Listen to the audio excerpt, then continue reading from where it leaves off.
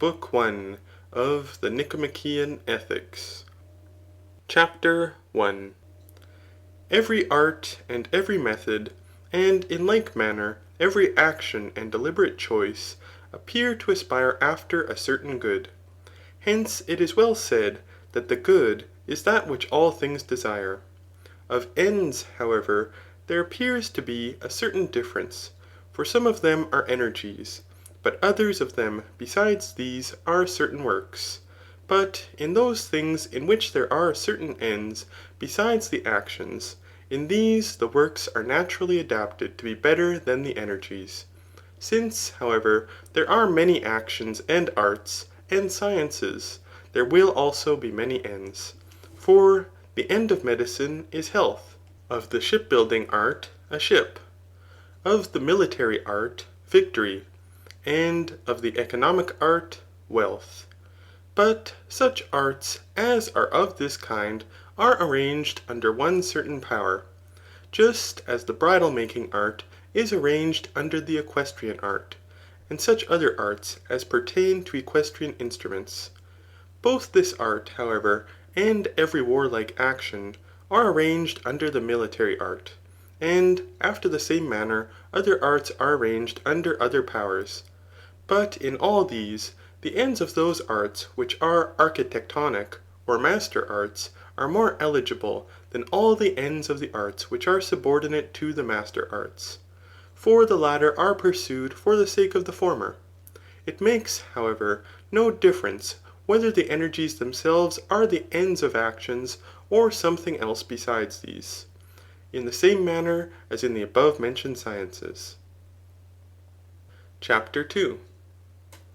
If therefore there is a certain end of actions which we wish to obtain for its own sake, but we desire other things on account of this, and our choice is not directed to all things for the sake of something else, (for thus there would be a progression to infinity, so that appetite would be empty and vain), if this be the case, it is evident that this end will be the good, and that which is the most excellent. Will not, therefore, the knowledge of this end be of great importance with respect to life? For by having, like archers, a mark at which we may aim, we shall obtain what is fit in a greater degree. If this, however, be the case, we must endeavour to adumbrate what it is, and show to what science or power it belongs. But it would seem that it belongs to that power which is the most principal, and is especially architectonic. And the political power, or science, appears to be a thing of this kind. For this ordains what sciences ought to be instituted in cities, and which of them ought to be learnt by the several individuals, and to what extent. We likewise see that the most honourable of the powers or faculties are arranged under this power, as, for instance, the military, the economical, and the rhetorical powers. Since, however, the remaining practical sciences use this political science, and since it also legally establishes what ought to be done, and from what it is required to abstain, the end of this science will comprehend in itself the ends of the other sciences, so that this will be human good itself. For though the good of an individual and a city is the same, yet to obtain and preserve the good of a city appears to be something greater and more perfect. For we must be satisfied, indeed, if we can effect the good of an individual alone. But it is more beautiful and divine to effect the good of a nation and cities. These are the things, therefore, which the method being political requires. Chapter 3. It will, however, be discussed sufficiently, if it is rendered perspicuous according to its subject matter. For accuracy must not be similarly investigated in all discussions, as neither in all the works of art. Things beautiful, however, and just, with which the political science is conversant, possess so great a difference, and are involved in so much ambiguity, that, to some persons, their subsistence appears to be from law only, and not from nature. What is good, likewise, possesses a certain ambiguity of this kind, because it happens that many persons are injured by it. For some have perished through wealth, but others through fortitude. We must be satisfied, therefore, in speaking about and from such things, if we can indicate the truth by a rude adumbration, and if our conclusions in discussing things which have a frequency of subsistence are similar in accuracy to the things themselves. After the same manner, likewise, it is requisite to admit every thing that has been said. For it is the province of an erudite man so far to investigate the accurate in each genus of things, as the nature of the thing will admit, since it appears to be a similar thing to assent to a mathematician when speaking probably, and to require demonstrations from a rhetorician. Every one, however, judges well of those things which he knows, and of these is a good judge. Hence, the man who is learned in any thing, judges well of that thing. But he in short forms a proper judgment about every thing, who is learned in every thing. Hence, a youth is not a proper auditor of the political science, for he is unskilled in the actions pertaining to life. But reasonings are from and about these. And besides this, if he yields to his passions, he will in vain, and without any advantage, be an auditor of ethical doctrines. Since the end here is not knowledge, but action. It makes, however, no difference whether a person is a youth as to his age, or has juvenile manners. For the defect is not from time, but from living, and engaging in every pursuit from passion, since the knowledge of such persons, in the same manner as that of intemperate, is useless. But a knowledge of these things will be very advantageous to those whose appetites and actions are conformable to reason. And thus much by way of preface concerning the auditor of ethics, how he ought to admit discussions of this kind, and what we propose to consider in this treatise. Chapter 4. Repeating, therefore, what we have said, since all knowledge and deliberate choice aspires after a certain good, let us show what that is, which we say the political science desires, and what the supreme good is of all actions. By name, therefore, it is nearly acknowledged by most men, for both the vulgar and the learned call it felicity. But they conceive that to live well and to act well are the same thing, as to be happy. Concerning felicity, however, what it is, they are dubious, and the multitude do not form the same opinion of it as the wise. For some of them indeed conceive it to rank among the number of things which are clear and evident, such as pleasure, or wealth, or honour, but others assert it to be something else. Frequently, likewise, the same person forms a different opinion of it. For when diseased, he conceives it to be health, but when poor, riches. And those who are conscious of their ignorance admire those who assert something grand, and above their comprehension. Some too, besides these many goods, are of opinion that there is another good subsisting by itself, which is the cause to all these of their being good. To examine, therefore, all the opinions would perhaps be a vain undertaking. But it will be sufficient to consider those that are most eminent, or which appear to be in some respect reasonable. We must not, however, be ignorant that arguments from principles and to principles differ from each other. For Plato well doubts about and investigates this, whether the way is from principles or to principles, as in a race from the president of the games to the goal, or the contrary. For we must begin from things that are known, but these subsist in a twofold respect. For some things are known to us, but others are simply known. Perhaps, therefore, we should begin from things known to us. Hence, it is necessary that the auditor of discussions about things beautiful and just, and in short about political concerns, if he is to be benefited, should be adorned with worthy manners. For the principle is this, that the thing is so, viz. That certain actions are worthy and others are unworthy. And if this is sufficiently apparent, it is not at all requisite to know why it is so. But such a one either possesses or will easily acquire ethical principles. Let him, however, who has neither of these, hear what Hesiod says. He the first rank of excellence maintains, who from himself in every thing is wise, and what even to the end is best foresees. He too is good who yields to wise advice. But he who neither from himself is wise, nor to assent to others can endure, is but a useless despicable man. CHAPTER V. Let us, however, return from whence we have digressed. For it seems that men do not unreasonably form an opinion of good and felicity from the different kinds of lives. The vulgar, indeed, and the most worthless part of mankind place felicity in pleasure, and on this account they embrace the life which consists in the enjoyment of pleasure. For there are three kinds of lives which especially take the lead. The one we have just mentioned, the political life, and the third is the contemplative life. The multitude, therefore, appear to be perfectly servile, deliberately choosing the life of cattle. And they support their opinion by the example of many persons in power, who have preferred a voluptuous life, and have lived like Sardanapalus. But men of elegant minds, and those who are addicted to practical concerns, place felicity in honour. For this is nearly the end of the political life. This, however, appears to be more superficial than the good which is the object of our investigation. For honour seems to be rather in the persons that honour than in him who is honoured.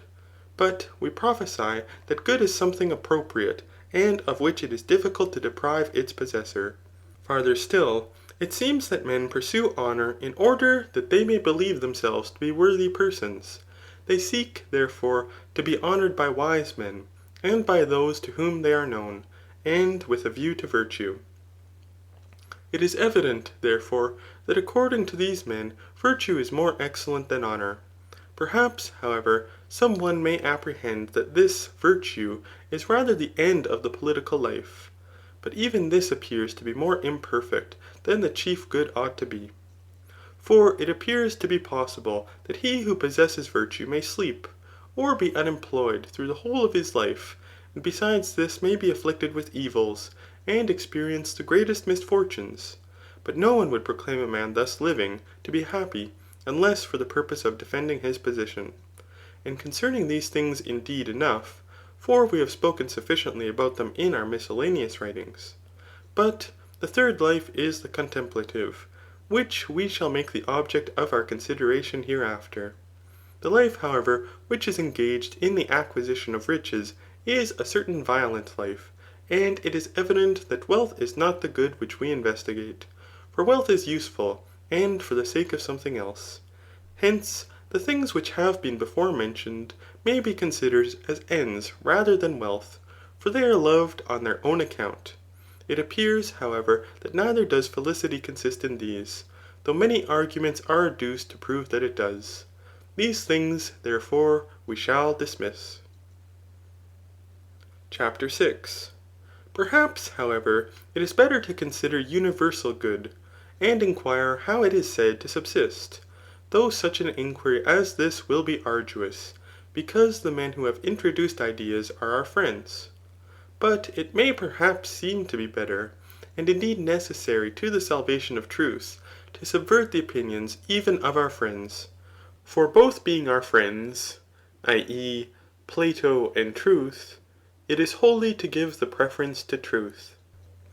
Those, however, who have introduced this opinion, do not make ideas of things in which they admit there are the prior and the posterior.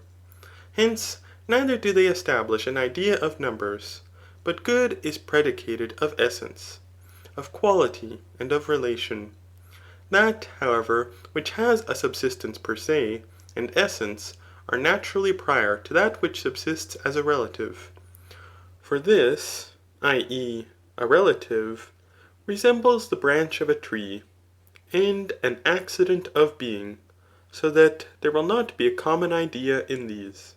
Again, good is predicated in as many ways as being, for it is predicated in essence, as God and intellect, which are essences and are said to be good, and in quality, as the virtues, in quantity, as the moderate, in relation, as utility, in time, as occasion, and in place, as a habitation, and after the same manner in the other predicaments.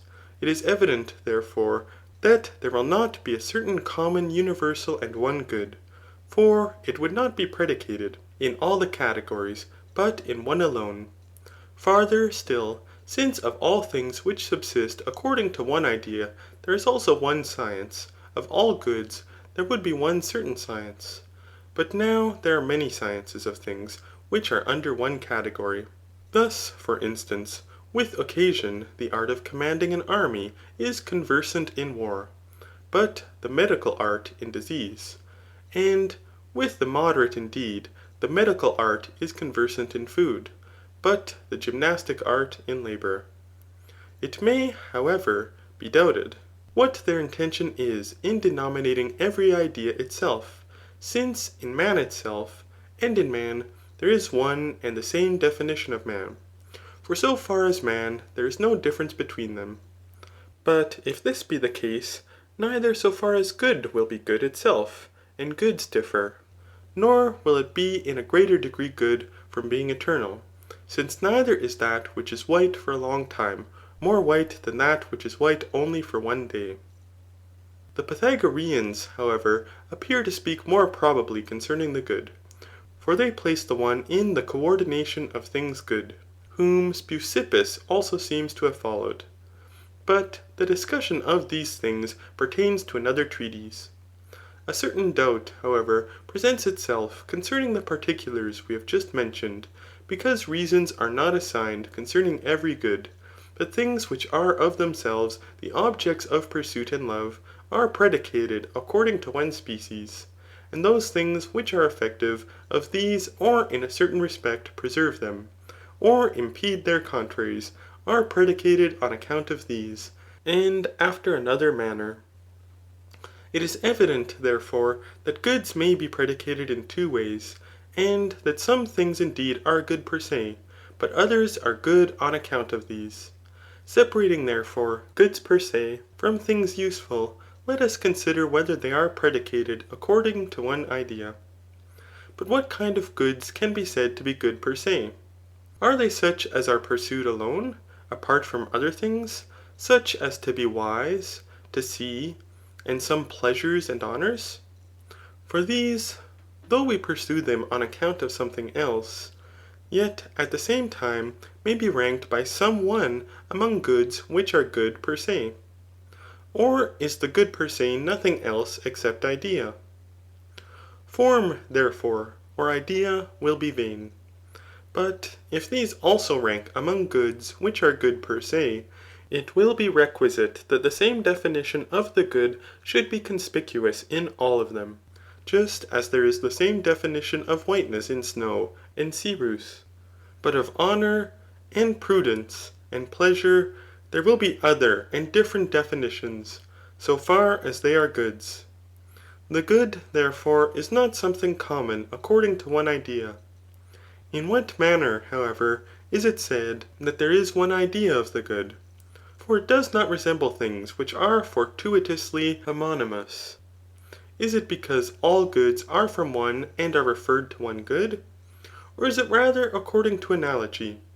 For as sight is in the body, so is intellect in the soul, and another thing in another.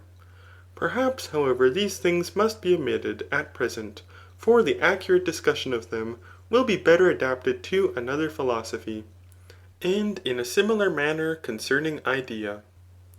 For even if there is some one good which is predicated in common, or which is something itself separate by itself, it is evident that it can neither be practicable nor acquired by man. But now that which is practicable by man, and which he may obtain, is the object of investigation.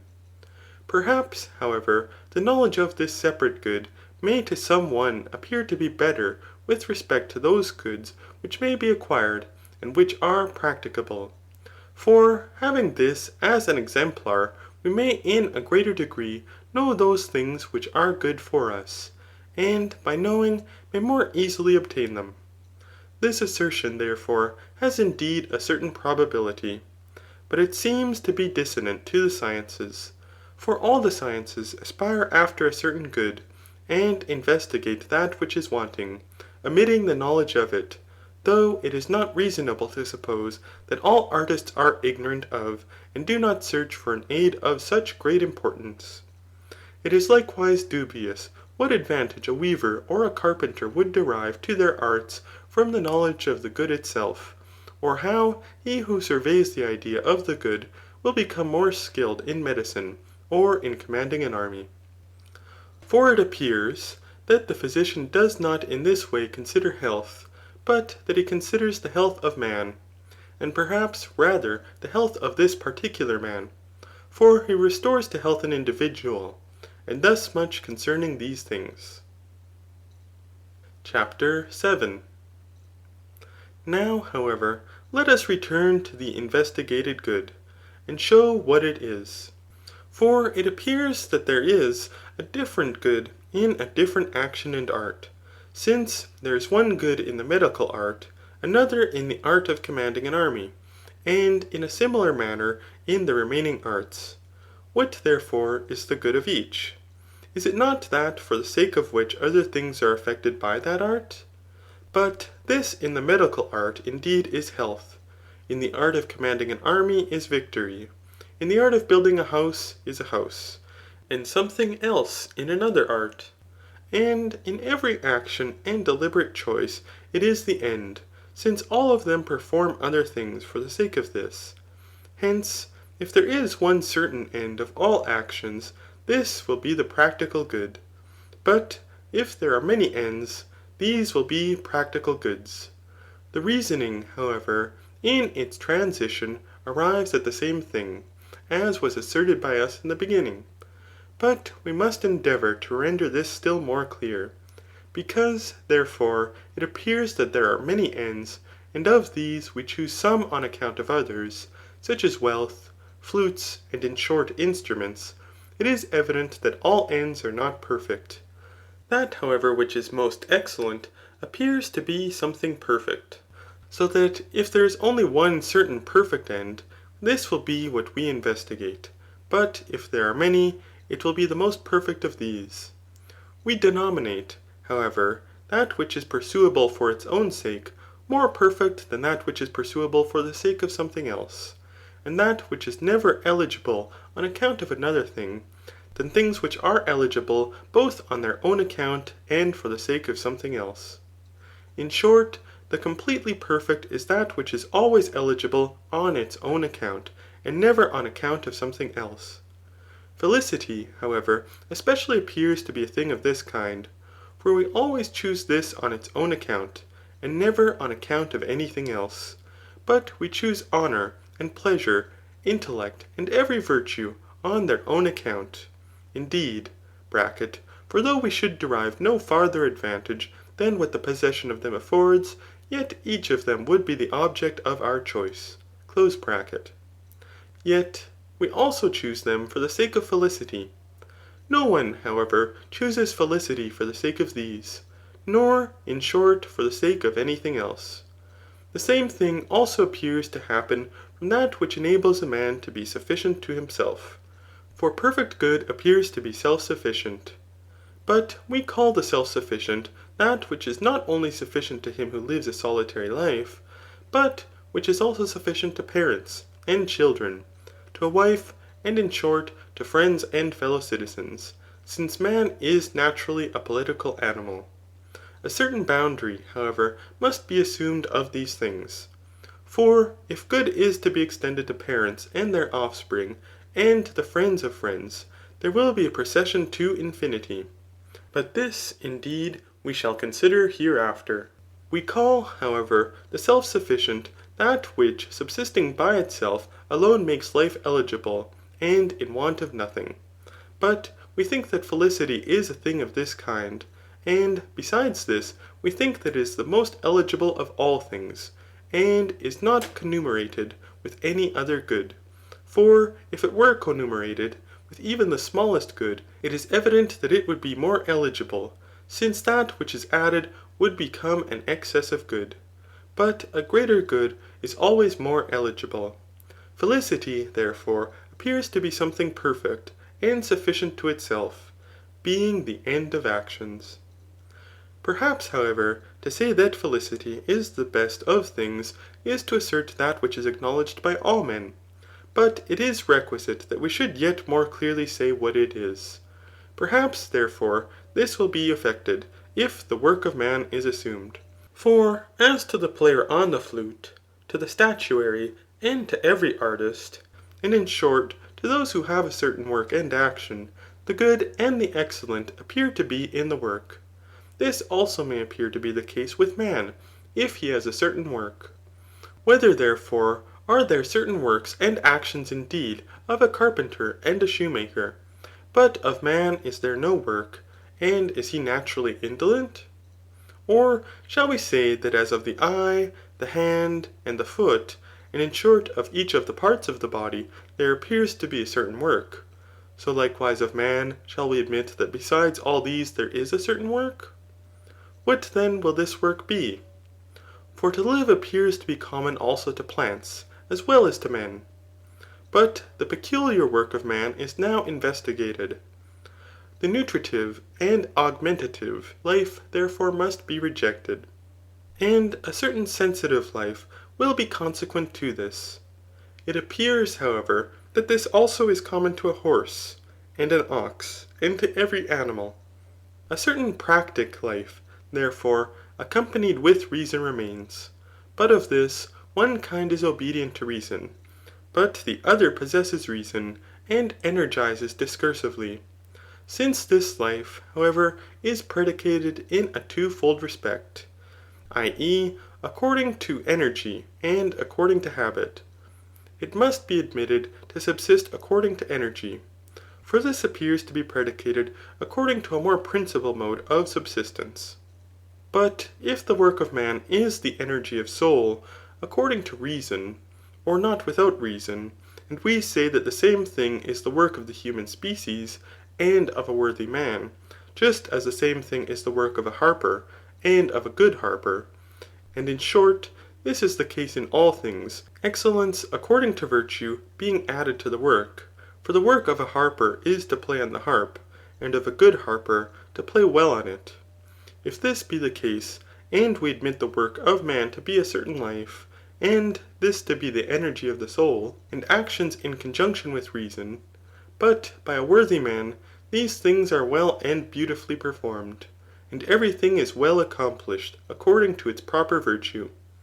If this be the case, human good will be the energy of soul according to virtue.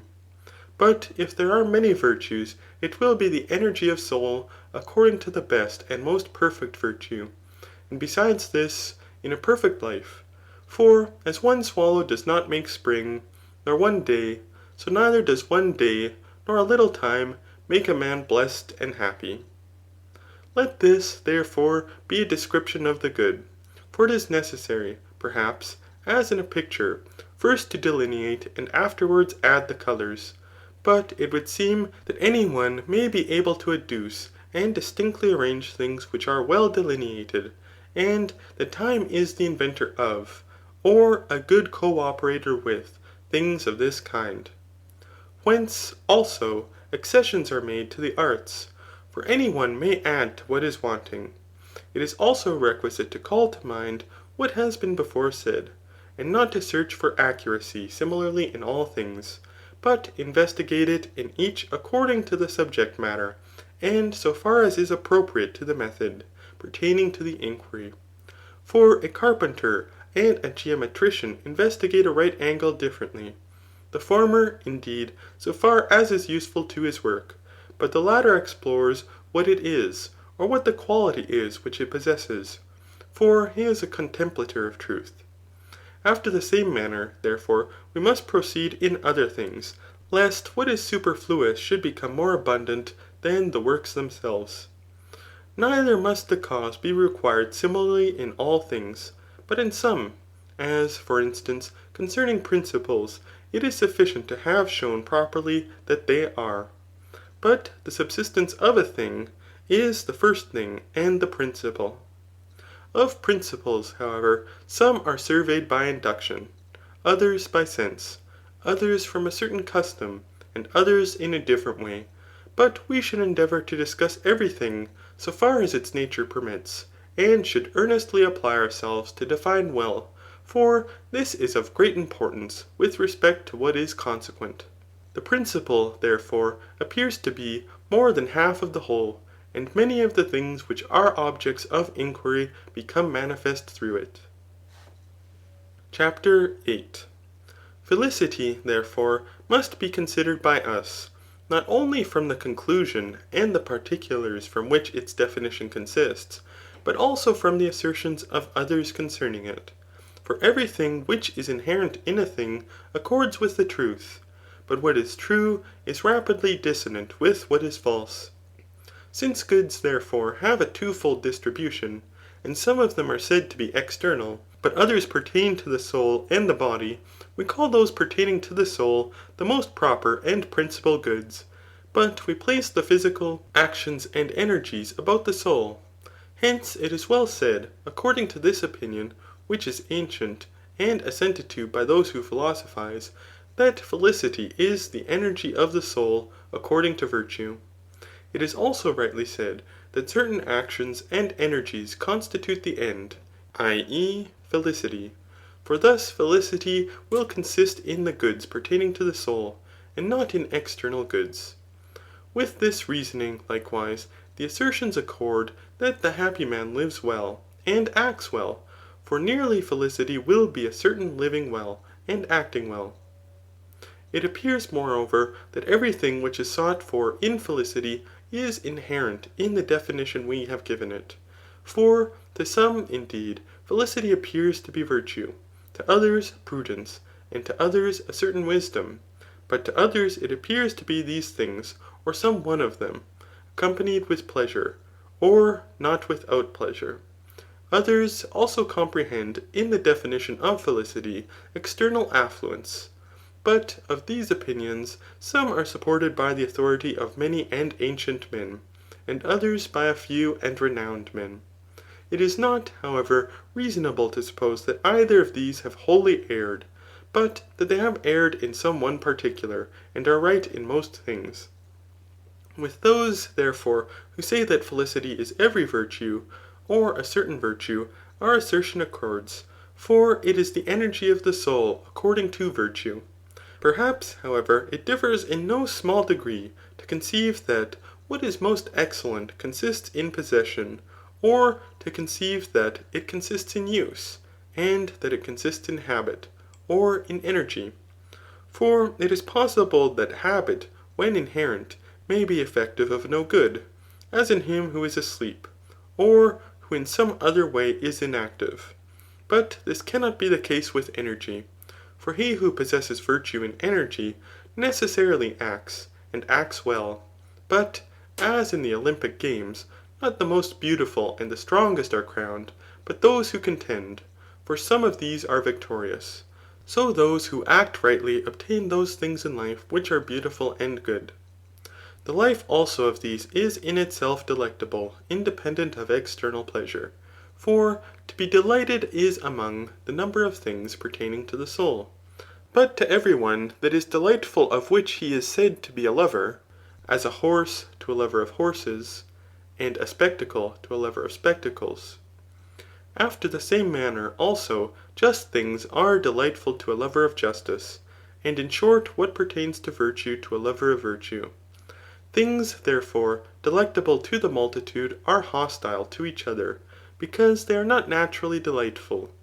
But to the lovers of what is beautiful in conduct, those things are delectable which are delectable by nature, and such are the actions according to virtue, so that they are delectable to these, and are so per se.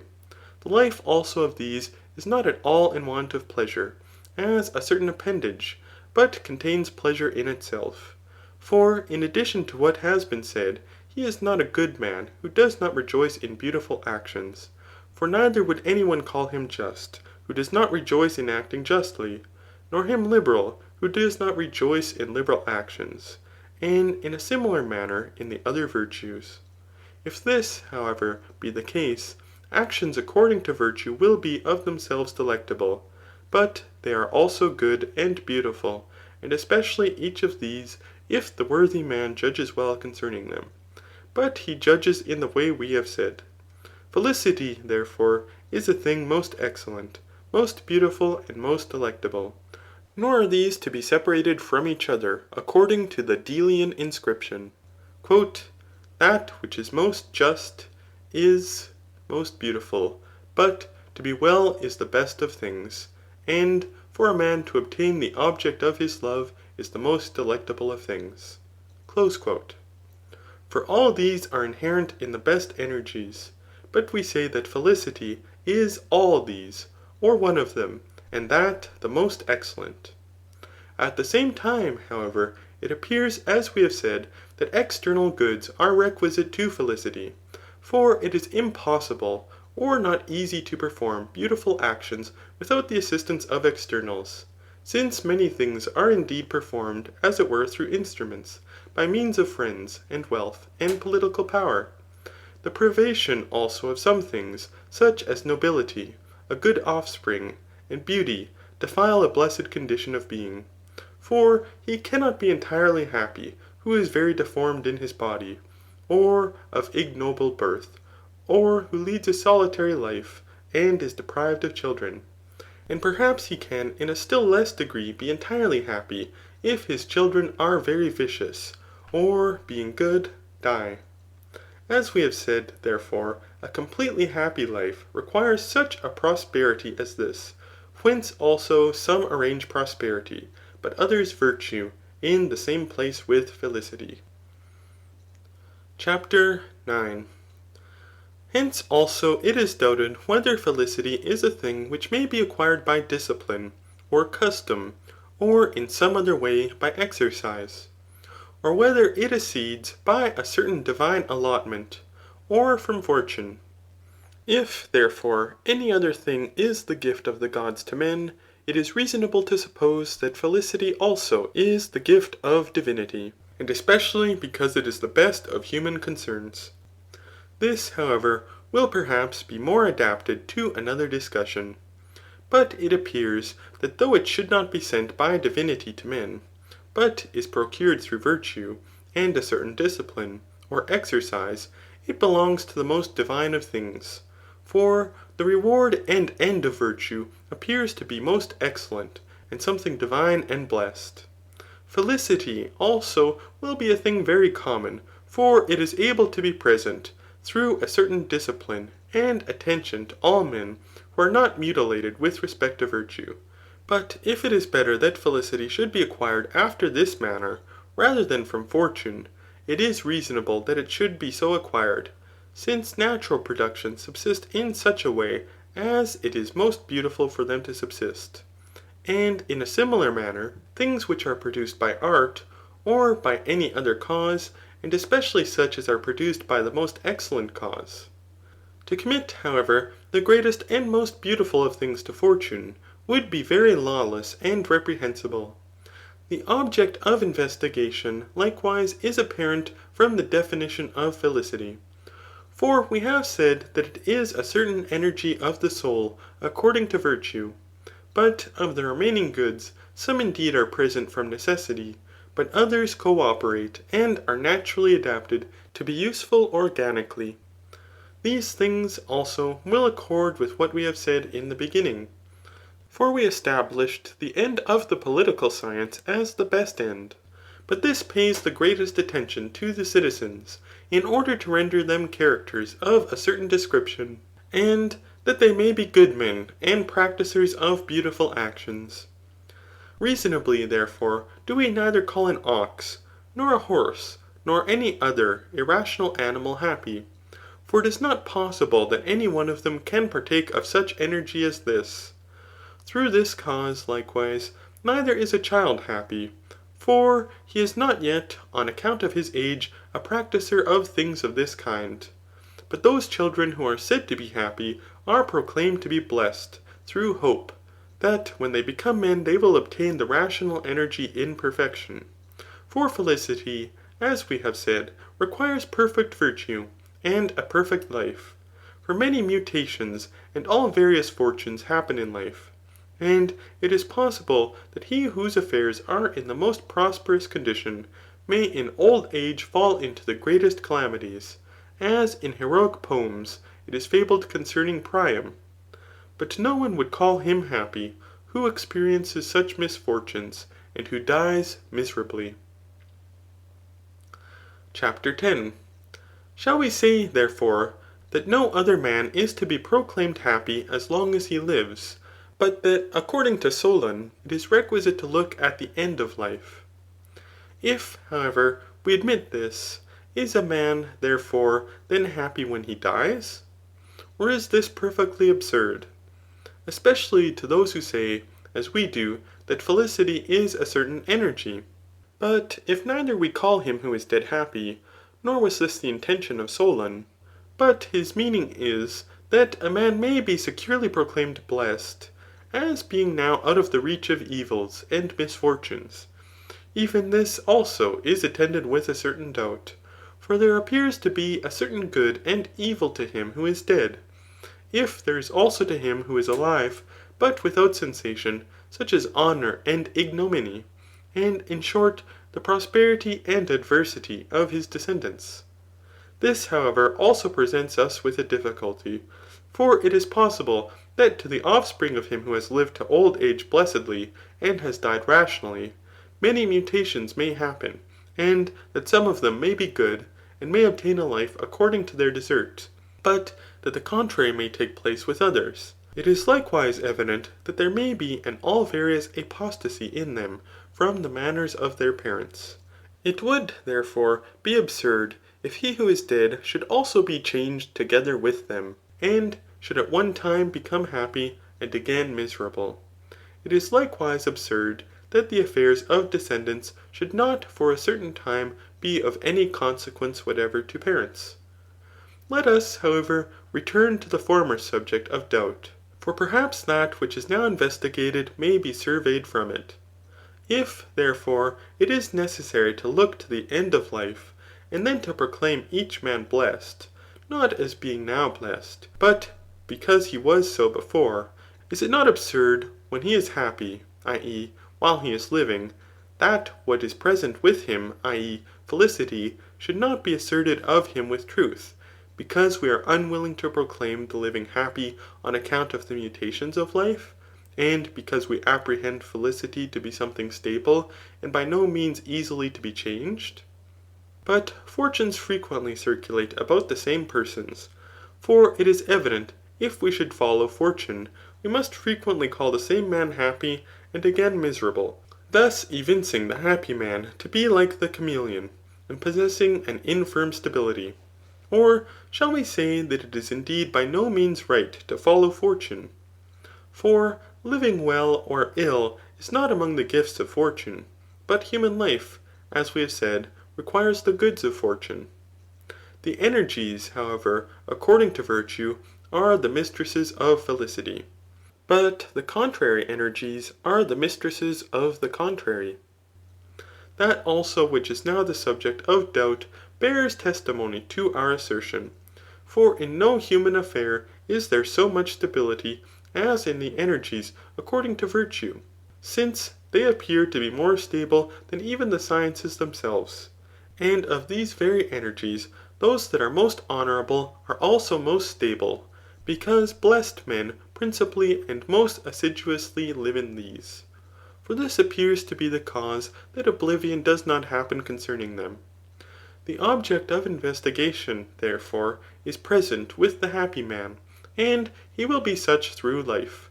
For always, or the most of all men, he will perform and contemplate things pertaining to virtue, will bear the changes of fortune most beautifully, and in the most perfectly elegant manner, as being truly good, and a square without blame. Since, however, many things happen from fortune, and which differ in magnitude and parvitude, it is evident that prosperous and in a similar manner adverse circumstances, when they are small, are of no consequence to the life of man, but that such as are great and numerous, if they are indeed prosperous, render life more blessed. For they are also naturally adapted to adorn life, and the use of them is beautiful and good. And that, on the contrary, if they are adverse, they oppress and injure beatitude, for they bring with them molestation, and are an impediment to many energies. At the same time, however, even in these, the beauty of good conduct shines forth, when a man bears many and great misfortunes easily, not through an insensibility of pain, but in consequence of being generous and magnanimous. But if energies are the mistresses of life, as we have said, no one who is blessed will become miserable, since he will never do any thing that is odious and base. For we are of opinion that the man who is truly good and wise will bear all fortunes in a becoming manner, and from existing circumstances will always perform the most beautiful deeds. Just as a good general will use the army under his command in the most warlike manner, and a shoemaker from the leather with which he is supplied will make the most beautiful shoes. And the same thing will take place with all other artists. If this, however, be the case, the happy man will never become miserable, nor yet if he should fall into the calamities of Priam, will he be blessed. Nor again is he various and easily changed, for he is not easily moved from felicity, nor by any casual misfortunes, but by such as are great and numerous. And after such calamities as these, he will not again become happy in a short time. But if he does recover his felicity, it will be in a certain long and perfect time, in which he will become a partaker of things of a great and beautiful nature. What then prevents us from calling the man happy who energizes according to perfect virtue, and who is sufficiently supplied with external goods, not for any casual time, but through a perfect life? Or ought we to add, that he must also thus live and die conformably to nature, since the future is unapparent to us, and we admit that felicity is an end, and entirely and in every respect perfect? But if this be the case, we must call those among the living blessed, to whom the particulars we have mentioned are and have been present, but we must denominate them blessed as men. And thus much concerning these things. Chapter 11. That the good or bad fortune, however, of descendants, and of all friends, should contribute nothing to the happy man, appears to be a thing very unfriendly, and contrary to the opinions of mankind. But since many things happen, and which possess an all various difference, and some of them pertain to us in a greater, but others in a less degree, to discuss them severally appears to be a long and an infinite undertaking. It will, therefore, perhaps be sufficient to speak of them universally, and to adumbrate what they are. As of the calamitous circumstances, then, which happen to the happy man, some have a certain weight, and are of importance in life. This is likewise the case with respect to all his friends. It makes a difference, however, whether each of the calamities happens to the living or the dead. And the difference is much greater than whether the illegal and dreadful deeds, which are the subject of tragedy, have been formerly perpetrated, or are perpetrated now. In this way, therefore, the difference may also be collected. Perhaps, however, it ought rather to be doubted concerning the dead, whether they partake of any good or ill. For it appears from these things, that though something should arrive to them, whatever it may be, whether good or the contrary, it is something debile and small, either in its own nature or to them. But if it should possess a certain power, yet it cannot be so great, or of such a kind, as to make those happy who are not so, or to deprive those of blessedness who are. The prosperity, therefore, and in a similar manner the adversity of friends, appears to contribute something to the dead. Yet with respect to them, they are of so little consequence, as neither to make those that are happy unhappy, nor affect anything else of the like kind. Chapter 12. These things being discussed, let us consider, with respect to felicity, whether it is among the number of things laudable, or rather of things honourable. For it is evident that it does not consist in power. It seems, therefore, that every thing which is laudable is praised because it possesses a certain quality, and is in a certain respect referred to something. For we praise the just and the brave man, and in short the good man, and also virtue, on account of works and actions. We likewise praise the strong man and the racer, because they are naturally adapted to possess certain qualities, and have reference in a certain respect to something good and worthy. But this also is evident from the praises which pertain to the gods, for they appear to be ridiculous when referred to us. This, however, happens as we have said, because praise subsists from relation.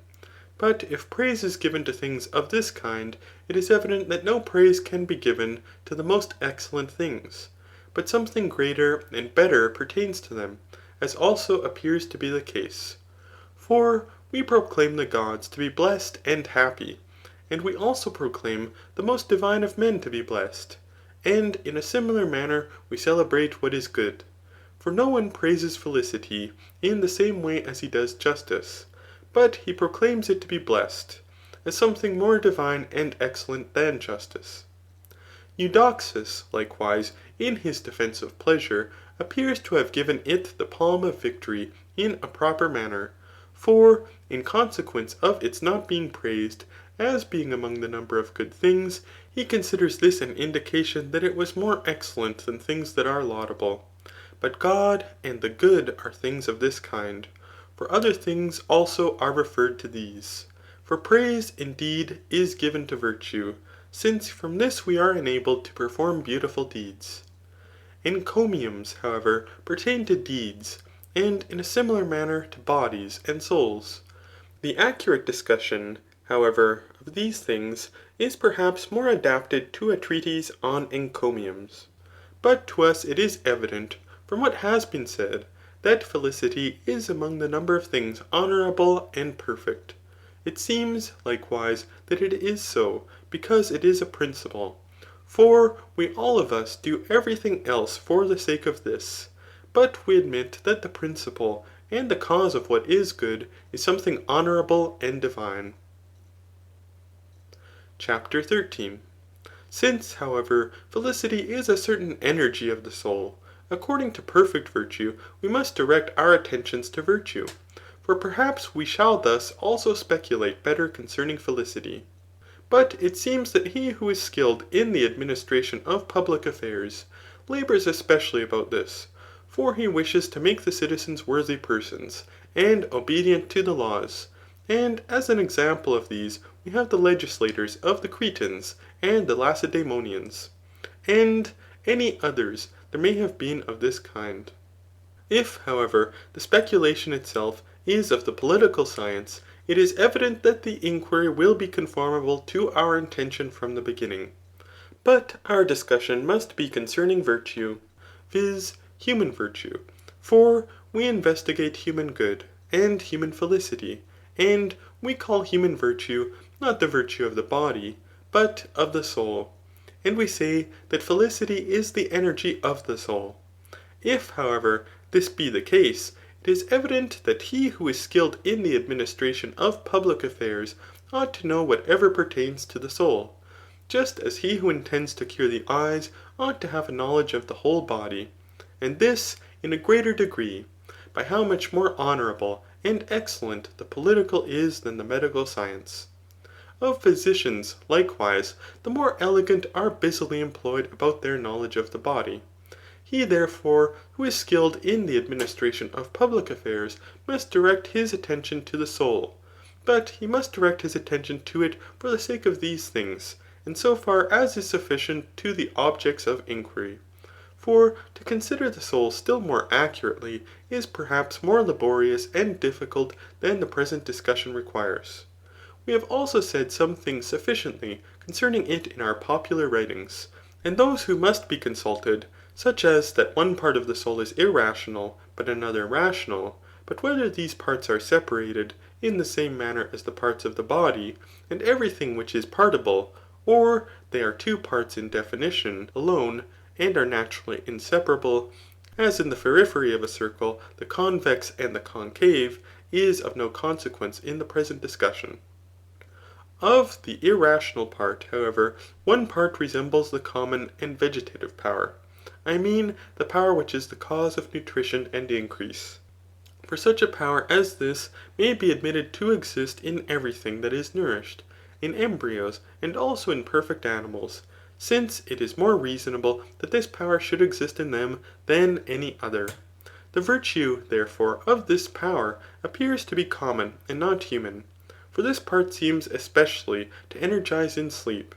But a good man and a bad man can in the smallest degree be distinguished in sleep.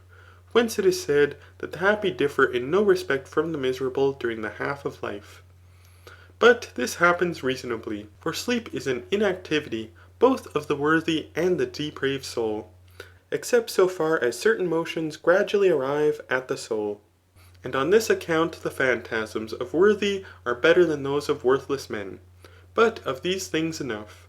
The nutritive part, therefore, must be omitted, since it is naturally destitute of human virtue.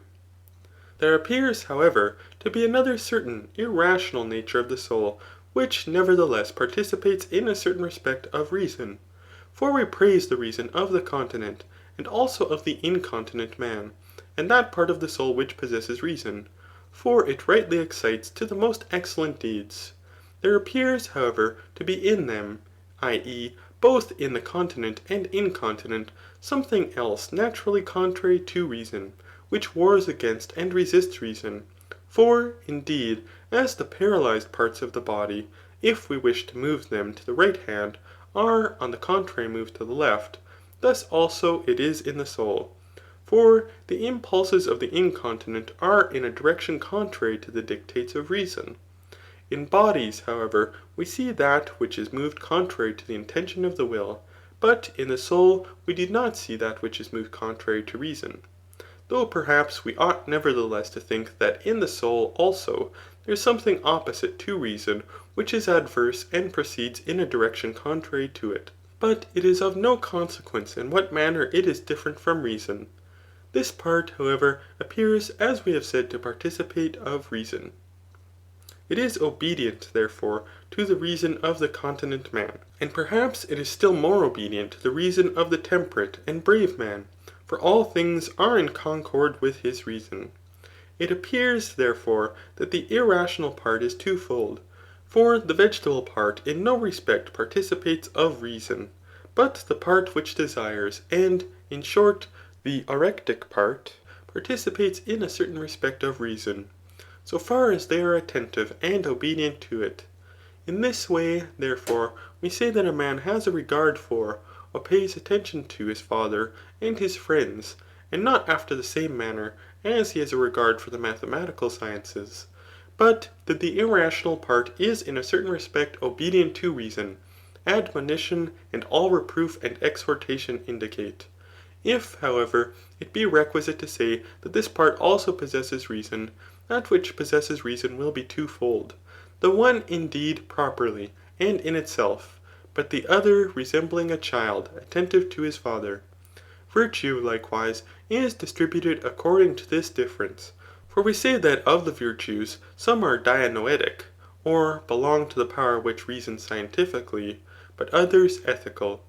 And we denominate indeed wisdom, intelligence, and prudence dianoetic virtues, but liberality and temperance ethical virtues.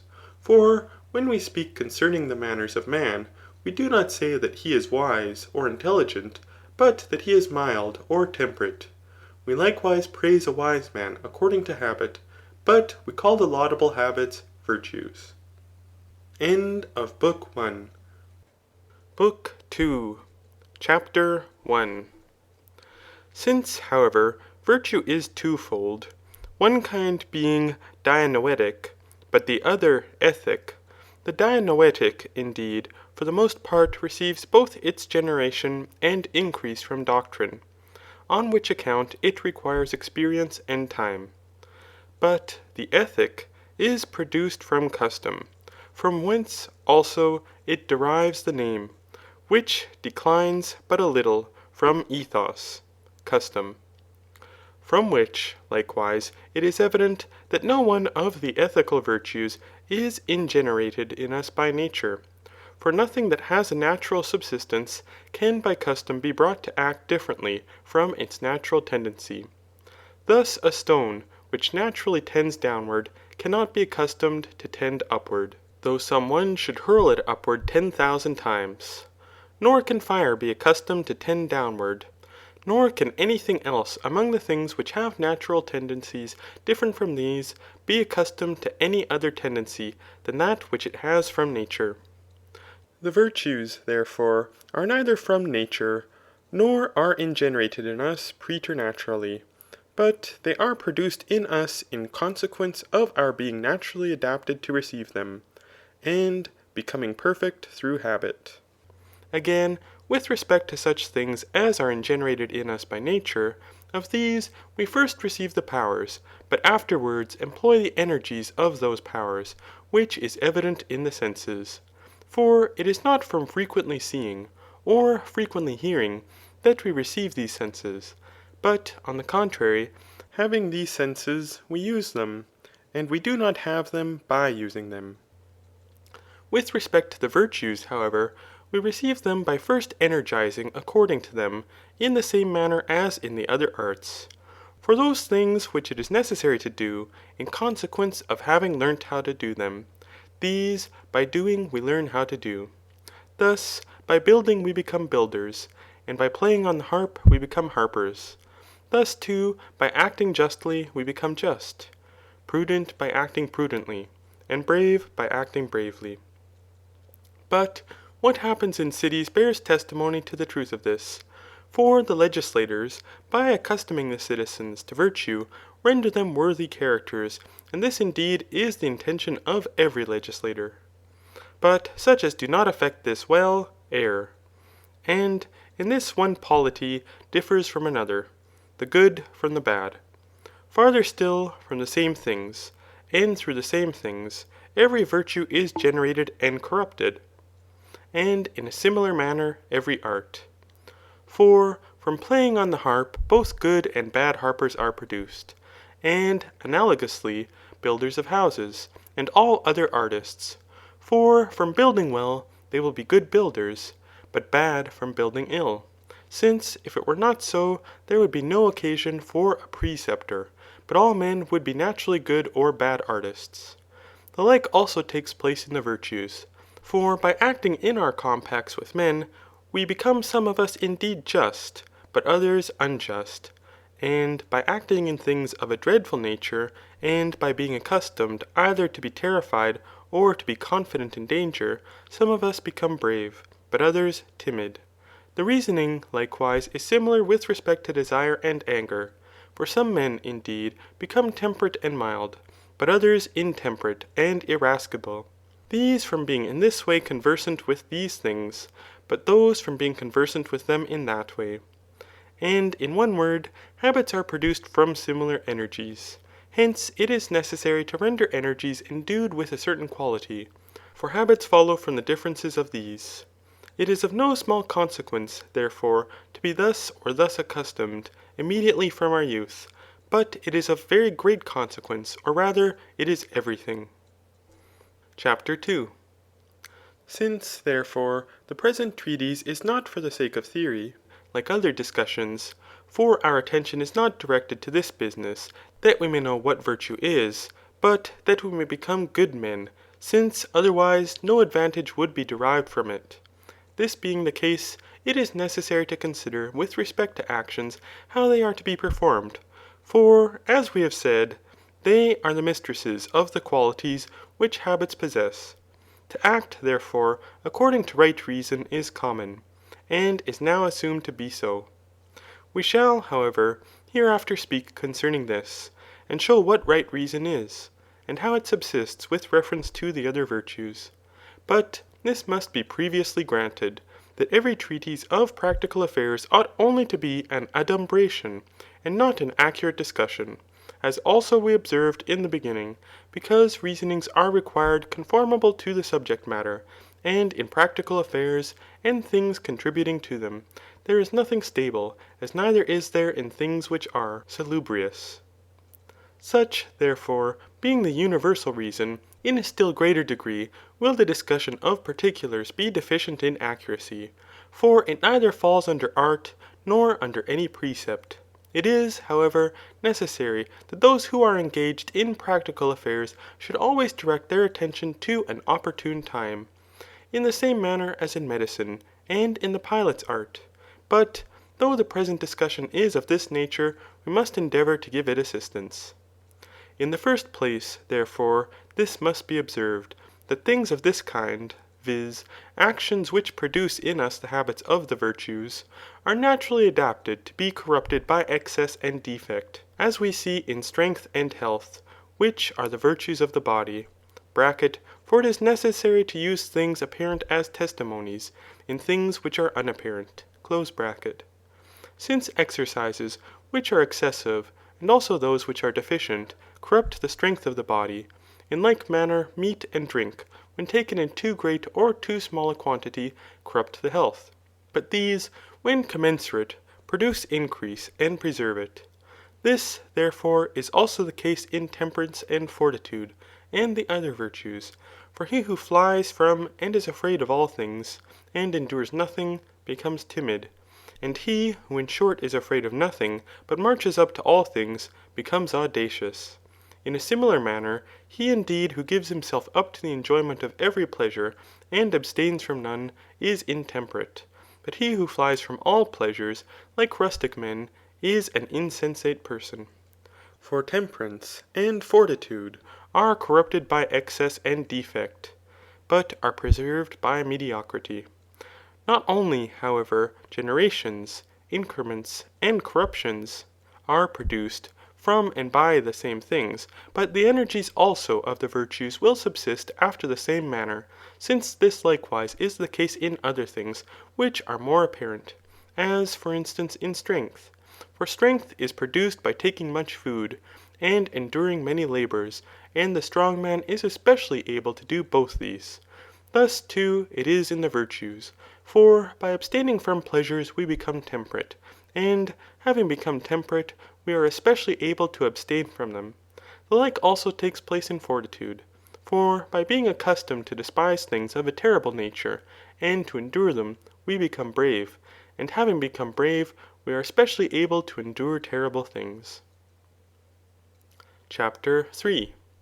It is necessary, however, to consider as an indication of habits the pleasure or pain which is attendant on actions. For he who abstains from corporeal pleasure, and is delighted in doing so, is a temperate man. But he who is grieved when he abstains from them, is intemperate.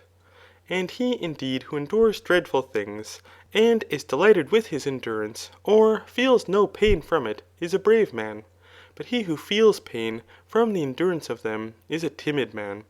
For ethical virtue is conversant with pleasures and pains.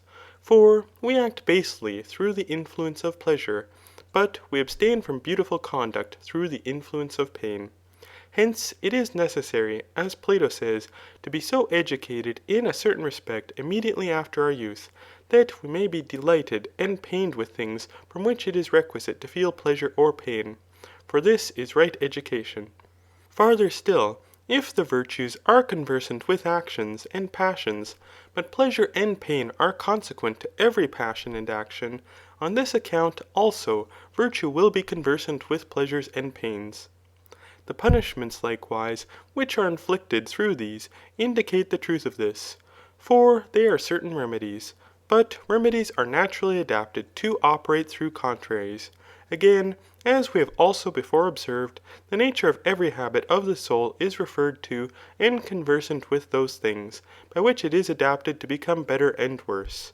But habits become depraved through pleasures and pains, by pursuing or avoiding these, either such as ought not to be pursued or avoided, or when it is not proper, or in such a way as is not proper, or in as many other modes as such things are distinguished by reason.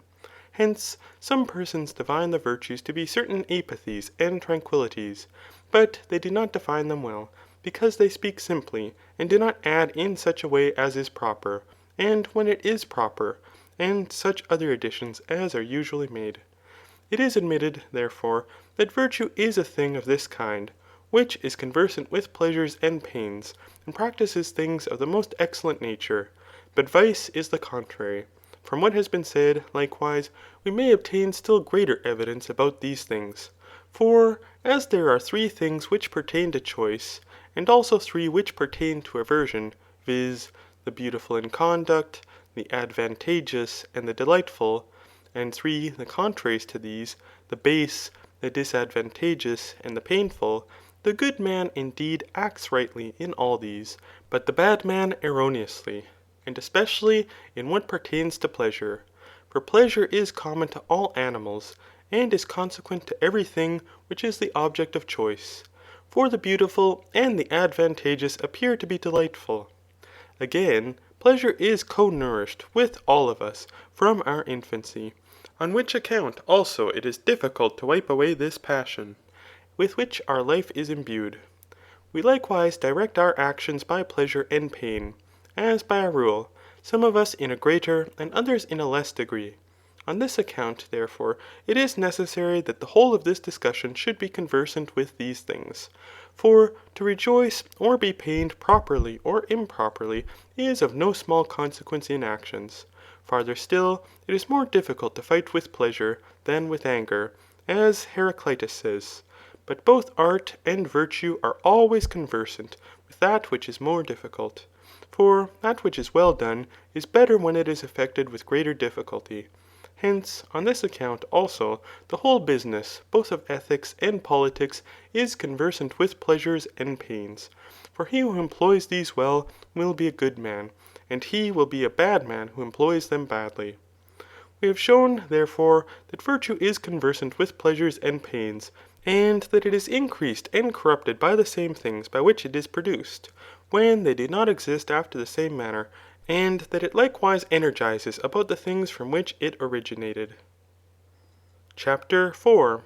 It may, however, be doubted what our meaning is in asserting that men by acting justly become just, and temperate by acting temperately. For if they act justly and temperately, they are already just and temperate, just as those who perform things pertaining to grammar and music are grammarians and musicians. Or shall we say that this is not the case in the arts?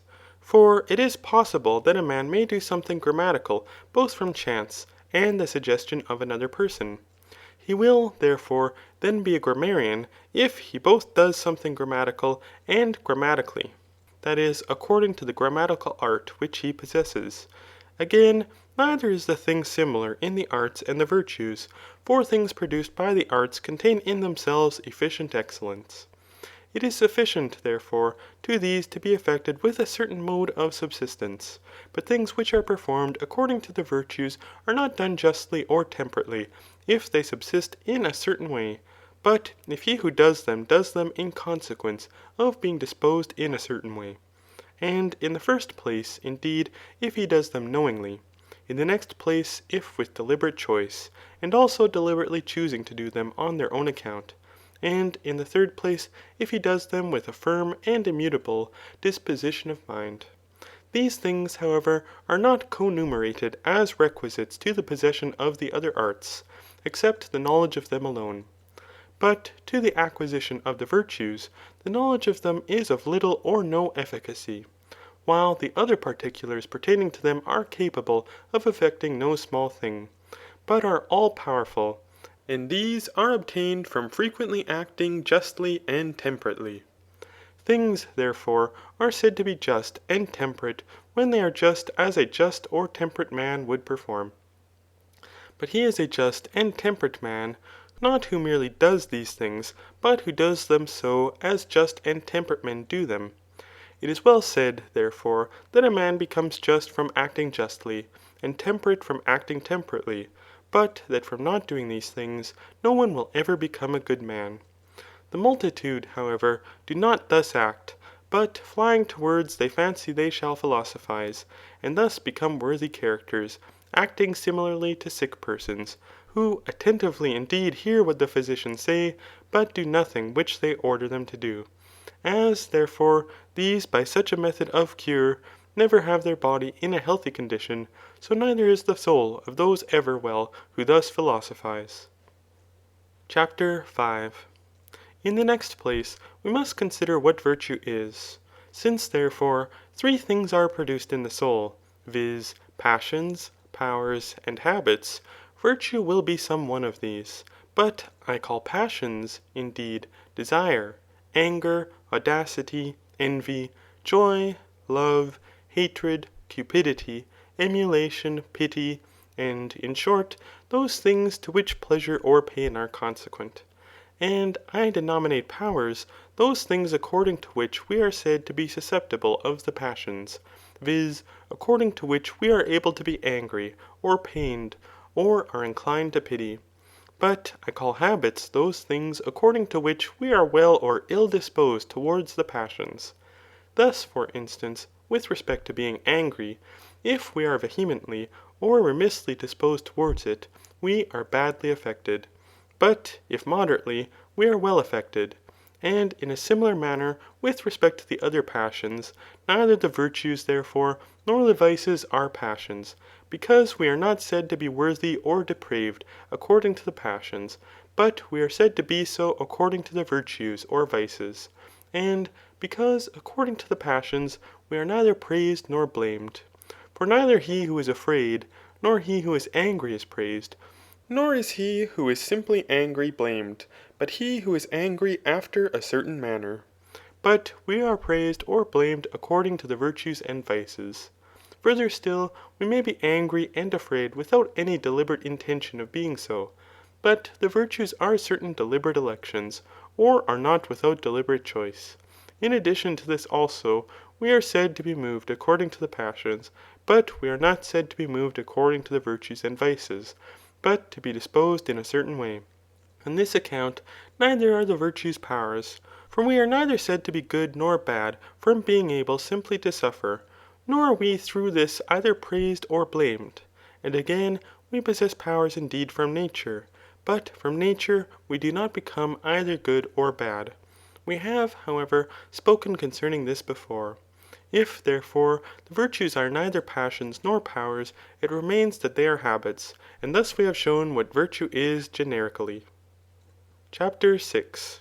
It is necessary, however, not only to show that virtue is a habit, but likewise to show what kind of a habit it is.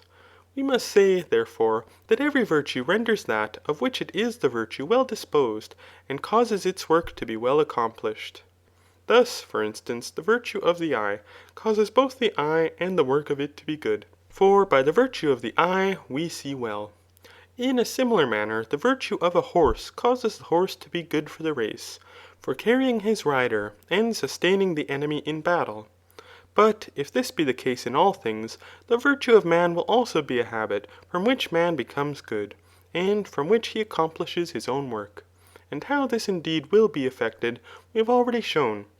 But it will again be now manifest, if we consider what the quality is of the nature of virtue. In every thing, therefore, which is continued and divisible, it is possible, indeed, to assume the more, the less, and the equal. And this either with respect to the thing itself, or with reference to us. But the equal is a certain middle between excess and defect. I call, however, the middle of a thing, that which is equally distant from each of the extremes, and which is one and the same in all things. But with reference to us, the middle is that which neither exceeds nor falls short of the becoming. This, however, is neither one nor the same in all things. Thus, for instance, if 10 things are many, but 2 a few, 6 are assumed as a medium with reference to the thing, for 6 equally surpasses and is surpassed. But this is a middle according to arithmetical proportion. The middle or medium, however, with reference to us, is not thus to be assumed. For if to eat 10 pounds is to eat much, but 2 pounds a little, it does not follow that the master of the gymnastic exercises will order 6 pounds to be eaten. For this perhaps will be too much or too little for him who is to take food. For Milo, indeed, it would be too little, but for him who is beginning the exercises it would be too much. And the like must be understood of the course and wrestling. Thus, therefore, every scientific man will avoid excess and defect, but will search for the medium, and make this the object of his choice. He will, however, explore that medium, which is not the middle of the thing, but is a middle with reference to us. If, therefore, every science thus well accomplishes its work, when it looks to the middle, and refers its work to this, whence it is usual to say of works that are well finished, that nothing can be added to or taken away from them, acknowledging by this that excess and defect corrupt that which is excellent in them. But that mediocrity preserves this. And if good artists, as we say, operate looking to this, but virtue, in the same manner as nature, is more accurate and better than all art. If this be the case, it will tend to the medium as a boundary. I speak, however, of ethical virtue, for this is conversant with passions and actions. But in these there is excess and defect, and the middle. Thus, for instance, it is possible to be afraid, to be confident, to desire and abhor, to be angry and to pity, and, in short, to be pleased and pained in a greater and less degree, and to be both these improperly. But to have these passions when it is proper, and in such things, towards such persons, and for the sake of that which, and as it is proper, this is the middle and the best, and pertains to virtue. In a similar manner also in actions, there is excess and defect, and the middle. But virtue is conversant with passions and actions, in which the excess indeed is erroneous, and the defect is blamed, but the medium is praised and possesses rectitude, and both these pertain to virtue. Hence, virtue is a certain medium, and tends to the middle as a boundary. Again, to err is manifold, for evil, as the Pythagoreans conjecture, belongs to the infinite, and good to the finite, but it is only possible to act rightly in one way. Hence, the one is easy, but the other difficult. It is easy, indeed, to deviate from the mark, but difficult to hit it. And on this account, excess and defect belong to vice, but the medium to virtue. For simple the good, all various are the bad. Virtue, therefore, is a pre-elective habit, or a habit accompanied with deliberate choice, existing in a medium with reference to us, and which is defined by reason, and in such a way as a prudent man would define it. It is also the medium between two vices, the one being characterized by excess, but the other by defect. And farther still, it is defined by this, that some of the vices fall short of, but others surpass the becoming, both in passions and actions. But virtue both discovers and chooses the medium. Hence, according to the essence and the definition which explains the very nature of a thing, virtue is a medium, but according to that which is best, and subsists well, it is a summit. Not every action, however, nor every passion receives a medium, for some passions, as soon as they are named, are complicated with depravity, such as malevolence, rejoicing in the evils of others, impudence, envy, and in actions, adultery, theft, and murder. For all these, and others of the like kind, are thus denominated, because they are themselves bad, and not the excesses nor the defects of them. Hence, it is not possible at any time to act rightly in these, but they are always attended with error. Nor does acting well, or not acting well, in things of this kind, consist in committing adultery, when, and as it is proper, but simply to do any of these things is to act wrong. To require, therefore, a medium in these, is just as if some one should think it proper that there should be a medium, excess and defect, in doing an injury, and in acting timidly and intemperately. For thus there would be a middle of excess and defect, and an excess of excess, and a deficiency of defect. As, however, there is no excess and defect of temperance and fortitude, because the middle is in a certain respect the summit, so neither is there a middle, excess, and defect in those passions and actions, but in whatever manner they are exerted, they are attended with error. For, in short, neither is there a middle of excess or defect, nor are there excess and defect of the middle. Chapter 7. It is necessary, however, not only to assert this universally, but also to adapt it to particulars. For in what is said concerning actions, universal assertions indeed are more common, but those that are particular are more true, since actions are conversant with particulars with which assertions ought to accord. These, therefore, are to be assumed from description. Of fear and confidence, therefore, fortitude is the medium. Of the characters, however, which exceed, the one indeed which exceeds by a privation of fear is anonymous, but that which exceeds in confidence is audacious. And he who exceeds in being afraid, but is deficient in confidence, is timid. In pleasures and pains, however, though not in all pleasures, but in such as are corporeal, and in those especially which pertain to the touch, and in a less degree in pains, the medium indeed is temperance, but the excess intemperance. But those who are deficient in the pursuit of pleasures do not very frequently occur, on which account neither have they obtained a name. They may, however, be called insensate. In giving and receiving money, the medium indeed is liberality, but the excess and defect are prodigality and illiberality, in which men exceed and are deficient in a contrary way. For the prodigal indeed exceeds in spending money, but is deficient in receiving it, and the illiberal man exceeds in receiving, but is deficient in spending money. At present, therefore, we think it sufficient summarily to adumbrate these things, but afterwards we shall discuss them more accurately. With respect to wealth, however, there are other dispositions of the mind, and the medium indeed is magnificence. For the magnificent differs from the liberal man in this, that the former is conversant with greater, but the latter with small things. The excess, however, is an ignorance of elegance and decorum, and illiberal profusion, but the defect is an indecorous parsimony in spending money. And these vices differ from those which surround liberality, but in what they differ we shall afterwards show.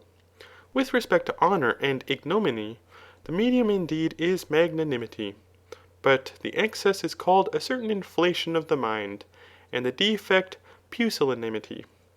As we have said, however, that liberality corresponds to magnificence, but differs from it in this, that it is conversant with small things, so to magnanimity, which is conversant with great honour, another certain virtue corresponds, and which also is itself conversant with what is small.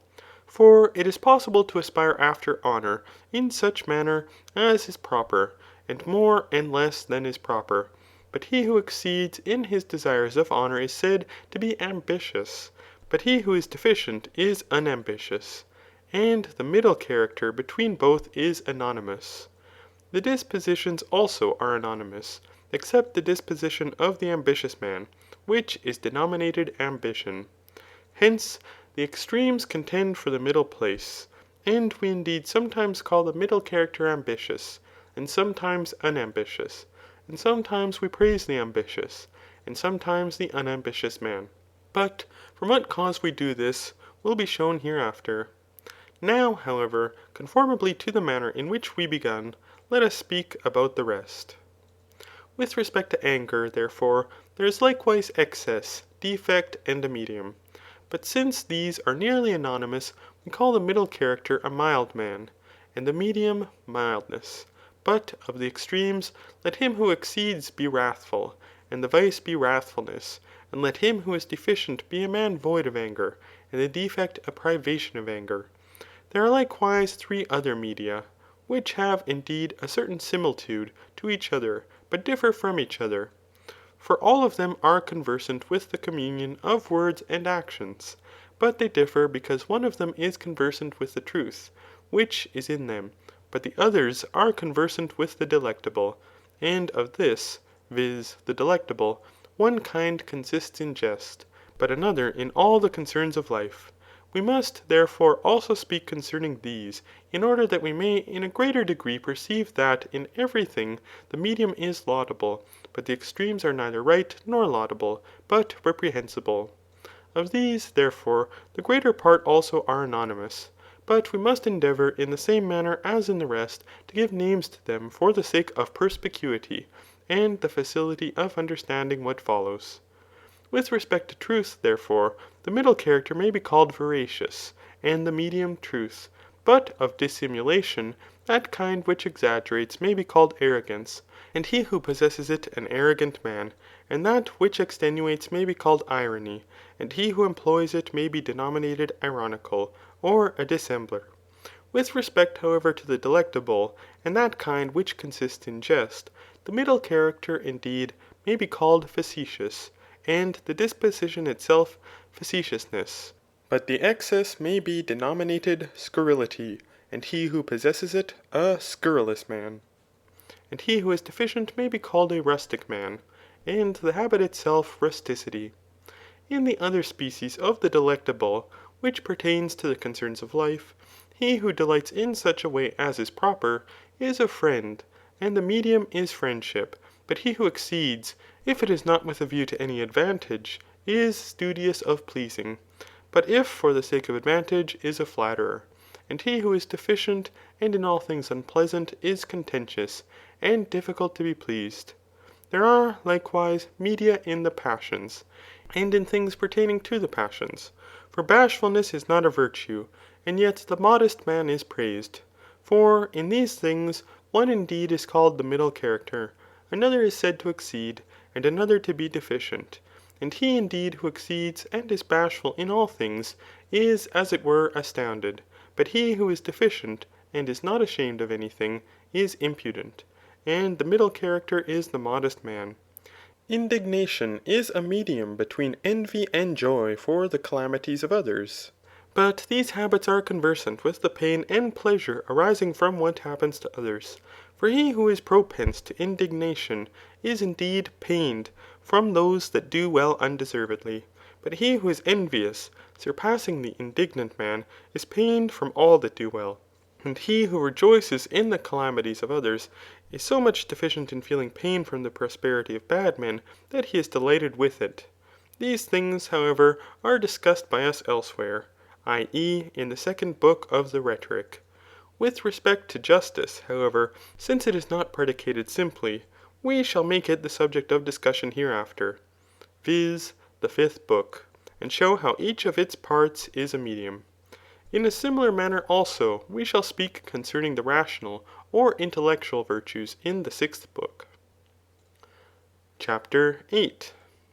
Since, however, there are three dispositions of the soul, two indeed of vices, of which the one subsists according to excess, but the other according to defect, and since virtue is one of these dispositions, and is a medium, all these three dispositions are in a certain respect opposed to all.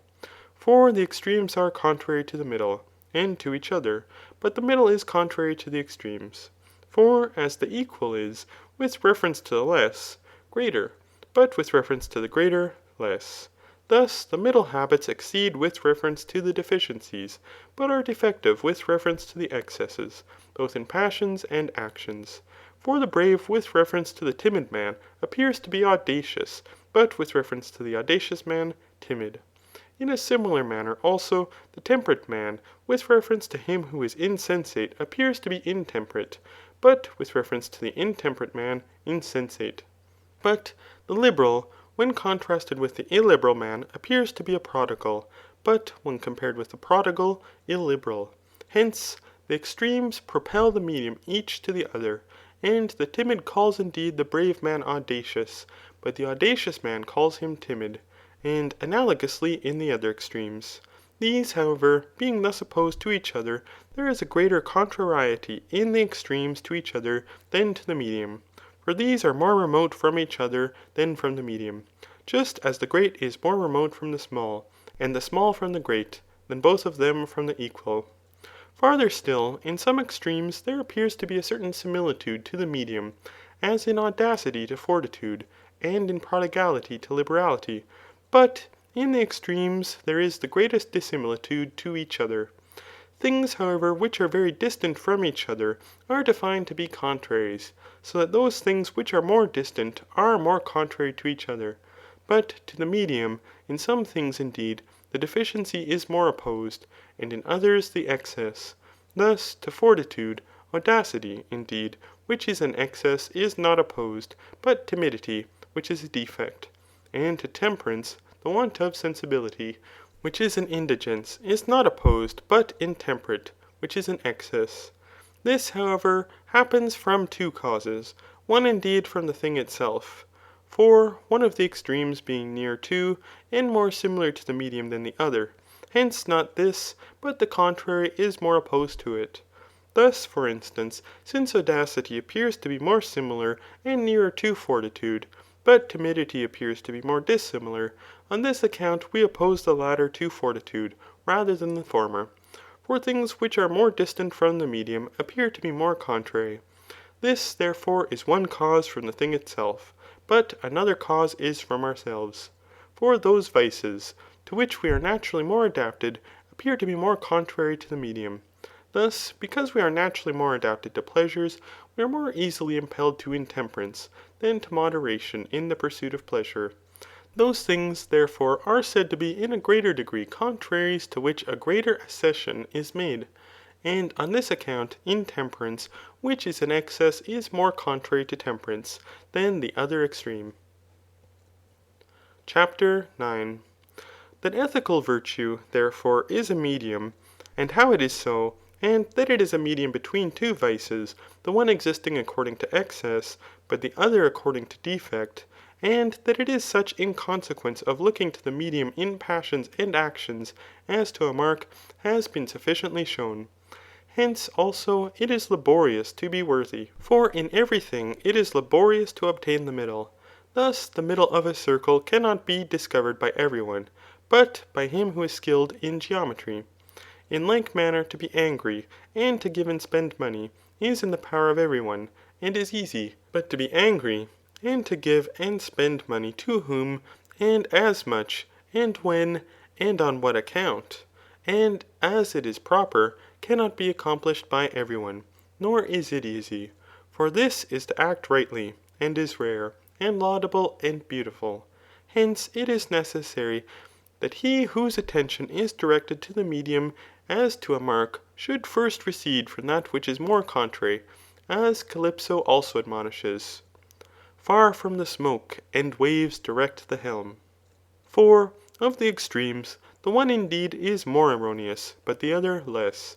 Since therefore it is difficult to obtain the medium accurately by making a second navigation, as they say, the least of the evils must be assumed, but this will especially be effected in the way we have mentioned. It is likewise requisite to consider what the vices are to which we are most propense.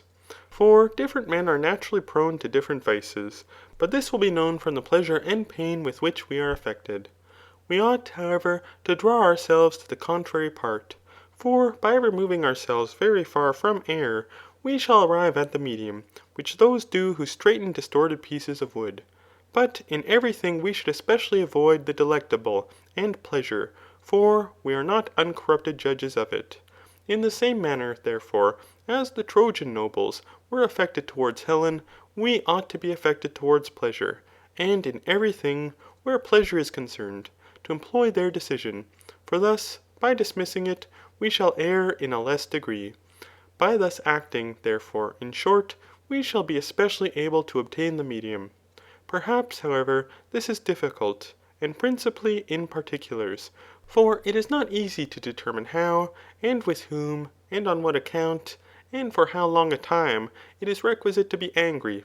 For we indeed sometimes praise those who are defective in anger, and call them mild, but at other times we praise those who are exasperated, and call them virile. He, however, who deviates but a little from rectitude, whether he inclines in the more or the less, is not blamed. But he who deviates much from it, for the error of such a one is not latent. It cannot, however, be easily determined to what extent and how much he is blamable, as neither is this easy in any other sensible thing. But things of this kind rank among particulars, and the judgment of them pertains to sense. Thus much, therefore, is indeed manifest, that the middle habit is in all things laudable, and that it is necessary at one time to incline to excess, and at another to deficiency, for thus we shall easily obtain the medium, and rectitude of conduct. End of Book 2. Book 3. Chapter 1.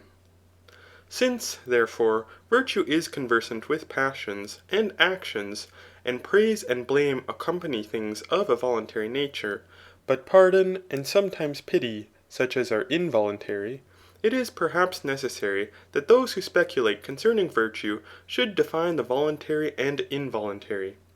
This will also be useful to legislators, in conferring rewards and inflicting punishments. But those actions appear to be involuntary which are done by force, or through ignorance. And the violent is, that the principle of which is external, being of such a nature, that it contributes nothing to the advantage of him who acts, or of him who suffers ; as if, for instance, the wind, or men who are the masters of some one, should bring him to a certain place. With respect to such things, however, as are performed through the fear of greater evils, or for the sake of something beautiful in conduct, as if a tyrant who is the lord of parents and children, should command one to do a certain base action, and on these conditions, that if he did it, his parents and children should be saved, but if he did not, they should die. With respect to such things as these, it is dubious whether they are voluntary or involuntary. Something of the like kind also happens in losses at sea, when in a tempest the goods of the ship are thrown overboard. For simply considered, no one throws them into the sea willingly, but every one who is endued with intellect does so for his own safety, and that of the rest of the crew. Such like actions, therefore, are mixed, but they are more similar to voluntary actions, for they are then eligible when they are performed, but the end of the action is according to opportunity. A thing, therefore, must be said to be done voluntarily or involuntarily, then when it is done. But he threw his goods into the sea voluntarily. For the principle of moving the organic parts in such like actions is in the man himself.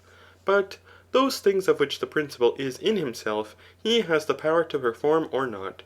Such things, therefore, are voluntary. Simply considered, however, they are perhaps involuntary. For no one would choose any one of these on its own account. But in such like actions, men are sometimes praised, when they endure something disgraceful or painful for the sake of great and beautiful circumstances. And if they do otherwise, they are blamed. For to endure the most disgraceful things, with a view to nothing beautiful or moderate, is the part of a bad man. To other things, however, no praise is given, but pardon is granted to them, when a man does what he ought not to do, in consequence of being compelled by such things as surpass human nature, and which no one can endure. And perhaps there are some things which we ought never to do by any compulsion, but we ought to suffer the most dreadful evils, and die rather than do them. For those circumstances appear to be ridiculous which compelled the Alcmaeon of Euripides to kill his mother. It is, however, sometimes difficult to judge what is to be chosen in preference to something else, and whether this is to be endured instead of that. And it is still more difficult to persevere in our decisions, since, for the most part, things which are expected are attended with molestation, and things which we are compelled to do are base. Hence, both praise and blame are given to those that act from compulsion, and to those who do not. What kind of things, therefore, are to be called violent? Shall we say that they are then simply to be called so, when the cause is in things external, and the agent contributes nothing to the action? But things which are of themselves involuntary, indeed, but are now eligible, and are eligible instead of certain other things, and the principle of which is in the agent, these are of themselves indeed involuntary, but now, and instead of certain other things, are voluntary. They are, however, more similar to voluntary actions, for actions are conversant with particulars, and these are voluntarily performed. It is not, however, easy to show what things are to be chosen in preference to others, for there are many differences in particulars. But if it should be said that things delectable and beautiful are violent, for they compel us to act, being external, if this should be said, all things will thus be violent. For all men do everything for the sake of these. And those, indeed, who act from violence and unwillingly, act painfully. But those who are influenced by the delectable, act with pleasure. It is therefore ridiculous for a man to accuse external things, and not himself, when he is easily captivated by things of this kind. and to consider himself as the cause of beautiful actions, but delectable things as the causes of his base actions. Hence, the violent appears to be that the principle of which is external, and to which the thing compelled contributes nothing. Every thing, however, which is done from ignorance is not voluntary, but that is involuntary which is attended with pain and repentance. For he who does any thing from ignorance, and is not at all indignant with the action, does not indeed perform it willingly, because he acts from ignorance ; nor yet again does he perform it unwillingly, in consequence of feeling no pain from the action. Of those, therefore, who act from ignorance, he who repents of what he has done appears to have acted unwillingly ; but he who does not repent, since he is a different character from the other, may be said to have acted not willingly. For since he is a different character, it is better that he should have a proper name. To act from ignorance, likewise, appears to be a different thing from acting ignorantly. For he who is intoxicated or enraged does not appear to act from ignorance, but from some one of the above mentioned circumstances, yet not knowingly, but ignorantly. Every depraved man, therefore, is ignorant what ought to be done, and from what actions he should abstain. And from error of this kind, men become unjust, and in short bad. But an action ought to be called involuntary, not if he who does it is ignorant of what is advantageous. For ignorance in the deliberate choice of a thing is not the cause of involuntary conduct, but of depravity. Nor is the ignorance of universal the cause of it. For men are blamed on this account, but it arises from the ignorance of particulars, in which, and about which, every action is conversant. For in these there is pity and pardon, since he who is ignorant of any one of these, acts involuntarily. Perhaps, however, it will not be amiss to define what, and how many, the particular circumstances are which render an action involuntary. They are therefore the circumstance of the principal agent, the circumstance of the instrumental agent, the circumstance of the end, and the circumstances of the action itself. No one, therefore, will be ignorant of all these unless he is insane. But it is evident that neither will he who acts be ignorant of them. For how can he be ignorant of himself? A man, however, may be ignorant of what he does, as is the case with those who say that they have spoken unawares, or that they did not know what they said was arcane, as Aeschylus with respect to the mysteries, or as when someone throws a catapulta, not knowing what he throws. A person, also, may fancy, like Merope, that a sun is an enemy, and that a spear which has a sharp point is blunt, like a ball, or that a stone is a pumice. A man, likewise, striking another with a view to his safety, may kill him, and, wishing to show the mode of exercise in wrestling, he may strike him whom he wished to instruct.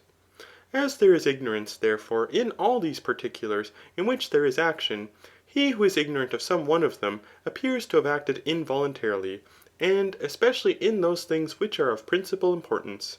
But those appear to be of principal importance in which there is action, and that for the sake of which action is undertaken. Since the involuntary, therefore, is denominated from an ignorance of this kind, it is besides this necessary, that the action should be painful, and attended with repentance. But as the involuntary is that which is done from violence, and through ignorance, the voluntary will appear to be that of which the principle is in the agent, who knows the particulars in which the action consists. For perhaps it is not well said, that actions which are produced through anger or desire are involuntary. For in the first place, indeed, if this were admitted, no other animal would act voluntarily, nor would children. And in the next place, whether are any of the actions which we perform through the influence of desire or anger done by us voluntarily? Or shall we say that worthy actions are performed by us voluntarily, but base actions involuntarily? Or would not this be ridiculous, since there is one cause of both of these? Perhaps, too, it is absurd to call those things involuntary, after which it is requisite to aspire. But it is necessary to be angry with certain things, and to desire others, such as health and discipline. It appears, however, that things involuntary are painful, but that those which are the objects of desire are delectable. Again, what difference is there between the errors which are caused by reason or by anger? with respect to their being involuntary. For both are to be avoided. The irrational passions also do not appear to be less human, but the actions of man proceed both from anger and desire. It would be absurd, therefore, to consider these as involuntary. CHAPTER 2. Having therefore defined the voluntary and involuntary, it follows that we should discuss pre-election, or deliberate choice. For deliberate choice appears to be most aligned to virtue, and by this, as a rule, a judgment may be formed of manners more than by actions. Deliberate choice, therefore, appears indeed to be a voluntary thing, yet it is not the same with what is voluntary, but the voluntary is more extended. For of the voluntary, children and other animals partake, but they do not partake of deliberate choice. And we say, indeed, that things which we do suddenly are done voluntarily, but not according to deliberate choice. But those who call it desire, or anger, or will, or a certain opinion, do not appear to speak rightly. For deliberate choice is not common to us and irrational animals, but desire and anger are. And the incontinent man, indeed, acts from the influence of desire, but not from deliberate choice. On the contrary, the continent man acts from deliberate choice, and not from the impulse of desire. And desire, indeed, is contrary to deliberate choice, but desire is not contrary to desire. Desire likewise is conversant both with that which is delectable and that which is painful. But deliberate choice is neither conversant with the painful nor the delectable. Much less is deliberate choice anger. For in the smallest degree do things which are affected through anger appear to be affected by deliberate choice. Nor yet is it will, though will appears to be near to it. For deliberate choice, indeed, is not among the number of things impossible. And if any one should say that he deliberately chooses impossibilities, he would appear to be stupid. The will, however, is directed to things which are impossible, as for instance to immortality. And the will, indeed, is also conversant with things which can by no means be accomplished by him who wills, as that a certain player or person engaged in athletic contests may be victorious. No one, however, deliberately chooses things of this kind, but only such as he thinks can be effected through himself. Farther still, the will, indeed, is more directed to the end, but deliberate choice to things pertaining to the end. Thus, we wish to be well, but we deliberately choose those things through which we become well. And we wish indeed to be happy, and we say that this is our wish, but it is not fit to say that we deliberately choose to be happy. For, in short, deliberate choice appears to be conversant with the things that are in our power. Neither, therefore, will deliberate choice be opinion, for opinion, indeed, appears to be conversant with all things, and no less with things eternal and impossible, than with things in our power. Opinion, likewise, is divided into the false and the true, and not into good and evil. But deliberate choice is rather divided into the latter than into the former. In short, therefore, perhaps no one will say that deliberate choice is either the same with opinion in general, or with some particular opinion. For by deliberately choosing good or evil, we become affected with a certain quality, but this does not happen to us through forming an opinion. And we deliberately choose indeed to obtain or avoid, or to do something of the like kind. But we form an opinion of what it is, or to what it is advantageous, or in what manner, and we do not very much opine to obtain or avoid it. And deliberate choice indeed is praised, because it pertains to that of which it is necessary to partake more abundantly, or with rectitude, but opinion is praised for its truth. We likewise deliberately choose those things which we especially know to be good, but we form an opinion of things which are not very much known to us. And the same persons do not appear to deliberately choose and opine the most excellent things, but some indeed opine that which is better, but from vice choose those things which ought not to be the objects of choice. It is, however, of no consequence whether opinion precedes or follows deliberate choice. For our attention is not directed to this, but to the consideration whether deliberate choice is the same with a certain opinion. What then, or what kind of a thing is deliberate choice, since it is no one of the above mentioned particulars? It appears, therefore, to be a voluntary thing. Not every thing, however, which is voluntary is the object of deliberate choice, but that which has been the subject of previous deliberation. For deliberate choice is accompanied with reason, and the discursive energy of reason. And this the name appears to signify. The object of deliberate choice being that which is eligible in preference to other things. CHAPTER 3. But whether do men consult about all things? And is everything a subject of consultation? Or about certain things is there no consultation?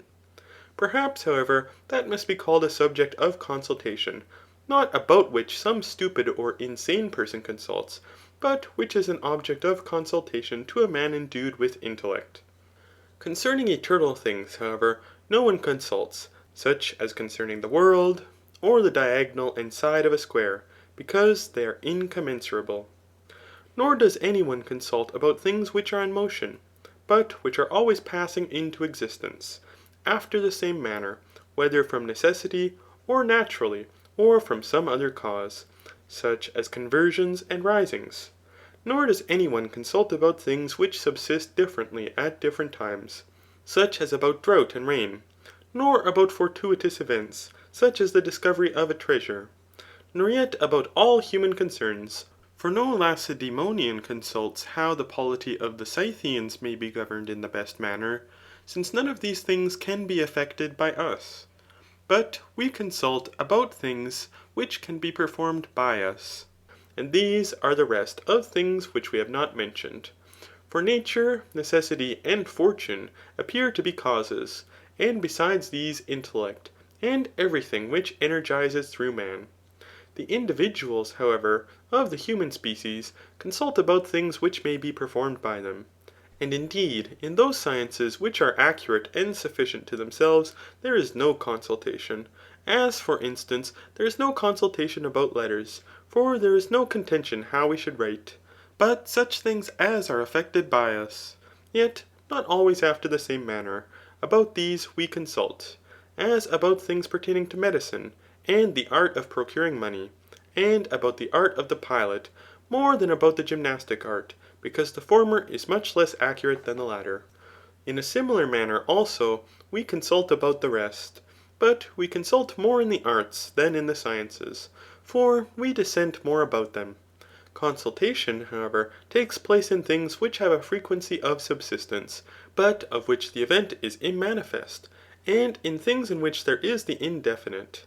In things also which are of great importance, we employ counsellors, distrusting our own judgment as not sufficient. We consult, however, not about ends, but about things pertaining to ends. For neither does a physician consult whether he shall heal the sick, nor a rhetorician whether he shall persuade, nor the politician whether he shall establish equitable legislation. Nor does any one of the remaining characters consult about the end. But proposing a certain end, they consider how and by what means it may be obtained. If also it appears that this end is to be obtained through many media, they consider through which of them it may be obtained in the easiest and best manner. But if through one medium, they consider how it may be accomplished through this, and through what likewise this may be obtained, until they arrive at the first cause, which is discovered in the last place.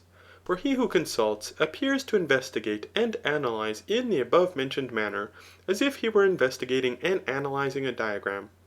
It appears, however, that not every investigation is a consultation. For mathematical inquiries are not consultations, but every consultation is an investigation, and that which is last in analysis is first in generation.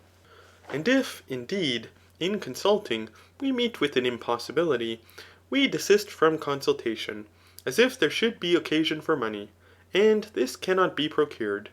But if that about which we consult appears to be possible, then we endeavour to obtain it. Those things, however, are possible which may be accomplished through ourselves. For things which are accomplished through our friends are in a certain respect effected through ourselves, since the principle is in us. But at one time instruments are explored, and at another time the use of them, and in a similar manner in other things, at one time, indeed, that being investigated through which the end may be obtained, and at another time the manner. Man, therefore, as we have said, appears to be the principle of actions. But consultation is about things which may be performed by man, and actions are for the sake of other things. Hence, the end will not be the object of consultation, but things which pertain to ends. Neither, therefore, will particulars be the objects of consultation, as whether this thing is bread, or is well baked, or is made as it ought to be, for these things pertain to sense. But if a man always consults, there will be a procession to infinity. The object of consultation, however, and the pre-eligible, or object of deliberate choice, are the same, except that the object of pre-election or deliberate choice is something which is now definite. For the pre-eligible is that which is preferred from consultation. For every one ceases to investigate how he shall act when he has reduced the principle to himself, and to that part of himself which ranks as the leader, since this part is that which he deliberately chooses. But this also is evident from the ancient polities which Homer has imitated. For the kings of these polities announced to the people what they had deliberately chosen to do. Since, however, that which is pre-eligible is an object of consultation, appetible of things which are in our power, pre-election also, or deliberate choice, will be an appetite of or tendency to things in our power, accompanied with consultation. For forming a judgment in consequence of having consulted, we desire conformably to consultation. We have, therefore, adumbrated what pre-election is, and what the things are with which it is conversant, and have shown that it belongs to things which have reference to ends. CHAPTER 4. That will, however, pertains to the end, we have shown. But this end to some persons appears to be the good, and to others apparent good. But it happens to those who say that the object of the will is the good, that what he wills who does not choose rightly is not an object of will. For if it were an object of will, it would also be good. It may, however, happen to be bad.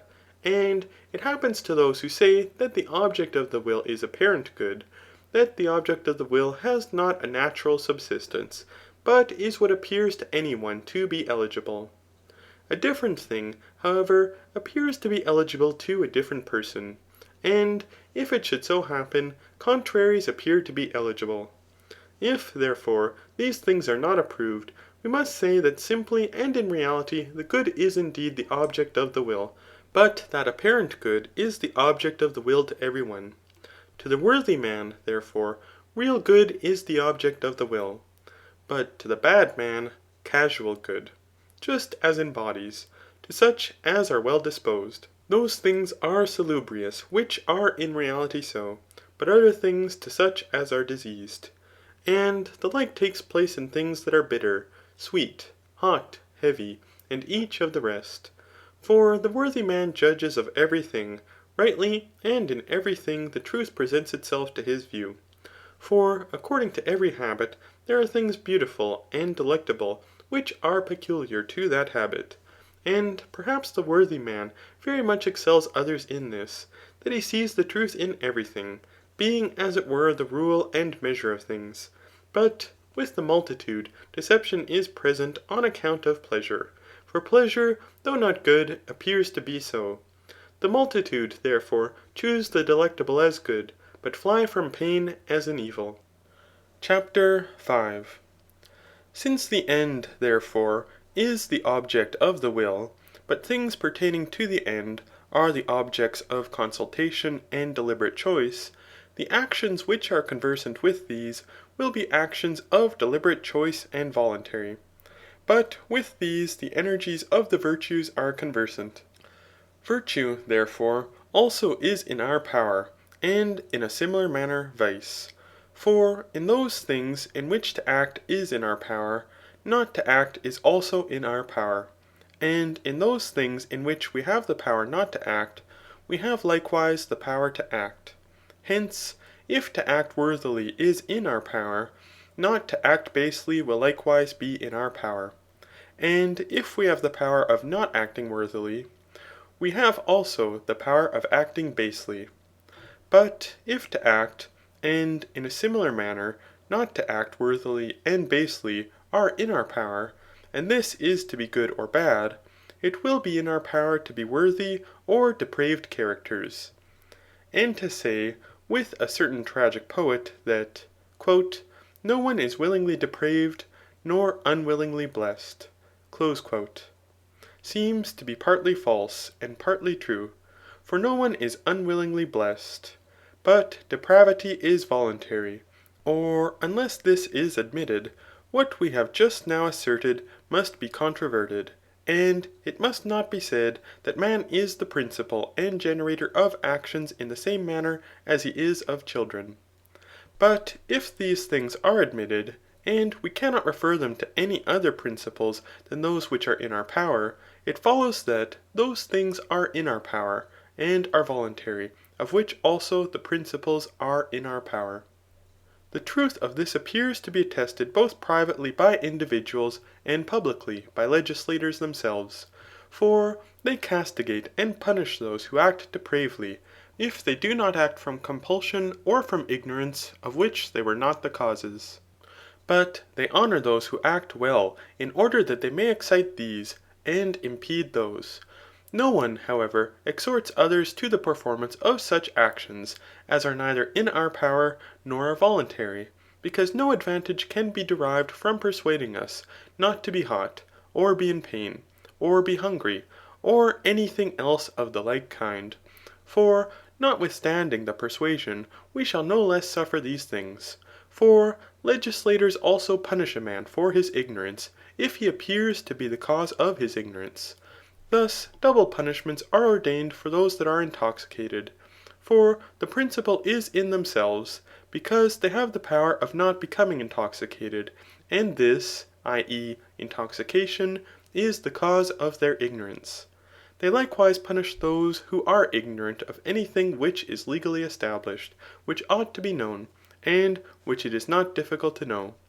And in a similar manner in other things, which men appear to be ignorant of from negligence, and of which it is in their power not to be ignorant. For it is in our power to pay attention to what ought to be known. Perhaps, however, it may be said that a man is a person of such a character that he cannot pay attention, but such persons are themselves the causes of their characteristic qualities in consequence of living negligently. The causes likewise of men being unjust or intemperate are in themselves in consequence of the former acting wickedly, and of the latter spending their time in drinking, and things of the like kind. For energies in every thing render those who employ them similar to such energies. This, however, is evident from those who exercise themselves in any contest or action, for they persevere in energizing. To be ignorant, therefore, that in every thing, from energizing about the thing, habits are produced, is the province of a very insensate man. Again, it is absurd to suppose that he who acts unjustly is unwilling to be unjust, or that he who acts intemperately is unwilling to be intemperate. But if any one does those things from which he will be unjust, not ignorantly, he will be unjust willingly. Nevertheless, though he should wish, he will not cease to be unjust, and become just. For neither does he who is diseased become well by wishing to be so, even though it should happen that he is voluntarily diseased, by living intemperately and disobeying his physicians. Prior, therefore, to his living intemperately, it was in his power not to be diseased. But after having abandoned himself to intemperance, it was no longer possible, as neither is it possible for him who has thrown a stone to resume it. At the same time it was in his power to emit from his hand and hurl the stone, for he contained the principle of action in himself.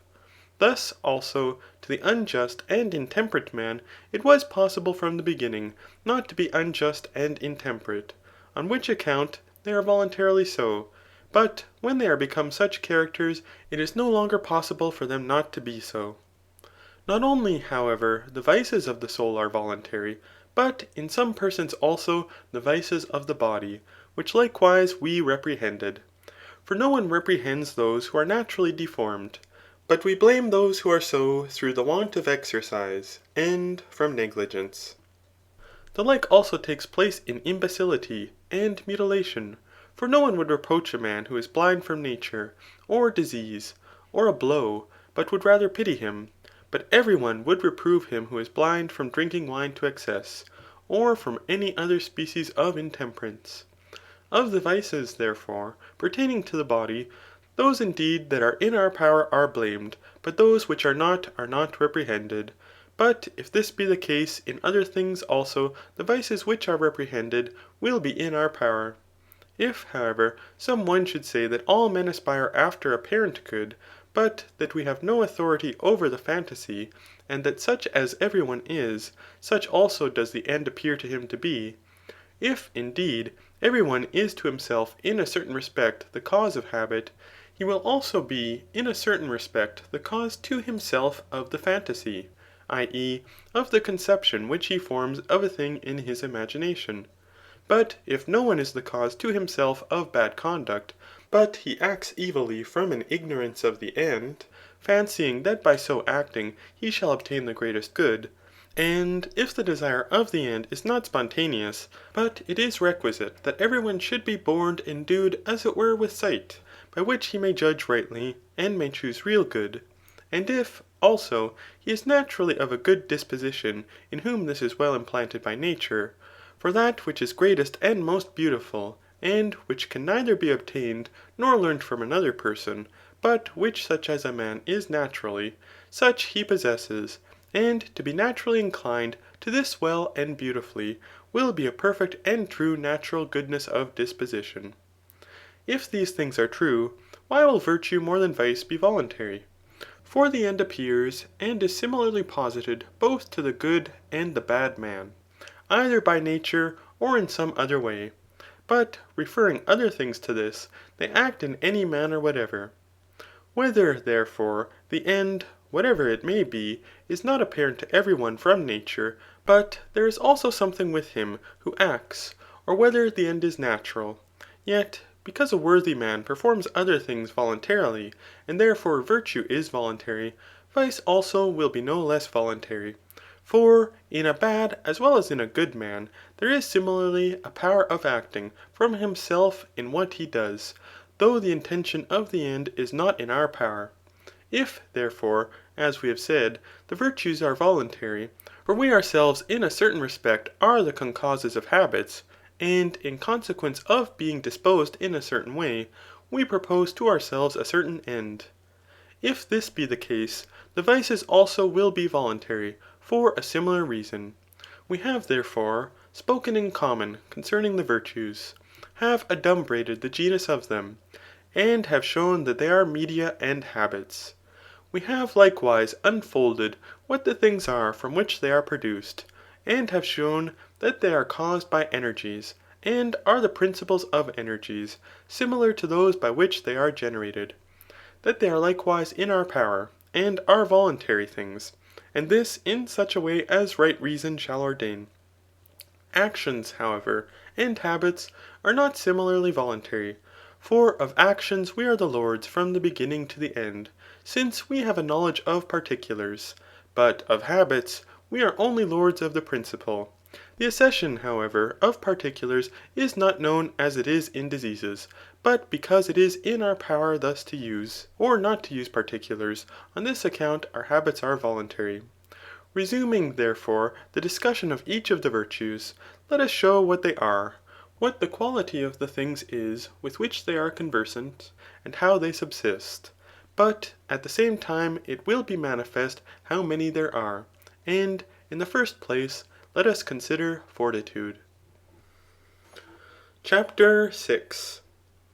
That fortitude, therefore, is indeed a medium which is conversant with fear and audacity, has been already observed by us. But we evidently fear things of a terrible nature, and these are, in short, evils. Hence, also, fear is defined to be the expectation of evil. We fear, therefore, all things that are evil, such as infamy, poverty, disease, the want of friends, and death. The brave man, however, does not appear to be conversant with all evils. For it is necessary and beautiful to be afraid of some things, and not to be afraid of them is base. As, for instance, not to be afraid of infamy. For he who is afraid of this is a worthy and modest man. but he who is not afraid of it is impudent. He is, however, metaphorically called by some a brave man, for he has something similar to the brave man, since the brave man also is fearless. But perhaps it is not proper to fear poverty or disease, or, in short, such things as neither proceed from vice nor from ourselves, yet neither is he who is fearless with respect to these a brave man. We denominate him, however, brave from similitude, for some men who in the dangers of war are timid, are liberal, and possess a proper confidence in the loss of money. Neither, therefore, is he timid who dreads insolent conduct towards his children and wife, or envy, or anything of the like kind. Nor is he a brave man, if he is confident when he is about to be whipped. With what kind of dreadful things, therefore, is the brave man conversant? Shall we say with such as are the greatest? For no one endures dreadful things better. But death is the most dreadful of things, for it is the end of life. And nothing farther appears to remain for him who is dead, either good or bad. But neither does the brave man appear to be conversant with every kind of death, as for instance, death in the sea, or from disease. With what kinds of death, therefore, is he conversant? Shall we not say with those that are most beautiful? But these are the deaths which happen in war, for such a death is attended with the greatest and most beautiful danger. And the truth of this is confirmed by the honours which cities and monarchs confer on those who conduct themselves bravely in war. He, therefore, may properly be called a brave man who is intrepid with respect to a beautiful death, and such things as are the causes of death when they are near. But things of this kind are especially such as happen in war. Nevertheless, in the sea and in diseases, the brave man is intrepid, yet not in the same manner as sailors are. For brave men, when they despair of their safety, indignantly bear a death of this kind, but sailors have good hope of escaping from their experience. At the same time, brave men act with fortitude in those things in which strength of mind is requisite, or it is beautiful to die, but neither of these exists in such like destructions as we have mentioned. CHAPTER 7. The same thing, however, is not terrible to all men. But we say that there is also something which is above man. This, therefore, is indeed terrible to every one endued with intellect. But the terrible things which do not exceed the endurance of human nature differ in magnitude, and in the more and the less. And the like takes place in things pertaining to confidence. The brave man, however, is unterrified as a man. He will therefore, indeed, dread things of this kind, yet in such a manner as is proper, and as reason prescribes, for the sake of the beautiful in conduct, for this is the end of virtue. But it is possible to be terrified at these in a greater and less degree. And it is also possible to dread things which are not dreadful, as if they were so. Of the errors, however, in the endurance of things terrible, one consists in dreading what it is not proper to dread, another in dreading not as is proper, but another in not dreading when it is proper, or something of this kind. And in a similar manner in what pertains to confidence. He, therefore, who endures and fears things which it is requisite to endure and fear, and for the sake of that for which it is requisite, and in such a way as and when it is requisite, and in a similar manner, he who thus confides is a brave man, for the brave man suffers and acts according to the importance of the thing, and conformably to reason. But the end of every energy is the end according to habit, i.e. the beautiful in conduct. And to the brave man fortitude is beautiful. The end also is a thing of this kind, for every thing is defined by the end. For the sake of the beautiful in conduct, therefore, the brave man endures and performs all that pertains to fortitude. Of the characters, however, which exceed, he indeed who exceeds in fearlessness is anonymous. But it has been before observed by us that many things are anonymous.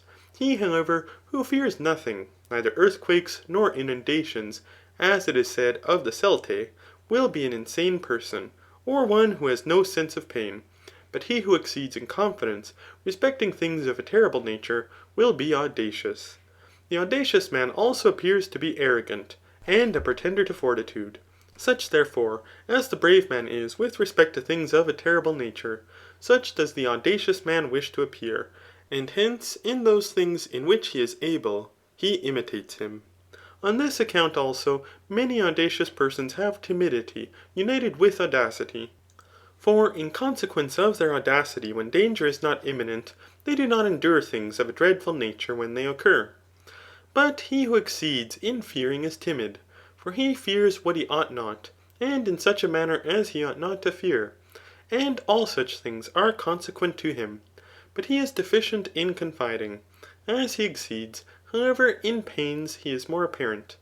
The timid man, therefore, is hopeless, for he fears all things. But the brave man is the contrary. For confidence is the province of the man who hopes for the best. The timid, the audacious, and the brave man, therefore are conversant with the same things, but they are differently affected towards them. For the timid and the audacious man exceed and are deficient, but the brave man is disposed towards things dreadful in the middle way, and in such a manner as is proper. And audacious men, indeed, are precipitate, and wish to encounter dangers before they arrive, but when they arrive they are deficient in fortitude. Brave men, however, are ardent in encountering danger, and before it arrives they are quiet. As we have said, therefore, fortitude is a medium conversant with those things of a dreadful nature, and such as pertain to confidence, which we have mentioned, and it chooses and endures them, because it is beautiful to do so, or not to do so is base. But to die in order to avoid poverty, or on account of love, or something painful, is not the province of a brave, but rather of a timid man. For it is effeminate to fly from things laborious, and such do not endure death because it is beautiful to endure it, but in order to fly from evil. Fortitude, therefore, is a certain thing of this kind. Chapter 8. Other kinds of fortitude also are denominated according to 4 modes. And in the first place, indeed, political fortitude, since this most resembles fortitude truly so called. For citizens appear to endure dangers on account of the punishments and disgrace inflicted by the laws, and also on account of the honours they confer. Hence the most brave men appear to be found among those with whom the timid are disgraced, and the brave are honoured. Homer likewise introduces such persons, as for instance Diomed and Hector. Shall proud Polydamas before the gate proclaim, his counsels are obeyed too late, which timely followed but the former night, what numbers had been saved by Hector's flight? And Diomed, But what grief should haughty Hector boast, I fled inglorious to the guarded coast. This species of fortitude, however, is especially similar to the before mentioned, because it is produced from virtue, for it is generated through shame, and a desire of the beautiful in conduct. For it is through a desire of honour, and a flight from disgrace, which is dishonourable. Those also may be ranked among brave men, who are compelled to be brave by their rulers, but they are inferior to the former, i.e. the politically brave, because their conduct is not produced through shame, but through fear, and is not the consequence of flying from what is base, but from what is painful, for they are compelled by their masters. Thus Hector, On rushed bold Hector, gloomy as the night, forbids to plunder, animates the fight, points to the fleet, for by the gods, who flies, who dares but linger, by this hand he dies. No weeping sister his cold eye shall close, no friendly hand his funeral pile compose. Who stops to plunder at this signal hour, the birds shall tear him, and the dogs devour. And the generals scourge the soldiers if they desert their ranks. The same thing also is done by those who dispose their troops before fosses, and adopt other methods of the like kind, for all these employ force. It is necessary, however, not to be brave from necessity, but because it is beautiful to be so. But experience about particulars appears to be a certain fortitude. Whence also Socrates thought that fortitude was a science. And indeed, there are other such persons in other things. But soldiers are such in warlike affairs. For it seems that there are many vain terrors in war, of which soldiers are especially aware. Soldiers, therefore, appear to be brave, because other persons do not understand the nature of these alarms. In the next place, they are especially able, from their experience, to attack their enemies without receiving any injury themselves. They also know how to guard against and strike their enemies, in consequence of being able to use their arms, and having armour of such a kind as is most excellent for the purpose of attacking, without being injured by their adversaries. They fight, therefore, like armed with unarmed men, and like athletes with those that are unskilled in athletic exercises. For in such like contests, not the most brave are the most adapted to fight, but those who are most strong, and those whose bodies are in the most excellent condition. But soldiers become timid when the danger is excessive, and they are deficient in numbers and warlike apparatus. For the merely skilful are the first that fly, but those who act bravely, according to political circumstances, die remaining at their post, as it happened at the Hermaeus, since to citizens flight is base, and death is more eligible than such a preservation. But the soldiers, in this battle at Hermaeus, encountered the danger at first, as thinking themselves superior to their enemies, but when they saw the full extent of the danger, they fled, dreading death more than disgrace. The brave man, however, is not a person of this description. Anger also is referred to fortitude, for men likewise appear to be brave on account of anger, just as wild beasts rush on those that wound them, because brave men also are irascible. Whence Homer says, quote, "Strength be to anger added, and his ardour and his wrath he roused, and pungent fury from his nostrils flowed, and his blood boiled." Close quote. For everything of this kind appears to signify the energy and impulse of anger. Brave men, therefore, act on account of the beautiful in conduct, but anger co-operates with them. And savage animals act through the influence of pain, for they act because they are wounded or terrified, since if they are in a wood or in a marsh, they do not attack anyone. Hence, those persons are not brave who are impelled to danger by pain and anger, foreseeing nothing that is dreadful, since thus asses also would be brave when they are hungry, for they cannot, even by blows, be driven from their pasture. Adulterers, likewise, perform many audacious deeds through their lustful desire. Those, therefore, are not brave who are impelled to danger through pain or anger. The fortitude, however, appears to be most natural, which subsists on account of anger, and which assumes deliberate choice, and that for the sake of which a thing is done, or the final cause. Men also when they are angry are pained, but are delighted when they take vengeance on the authors of their anger. Those, however, who act under the influence of these causes are indeed pugnacious, but not brave, for they do not act with a view to the beautiful in conduct, nor from the dictates of reason, but from the influence of passion. But they possess something similar to fortitude. Nor yet are those who are full of good hope brave, for in consequence of having frequently conquered, and conquered many, they are confident in dangers. But they are similar to brave men, because both these characters are confident. Brave men, however, are indeed confident for the reasons we have already assigned, but these because they fancy they are superior to others, and that they shall suffer no evil from their opponents. Those also that are intoxicated act after this manner, for they become full of good hope, but when they are frustrated of their expectations, they fly from danger. It is, however, the province of a brave man to endure things which are, and appear to be dreadful to men, because it is beautiful to do so, and base not to endure them. Hence also it appears to be the part of a more brave man to be fearless and without perturbation in sudden terrors, rather than in such as were foreseen. For this rather proceeds from habit, and in a less degree from preparation. For things, indeed, which were foreseen, may be chosen from deliberation and reason. But in things which suddenly happen, a man can only conduct himself fearlessly from the habit of fortitude. Those persons, likewise, appear to be brave who are ignorant of danger, and they are not very remote from those who are full of good hope.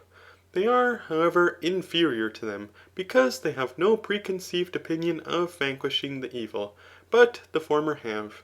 Hence, the fortitude of those who are full of good hope continues for a certain time, but the fortitude of those who are ignorant of danger ceases as soon as the deception is apparent, as was the case with the Argives, when they met with the Lacedaemonians, and thought them to be Sicyonians. And thus we have shown what kind of men the brave are, and those who appear to be brave. CHAPTER 9. Since, however, fortitude is conversant with confidence and fear, yet it is not similarly conversant with both, but in a greater degree with things of a terrible nature.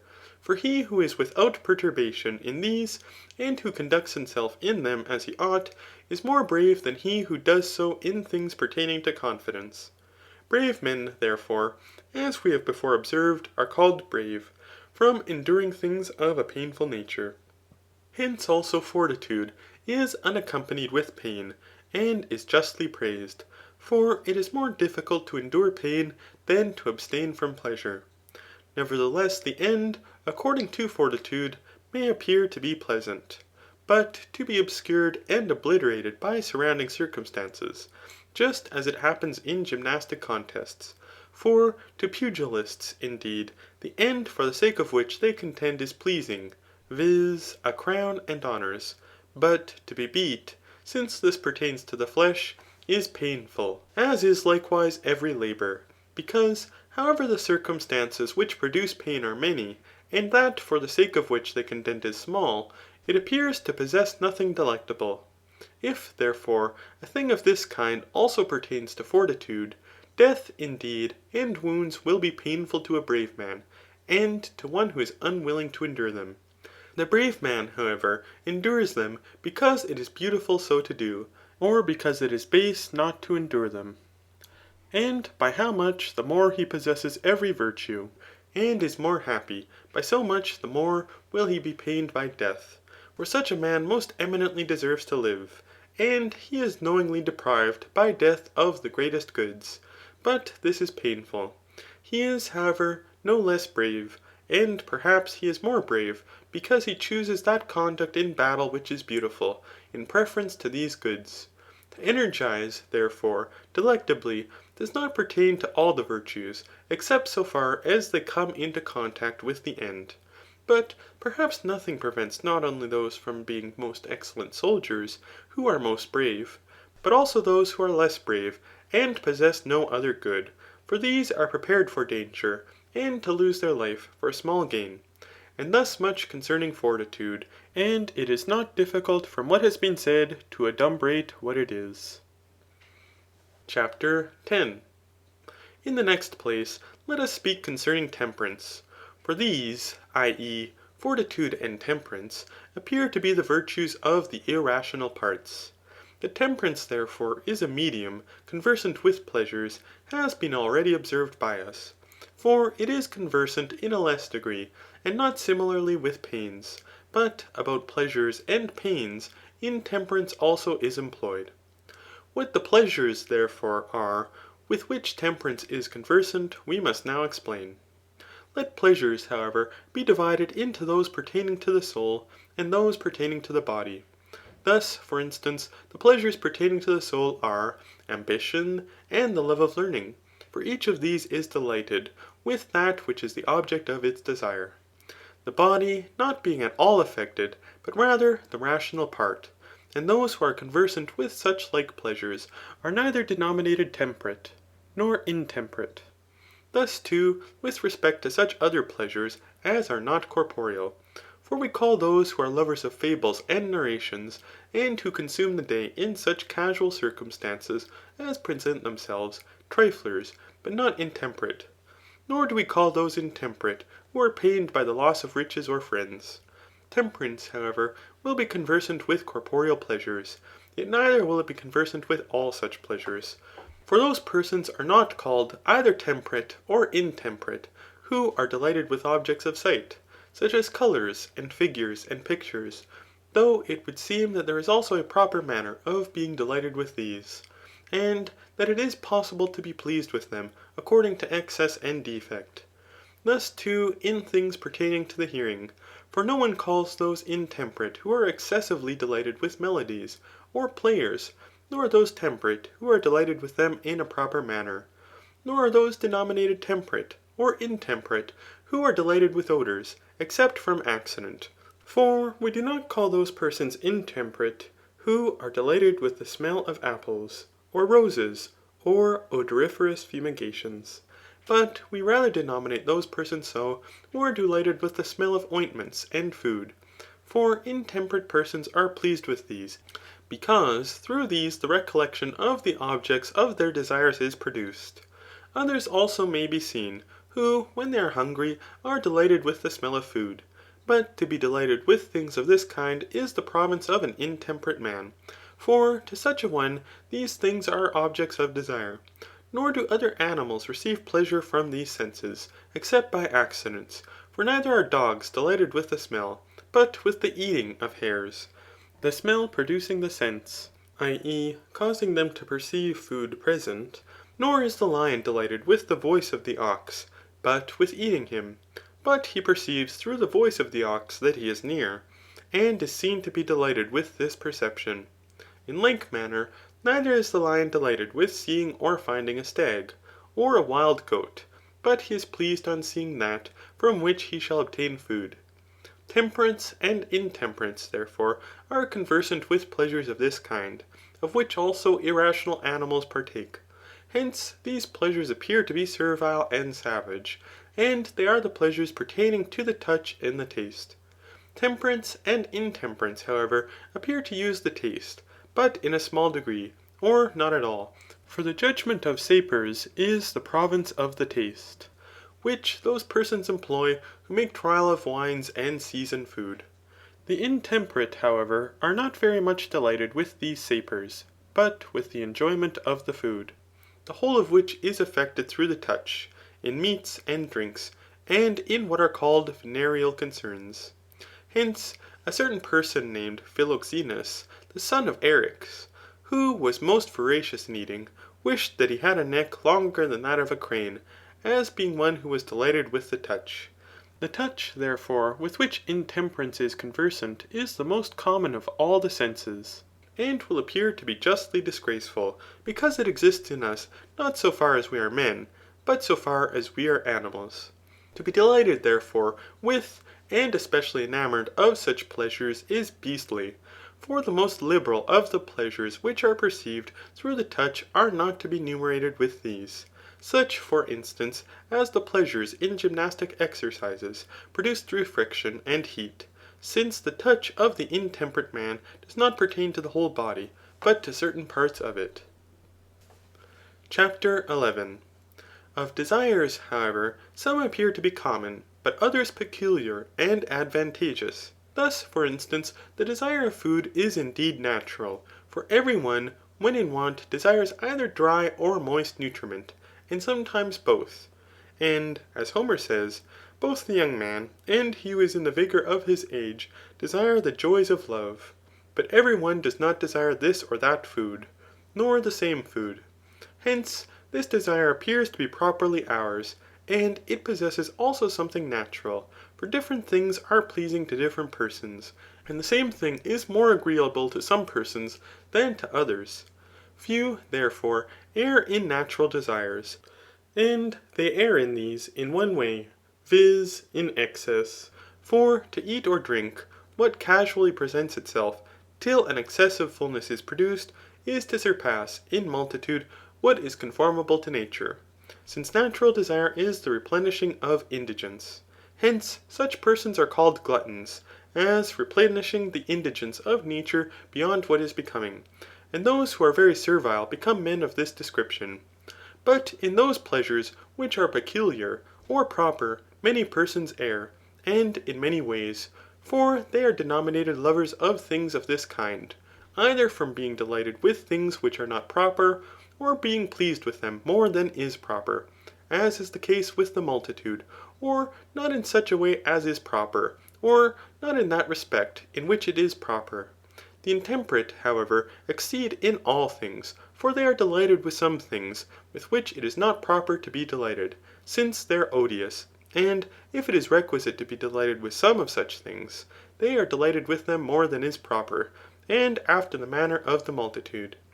That excess, therefore, in pleasures is intemperate, and that it is blamable is evident. In pains, however, a man is not said to be temperate by enduring them, as in fortitude, nor intemperate by not enduring them. But he indeed is intemperate who is pained more than is requisite, because he does not partake of pleasures, so that the pleasure gives him pain, in consequence of being desired by him above measure. And he is said to be a temperate man who is not pained by the absence of pleasure, and by abstaining from it. The intemperate man, therefore, desires all pleasant things, or those which are most eminently pleasant, and is led by desire, so as to choose what is most pleasant in preference to other things. Hence also he is pained, both when he is frustrated of pleasure, and when he desires it. For desire is accompanied with pain, though it seems to be absurd that a man should be pained on account of pleasure. Those, however, who are deficient in pleasures, and are delighted with them less than is proper, are not very frequent. For an insensibility of this kind is not human, since other animals also distinguish food, and are delighted with some kinds of it, and not with others. But he to whom nothing is delectable, and with whom one thing does not differ from another, is very remote from human nature. Such a one also is without a name, because he does not very frequently exist. The temperate man, however, with respect to these things, subsists in a middle condition. For neither is he delighted with those things with which the intemperate man is especially delighted, but he is rather indignant with them. Nor, in short, does he rejoice in things in which he ought not, nor is he very much delighted with any thing of this kind, nor is he pained if it is absent, nor does he desire it, except moderately, nor more than is proper, nor at a time when he ought not, nor, in short, any thing of this kind.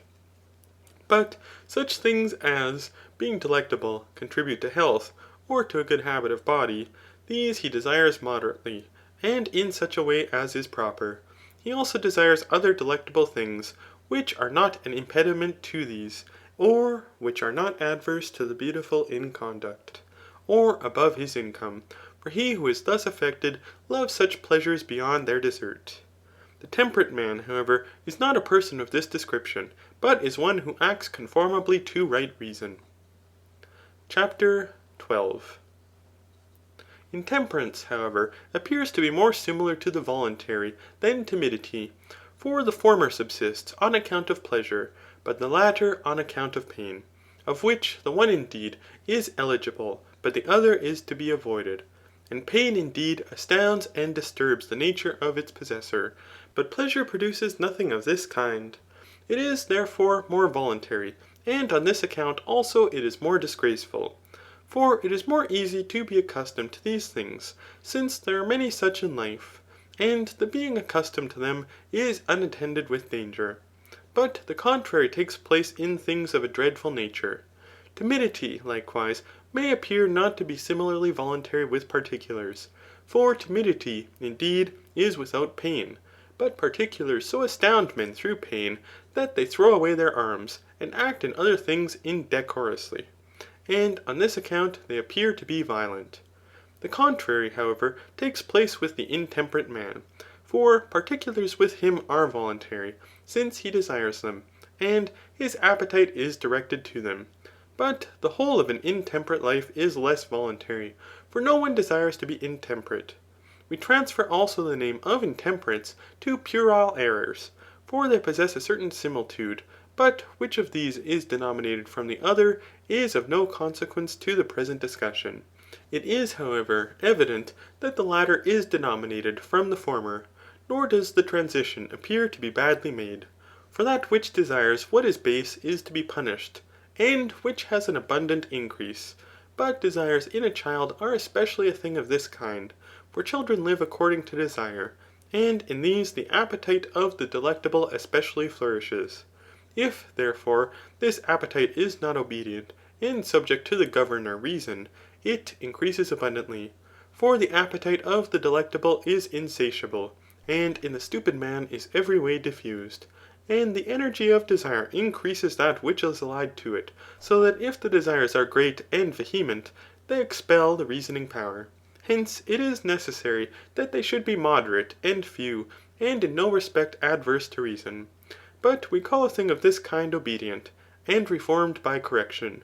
For as it is necessary that a child should live conformably to the mandate of his preceptor, thus also it is requisite that the part of the soul which energizes according to desire should live conformably to reason. Hence it is necessary that this part of the soul in the temperate man should accord with reason. For the end proposed by both, i.e. by a reason and desire in the temperate man, is the beautiful in conduct. And the temperate man desires those things which it is proper to desire, and as, and when it is proper. But reason likewise thus ordains. And thus much concerning temperance. End of Book 3. Book 4. Chapter 1. In the next place, let us speak concerning liberality. But it appears to be a medium about riches. For the liberal man is praised, not in warlike concerns, nor in those things in which the temperate man is praised, nor again in judicial affairs, but in the giving and receiving of riches, and more in the giving than in the receiving. We call, however, riches everything, the worth of which is measured by money. But prodigality and illiberality are excesses and defects about riches. And we always, indeed, ascribe illiberality to those who pay more attention to riches than is proper. But combining, we sometimes attribute prodigality to the intemperate. For we call both the incontinent and those who consume their property in intemperance prodigals.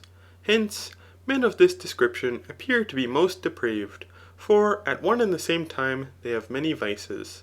They are not, however, appropriately denominated, for he is a prodigal who has one certain vice, viz. The consumption of his property.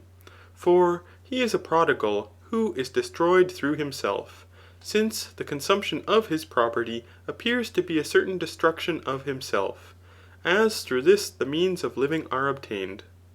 In this way, therefore, we consider prodigality. With respect to those things, however, of which there is a certain use, it is possible to use them well or ill.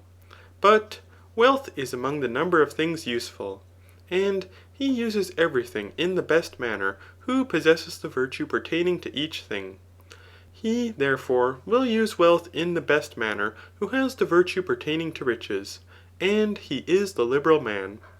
The use, however, of riches appears to be expense and donation, but the accepting and preservation of riches is rather possession. Hence, it is more the province of a liberal man to give to those to whom it is proper, than to receive whence it is proper, and not to receive whence it is not proper. For it is more the province of virtue to benefit than to be benefited, and to perform things which are beautiful, than not to perform things which are base. It is not, however, immanifest, that to giving, to benefit, and to act beautifully are consequent, but to receiving, to be benefited, or not to act basely. Thanks also are presented to the giver, but not to the receiver, and praise is rather bestowed on the former than the latter.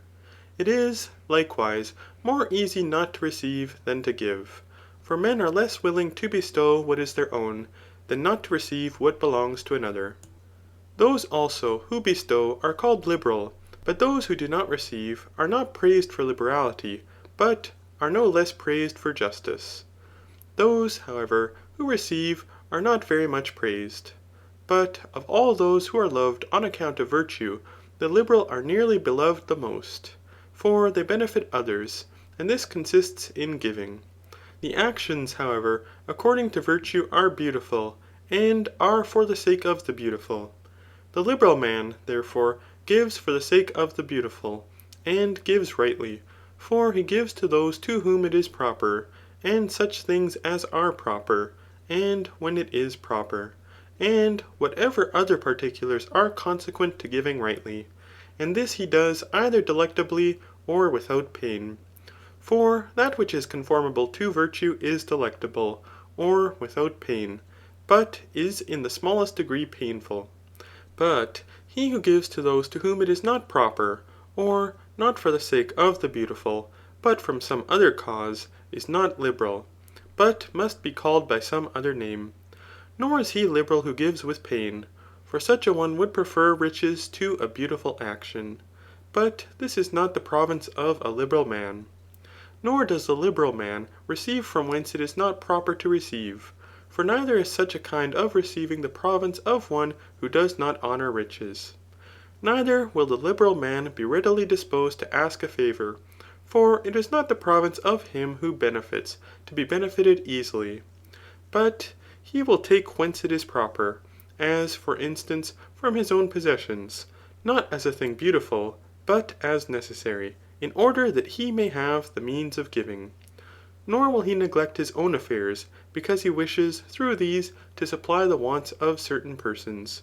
Nor will he give to any casual persons, in order that he may have to give to those to whom it is proper, and when it is proper, and where it is beautiful to give. It is, likewise, very much the province of a liberal man so to exceed in giving, as to leave but little for himself. For it is the property of a liberal man not to consider himself. But liberality is denominated according to the property which is possessed. For the liberal does not consist in the multitude of gifts, but in the habit of the giver. And this habit gives according to the means of giving. Nothing, however, hinders but that he may be a more liberal man who gives fewer things, if he gives them from less means. But those persons appear to be more liberal who have not acquired property themselves, but have received it from others, for they have had no experience of want, and all men are more attached to their own works, as is evident in parents and poets. It is not, however, easy for the liberal man to be rich, since he is neither anxious to receive nor preserve wealth, but is more disposed to give, and does not honour riches on their own account, but for the sake of giving. Hence also fortune is accused, because those who most deserve to be are in the smallest degree wealthy. This, however, does not happen unreasonably, for it is not possible that he should be rich who pays no attention to the means of obtaining wealth, as is also the case in other things. Nevertheless, the liberal man will not give to those to whom he ought not, nor when he ought not, and other things of the like kind. For if he did, he would no longer act conformably to liberality, and by thus consuming his wealth improperly, he would not have the means of giving to those to whom he ought to give. For, as we have said, he is a liberal man who spends according to his property, and on things on which he ought to spend. But he who exceeds his means in spending is a prodigal. Hence we do not call tyrants prodigals, for it does not seem to be easy by gifts and expenses to exceed the abundance of their possessions. Since, therefore, liberality is a medium which is conversant about giving and receiving riches, the liberal man will give and spend on things on which he ought, and as much as he ought, as well in small things as in great. And he will thus act willingly, and with pleasure. He will likewise receive whence it is proper, and such things as he ought to receive. For since this virtue is a medium about giving and receiving, he will do both these in such a way as is proper, since a receiving of this kind is consequent to giving equitably, but a receiving which is not of this kind is the contrary. Things, therefore, which are consequent may subsist together in the same thing, but it is evident that contraries cannot. But if it should happen to the liberal man that he should spend beyond what he ought, and beyond what is becoming, he will be pained, yet moderately, and in such a manner as is proper. For it is the province of virtue to be pleased and pained with those things with which it is proper to be so, and in such a way as is proper. The liberal man, also, is very pliable in pecuniary contracts. For he may be injured, since he does not honour riches, and he is more indignant if he has not spent what he ought, than pained if he has spent what he ought not. For he does not assent to Simonides. But the prodigal errs also in these things, for he is neither pleased nor pained with things with which he ought, nor as he ought. But this will be more evident as we proceed. It has, however, been observed by us, that prodigality and illiberality are excesses and defects, and in two things, viz. In giving and receiving. For we place expense in the same class with giving. Prodigality, therefore, exceeds in giving and not receiving, but it fails in receiving. And illiberality fails, indeed, in giving, but exceeds in receiving, except in small things. The peculiarities, therefore, of prodigality cannot be very much conjoined. For it is not easy for him who receives nothing to give to every one, since the property of those private individuals rapidly fails, who also appear to be prodigals. For a man of this description does seem to be better, though not much, than the illiberal man. For he is easily cured by age, and by want, and may arrive at the medium. For he has the properties of the liberal man, since he gives and does not receive, yet neither as he ought, nor in a becoming manner. If, therefore, he should happen to be accustomed to this, or in some other way should be changed, he would become liberal, for he would give to those to whom it is proper, and would not receive whence it is not proper. Hence the prodigal does not appear to be depraved in his manners, for it is not the property of a bad or ignoble, but of a stupid man, to exceed in giving and not receiving. But he who is prodigal after this manner appears to be much better than the illiberal man, for the above mentioned reasons, and also because the one benefits many, but the other no one, and not even himself. The multitude of prodigals, however, as we have said, receive whence they ought not, and according to this are illiberal. But they become prompt to receive, because through being willing to spend, they are unable to do this with facility, for the means of spending rapidly fail them. Hence they are compelled to procure money elsewhere. But at the same time, because they pay no attention to the beautiful in conduct, they receive negligently, and from every one indiscriminately. For they desire to give, but it is of no consequence to them how, or whence they give. On this account, neither are their gifts liberal, for they are not beautiful, nor for the sake of this very thing the beautiful in conduct, nor are they bestowed as they ought to be, but sometimes they cause those to be rich who ought to be poor, and give nothing to men whose manners are moderate, but bestow much on flatterers, or those who are the means of procuring them any other pleasures. Hence, also, most of them are intemperate, for they spend their money easily, and likewise spend profusely on things of an intemperate nature, and because they do not live with a view to the beautiful in conduct, they incline to pleasures. The prodigal, therefore, unless he is corrected, falls into these vices. But by care and diligence he may arrive at the medium, and to what is becoming in conduct. Illiberality, however, is incurable.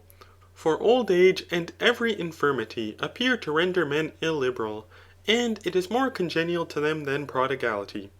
For the multitude are more desirous of gain, than disposed to give.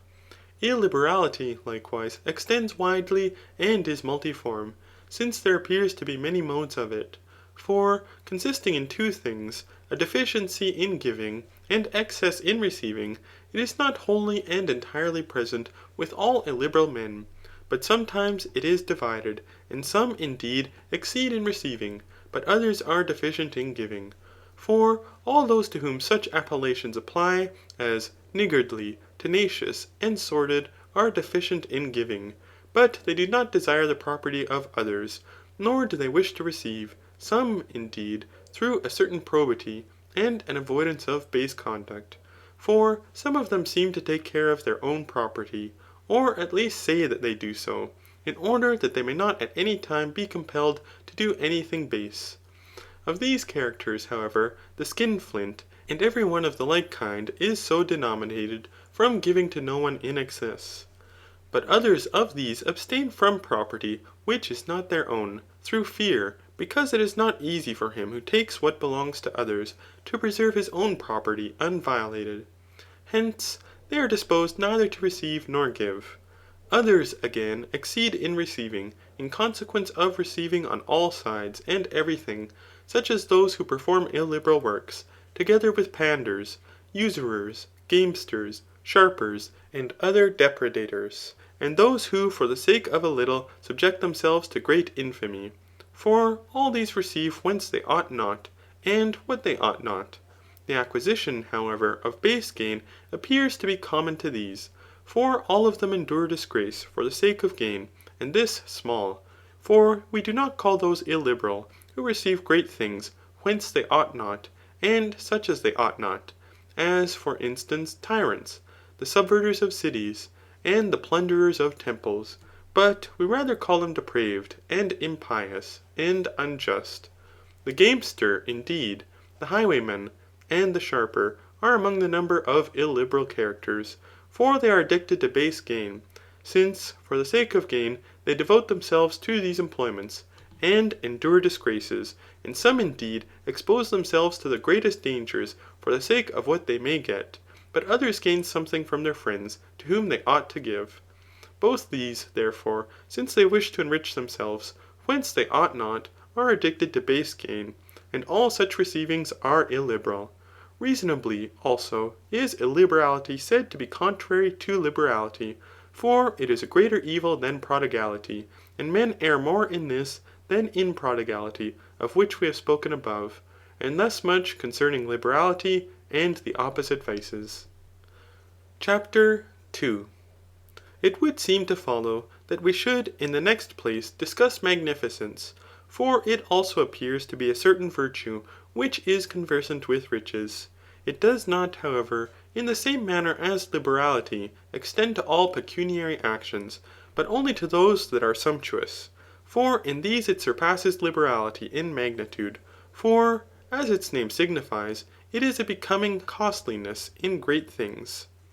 Magnitude, however, is a relative, for the same expense does not become the commander of a three-ranked galley, and the president of a public spectacle. The becoming, therefore, subsists with reference to him who spends, and to the things on which he spends his money, and the money which is spent.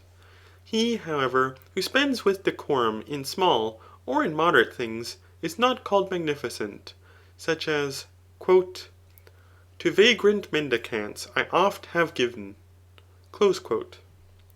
But he who spends appropriately in great things, for the magnificent is a liberal man. But the liberal man is not, because liberal, magnificent.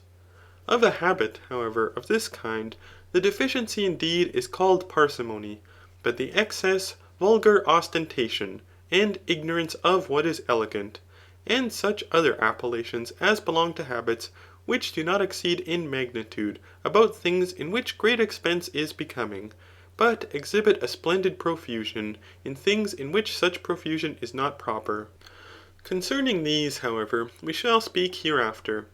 But the magnificent resembles the scientific man, for he is able to survey what is decorous and can spend largely with elegance. For, as we said in the beginning, habit is defined by energies, and by those things of which it is the habit. But the expenses of the magnificent man are great and becoming, and such also are his deeds. For thus the expenses will be great, and adapted to the deed. Hence it is necessary that the deed should be worthy the expense, and the expense worthy the deed, or even surpassing it. The magnificent man, therefore, spends after this manner for the sake of the beautiful in conduct. For this is common to the virtues. And he also spends with pleasure, and largely because an accurate attention to expense is the province of a parsimonious man. The magnificent man, likewise, will rather consider how he may accomplish the most beautiful and becoming work, than the money it will cost, and how it may be accomplished with the least expense. It is necessary, therefore, that the magnificent should also be a liberal man. For the liberal man spends what he ought, and as he ought. But in these things, whatever is great pertains to the magnificent man. Magnificence being, as it were, a certain magnitude of liberality. Since, however, liberality is conversant with the same things as magnificence, the magnificent man will produce a more magnificent work from an equal expense. For there is not the same virtue of possession and a work, since the virtue of a possession is, to be of great worth, and most precious, as gold, but the virtue of a work is to be great and beautiful. For the survey of a thing of this kind is admirable, but the magnificent is admirable, and the virtue of a work is magnificence in magnitude.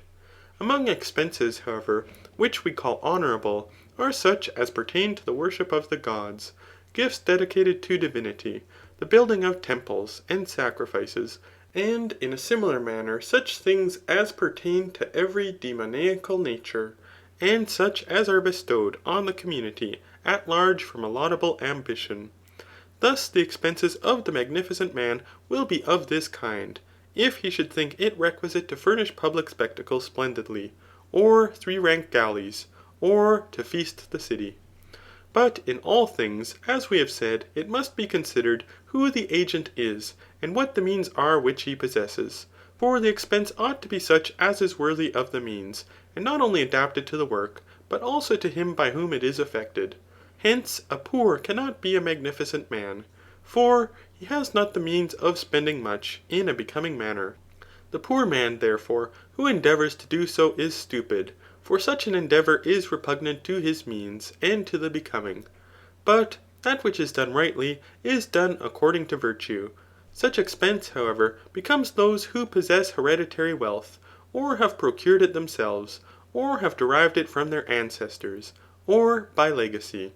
And it likewise becomes those who are noble and renowned, and other persons of the like kind, for all these have magnitude and dignity. The magnificent man, therefore, is especially a person of this description. And magnificence, as we have said, consists in such like expenses, for they are the greatest and the most honourable. With respect to private expenses, however, those pertain to the magnificent man, which are incurred but once, such as marriage, and whatever also there may be of the like kind, and that about which the whole city is earnestly occupied, or those who are in the dignified situation. Also, such expenses as pertain to the receiving and dismissing of strangers, together with gifts and remunerations. For the magnificent man does not spend sumptuously on himself, but on the public. But gifts have something similar to things consecrated to the gods. It is also the province of a magnificent man to build a house in a manner adapted to wealth, for this also is a certain ornament, and to bestow more upon those works which are more lasting, for these are most beautiful. It is likewise his province in each of these to observe the becoming, for the same things are not adapted to gods and men, either in building a temple or a sepulchre, and every essence, indeed, is great in its own kind, and that is most magnificent which is great in a great thing. But that is so in the second place, which is great in these things. For there is a difference between magnitude in a work and magnitude in expense. Since a ball, indeed, or a most beautiful jug, possesses the magnificence of a childish gift, but the price of these is small and illiberal. On this account it is the province of a magnificent man to do magnificently whatever he may do, in every genus of things. For a thing of this kind cannot easily be transcended, and the magnitude of the expense is appropriate. Such, therefore, is the magnificent man. But he who exceeds and is vulgarly ostentatious, exceeds by spending, as we have before observed, beyond what is becoming. For in small things, and which require but small expense, he consumes much money, and is discordantly splendid. Thus, for instance, he will prepare a wedding dinner through ostentation, and give money to players who are present at the entertainment, as if it were for the public advantage. And in plays, he will introduce a purple curtain before the scenes, as is done by the Megarensians. He will likewise do every thing of this kind, not for the sake of the beautiful in conduct, but that he may display his wealth, and fancies that on account of these things he shall be admired. In things likewise where much expense is required, he spends but little, but where little expense is required, he spends largely. The The parsimonious man, however, is deficient in every thing, and when he has incurred a great expense, then looking to the completion of the work by a too accurate investigation, he leaves it imperfect through too little expense. Every thing also which he does is accompanied with delay and consideration, and on this account he laments, and fancies that he does every thing on a larger scale than he ought. These habits, therefore, are vices, yet they do not bring with them disgrace, because they are neither injurious to others, nor base in the extreme. CHAPTER 3. But magnanimity is conversant with great things, as is evident from the very name. What the quality of the things is, however, with which it is conversant, we must in the first place consider. But it makes no difference whether we survey the habit, or him who subsists according to the habit. He, however, appears to be magnanimous, who deserving great things, thinks that he deserves them. For he who thinks thus of himself undeservedly is stupid. But no one who is endued with virtue is either stupid or a fool. The above mentioned character, therefore, is magnanimous. For he who deserves small things, and thinks that he deserves them, is a modest but not a magnanimous man, since magnanimity consists in magnitude, just as beauty consists in a large body. For small men are elegant, and have symmetry of form, but are not beautiful. He, however, who thinks that he deserves great things, but thus thinks undeservedly, is proud. Though not every one is proud, who deserving many things, thinks he deserves more. But he who estimates himself less than he deserves is pusillanimous. If deserving things of a moderate or small nature, he thinks himself to deserve still less than these. And he will especially appear to be a character of this kind, who, deserving great things, has this humiliating opinion of himself. For what would he do if he were not deserving of such things? The magnanimous man, therefore, is in magnitude the summit, but in that which is requisite, the middle. For he thinks himself deserving of that which he does deserve. But the other characters exceed and are deficient. Hence, if deserving great things, he thinks that he deserves them, and especially if he deserves the greatest things, he will principally be conversant with one thing. What this is, therefore, must be assumed from desert, and desert is denominated with reference to external goods. We must, however, consider that as the greatest of external goods, which we attribute to the gods, after which those who are in a dignified situation especially aspire, and which is the reward of the most beautiful deeds. But honour is a thing of this kind, for this is the greatest of external goods. The magnanimous man, therefore, is conversant with honour and dishonour in such a manner as is proper. And indeed, without any reasoning process, the magnanimous appears to be conversant with honour. For great men especially think themselves deserving of honour, but they think so deservedly. The pusillanimous man, however, is deficient both with respect to himself and the desert of the magnanimous man.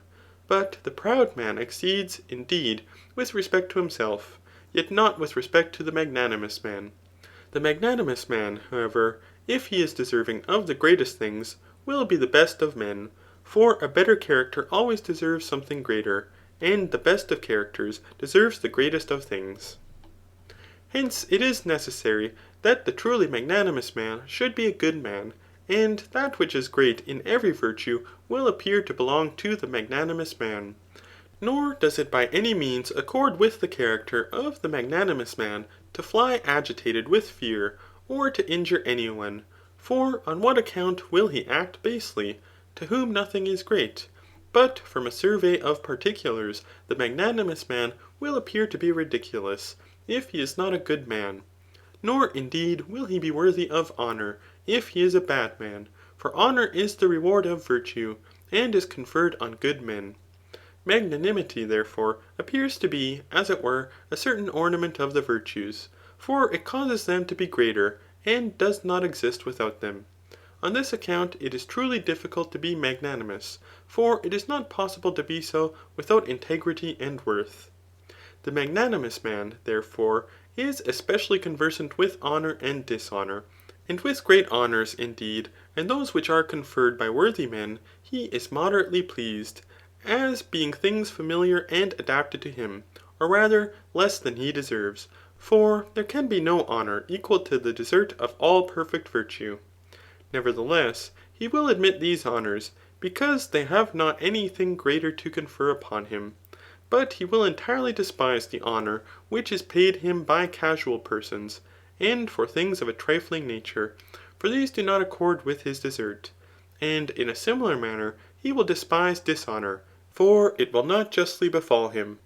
The magnanimous man, therefore, as we have said, is especially conversant with honour. Nevertheless, with respect to wealth also, and power, and all prosperous and adverse fortune, he will conduct himself in these moderately, in whatever manner they may take place. And neither in prosperity will he be very much elated, nor in adversity very much dejected.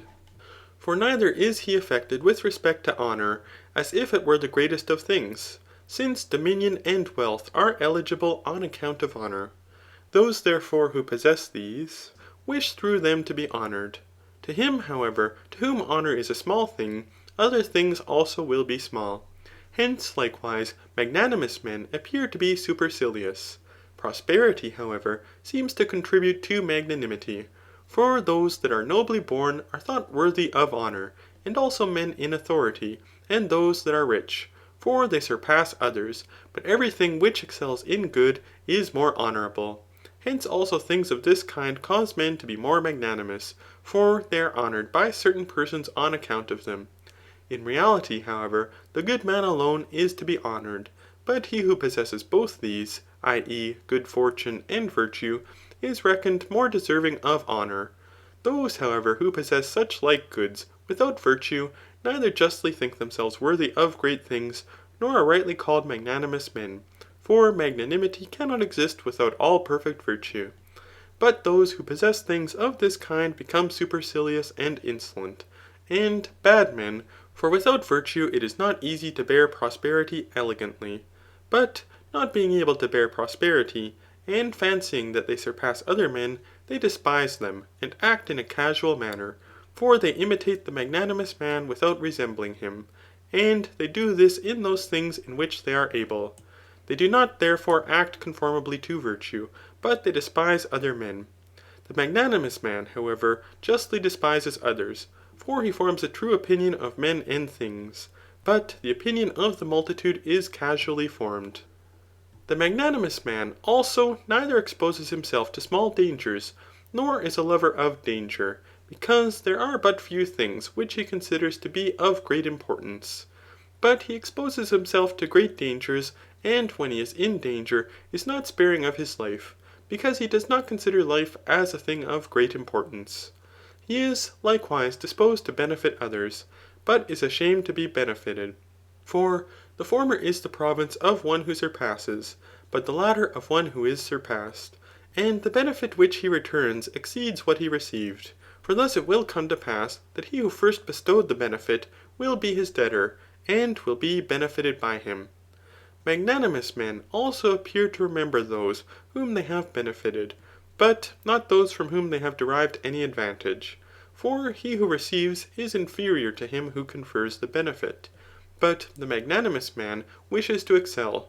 Hence, neither does Thetis mention the benefits she had conferred on Jupiter, nor the Lacedaemonians those which they had conferred on the Athenians, but those which they had received from them. It is likewise the property of a magnanimous man to ask nothing of any one, or scarcely to do so, but to administer readily to the wants of others, and towards those indeed who are in a dignified situation, and in prosperous circumstances, to be great in his behaviour, but moderate towards those who are in a middle condition. For to surpass the former is difficult and venerable, but it is easy to excel the latter. And to conduct himself with dignity among the former is not ignoble, but among the lower class of men it is arrogant, in the same manner as it would be for a man to display his strength among the infirm.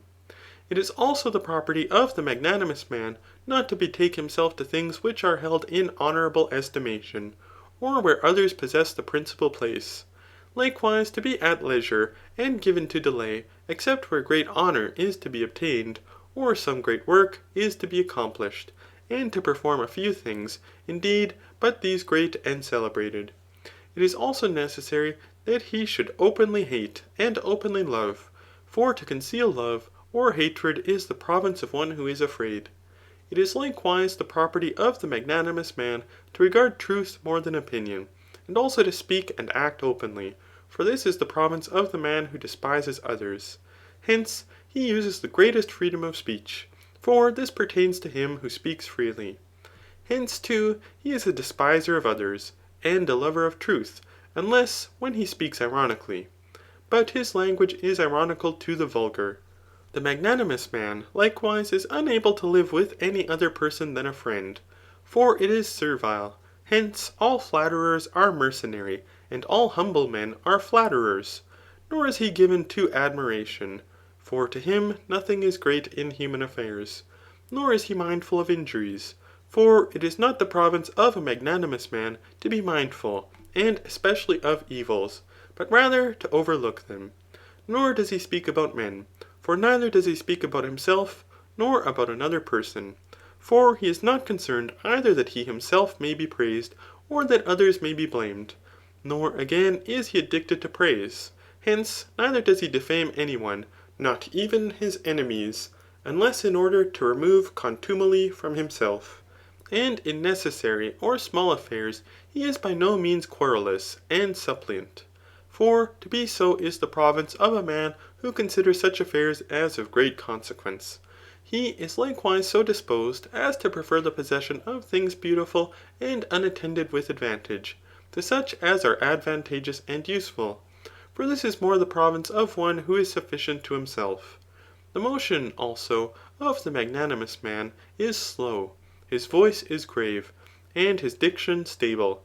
For he who is earnestly attentive to but few things is not prone to be hasty, nor is he vehemently strenuous, who considers nothing in human affairs as great, but acuteness of voice and rapidity of motion are produced from vehemence, and considering human affairs as important. Such, therefore, is the magnanimous man. He, however, who is deficient in magnanimity is pusillanimous, but he who exceeds is proud and arrogant. Neither, however, do these characters appear to be bad, for they are not malevolent, but wander from the medium. For the pusillanimous man, indeed, deserving good things, deprives himself of what he deserves, and appears to have something depraved, in consequence of not thinking himself to deserve what is good. He also is ignorant of himself, for if he were not, he would aspire after things of which he is worthy, such things being good. Such men, however, do not appear to be stupid, but rather to be sluggish. But an opinion of this kind seems to render them worse, for every one desires what is adapted to his desert. They, likewise, withdraw themselves from beautiful actions and pursuits, as if they were unworthy of them, and in a similar manner from external goods. But the proud and arrogant are stupid and ignorant of themselves, and this obviously, for they endeavour to obtain honourable things, as if they deserved them, and afterwards are reprobated by others for doing so. They also study the ornaments of dress and graceful deportment, and the like, and they wish that their prosperity may be apparent, and they speak of themselves as if they were to be honoured on account of these things. Pusillanimity, however, is more opposed to magnanimity than pride and arrogance, for it more frequently occurs and is a worse evil. Magnanimity, therefore, is, as we have said, conversant with great honour. Chapter 4. It seems, however, that a certain virtue is conversant with honour, as we have before observed, which would appear to have a similar relation to magnanimity, that liberality has to magnificence. For both these virtues are remote from magnitude, but dispose us in such a way as is proper with respect to things moderate and small. But as in the receiving and giving of money, there are a medium, excess, and defect, thus also in the appetition of honour there are the more and the less than is proper, and whence it is proper, and as it is proper. For we blame the ambitious man as aspiring after honour more than is proper, and whence it is not proper to obtain it.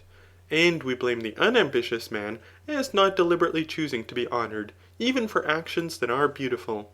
Sometimes, however, we praise the ambitious man as virile, and a lover of beautiful conduct. but the unambitious man as modest and temperate, as we have before observed. But it is evident, that since the lover of a certain thing is said to be so multifariously, we do not always refer the lover of honour to the same thing. But when we praise him, it is because he desires honour more than the vulgar desire it, and when we blame him, it is because he desires it more than is proper. Since, however, the medium is anonymous, the extremes appear to contend for it as for a solitary place. But in those things in which there are excess and defect, there is also a medium. Men also aspire after honour more or less than is proper, and, therefore, they also aspire after it in such a way as is proper. Hence, this habit is praised, which is an anonymous medium about honour. It appears, however, with reference to ambition, to be a privation of ambition, and to be ambition with reference to a privation of ambition, and to be in a certain respect both with reference to both. This also appears to be the case in the other virtues. Here, however, the extremes are seen to be opposed to each other, because the middle is without a name. CHAPTER 5. But mildness is, indeed, a medium conversant with anger.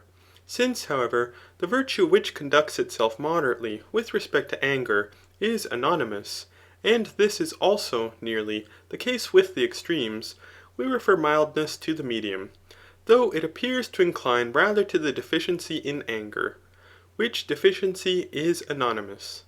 But the excess may be called a certain angriness, for the passion is anger, but the causes of it are many and various. He therefore who is angry from causes, and with persons with which it is proper to be angry, and farther still, in such a manner as is proper, and when, and as long as it is proper, is praised. Hence, he will be a mild man, since mildness is praised. For the mild man wishes to be without perturbation, and not to be led by passions, but to be angry as reason may ordain in these things, and for as long a time as it prescribes. He appears, however, rather to err in the deficiency with respect to anger. For the mild man is not given to revenge, but is rather inclined to pardon. But the deficiency, whether it be a certain lenity, or whatever it may be, is blamed. For those who are not angry from causes for which it is proper to be angry, appear to be stupid. And this is also the case with those who are not angry as it is proper, nor when it is proper, nor with those persons with whom it is proper, since they appear to be without sensation, and to be void of pain. And also, since they are not angry, they are not inclined to revenge. For it is servile for a man to endure the insolent behaviour of others towards himself, and his own relations. Excess, however, in anger has a manifold subsistence. For it is possible to be angry with persons, and from causes with which it is not proper, and also more and less, and for a longer time than is proper. All these excesses, however, are not inherent in the same person, for it is not possible that they should be. For evil destroys itself, and if it is perfect and entire, is intolerable. Those, therefore, who are irascible rapidly become angry, and with things and from causes with which they ought not to be angry, and also more than is proper. But they quickly cease to be angry, which is a most excellent thing. But this happens to them because they do not restrain their anger, but return an injury as soon as they have received it. Hence, their anger on account of its celerity is manifest, but afterwards they cease to be angry. The extremely irascible, however, are excessively rapid in their anger, and are angry with every thing, and on every occasion, whence also they derive their appellation.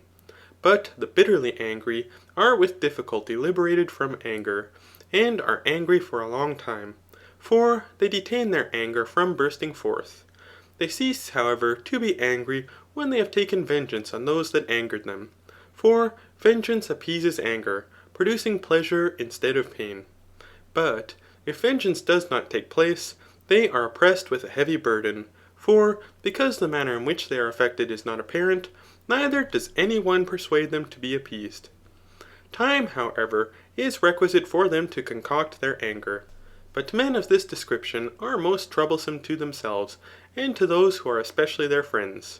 We likewise call those men severe in their anger, who are angry from causes for which they ought not, and in a greater degree, and for a longer time than is proper, and who cannot be appeased without revenge or punishment. To mildness, however, we rather oppose the excess than the defect, for it is more frequent, since it is more human to revenge an injury. Severe men, also, are worse for the purpose of association. But that which we before observed is also manifest from what we now say. For it is not easy to define how, and with what persons, and from what causes, and for how long a time a man should be angry, and also to what extent he may be so rightly, or erroneously. For he who transgresses in a small degree is not blamed, whether he inclines to the more or to the less, since we sometimes praise those that are deficient, and call them mild, and sometimes we call those who are severely angry virile, as being men who are able to govern others. It is not, therefore, easy to explain in words the quantity and mode of transgression which is blamable, for the judgment of this is situated in particulars, and in sense.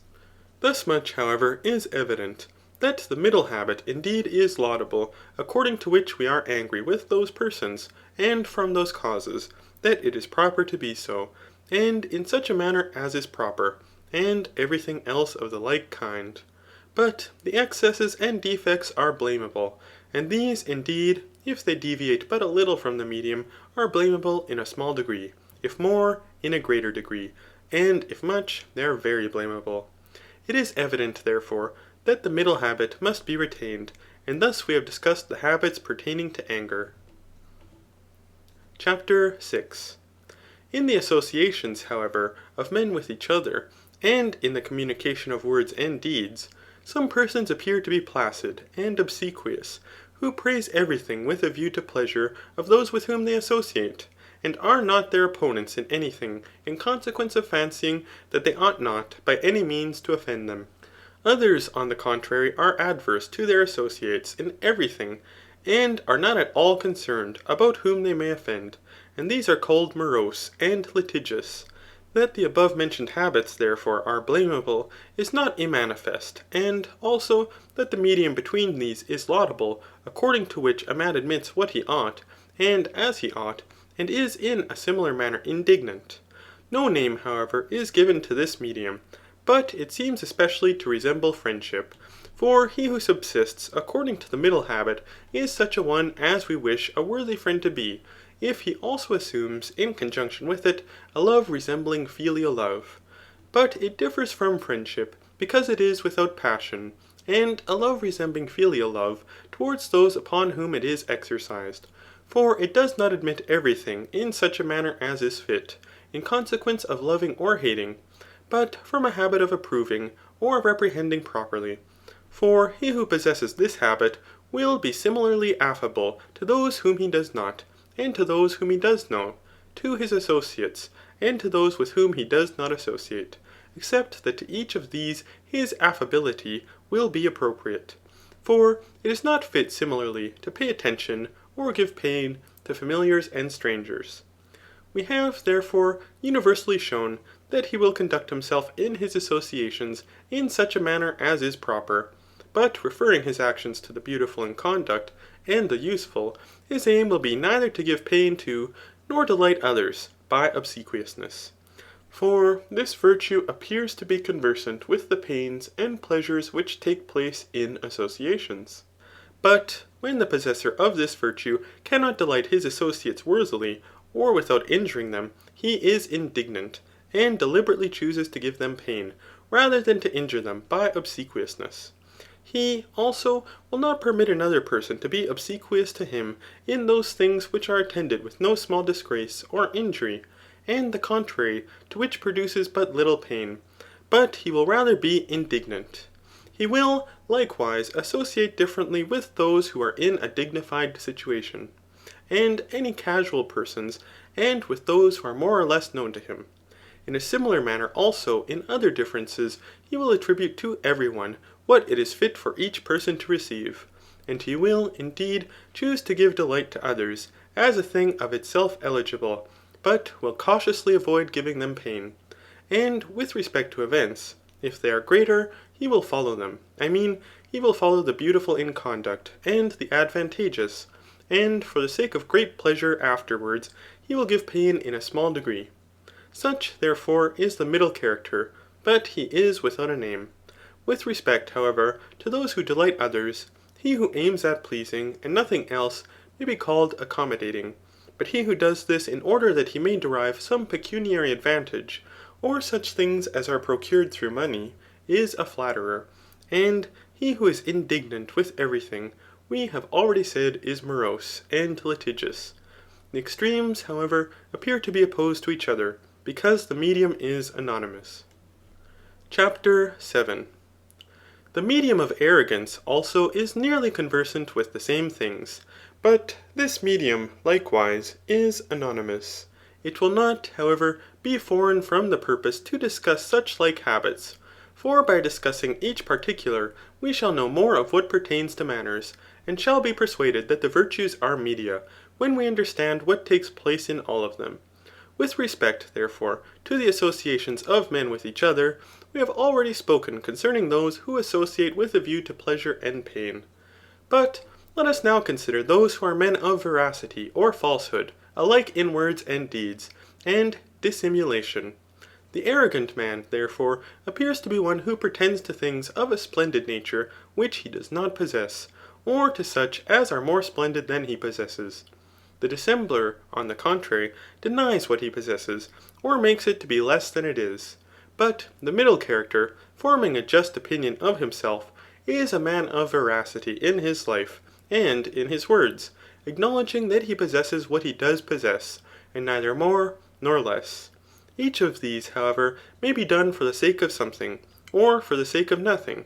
But such as a man is, such also will be his words and actions, and such also will be his life, unless he acts for the sake of something. Of itself, however, falsehood is bad and blamable, but truth is beautiful and laudable. Hence, the man of veracity, indeed, being a middle character, is laudable. But of the two characters who want veracity, both indeed are blamable, but the arrogant man more than the other. We shall, however, speak concerning each of these, and in the first place, concerning the man of veracity. For we do not speak of the man who has veracity in compacts, and in things which pertain to injustice or justice, for this will belong to another virtue. But we speak of him who, though nothing of this kind should occur, is a man of veracity, both in words and in his life, because he is such from habit. But such a one will appear to be a worthy man, for he who is a lover of truths, and who speaks the truth in things in which it is of no consequence whether he does or not, will in a still greater degree speak the truth of things in which it is of consequence. For he will avoid what is false as base, and which also he will of itself avoid. But such a man is worthy of praise. He will, however, if it should be requisite to deviate from the medium, rather incline to what is less than the truth. For this appears to be more elegant, because excesses are troublesome and invidious. But he who pretends that he possesses things of greater consequence than he really does, and this for the sake of nothing else, resembles indeed the depraved man. For otherwise he would not be delighted with falsehood, yet he seems to be rather a vain than a bad man. If, however, he does this for the sake of something, such as glory or honour, he is not very blamable, as the arrogant man is. But if he does it for the sake of money, or for things which pertain to money, he is more base. But the arrogant man is not characterized by capacity or power, but by deliberate choice. For he is arrogant according to habit, and because he is such a character. Thus also with respect to the man who is without veracity, one delights in falsehood itself, but another delights in it in consequence of aspiring after glory or gain. Those, therefore, who are arrogant for the sake of glory, pretend the possession of those things for which men are praised, or proclaimed to be happy. But those who are arrogant for the sake of gain, pretend to be those characters with which others are delighted, and of which the non-possession may be latent, such as to be a physician, or a prophet, or a wise man. On this account most men pretend and arrogate to themselves things of this kind. for they possess the above-mentioned qualities. Dissemblers, or the ironical, however, who speak less than the truth, appear indeed to be more elegant in their manners, for they do not seem to speak for the sake of gain, but in consequence of avoiding fastidiousness. But these persons especially deny that they possess things of an illustrious nature, as also Socrates did. Those, however, who pretend that they do not possess small things, and which are obvious, are called crafty or delicate deceivers, and are very contemptible men. Sometimes also this species of dissimulation appears to be arrogance. Such, for instance, as the garments of the Lacedaemonians. For excess and very great deficiency alike pertain to arrogance. But those who moderately use irony, and are ironical in things which are not very much known and obvious, appear to be elegant men. The arrogant man, however, seems to be opposed to the man of veracity, for he is a worse character. Chapter 8.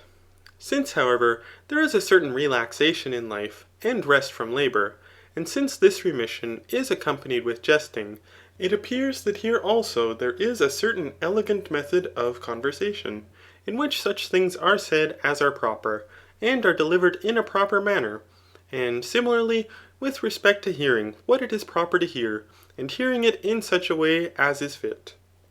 But there is a difference in speaking to some persons rather than to others, and in hearing some things rather than others. It is evident, however, that in these things also there is an excess and deficiency with respect to the medium.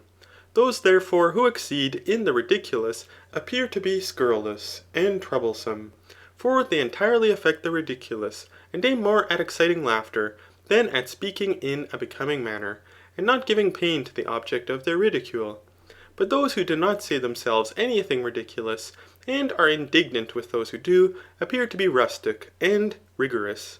Those, however, who jest elegantly are called facetious and versatile, as being of a flexible genius. For of manners there appear to be such like motions, but as a judgment is formed of bodies from motions, so likewise of manners. Since, however, there is a redundancy of the ridiculous, and most men delight in jests and cavilling more than is proper, the scurrilous also are called versatile, as being polite and pleasant.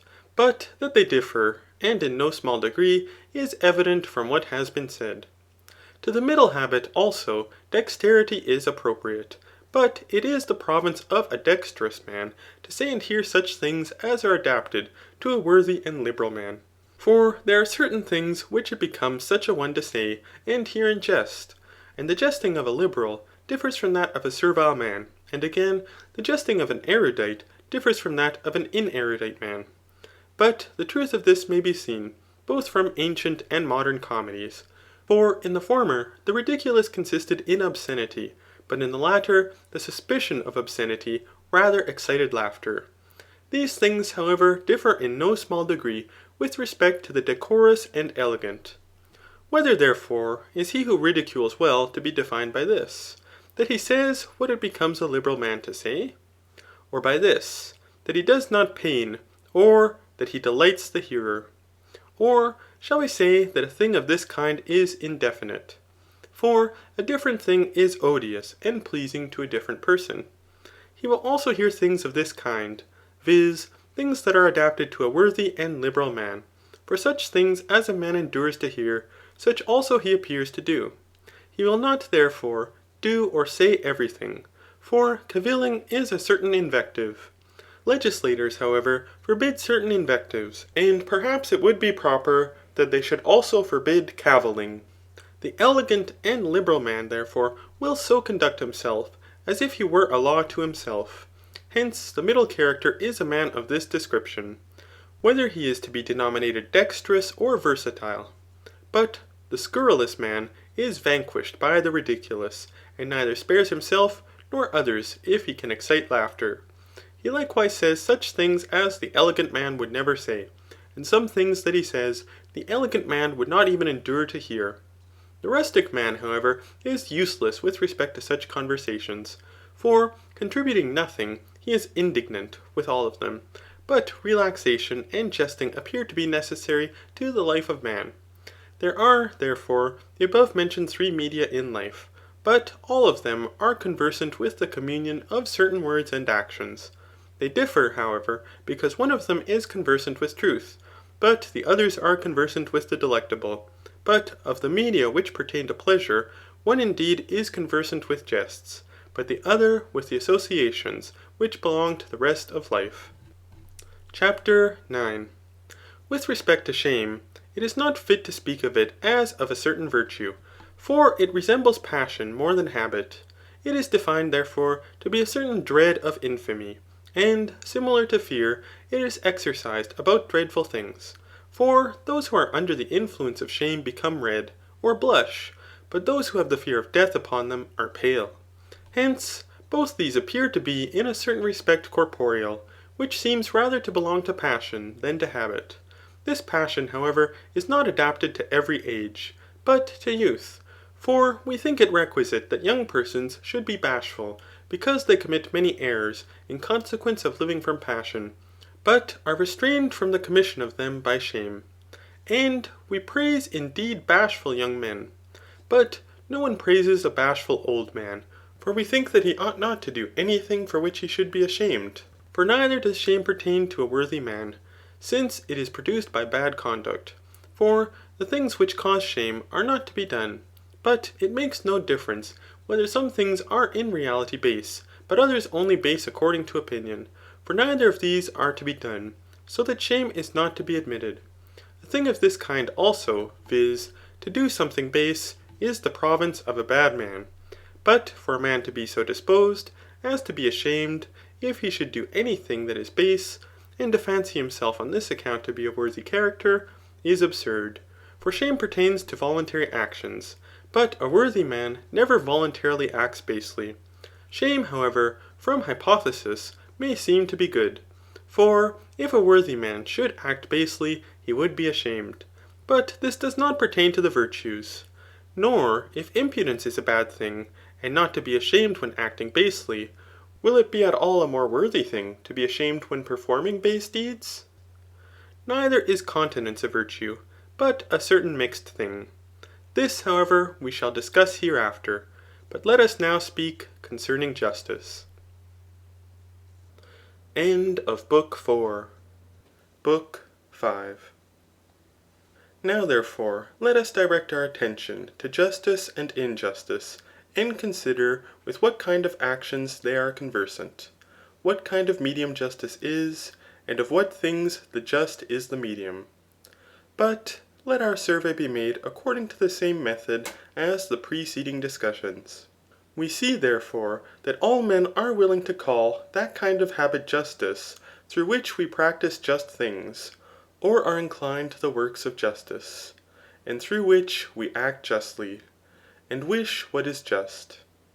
And after the same manner, injustice is that habit through which men act unjustly, and wish what is unjust.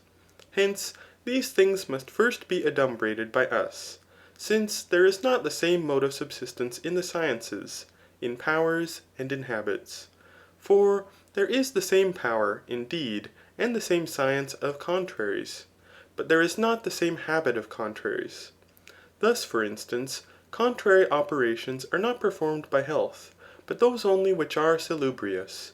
For we say that a man walks in a healthy manner, when he walks in such a way as a healthy man walks. Frequently, therefore, a contrary habit is known from a contrary habit, but frequently habits are known from their subjects. For if a good habit of body is apparent, a bad habit of body will also be apparent. And from things which produce a good habit of body, this good habit will be known, and from this good habit its producing causes will be known. For if a good habit of body is a density of the flesh, a bad habit of body will necessarily be a rarity of the flesh, and that which produces a good habit of body will be productive of density in the flesh. It follows, however, for the most part, that if one contrary is predicated multifariously, the other also will be multifariously predicated, as if the just, so likewise the unjust. But justice and injustice are predicated multifariously, though through the proximity of their homonymy this is latent, nor is it more apparent, as is the case in those things which are remote. For the difference according to idea or form is great.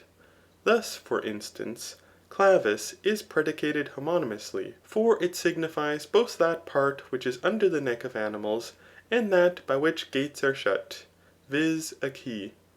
We must consider, therefore, in how many ways an unjust man is denominated.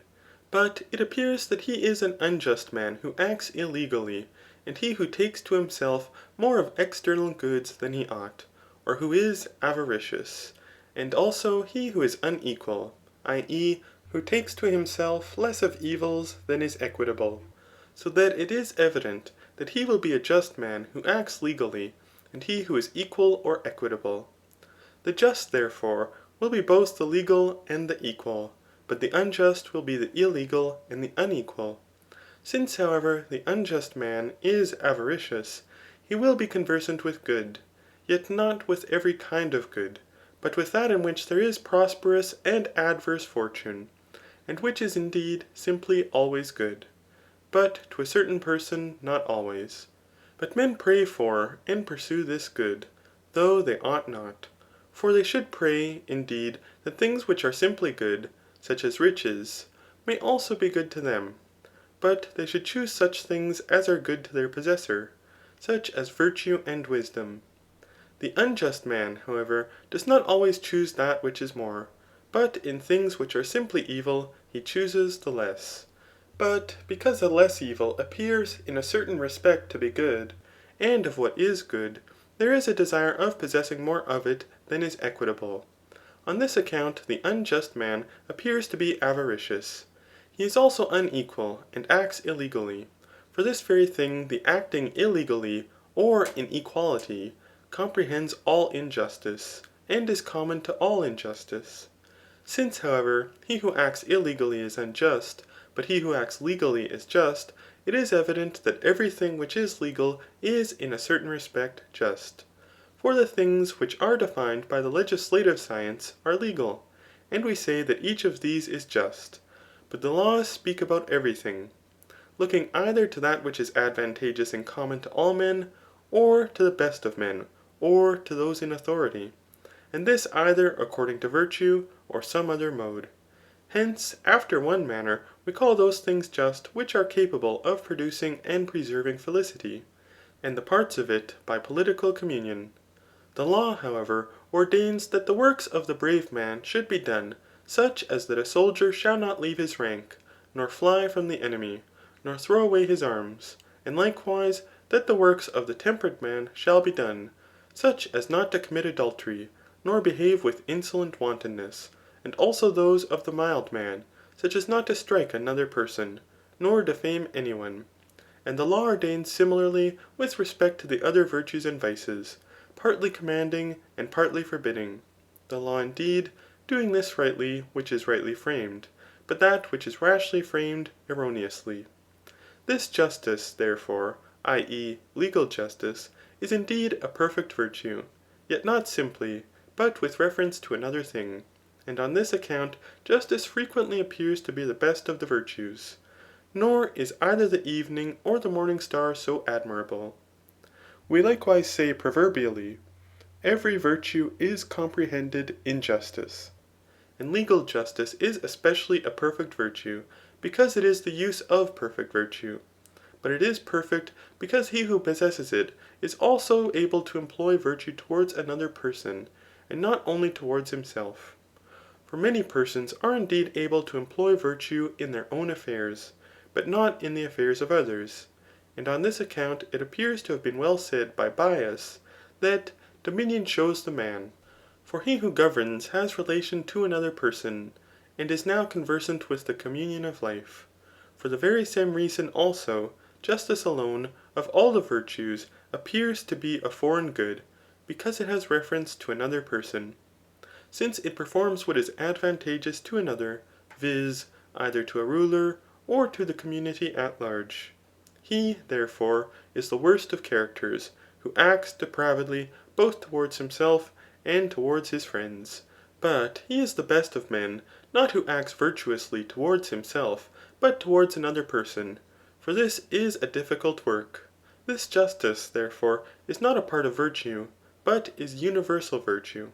Nor is the injustice which is contrary to it a part of vice, but universal vice. What the difference, however, is between virtue and this justice is evident from what has already been said. For it is indeed the same with it, but not essentially. For so far, indeed, as it has reference to another person, it is justice, but so far as it is habit of a certain description, it is simply virtue. Chapter 2.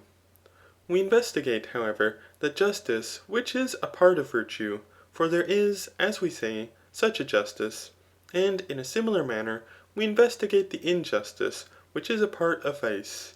But that there is such a justice is indicated by this, that he who energizes according to other depravities acts unjustly, indeed, but does not assume to himself more of external good than he ought. Such, for instance, as the man who throws away his shield through timidity, or he who speaks ill of another from asperity, or who does not give pecuniary assistance to another through illiberality. But when he assumes to himself more than he ought, he frequently is not vicious, according to any one of such vices, nor yet according to all the vices, but according to a certain depravity. For we blame him, and for injustice. There is, therefore, a certain other injustice, as being a certain part of universal injustice, and a certain something unjust, which is a part of the whole of the unjust that is contrary to law. Farther still, if one person, indeed, should commit adultery for the sake of gain, and should receive money for so doing, but another should give money and sustain an injury in his property, by doing it in consequence of being under the influence of strong desire, the latter, indeed, will rather appear to be intemperate than one who assumes to himself more than he ought. But the former will be unjust, but not intemperate, and it is evident that he will not, because he acts with a view to gain. Again, in all other unjust deeds, there is always a reference to a certain depravity. Thus, if a man commits adultery, the reference is to intemperance. If he abandons his post in battle, the reference is to timidity. But if he strikes another person, to anger. If, however, he obtains money by it, the reference is to no other depravity than to injustice.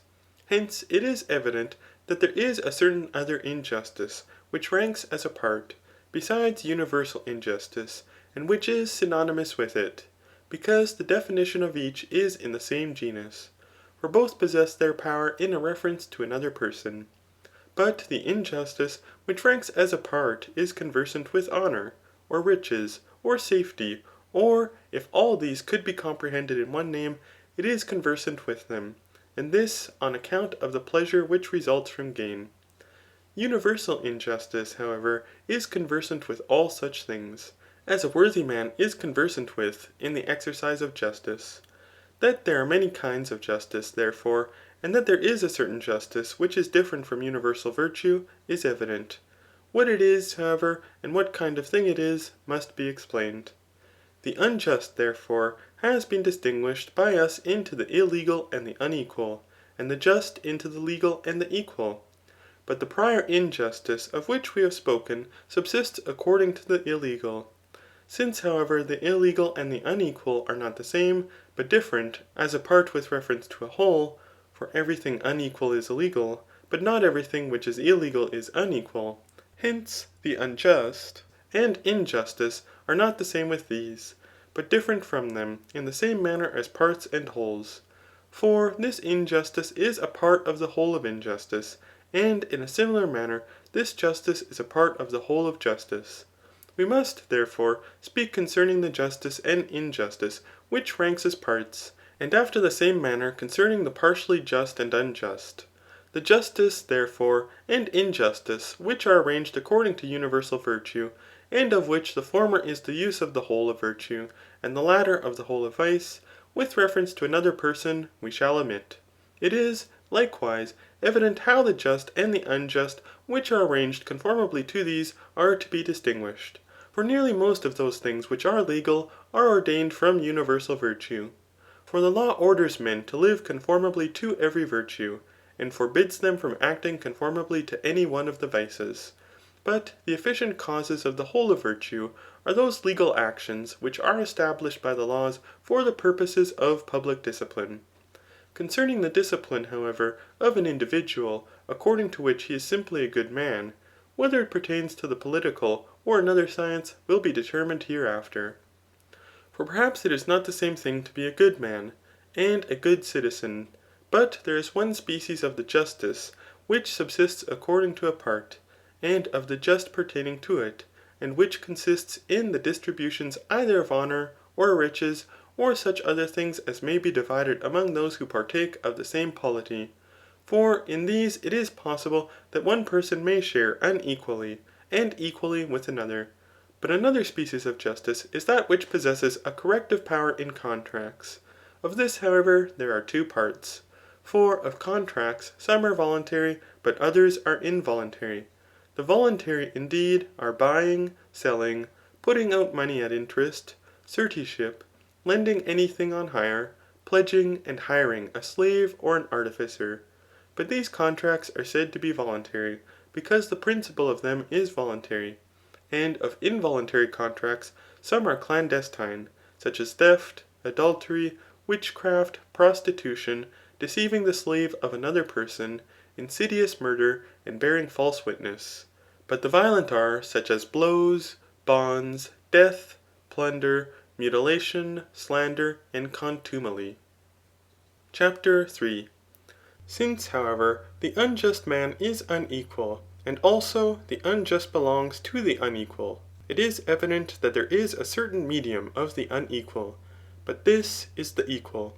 For in whatever action there is, the more and the less, there is also the equal. If, therefore, the unjust is unequal, the just will be equal, which, indeed, without any reasoning process, is manifest to all men. But since the equal is a medium, the just will be a certain medium. The equal, however, is in two things at least. It is necessary, therefore, that the just, which is a medium and equal, should be referred to a certain thing, and to certain things. And so far, indeed, as it is a medium, it is referred to certain things. But these are the more and the less. And so far as it is equal, it is referred to two things. But so far as it is the just, it is referred to certain things. Hence it is necessary that the just should be in four things at least. For the persons to whom the just pertains are two, and the things in which it consists are two. And there will be the same equality between the persons to whom justice pertains, and the things in which it consists. For as is the relation of the former to each other, such also is that of the latter. For if the persons are not equal, they will not have equal things. Battles, however, and accusations hence originate, when either equal persons do not obtain equal things, or those that are not equal have an equal distribution of things. This also is evident from distribution according to desert. For all men acknowledge that the just in distribution should be made according to a certain desert.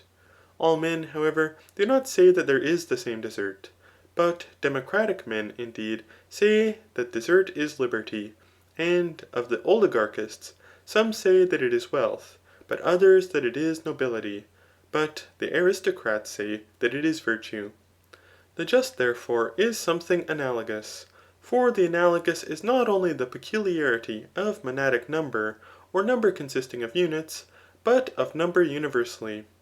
For analogy, or proportion, is equality of ratio, and consists in four things at least.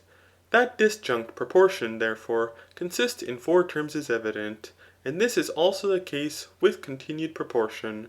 For this uses one thing as two things, as, for instance, as A is to B, so is B to C. Hence, B is twice assumed, so that if B is placed twice, the analogous things will be four. But the just, also, consists in four things at least, and the reason is the same.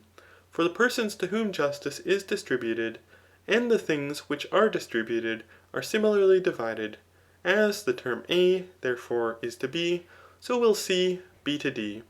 And therefore, alternately, as A is to C, so is B to D. Hence, the whole will be compared with the whole, which the distribution conjoins. And if they are thus compounded, they will be justly conjoined.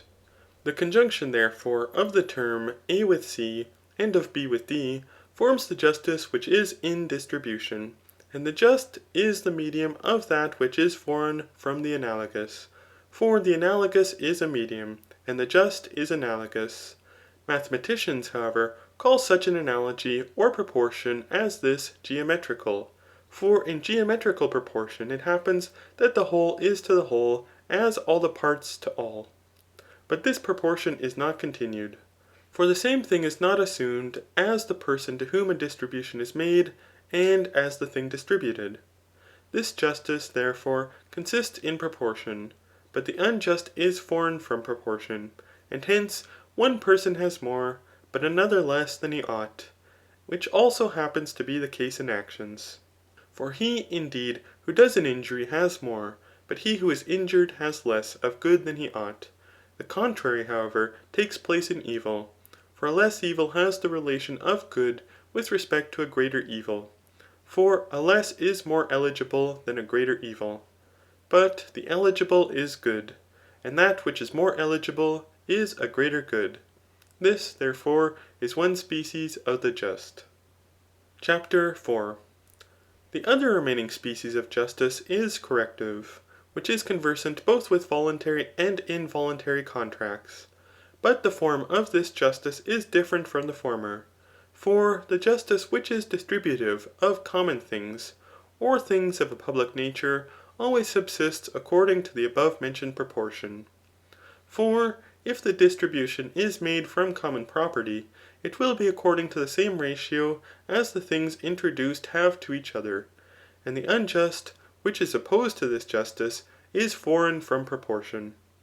The just, however, which is in contracts, is, indeed, a certain equality, and the unjust is inequality, yet not according to geometrical, but arithmetical proportion. For it makes no difference whether a worthy deprives a bad man of his property, or a bad a worthy man, nor whether a worthy or a bad man commits adultery. But the law only looks to the difference of the injury, and uses the persons as if they were equal, though the one, indeed, should injure, but the other should be injured, and though the one should do, but the other should suffer harm. Hence this injustice, since it is unequal, the judge endeavours to equalize. For when one man indeed inflicts a blow, but another is struck, or one man kills, but another is killed, the suffering and the action are divided into unequal parts. But the judge, by the punishment which he inflicts, endeavours to produce an equality, by detracting from the gain. For in things of this kind, in short, though to some things the name will not be appropriate, the injury is denominated gain, and the endurance of the injury loss. But when the suffering is measured, the one is called loss, but the other gain. Hence, of the more and the less, the equal is the medium. With respect to loss and gain, however, the one is more, but the other less contrarily. For the more of good, but the less of evil is gain, and the contrary is loss, of which the equal is the medium, which we say is the just. Hence, the justice which is corrective will be the medium of loss and gain. Hence too, when men contend with each other about legal affairs, they fly to the judge. But to go to a judge is to go to justice. For a judge is nothing else than, as it were, animated justice. They also search for a judge who is a medium, and some persons call judges mediators, as if they should obtain justice if they obtain to the medium. The just, therefore, is a certain medium, since the judge is also, but the judge equalizes, and, as if a line were cut into unequal parts, he takes away from the greater section that by which it exceeds the half, and adds it to the less section. When, however, the whole is divided into two equal parts, then men say they have what is their own, when they obtain the equal. But the equal is the middle of the greater and the less according to arithmetical proportion. Hence also the just (Decaean) is denominated, because it is divided into two equal parts (odi dicha esten), just as if it should be said to be Dicaean. And a judge is called Dicaests, as if he were dichastes, or one who divides a thing into two equal parts. For if when two things are equal, that which is taken from the one is added to the other, the latter will exceed what the former then becomes by two such parts. For if what is taken away from one of the equal things were not added to the other, the one would exceed the other by one such part only. The thing, therefore, to which something is added exceeds the medium by one part, and the medium also exceeds by one part that from which something is taken away. By this, therefore, we may know what ought to be taken away from him who has more, and what ought to be added to him who has less. For it is necessary to add to him who has less that by which the medium exceeds, but to take away from the greatest that by which the medium is exceeded. Let there be three lines, AA, BB, CC, equal to each other. From AA let AE be taken and added to CC, and let that part be CD. Hence, the whole line DCC will exceed the line AE by the line CD, and the line FC, and therefore it will exceed the line BB by the line CD. This also takes place in other arts, for they would be subverted unless that which suffers the same in quantity and quality as that which acts. But these appellations, loss and gain, are derived from voluntary contracts. For when a man obtains more than his own, he is said to gain, but when he has less than what he had at first, he is said to have lost, as in buying and selling, and such other things as the law permits. When, however, men have neither more nor less, but give as much as they receive, they are said to have their own, and neither to lose nor gain. Hence, the just is the medium of a certain gain and loss in things which are not voluntary, so that each of those who form a contract may have as much afterwards as before. Chapter 5. To some persons, however, retaliation appears to be simply just, and this also was the opinion of the Pythagoreans, for they define the just to be simply retaliation. But retaliation is neither adapted to distributive nor to corrective justice, though Rhadamanthus in Aeschylus appears to assert that justice is this, and that the punishment will be equitable when a man suffers the same thing as he has done. For retaliation is frequently discordant. Thus, for instance, if a magistrate should strike a man, it is not proper that the man should strike him in return. And if any one strikes a magistrate, he ought not only to be struck, but to be punished more severely. Again, there is a great difference between the voluntary and the involuntary, but commercial intercourse is preserved by a justice of this kind, if the retaliation is made according to proportion, and not according to equality. For by analogous retaliation, the union of a city becomes permanent. For men either endeavour to return evil, for it appears to be slavery if they cannot retaliate, or they wish when they benefit others to be themselves benefited in return, since if this does not take place there is no compensation, by which the permanent union of society is effected. Hence the temple of the Graces is built in a conspicuous part of the city, for the purpose of producing remuneration, for this is the peculiarity of grace or favour. For it is requisite to return a favour to him who has conferred one, and he again should begin to confer a favour. But a conjunction according to a diameter produces the retribution which is according to analogy. Thus, for instance, let the builder of a house be A, a shoemaker B, the house C, and the shoe D. It is necessary, therefore, that the builder of the house should receive from the shoemaker his work, and give his work to him in return. Hence, if the first equality is that which is according to analogy, and afterwards a retaliation is made, it will be that which we have mentioned. But if not, there will neither be equality, nor will the bond of society remain. For nothing hinders but that the work of the one may be more excellent than the work of the other. It is necessary, therefore, that these should be equalized. But this also takes place in the other arts, for they would be subverted, unless that which is passive suffered the same in quantity and quality as the agent effects. For the communion of society is not produced from two physicians, but from a physician and a husbandman, and in short, from different and not from equal characters, but it is necessary that these should be equalized.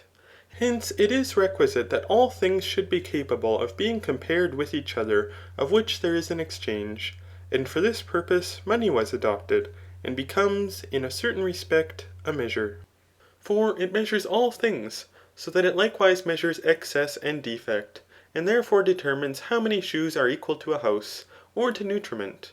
It is necessary, therefore, that such as the ratio is of the builder of a house to a shoemaker, such should be the ratio of the number of shoes to a house, or to nutriment. For if this does not take place, there will neither be exchange nor communion, and it will not take place, unless the things compared are in a certain respect equal.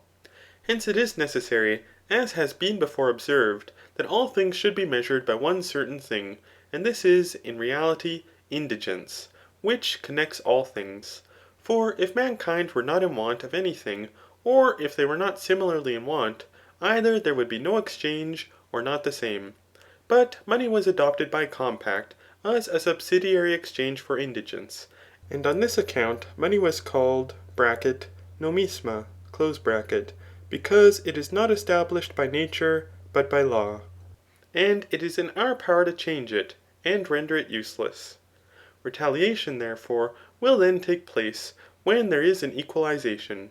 Hence, as the husbandman is to the shoemaker, so is the work of the shoemaker to the work of the husbandman.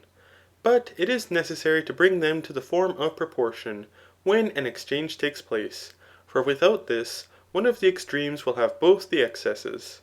When, however, each person has his own, they will thus be equal, and communicate with each other, because this equality can be produced among them. Let the husbandman be A, the nutriment C, and the work of the shoemaker equal to the nutriment be D.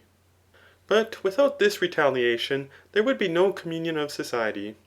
That indigence, however, connects as being one certain thing is evident, because when men are not in want of each other, either both or one of them, no exchange takes place, as it does when one is in want of what the other possesses, as for instance wine, for which an exportation of corn is granted. It is necessary, therefore, that this should be equalized. In order to future exchange, however, if nothing should at present be wanted, that it may be obtained when it is wanted, money becomes, as it were, a certituus. For it is requisite that he who brings money should take what he wants in exchange for it. Money, therefore, also suffers this very same thing, for it does not always possess an equal power, but at the same time it is more permanent. Hence it is necessary that all things should be estimated, for thus there will always be an exchange, and if there is an exchange, there will be a communion. Money, therefore, as a measure having made things commensurate, equalizes them. For there would be no communion without exchange, nor exchange without equality, nor equality without commensuration. In reality, therefore, it is impossible that things which so much differ should become commensurate. But for the purposes of indigence, this is sufficiently possible. Hence it is necessary that there should be one certain thing, as a measure, and this from assumption. Hence it is called money. For this causes all things to be commensurate, since all things are measured by money. Let a house be A, 10 mina B, and a bed C. A therefore will be the half of B, if the house is worth 5 mina, or is equal to the value of 5 mina. But let the bed C be the 10th part of B. It is evident, therefore, how many beds are equal in value to the house, viz. 5. That such, however, was the exchange before there was money is manifest. For it makes no difference whether 5 beds, or as much as the worth of 5 beds, are given for the house. Thus, therefore, we have shown what the unjust, and also what the just is. But these things being determined, it is evident that a just action is a medium between doing and receiving an injury. For the former is to have more, but the latter less than is just. Justice, however, is a medium, not after the same manner with the former virtues, but because it pertains to a medium between the more and the less. But injustice pertains to extremes. And justice, indeed, is that according to which a just man is said to act justly from deliberate choice, and to distribute justice both to himself in making a compact with another person, and to another who makes a compact with another. yet not so as to attribute more of what is eligible to himself, and less to his neighbour, and the contrary of that which is hurtful, but so as to distribute the equal to himself and others according to analogy. And he adopts the same mode of conduct towards another person who forms a compact with another. Injustice, on the contrary, is that according to which an unjust man is said to act unjustly from deliberate choice, and to distribute injustice both to himself and others. But this is the excess and deficiency of that which is beneficial or hurtful, contrary to the analogous. Hence injustice is excess and deficiency, because it pertains to excess and deficiency. To the unjust man himself, indeed, it is an excess of that which is simply beneficial, but a deficiency of that which is hurtful. But to others it distributes in a manner wholly similar, and in whatever way the distribution may happen to be made, it is contrary to the analogous. Of an unjust action, however, the less extreme is, to be injured, and the greater, to injure. After this manner, therefore, we have discussed justice and injustice, and have shown what is the nature of each. And similarly, we have discussed universally the just and the unjust. Chapter 6. Since, however, it is possible that he who acts unjustly may not yet be unjust, for what kind of iniquitous deeds will a man be unjust, according to each species of injustice? For instance, will it be as a thief, or as an adulterer, or as a robber? Or thus, indeed, will the difficulty still remain.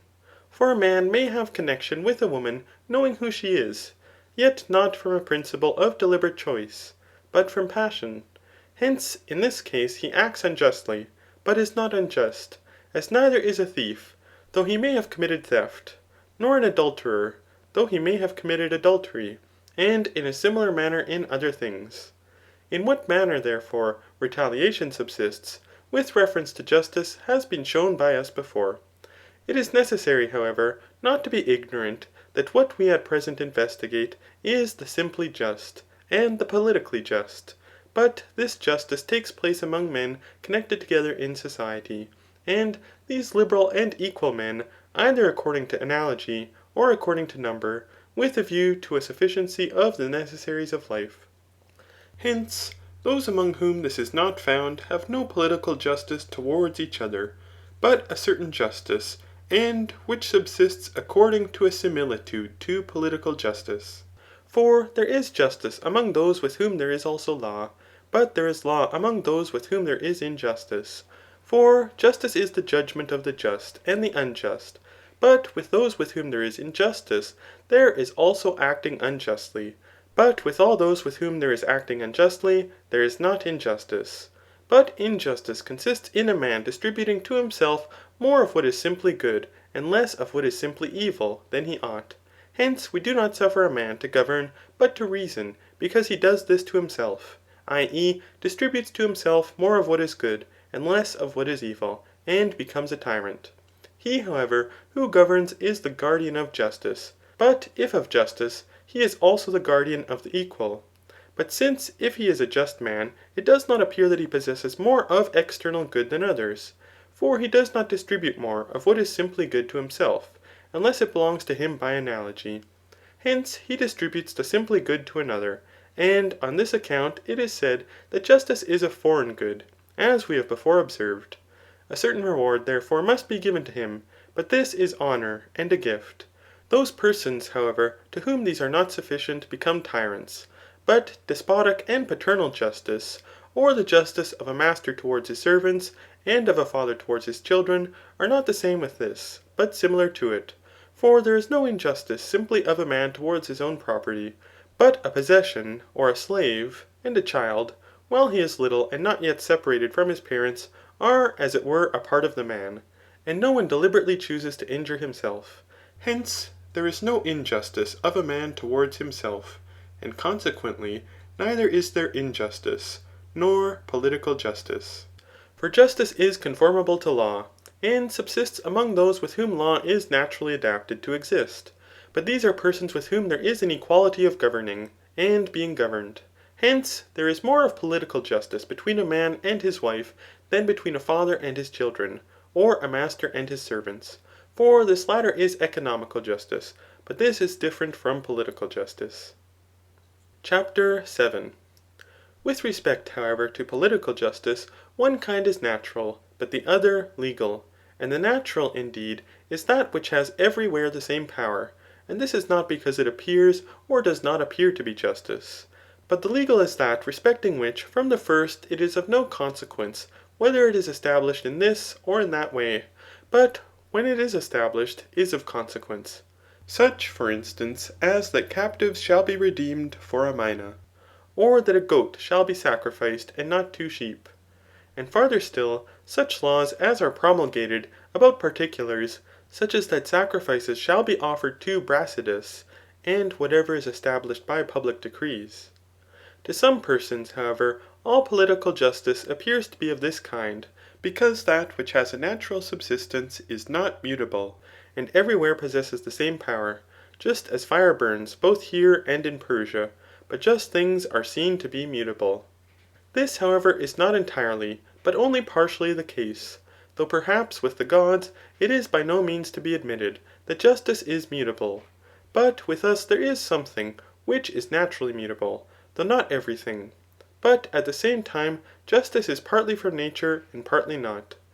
What, however, the justice is, which is from nature, is evident from contingencies, and things which have a various subsistence.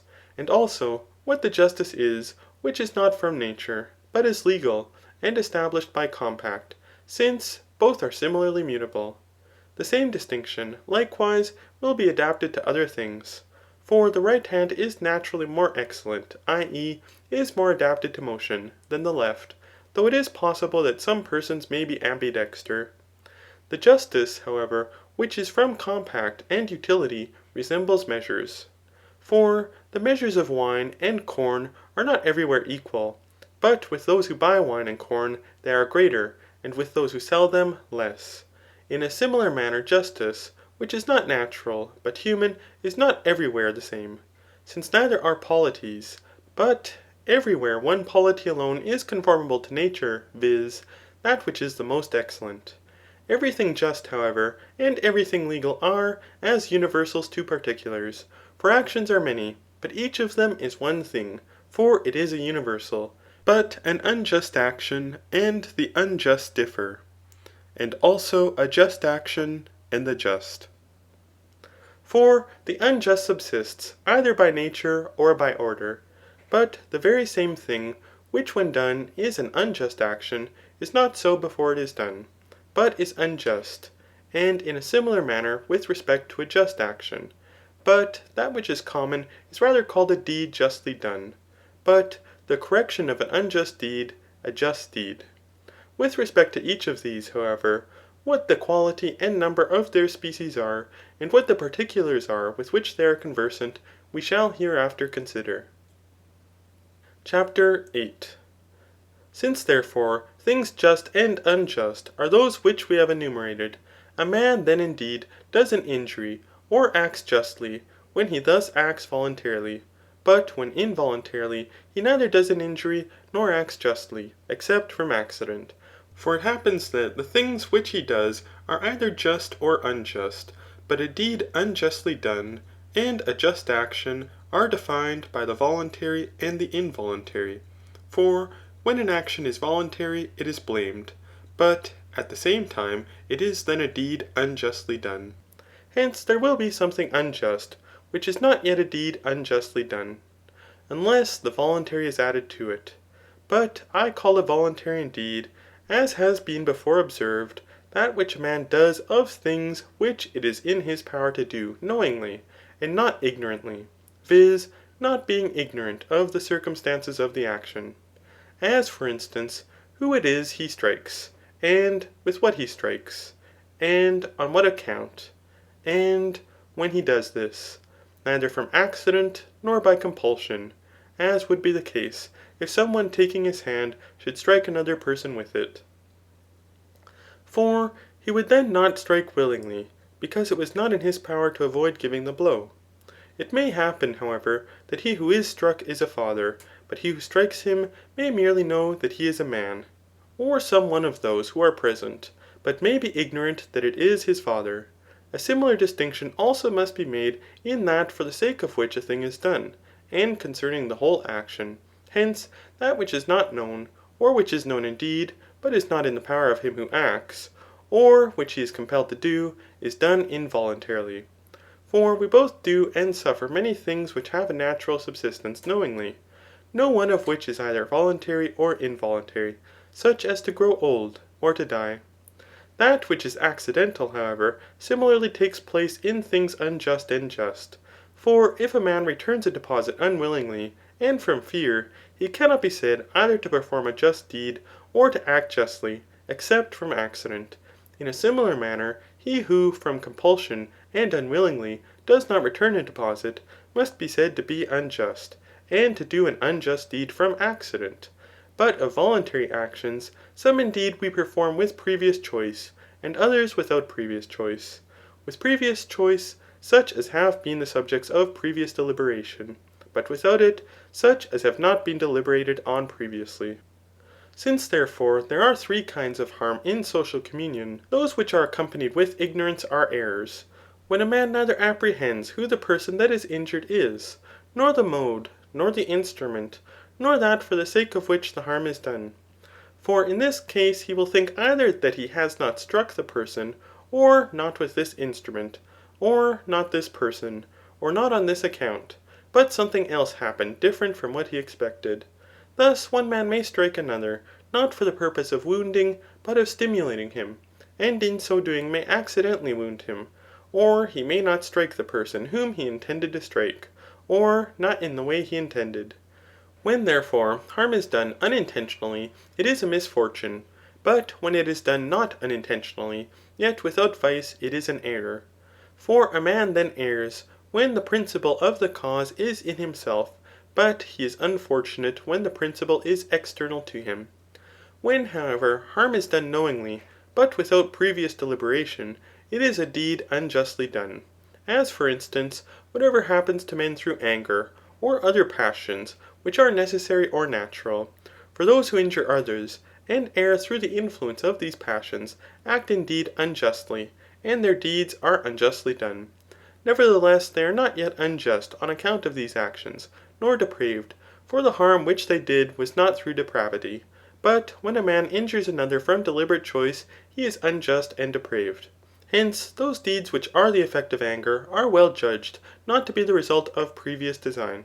For the principle of action is not in him who is angry, but in him who excited his anger. Again, when one man hurts another from anger, there is no controversy about the deed, as to its having been done, but about the justice of it. For anger is excited on account of apparent injustice. For here there is no controversy about the existence of the thing, as there is in contracts, in which it is necessary that one of the contractors should be a depraved character, unless his conduct is the effect of oblivion. But acknowledging the fact, they controvert the justice of it. He, however, who hurts another person deliberately, is not ignorant of the deed. Hence, the one of these thinks he is injured, but the other thinks he is not. But he who does harm to another person from deliberate choice acts unjustly. And he who injures another according to those deeds which are done unjustly is unjust, when he acts contrary to proportion or to the equal. In a similar manner also, he is just when he acts justly from previous choice, but he acts justly if he only acts willingly. Of involuntary actions, however, some deserve to be pardoned, but others do not. For such involuntary errors, as are not only committed ignorantly, but also through ignorance, deserve to be pardoned. But such as are not committed through ignorance, but ignorantly, yet from passion, neither natural nor human, do not deserve to be pardoned. Chapter 9. It may, however, be doubted whether a distinction has been sufficiently made by us between being injured and injuring. In the first place, indeed, if the thing is as Euripides asserts it to be, when he absurdly says, To speak briefly, I may kill my mother, both of us being willing, or I being unwilling, and she willing. For is it true or not, that a person can be willingly injured? Or is every one unwillingly injured, in the same manner as every one who does an injury does it willingly? Or do some persons suffer an injury voluntarily, and others involuntarily? And a similar inquiry may also be made with respect to obtaining justice. For to act justly is wholly a voluntary thing. Hence, the being injured and obtaining justice are deservedly opposed in a similar manner to each other, so that they are either voluntary or involuntary. It may, however, appear to be absurd, that in obtaining justice, the whole should be voluntary, for some persons obtain justice unwillingly. And this also may be doubted, whether every one who suffers something unjust is injured, or whether, as it is in acting, so it is in suffering. For it is possible in both these to obtain what is just from accident. And it is evident that the like also may take place in things unjust. For it is not the same thing to do unjust things, and to do an injury, nor is it the same thing to suffer unjust things, and to be injured. The like also takes place in acting justly, and obtaining justice. For it is impossible to be injured unless there is some one who does the injury, or to obtain justice unless there is some one who acts justly. But if to do an injury is simply to hurt someone willingly, and to hurt willingly is to do so knowing the person who is hurt, and the instrument, and the manner in which he is hurt, but the intemperate man willingly hurts himself, if this be the case, he will be voluntarily injured, and it will be possible for a man to injure himself. This, however, is also one of the things which are dubious, whether it is possible for a man to injure himself. Farther still, a man may voluntarily, through intemperance, be injured by another person, so that it will be possible for a man to be injured voluntarily. Or shall we say that the definition which we have given of doing an injury, viz. That it is to hurt someone voluntarily, is not right? But we must add the words, to hurt, knowing the person who is hurt, and the instrument, and the manner in which he is hurt, contrary to his will? A man, therefore, may be hurt, and suffer unjust things willingly. But no one is willingly injured, for no one wishes to be injured, not even the intemperate man, but he acts contrary to his will. For neither does any one wish for that which he does not fancy to be good, but the intemperate man does that, which he does not think ought to be done.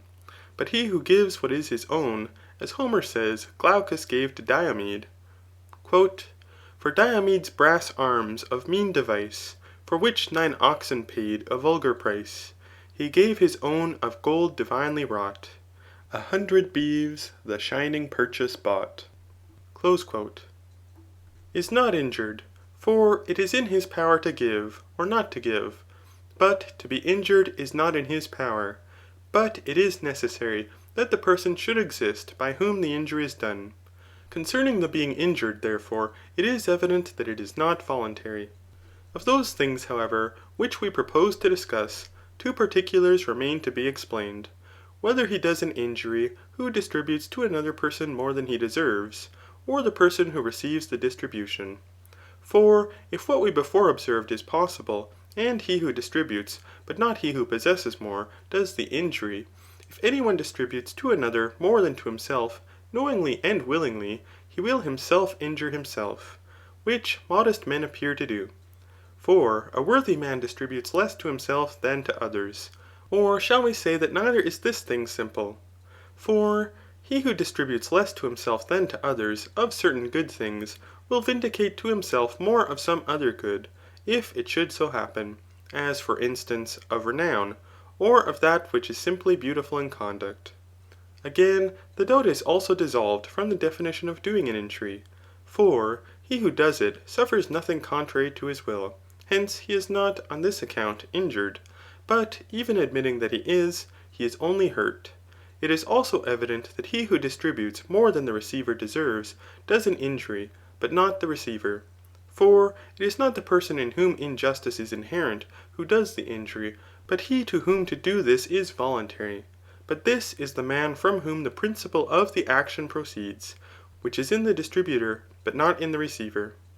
Farther still, since to act is predicated multifariously, and things inanimate in a certain respect kill, the band, as well as the servant by the command of his master, these indeed do not act injuriously, but they do unjust things.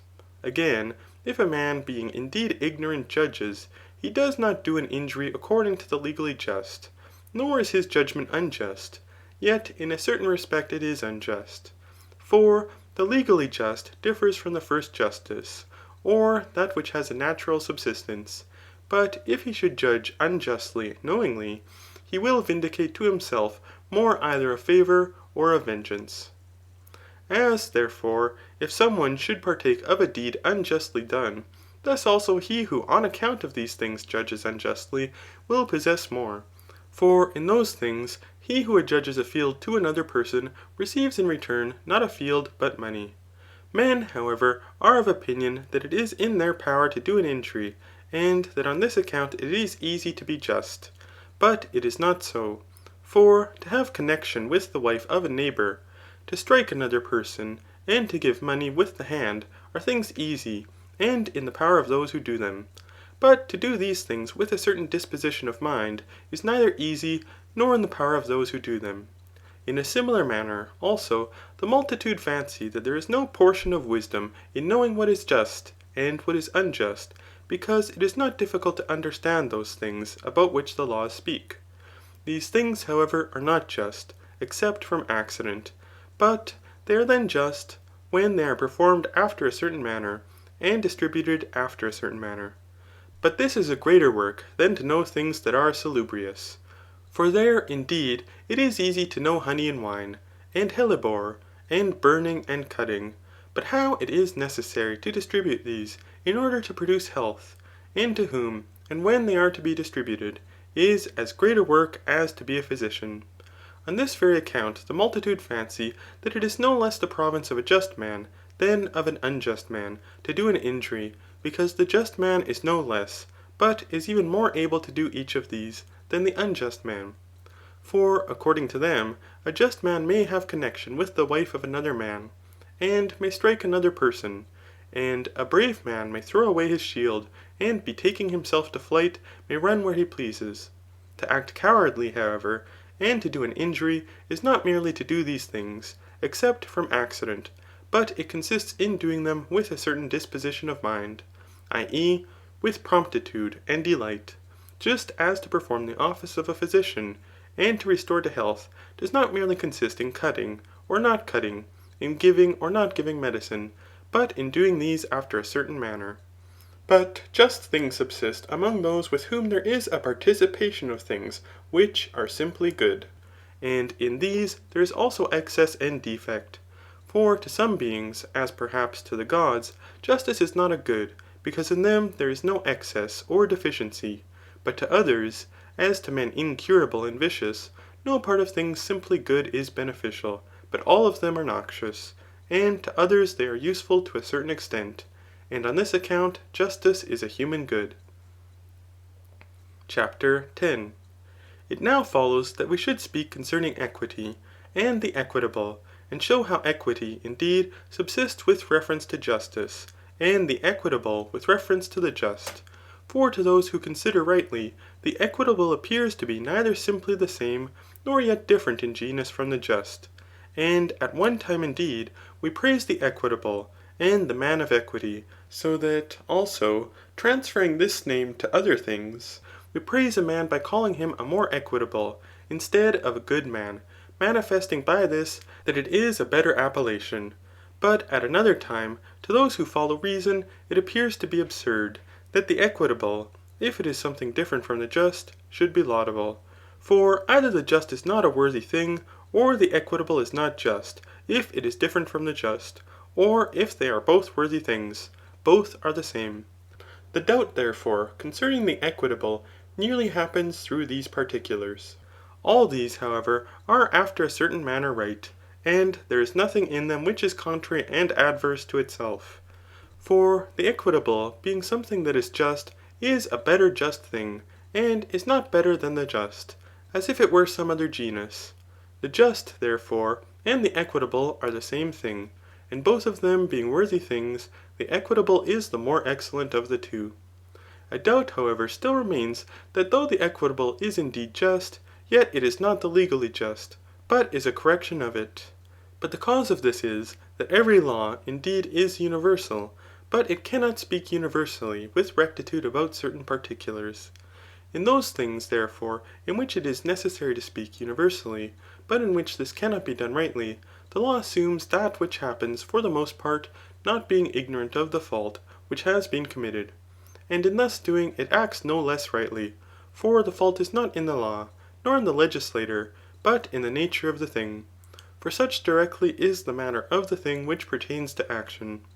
When the law, therefore, speaks universally, and something after this should happen besides, then it is right to correct what the legislator has omitted, and the error which he has committed in speaking simply, since the legislator himself would adopt such correction if he were present, and would have legally established this if he had known it. Hence the equitable is just, and is better than a certain justice. It is not, however, better than what is simply just, but it is better than the justice which errs through speaking simply and generally.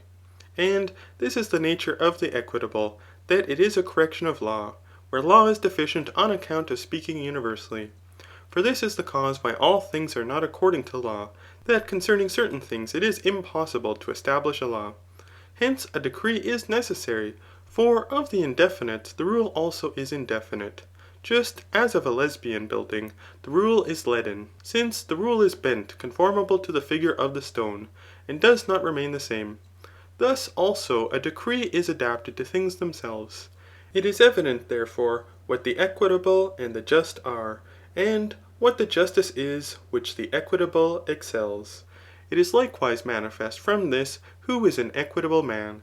For he who deliberately chooses and practices things of this kind, and who is not an accurate distributor of justice in the rigid sense of the word, but remits something of the rigour of the law, though the law is favourable to such rigour, is an equitable man. And the habit itself is equity, being a certain justice, and not a different habit. Chapter 11. From what has been said, also, it is evident whether it is possible for a man to injure himself or not. For there are some just things established by law which pertain to the whole of virtue. Thus, for instance, the law does not order a man to destroy himself, and it forbids what it does not command. Again, when one man hurts another contrary to law, who has not hurt him, he does an injury willingly. But he does an injury willingly, who does it knowing the person whom he injures, and the instrument, and the manner in which he does it. But he who destroys himself through anger, does this willingly contrary to right reason, which the law does not permit. Hence he does an injury. But to whom? Is it not to the city, but not to himself? For he voluntarily suffers, but no one is voluntarily injured. Hence, also, the city punishes him, and a certain disgrace is attached to him who destroys himself, as one who injures the city. Farther still, it is not possible for a man to injure himself in that way in which he is unjust, who only acts unjustly, and is not entirely depraved. For this character is different from him. For the unjust man is in a certain respect so depraved as the timid man is, but not as possessing the whole of depravity. Hence, neither according to this improbity does he do himself an injury. For if he did, the same thing might be taken away, and added at the same time to the same thing. But this is impossible. It is, however, necessary that the just and the unjust should always exist in more than one person. Again, he who does an injury does it voluntarily, and from deliberate choice, and with a precedency in time. For he who injures another because he has been injured by him, does not appear to act unjustly, but he who injures himself suffers and does the same things at the same time. Farther still, a man would be injured willingly, to which may be added that no one does an injury without a particular species of injustice. But no one commits adultery with his own wife, nor does any one dig through his own wall, nor commit a theft on his own property.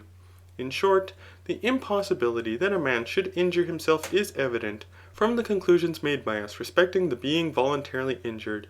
It is likewise evident that both to be injured and to injure are bad things, for the one is to have less, but the other more than the medium, in the same manner as the salubrious in medicine, and that which contributes to a good habit of body in the gymnastic art.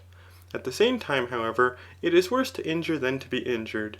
For to do an injury is accompanied with vice, and is blameable, and with vice which is either perfect and simply vice, or nearly so.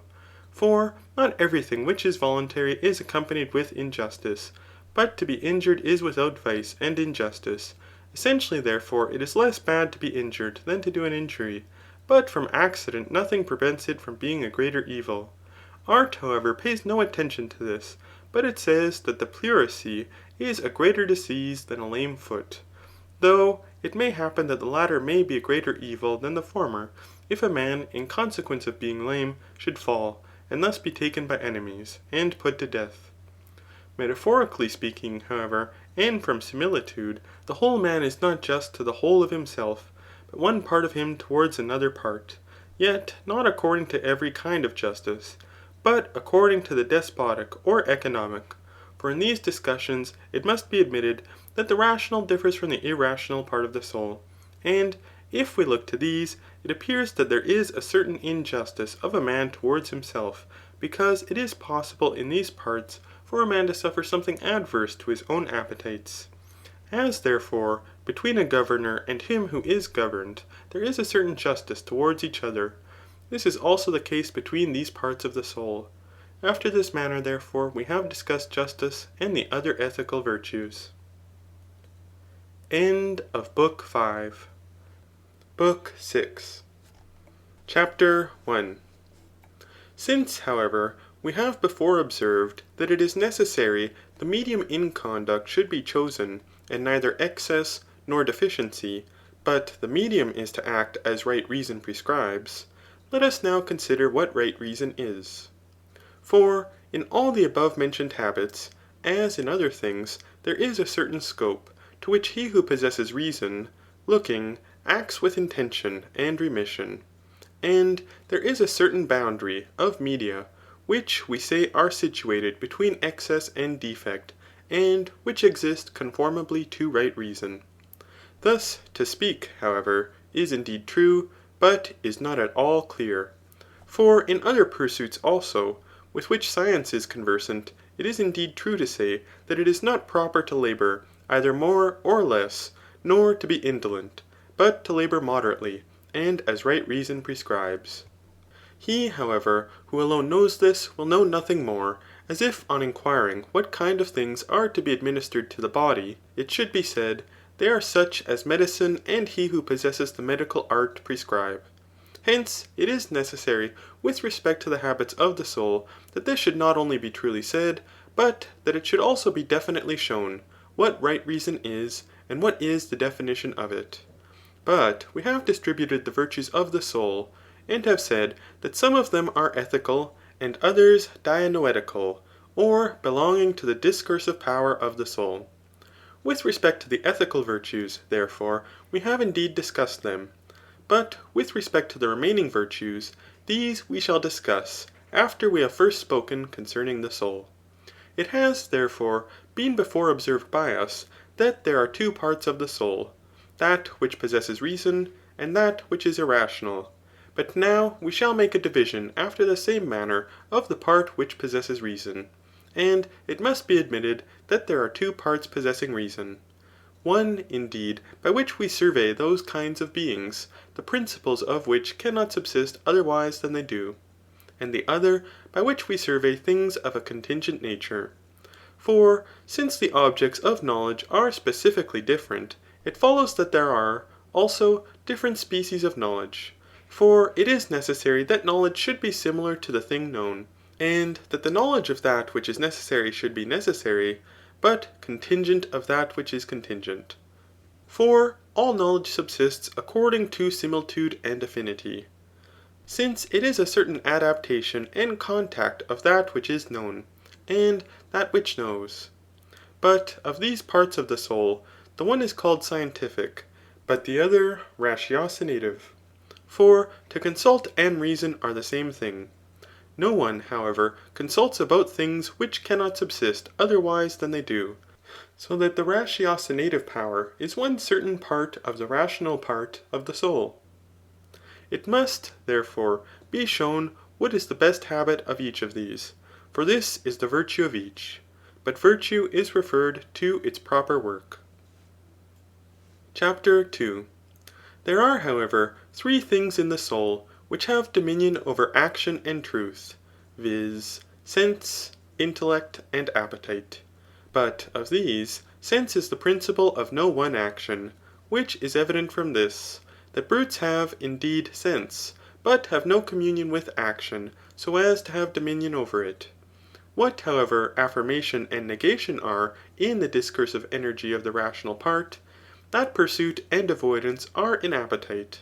Hence, since ethical virtue is a habit accompanied with deliberate choice, but deliberate choice is an appetite adapted to consultation, hence it is necessary that reason should be true, and the appetite right, if the deliberate choice is good, and that the one should assert, and the other pursue the same things. This discursive energy of the soul, therefore, by which we judge that something is to be desired, is practical reason, and practical truth.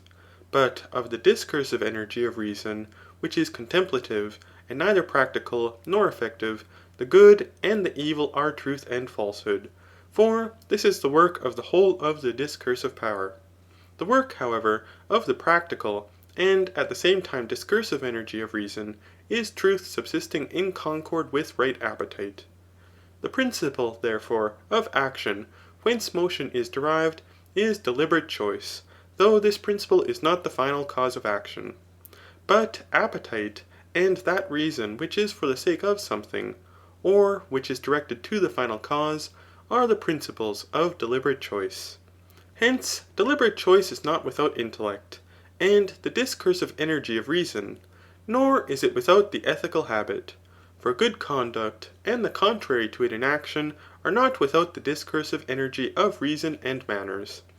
The discursive energy, however, of reason itself does not move anything, except that which is for the sake of something, and is practical, since this has dominion over that which is effective. For every one who effects anything does it for the sake of something, and that which is effected is not simply the end, but is a relative, and pertains to something, though this is not the case with that which is practicable. For good conduct is the end of action, but appetite is directed to the end. Hence, deliberate choice is either orectic intellect, or appetite possessing a discursive energy, and man is a principle of this kind. Nothing, however, that has been done is an object of deliberate choice. Thus, for instance, no one deliberately chooses to subvert Troy. For neither does any one deliberate about what is past, but about that which is future and contingent. But it is not possible that what has been done should not be done. Hence, Agatho says rightly, quote, all things to God are possible but one, that to undo which is already done. Close quote. Of both the intellective parts, therefore, the work is truth. Hence, those habits according to which each of these parts enunciates the truth are the virtues of both. CHAPTER 3. Assuming, therefore, a more elevated exordium, let us again speak concerning these virtues. Let, therefore, the habits by which the soul enunciates truth in affirming or denying be 5 in number.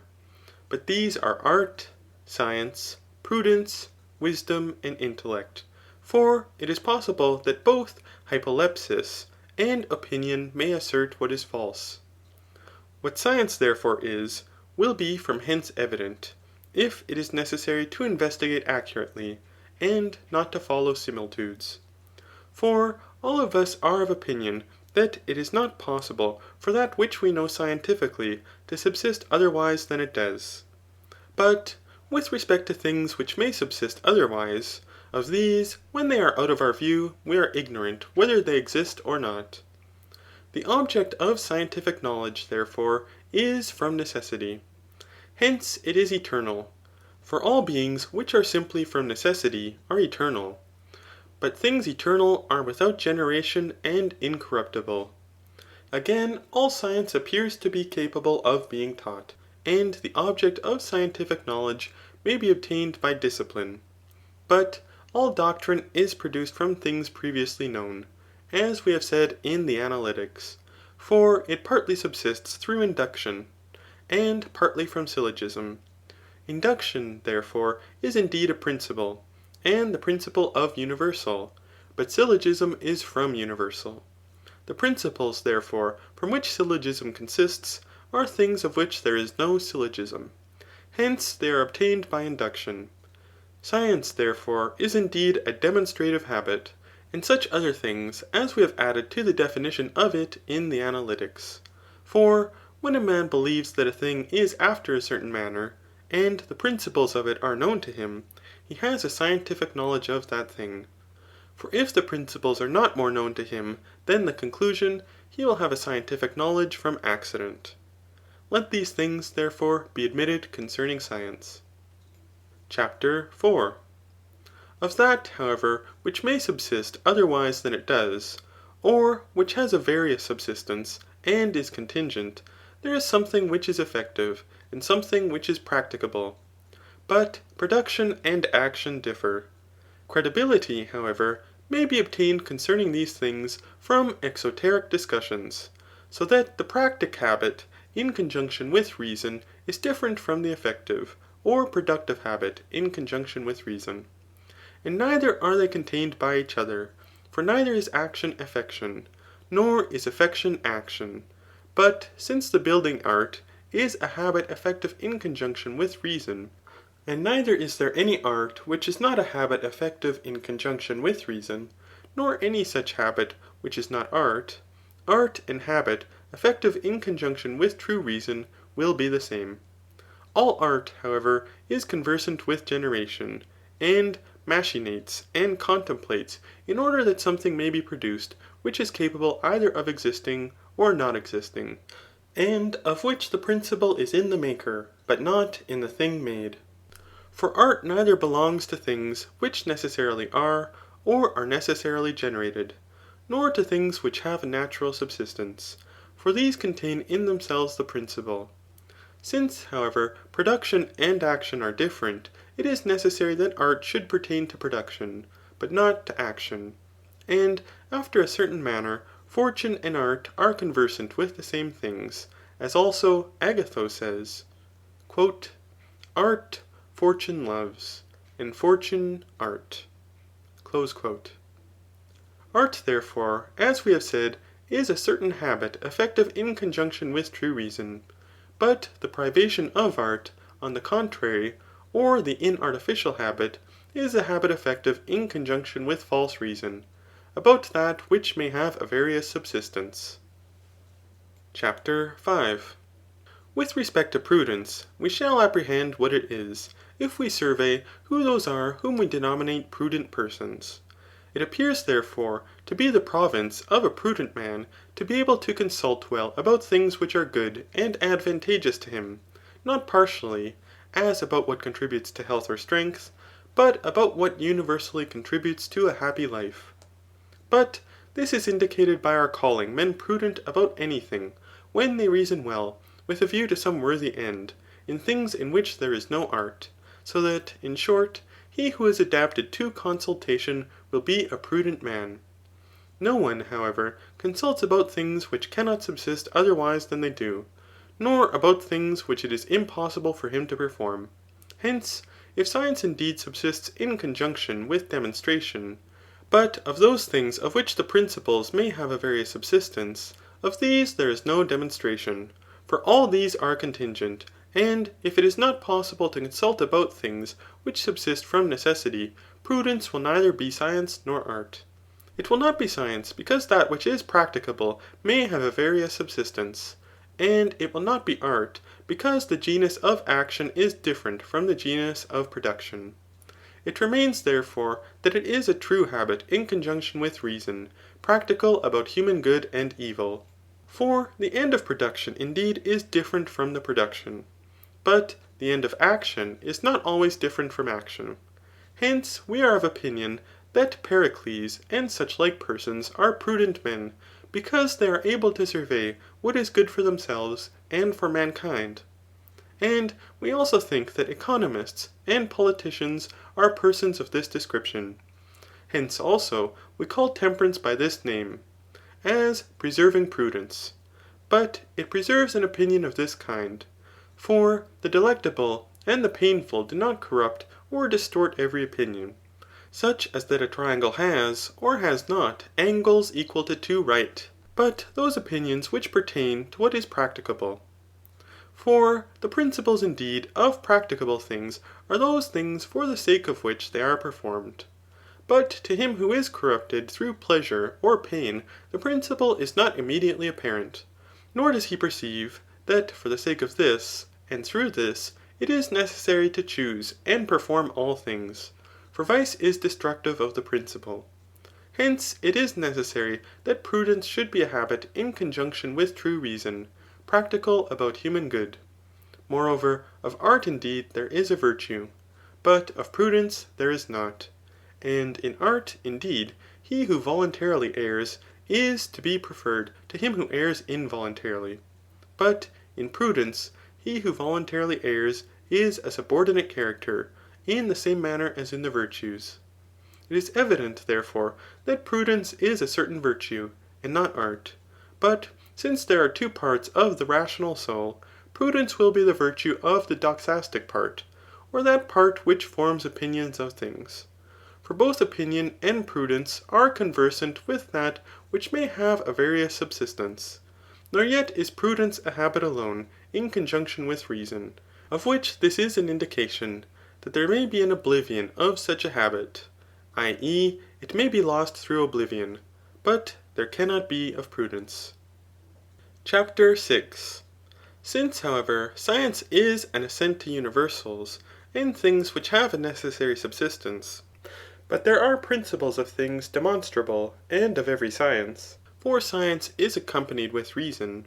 This being the case, there will neither be science nor art, nor prudence of the principle of the object of science. For the object of science is demonstrable, but art and prudence are conversant with things which may have a various subsistence. Neither, therefore, will wisdom be that through which this principle is known. For it is the province of a wise man to have demonstration about certain things.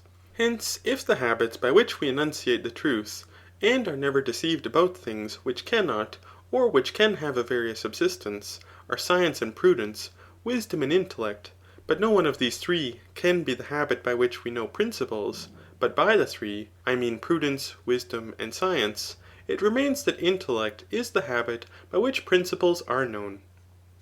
CHAPTER 7. We attribute, however, wisdom in the arts to those who are most accurately skilled in the arts. Thus we say that Phidias was a wise sculptor, and Polycletus a wise statuary. Here therefore we signify nothing else by wisdom than that it is the virtue of art. But in short, we think that certain persons are wise, not partially, and that they are not anything else than wise men. As Homer says in his Margites, quote, "The gods nor miner him, nor ploughman made, nor wise in anything beside." Close quote. So that it is evident that wisdom will be the most accurate of the sciences. Hence it is necessary that the wise man should not only know those things which are inferred from principles, or the conclusions of scientific reasoning, but that he should also perceive and enunciate the truth about principles themselves. Wisdom, therefore, will be intellect and science, and will possess as a head or summit the science of the most honourable things, i.e. of divine natures. For it would be absurd for any one to fancy that the political science, or prudence, is a thing of all others the most excellent, unless man is the best of every thing the world contains. If, however, what is salubrious and good is to man one thing, and another to fishes, but that which is white, and that which is straight are always the same, all men will acknowledge that a wise man is the same, but the prudent man is a mutable character. For they will say that the being is prudent who surveys what is excellent in particulars according to the nature of each, and to him they will commit these particulars. Hence also they say that some brutes are prudent, viz. Such as appear to have a providential power about what pertains to their life. It is evident, however, that the political science and wisdom are not the same. For if it should be said that wisdom is that which is conversant with what is useful to mankind, there will be many kinds of wisdom. Since there is not one science which is conversant with the good of all animals, but a different science is conversant with a different good ; unless indeed there is one medical science which extends to all beings. Nor is it of any consequence if it should be said that man is the most excellent of all other animals. For there are many animals naturally more divine than man, such as those most apparent beings from which the world is composed. From what has been said, therefore, it is evident that wisdom is the science and intellect of things most honourable by nature. Hence, the multitude say that Anaxagoras and Thales, and such like persons, were indeed wise, but not prudent men, in consequence of perceiving that they were ignorant of what was advantageous to them with respect to a corporeal life. And they say that they knew indeed things superfluous and admirable, difficult and divine, but which are useless, because they did not investigate human good. Prudence, however, is conversant with human affairs, and with those things which are the subjects of consultation. For we say that this is especially the work of a prudent man, to consult well. But no one consults about things which cannot subsist otherwise than they do, nor about things of which there is not a certain end, and this practical good. He, however, simply consults well, who conjectures, by a reasoning process, what is best to man among practicable things. Nor is prudence only directed to universals, but it is also necessary that it should know particulars. For it is practical, but action is conversant with particulars. Hence also, some persons who have only experimental knowledge without science are more adapted for practical affairs, than those who possess a scientific knowledge without experience. For he who knows that light flesh is easily concocted, but is ignorant what flesh is light, will not produce health. But he will rather produce it who knows that the flesh of birds is light and salubrious. Prudence, however, is practical, so that it is necessary to possess both, viz. A knowledge of what is to be done universally, and in particular circumstances, or rather the latter than the former. But prudence here also, i.e. among the practical powers, will be a certain architectonic power, or a power belonging to a master art. Chapter 8. The political science, however, and prudence are indeed the same habit, though they have not the same essence. But of the science pertaining to a city, the one part which is legislative, is as it were architectonic prudence, but the other, in the same manner as particulars, is denominated by a common name, the political science. This, however, is practical, and occupied in consultation. For a decree is a thing practicable, as the extreme. Hence those alone who possess the political science are said to act in a political capacity, for they alone act in the same manner as manual artificers. That also appears to be especially prudence, which a man employs about himself, and about one thing, and this is called by a common name, prudence. But of these species of prudence, the one is economy, another legislation, and another the political science. And of this last, one part pertains to consultation, but another is judicial. For a man, therefore, to know his own concerns will be one species of knowledge. Nevertheless, it possesses a great difference. And he who knows things pertaining to himself, and is conversant with them, appears to be a prudent man. But those who apply themselves to the management of public affairs are busily employed in a multitude of concerns. Hence also Euripides says, quote, "How can the name of wise to me belong, who might have mingled in the martial throng, unvexed with business, and exempt from care, taking of spoils my honourable share, yet chose by over-anxious thought to move the direful hate of all-commanding Jove." Close quote. For these men explore what is good for themselves, and are of opinion that it is necessary to do this. From this opinion, therefore, it comes to pass that these men are prudent, though perhaps it is not possible for a man to know his own concerns without economic and political prudence. Again, how a man ought to manage his own affairs is a thing immanifest, and requires consideration. But as an indication of the truth of what has been said, a youth may become a geometrician, and a mathematician, and may be skilled in things of this kind ; but it does not appear that he will be prudent. The cause, however, of this is that prudence pertains to particulars, which become known from experience, but youth is without experience, which is produced by length of time.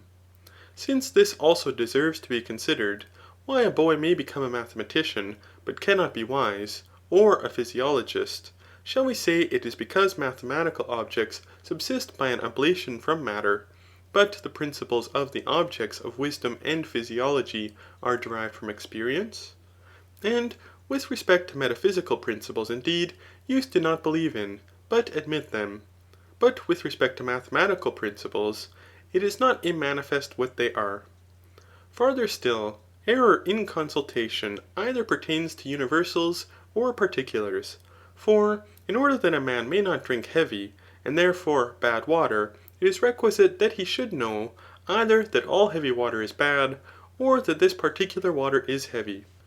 But it is evident that prudence is not science, for it pertains to the extreme, as we have before observed, since that which is practicable is a thing of this kind. It is, therefore, indeed opposed to intellect, for intellect is conversant with terms, i.e. universals, which are the extremes upward, and above which there are no other principles. But prudence is conversant with the extremes downward, which are particulars, of which there is no science, but only a sensible perception. And this is not a sensible perception of peculiarities, but such as that by which we perceive in mathematics that a triangle is the extreme. For we stop there. It is, therefore, rather this sense which is prudence, but of that there is another species. CHAPTER 9. To investigate, however, and to consult differ. For to consult is to investigate something, but it is necessary to discuss good consultation, and show what it is, whether it is a certain science, or opinion, or good conjecture, or some other genus. It is not therefore science, for men do not investigate about things which they know. But good consultation is a certain consultation, and he who consults investigates and reasons. Neither is it good conjecture, for good conjecture is without reasoning, and is something which is accomplished with celerity. But men consult for a long time, and say that the objects of consultation ought to be performed rapidly, but that consultation should be done slowly. Again, sagacity and good consultation also differ from each other, but sagacity is a certain good conjecture. Neither therefore is any good consultation opinion. But since he who consults badly errs, but he who consults well consults rightly, it is evident that good consultation is a certain rectitude. Nor is good consultation either science or opinion. For of science, indeed, there is no rectitude, because there is no error. But truth is the rectitude of opinion. And at the same time, every thing of which there is an opinion is definite and determined. Nevertheless, good consultation is not without reasoning. It falls short, therefore, of dianoia, or the discursive energy of reason. For this is not yet enunciation, since opinion is not investigation, but is now a certain enunciation. He, however, who consults, whether he consults well or ill, investigates something, and reasons. But good consultation is a certain rectitude of consultation, on which account it must in the first place be inquired what consultation is, and with what it is conversant. Since, however, rectitude is multifariously predicated, it is evident that not every rectitude is good consultation.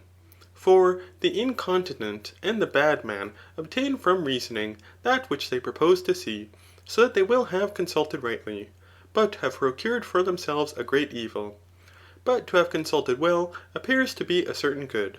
For such a rectitude of consultation as becomes the mean of obtaining good is good consultation.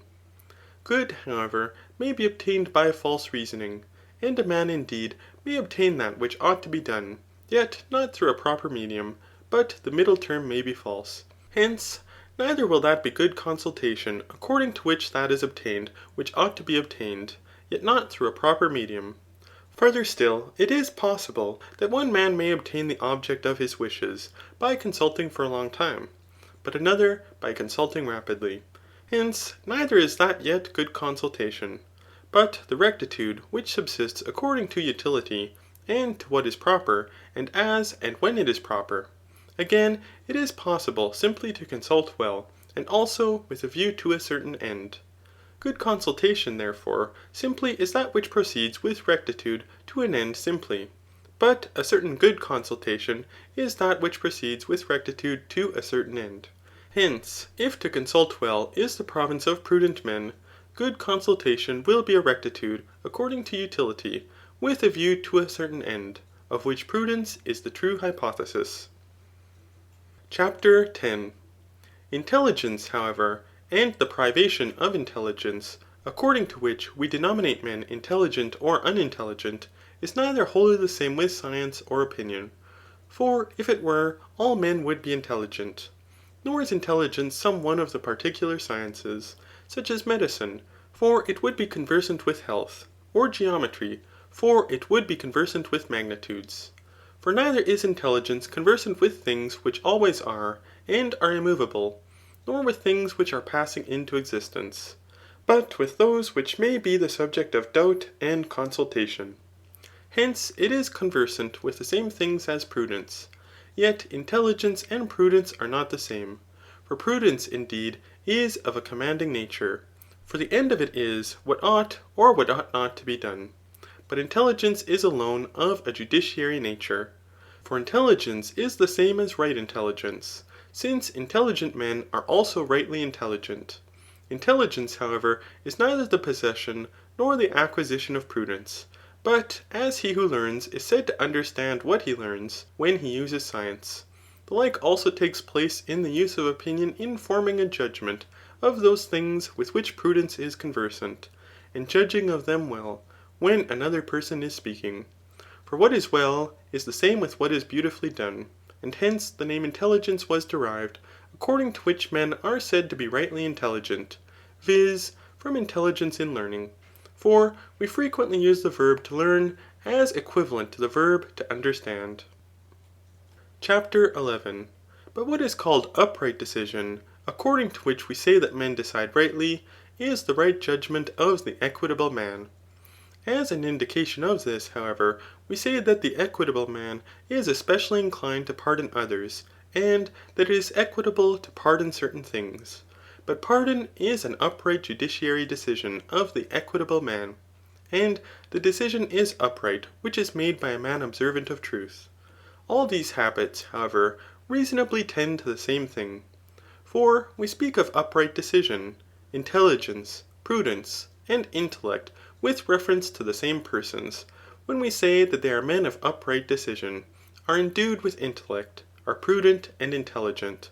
For all these powers pertain to the extremes downward, and to particulars. And an intelligent man, and one who decides rightly, or a man disposed to pardon, will be one who possesses a judiciary power about things with which the prudent man is conversant.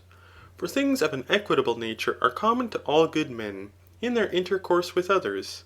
Every thing, however, of a practicable nature pertains to particulars, and the downward extremes.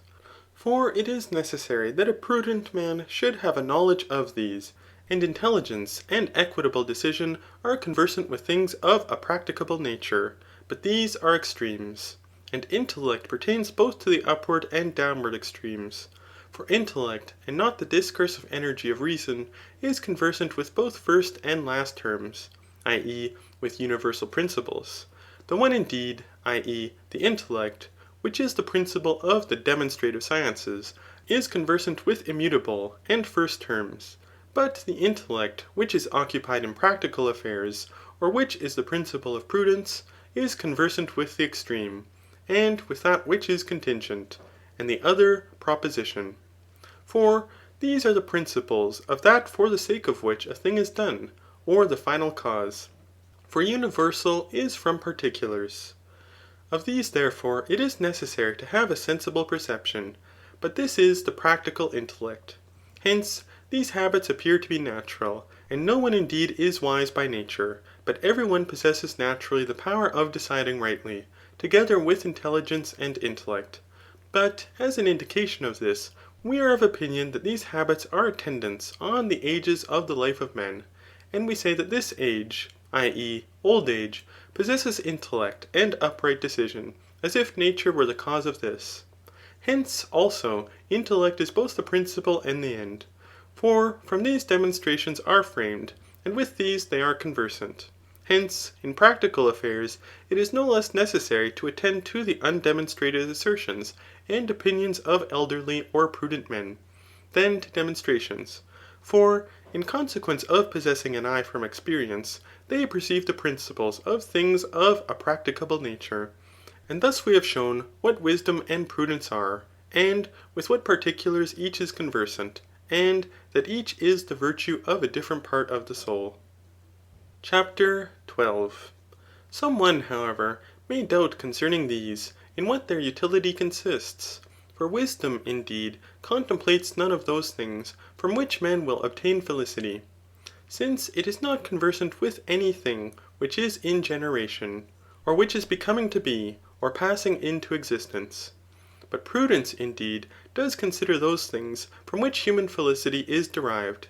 Yet on what account is it necessary that it should, since prudence is conversant with just and beautiful things, and which are good to man? We do not, however, become at all more practically virtuous by knowing these things, since the virtues are habits, as neither are things said to be salubrious, or to conduce to a good habit of body, because they have an active power, but because they proceed from habit. For we are not at all more practical from possessing the medical or gymnastic art. But if a man is not to be considered as prudent for the sake of these things, but for the sake of becoming worthy, they will not be at all useful to those who are worthy. Again, neither will prudence be useful to those who are not worthy, for it is of no consequence whether they are prudent, or are persuaded by others that are, since this will be sufficient, in the same manner as in what pertains to health. For when we wish to be well, we do not at the same time learn the medical art. To which we may add, that it will appear to be absurd, that prudence, which is subordinate to wisdom, should possess a greater authority, for that which is effective governs and presides in everything. These things, therefore, must be discussed, for now the doubt is concerning them alone. In the first place, therefore, we say that these virtues, wisdom and prudence, are necessarily eligible per se, since they are the virtues of each part of the soul, though neither of them should effect anything. In the next place, they do indeed effect something, yet not in the same manner as medicine produces health, but as health produces the energies of a good habit of body. Thus also wisdom produces felicity. For being a part of the whole of virtue, by the possession and the energy of it, it renders a man happy. Farther still, the work is accomplished by prudence and ethical virtue. For virtue renders the scope proposed by the agent right, but prudence gives rectitude to things which tend to the scope. A virtue, however, of this kind does not belong to the fourth, or nutritive part of the soul, because its energies are not in our power, nor are rational, either essentially or by participation. But with respect to our not being at all more adapted to the practice of things beautiful and just, through prudence, in answer to this objection, we must begin a little higher, assuming the following principle. For, as we say that certain persons who perform just things are not yet just, such as those who do what is ordered by the laws, either unwillingly, or from ignorance, or from some other cause, and not on account of the things themselves, though they do those things which ought to be done, and such as a worthy man ought to do. Thus also, as it seems, it is possible to do every thing with a certain disposition of mind, so as to be a good man. I mean, for instance, that it is possible to do every thing with which virtue is concerned, from deliberate choice, and for the sake of the things which are done. Virtue, therefore, produces a right deliberate choice, but it is not the business of virtue, but of some other power, to render the deliberate choice disposed to embrace what truly contributes to the end. It is requisite, however, to speak more clearly on this subject. There is, therefore, a certain power which is called skill, but this is a power of such a kind that by its assistance those things may be performed and obtained which contribute to the proposed scope. And if, indeed, the scope is beautiful, this power is laudable ; but if the scope is bad, this power becomes craft. On which account, also, we say that prudent men are skilful, and not crafty. Prudence, however, is not this power, yet does not subsist without it. But habit is not acquired by this eye of the soul without virtue, as we have said and is evident. For the syllogisms of practical affairs rank as a principle, since the end is a thing of this kind, and that which is best, whatever it may be. Let the end, for instance, be something casual, but this is not apparent except to a good man. For depravity distorts the judgment, and produces deception about the practical principles. Hence it is evident that it is impossible for any one to be a prudent, unless he is a good man. CHAPTER 13. Again, therefore, let us direct our attention to virtue. For as prudence is not the same, indeed, but is similar to sagacity, thus also natural virtue subsists similarly, with reference to that which is properly so called. For the several manners appear to all men to subsist in a certain respect naturally, since we are just and temperate and brave and possess the other virtues immediately from our birth. At the same time, however, we investigate something else, as that which is properly good, and are of opinion that such like virtues are inherent after another manner. For the physical habits are inherent in children and brutes, but they are seen to be noxious without intellect. Thus much indeed is apparent, that as it happens that a strong body, which is moved without sight, very much errs in its motions, in consequence of being deprived of sight, this, likewise, is the case here, with respect to the physical virtues. But if the possessor of these virtues obtains intellect also, he will excel in his actions. The habit, however, being similar, will then be properly virtue. Hence, as in the doxastic part of the soul, or that part which is characterized by opinion, there are two species, skill and prudence. Thus also, in the ethical part there are two species, one of which is physical virtue, but the other is virtue properly so called. And of these, virtue properly so called is not without prudence. Hence it is said that all the virtues are prudence. And Socrates, indeed, investigated partly with rectitude and partly with error. For because he thought that all the virtues are prudences, he erred. But it is well said by him, that the virtues are not without prudence. But as an indication of this, all men now, when they define virtue, add to the definition habit, and that they energize according to right reason. And right reason is that which subsists according to prudence. All men, therefore, appear in a certain respect to prophesy that a habit of this kind, which subsists according to prudence, is virtue. It is necessary, however, to change in a small degree the definition. For not only a habit according to right reason, but also a habit in conjunction with right reason, is virtue. But prudence is right reason energizing about things of this kind. Socrates therefore thought that the virtues indeed were reasons, because all of them are sciences.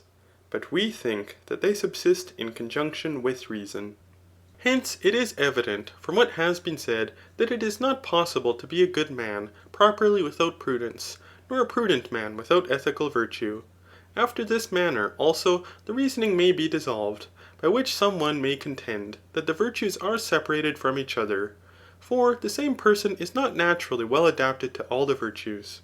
Hence he has now obtained this, but not yet that virtue. For this may, indeed, happen according to the physical virtues, but is not possible in those virtues, according to which a man is said to be simply a good man.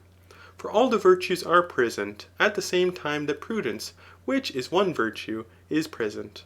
But it is evident that though prudence were not a practical thing, it would be necessary, because it is the virtue of a part of the soul, and because deliberate choice will not be right without prudence, nor without virtue. For one of these is the end, but the other causes us to do things which contribute to the end. Prudence, however, neither has dominion over wisdom, nor over the better part of the soul, as neither has the medical science dominion over health. For it does not use health, but considers how it may be obtained. It prescribes, therefore, for the sake of health, but has no dominion over it. Again, to say that prudence rules over wisdom is just as if some one should say that the political science rules over the gods, because it orders every thing which is done in the city. End of Book 6. Chapter 1. After these things, making another beginning, it must be observed by us that there are three species of things which are to be avoided in manners, viz. Vice, incontinence, and brutality. But the contraries to two of these are indeed evident. For we call one of the contraries virtue, and the other continence.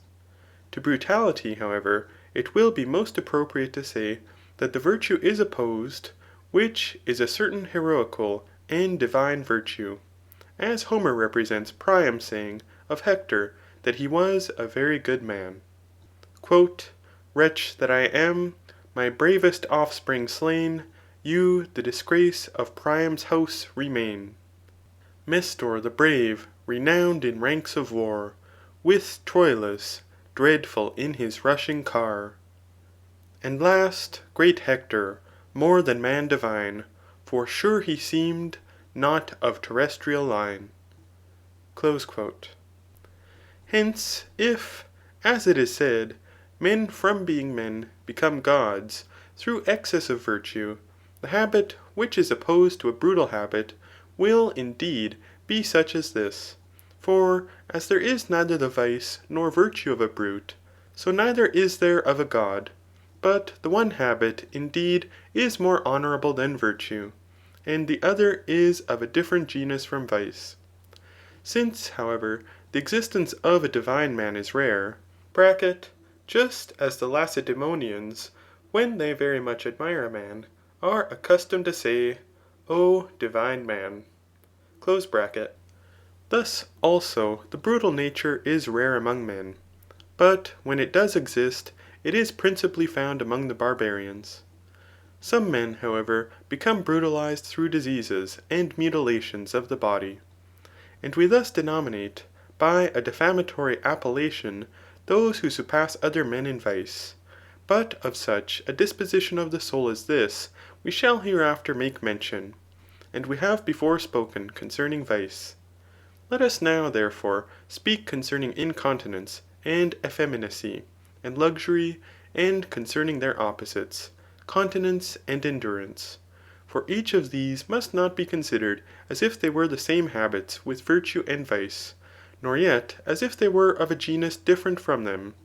It is necessary, however, as we have done in other things, having first premised what is apparent, i.e. what is commonly admitted as true, and proposed doubts, in the next place to show every thing which is especially probable about these passions. But if not every thing, at least the greater part, and the principal. For if such doubts as are difficult are dissolved, and those things which are probable are left, we shall have sufficiently accomplished our purpose. Continence, therefore, and endurance appear to be among the number of worthy and laudable things, but incontinence and effeminacy among the number of things bad and blamable. And the continent man, and he who abides in the decision of reason, are the same person. And the incontinent man is the same with him who departs from the decision of reason. And the incontinent man, indeed, knowing that the things are bad, does them through passion. But the continent man, knowing that desires are bad, does not follow them, in consequence of being obedient to reason. And all men, indeed, admit that the temperate man is continent, and possesses the virtue of endurance. But with respect to a man of this description, some say that he is in every respect temperate, but others say that he is not. And some confusedly say that the intemperate man is incontinent, and the incontinent man is intemperate. But others say that they differ from each other. But with respect to the prudent man, sometimes they say that he cannot be incontinent, and sometimes that certain persons who are prudent and skillful are incontinent. And farther still, men are said to be incontinent of anger, of honour, and of gain. Such, therefore, are the assertions concerning continence and incontinence. CHAPTER 2. It may, however, be doubted how he who thinks rightly can act incontinently. Some say, therefore, that it is impossible for a man to act incontinently who knows that he ought not. For it would be a dreadful thing, when science is inherent, as Socrates thought, that anything else should have dominion, and draw the man about like a slave. For Socrates, in short, opposed reason by this opinion, as if there were no such thing as incontinence, since he said that no one acted contrary to what he apprehended it was best to do, except from ignorance of what was best. This assertion, therefore, is adverse to those things which are clearly apparent, and it is requisite to inquire concerning the passion, if any one acts incontinently through ignorance, what the mode of this ignorance is. For it is evident that he who acts incontinently does not think he ought so to act, till he is under the influence of the passion. There are, however, certain persons who admit some of these things, but not others.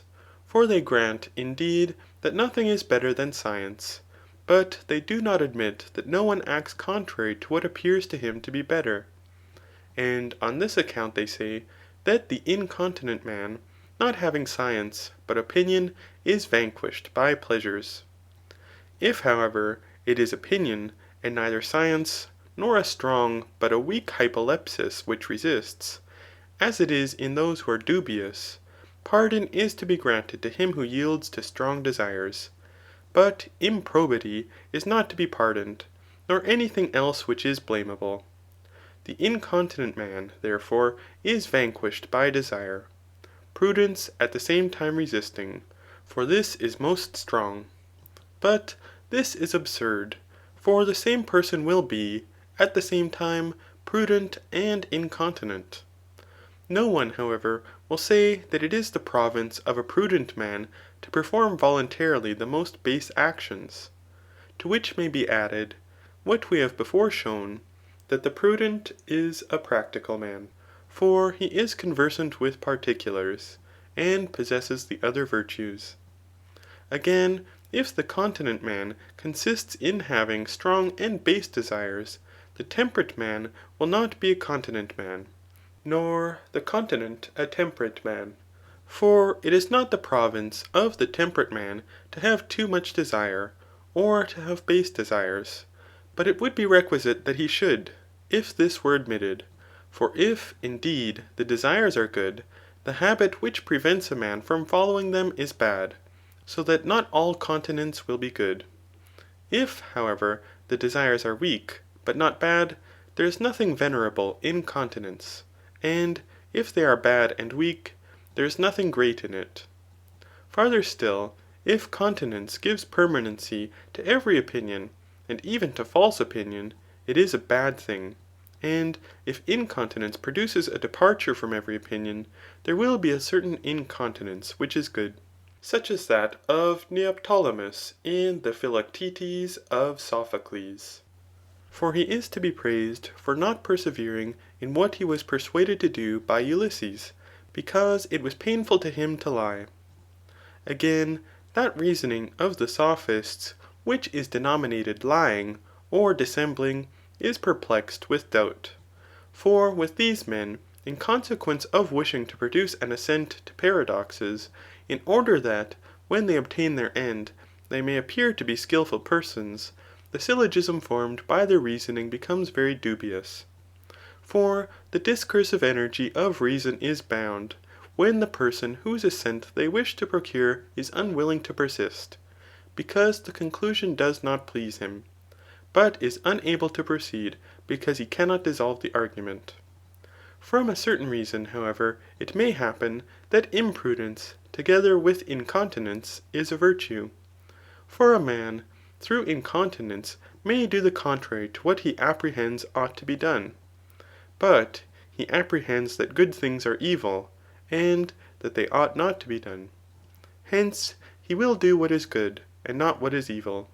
Again, he who performs and pursues what is delectable, in consequence of being persuaded, and deliberately choosing so to do, will appear to be a better character than the man who does so, not from reasoning, but from incontinence. For he may be more easily cured, because he may be induced to change his opinion. But the incontinent man is obnoxious to the proverb in which we say, When water suffocates, what occasion is there to drink? For if, indeed, he were persuaded to do what he did, if he had been induced to change his opinion, he would have desisted. But now, not being persuaded, he nevertheless acts in this manner. Farther still, if incontinence and continence are conversant with all things, who is the man that is simply incontinent? For no one has every species of incontinence, and we say that some persons are simply incontinent. Such therefore are the doubts which happen on this subject. But of these, it is necessary to take away some, and to leave others, for the solution of a doubt is the discovery of what is investigated. CHAPTER 3. In the first place, therefore, it must be considered, whether the incontinent act knowingly or not, and in what manner they act knowingly. In the next place, with what kind of things the incontinent and the continent man are conversant. I mean, whether they are conversant with all pleasure and pain, or with certain definite pleasures and pains, and whether the continent and the enduring man are the same, or different characters. And in a similar manner, we must consider such other things as are allied to this theory. The beginning, however, of the speculation is, whether the continent and incontinent man differ in the things with which they are conversant, or in the mode in which they are conversant with them. My meaning is this, whether the incontinent man is alone incontinent or not, because he is conversant with these particular things, or whether it is because he is thus affected or not, or whether it is from both of these. In the next place, whether incontinence and continence are conversant with all things or not. For he who is simply incontinent is not conversant with all things, but with those things with which the intemperate man is conversant. Nor is he denominated incontinent from being simply affected towards these, for if he were, incontinence would be the same with intemperance, but from being affected towards them in this particular manner. For the intemperate man indeed is led by his desires from deliberate choice, thinking that it is always necessary to pursue the present delight. But the incontinent man does not think this is necessary, yet pursues it. With respect, therefore, to the assertion that it is true opinion and not science through which men act incontinently, it is of no consequence to the present discussion. For some of those who form opinions of things entertain no doubt of their truth, but think that they know accurately. If, therefore, those who form an opinion act in a greater degree contrary to their opinion than those who have a scientific knowledge, because they believe negligently, science will in no respect differ from opinion. For some persons believe no less firmly in things of which they form an opinion, than others in things which they know scientifically. But this is evident from Heraclitus. Since, however, we say that a man knows scientifically in a twofold respect, for both he who possesses science indeed, but does not use it, and he who uses it, are said to have scientific knowledge, it makes a difference whether a man possessing science, but not contemplating, does what he ought not to do, or whether possessing science and contemplating, he acts improperly. For this appears to be absurd, but it is not if he does not contemplate. Again, since there are two modes of propositions, i.e. universal and particular propositions, nothing hinders but that he who possesses both these may act contrary to science, using indeed the universal proposition, but not the particular one, for particulars are practicable. There is a difference also as to the universal, for one difference indeed is in the man himself, but the other is in the thing. Thus, for instance, a man may know that dry food is beneficial to every man, and that this person is a man, or that a thing of such a kind is dry food. But whether this is a thing of such a kind, he either does not know, or he does not energize as if he did know. There is an immense difference, therefore, according to these modes, so that no absurdity follows, for a man thus to know. But for him to know in any other way, it would be wonderful. Farther still, science may be inherent in men in a way different from that which we have just now mentioned. For we see that habit differs in possessing, indeed, but not using science, so that a man possesses, in a certain respect, and does not possess science, as is the case with him who is asleep, or insane, or intoxicated. But in this way men are disposed, who are under the influence of the passions, for anger, and the desire of venereal pleasures, and certain other things of this kind, evidently produce a change in the body, and in some persons also they produce insanity. It is manifest, therefore, that the incontinent man must be said to be affected similarly to these persons. Nor is it any indication of the contrary, if such persons utter sentences which are the progeny of science. For those who are under the influence of these passions will recite demonstrations, and the verses of Empedocles. And those who first learn a science connect indeed the words, but do not yet know their meaning. For it is necessary that science should increase with advancing age, but this requires time. Hence it must be admitted that the incontinent speak after the manner of players, i.e. without attending to the meaning of what they say.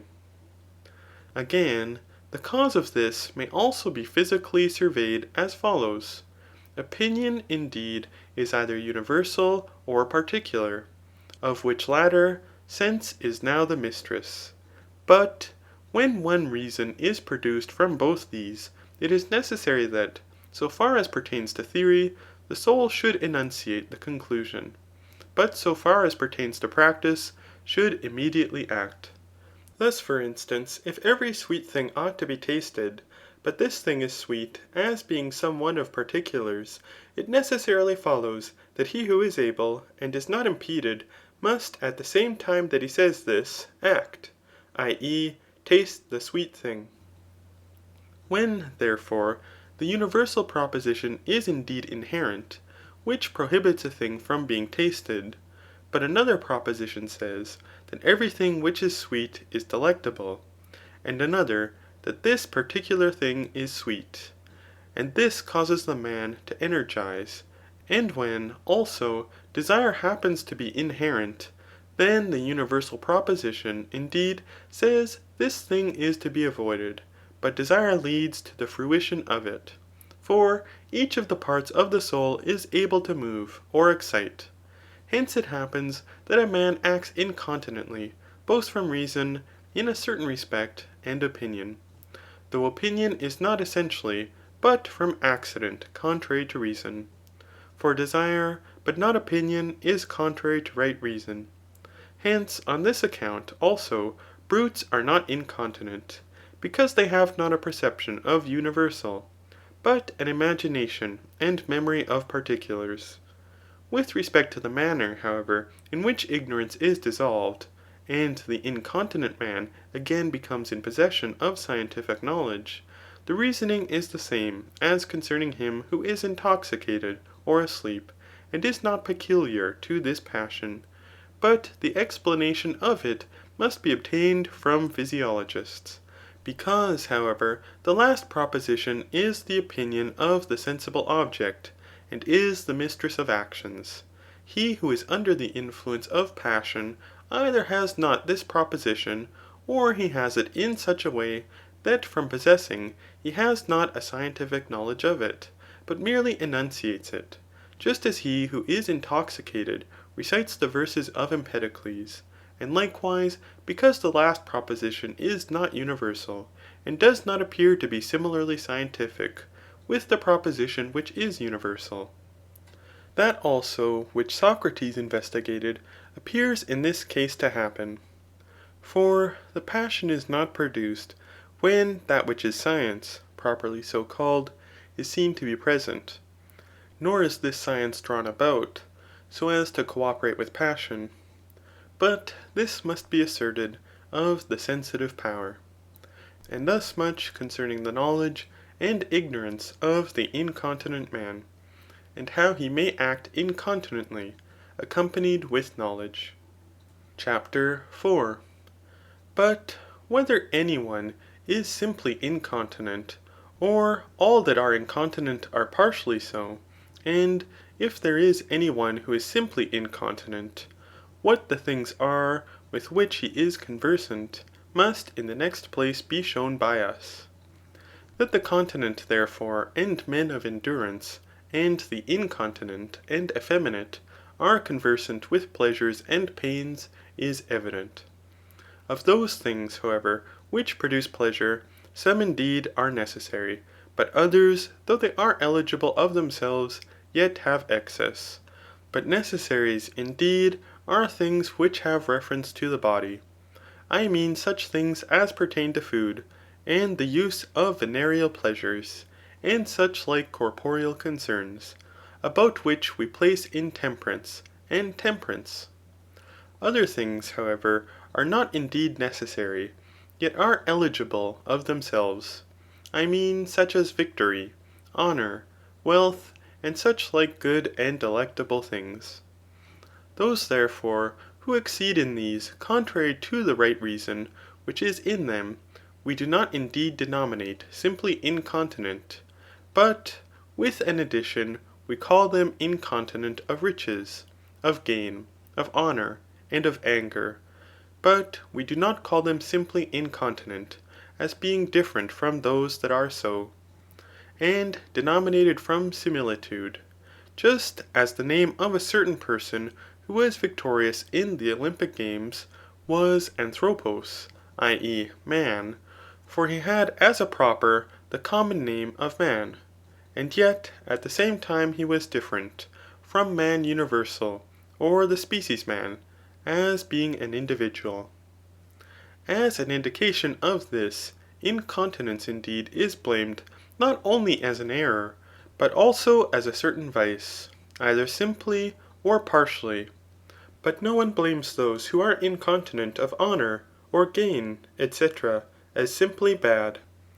With respect, however, to those who are conversant with corporeal enjoyments, with which we say the temperate and intemperate man are conversant, he who without deliberate choice pursues the excesses of delectable, and avoids the excesses of painful things, viz. Hunger and thirst, heat and cold, and every thing pertaining to the touch and the taste, yet contrary to deliberate choice and the reasoning power, is called incontinent.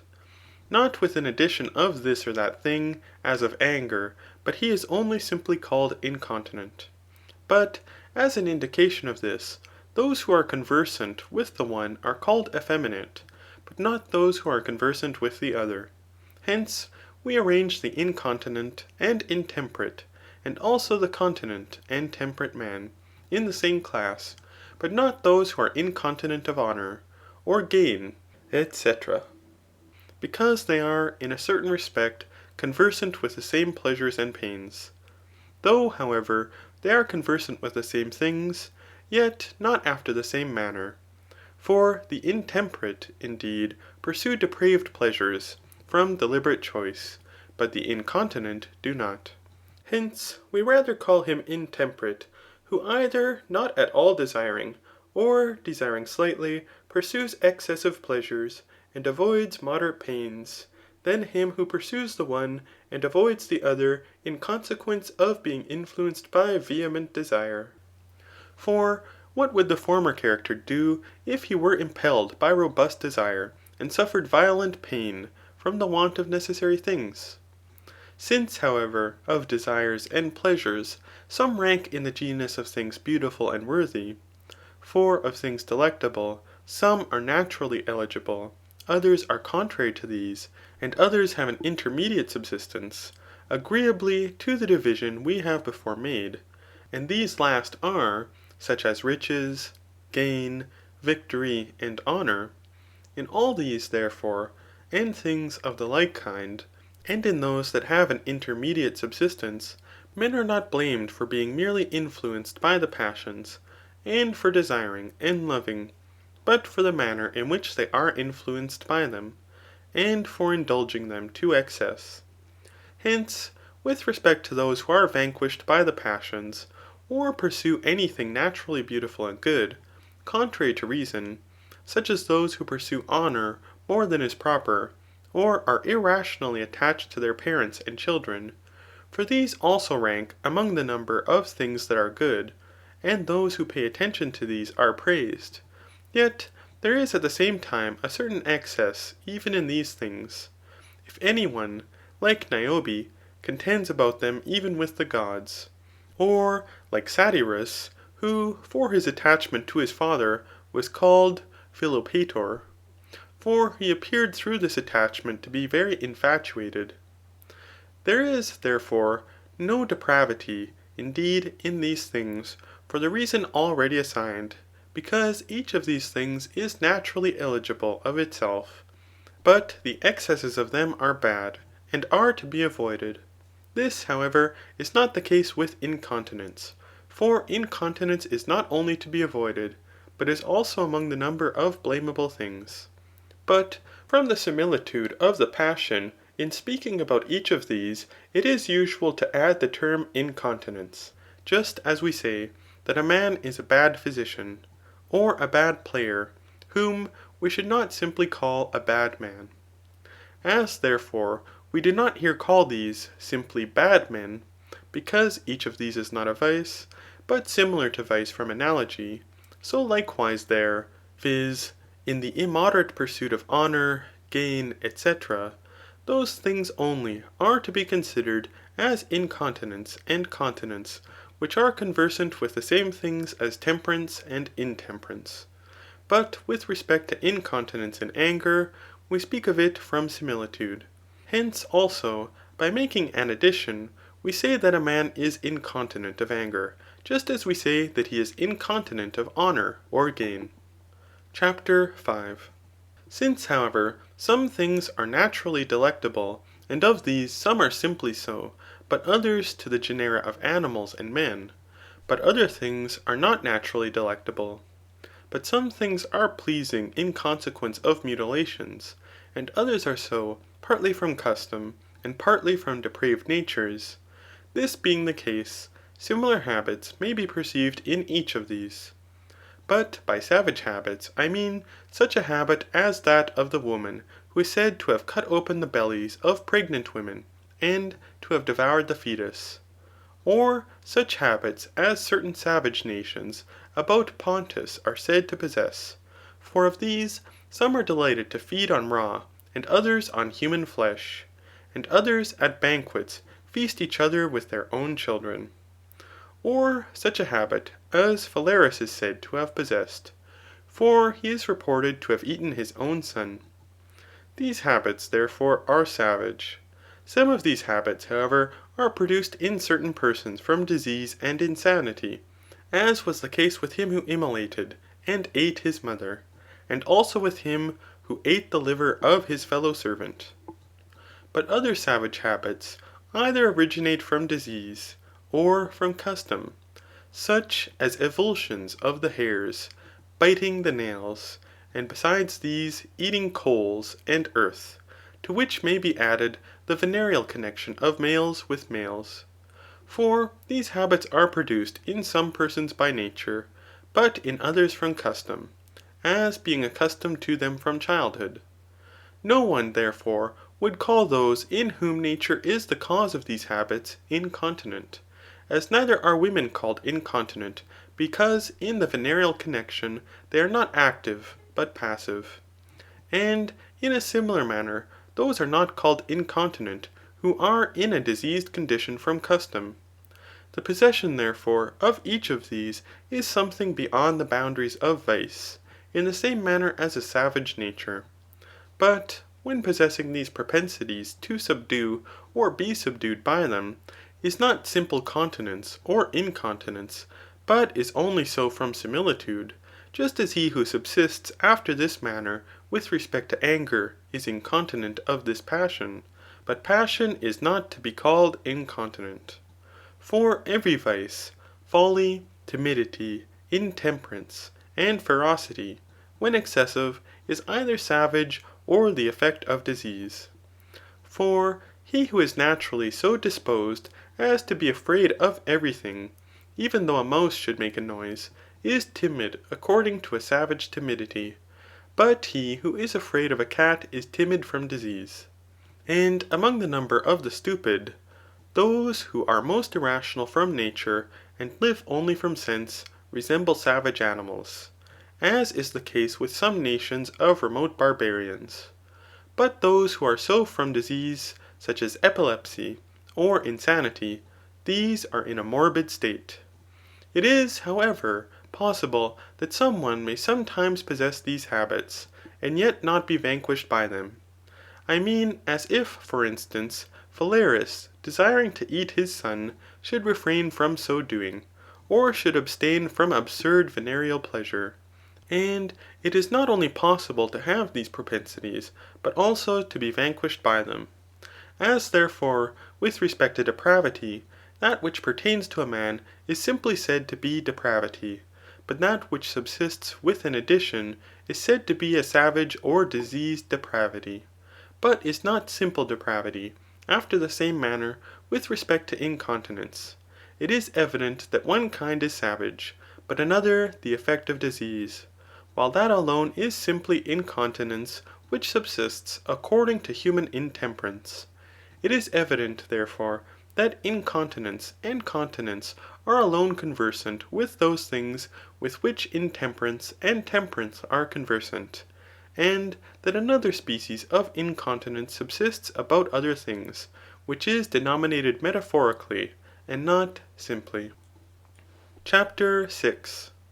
Let us, however, now consider whether the incontinence of anger is not less base than the incontinence of desires.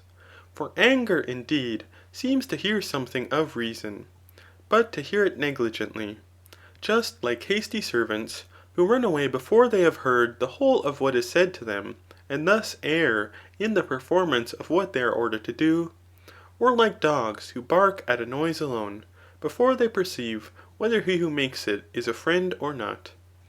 Thus also anger, through the heat and celerity of its nature, hears indeed reason, but does not hear its mandates, in consequence of impetuously tending to vengeance.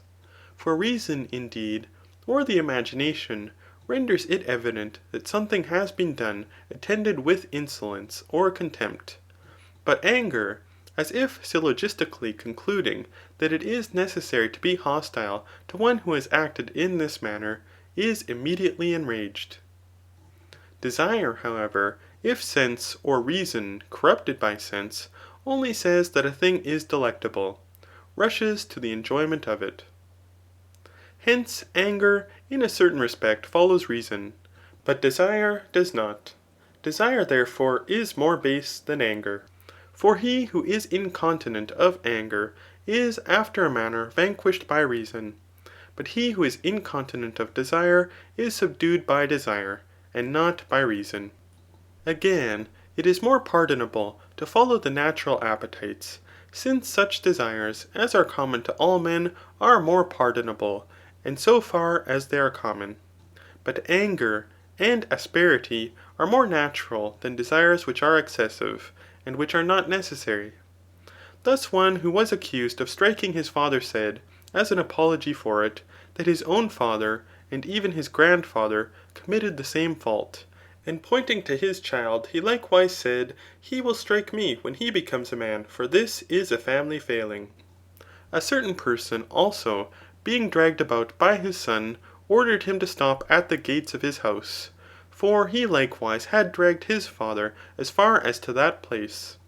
Farther still, those who act more insidiously are more unjust. The irascible man, therefore, is not insidious, nor is anger, but he is open in what he does. Desire, however, is fraudulent, as it is said of Venus, quote, the Cyprian goddess skilled in weaving wiles, close quote. And, as Homer says, speaking of her cestus, In this was every art and every charm, to win the wisest and the coldest warm. Fond love, the gentle vow, the gay desire, the kind deceit, the still reviving fire, persuasive speech, and more persuasive sighs, silence that spoke, and eloquence of eyes. Hence, if this incontinence is more unjust, it is also more base than that which pertains to anger. And this is simply incontinence, and in a certain respect vice. Again, no one who is pained acts insolently, i.e. lasciviously, towards another person, but every one who acts from the impulse of anger acts with pain. He, however, who conducts himself insolently towards another acts with pleasure. If, therefore, those things with which it is especially just to be angry are more unjust, the incontinence also which subsists through desire is more unjust, for anger is not attended with insolence. Hence, it is evident that the incontinence which is conversant with desires is more base than that which is conversant with anger, and also that continence and incontinence are conversant with corporeal pleasures. The differences, however, of these must be assumed. For, as we said in the beginning, some desires are human and natural, both in their genus and magnitude, but others are savage, and others subsist from mutilations and diseases. But with the first of these, temperance and intemperance are alone conversant. Hence, we neither call brutes temperate, nor intemperate, except metaphorically, though one genus of animals differs in short from another, in insolence, in salaciousness, and in voracity. For they have neither any deliberate choice, nor reasoning process, but they revolt from nature, in the same manner as insane men. Ferocity, however, is a less evil than vice, but it is more terrible, for that which is most excellent is not corrupted through this, as it is in men, but those that labour under this malady are deprived of it, i.e. of reason. It is just, therefore, as if that which is inanimate should be compared with that which is animated, in order to know which of the two is the worse. For the improbity is always more innoxious which is without a principle, but intellect is a principle. Hence a similar thing takes place, as if injustice should be compared with an unjust man. For it is possible that the one may be worse than the other, for a bad man may be the cause of an infinitely greater number of evils than a brute. Chapter 7. With respect, however, to the pleasures and pains which subsist through the touch and the taste, and also with respect to the desires and aversions pertaining to these, about which intemperance and temperance have been before defined, it is possible, indeed, that a man may be so disposed as to be vanquished by those pleasures and pains, to which the multitude are superior, and it is also possible that he may vanquish those by which the multitude are vanquished. But of these characters, he who is vanquished by pleasures is incontinent, and he who vanquishes them is continent. He also who is vanquished by pains is effeminate, but he who vanquishes them is a man of endurance. The habits, however, of most men are between these, though they rather verge to the worse habits. Since, however, of pleasures some are necessary, but others are not, and those that are necessary are so to a certain extent. But the excesses and defects are not necessary, and the like also takes place in desires and pains.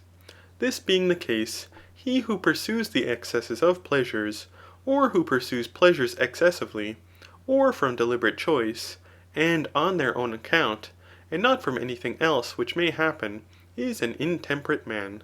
For this man will necessarily not repent of his conduct, so that he is incurable. But he who is deficient in the pursuit of pleasures is opposed to this character, and he who subsists in a medium between both is the temperate man. In a similar manner also he is intemperate who avoids corporeal pains, not because he is vanquished by them, but from deliberate choice. but of those who pursue pleasures, yet not from deliberate choice, one, indeed, is led to the pursuit through pleasure, but another through an avoidance of pain, so that they differ from each other.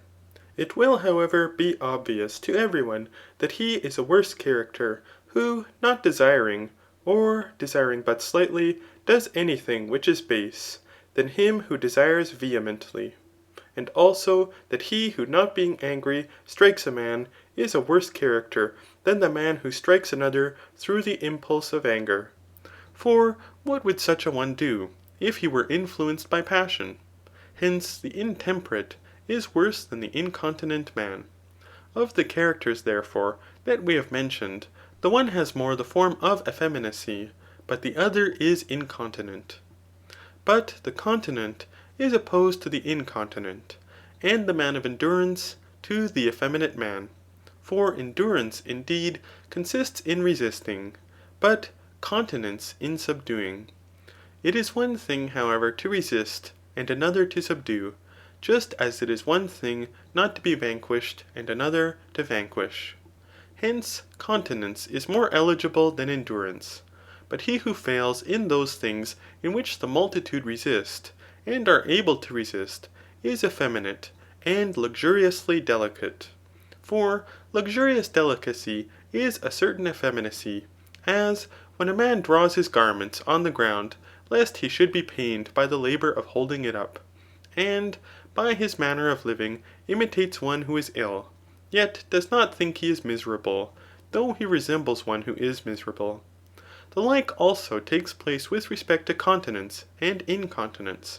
For it is not wonderful if a man is vanquished by strong and transcendent pleasures, or pains, but he deserves to be pardoned, if, though vanquished, he makes a resistance, like the Philoctetes of Theoctetes, when bit by a viper, or the Circean of Carcinus in his Alope, or like those who, endeavouring to restrain their laughter, burst forth into a profuse laugh, as it happened to Xenophantus.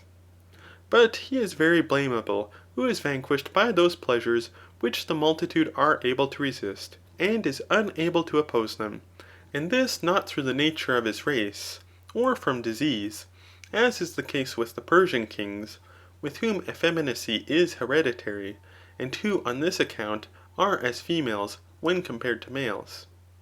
The jocose man, also, appears to be intemperate, but he is effeminate, for jesting is a relaxation, since it is a repose from serious and laborious pursuits. But the jocose man ranks among the number of those who exceed in this relaxation. With respect to incontinence, however, one kind is precipitate, but another is from imbecility. For some, indeed, having deliberated, do not persist in what they have deliberated, on account of passion, but others, in consequence of not having deliberated, are led captive by passion. For some persons, just as those who have previously tickled themselves are not tickled by others, so these in consequence of previously perceiving and foreseeing the future perturbation, and having pre-excited themselves, and their reasoning power, are not vanquished by passion, whether it be delectable or painful. But persons of acute feelings, and those who are melancholy, are especially incontinent, according to precipitate incontinence. For the former, indeed, through celerity, and the latter through vehemence, do not wait for the decision of reason, because they are disposed to follow the imagination. Chapter 8. The intemperate man, however, as we have before observed, is not inclined to repentance, for he persists in his deliberate choice. But every incontinent man is inclined to repent. Hence, the thing is not as we doubted it might be. But the intemperate man, indeed, is incurable, and the incontinent man is curable. For depravity appears to resemble the diseases of the dropsy and consumption, but incontinence seems to resemble the epilepsy. Since the former, indeed, is continued without interruption, but the latter is not a continued improbity. And in short, the genus of incontinence is different from that of vice. For vice indeed is latent, but incontinence is not latent. But of these characters, the precipitately incontinent are better than those who possess reason, indeed, but do not abide in its decisions. For the latter are vanquished by a less passion, and not without previous deliberation, like the former. For the man who is incontinent from imbecility resembles those who become rapidly intoxicated, and from a little wine, and from less than that through which most men become intoxicated. That incontinence, therefore, is not a vice is evident, but perhaps it is partially so. For incontinence is contrary, but vice is conformable to deliberate choice. The intemperate and the incontinent man, however, are similar in their actions, just as Demodocus said of the Milesians, viz. The Milesians are not indeed foolish, yet they act as if they were so. Thus, also, incontinent men are not indeed unjust, yet they act unjustly. Since, therefore, the incontinent man is one who does not pursue corporeal pleasures in excess and contrary to right reason, from persuasion, but the intemperate man, because he is intemperate, is persuaded to pursue such pleasures. This being the case, the former is easily induced to change his opinion, but the latter is not. For virtue preserves the principle of right conduct, but depravity corrupts it. And in actions, that for the sake of which, or the end is the principle, in the same manner as hypotheses are principles in the mathematics. Hence, neither in the mathematics, nor here, are principles to be taught, but virtue, either physical or ethical, is the cause of right opinion, concerning the principle of conduct. A man of this description, therefore, is temperate, but the contrary character is an intemperate man. There is also a certain person who through passion departs from right reason, whom passion, indeed, so subdues that he does not act conformably to right reason, but yet passion does not so far subdue him as to cause him to be persuaded, that pleasures of this description ought to be largely pursued. This person is the incontinent man, who is better than the intemperate, and is not absolutely a bad man. For in him that which is best, the principle of right conduct, is saved. But there is another person contrary to this, viz. The continent man, who persists in the decision of reason, and is not diverted from it through passion. From these things, therefore, it is evident, that one of these habits is worthy, but the other bad. CHAPTER 9. Whether, therefore, is he the continent man, who persists in any kind of reason, and in any kind of deliberate choice, or he who persists in right reason? And whether is he the incontinent man, who does not persist in any kind of deliberate choice, nor in any kind of reason, or he who persists in a false reason, and in an erroneous deliberate choice, as it was doubted by us before? Or shall we say that the continent man is one who persists from accident in any kind of reason and deliberate choice, but essentially in true reason, and right deliberate choice, but that the incontinent man does not thus persist? For if any one chooses, or pursues, that thing on account of this, he pursues indeed and chooses this thing per se, but the former thing from accident. We speak, however, of that which is per se simply. Hence it is possible that the one may persist in any kind of opinion, but that the other may abandon any kind of opinion. But the one simply persists in true opinion, and the other does not. There are, however, some persons who are disposed to persist in an opinion, and these are those who are called pertinacious, such as the obstinate, and those who are not easily persuaded to relinquish their opinions, who have indeed something similar to the continent man, in the same manner as the prodigal has to the liberal, and the audacious to the confident man. But in many things they are different. For the confident man, indeed, is not changed through passion and desire, since when it so happens, he is easily persuaded. But the pertinacious man is not persuaded by reason, since most of this description admits desire, and are led by pleasures. Those persons, however, are pertinacious, who have certain opinions of their own, and also unlearned and rustic men. And those, indeed, who have certain opinions of their own, are pertinacious through pleasure and pain. For they rejoice when they are victorious, if they are not induced to change their opinion. And they are grieved when their opinions, as if they were decrees, are without efficacy. Hence they resemble the incontinent more than the continent man. But there are certain persons who do not persist in their opinions, yet not through incontinence, such as Neoptolemus in the Philoctetes of Sophocles, since he did not persist in his opinion, yet not on account of pleasure, but on account of the beautiful in conduct. For to him it was beautiful to speak the truth, though he was persuaded by Ulysses to lie. For not every one who does any thing on account of pleasure is intemperate, or a bad, or an incontinent man. But he is intemperate who does it on account of base pleasure.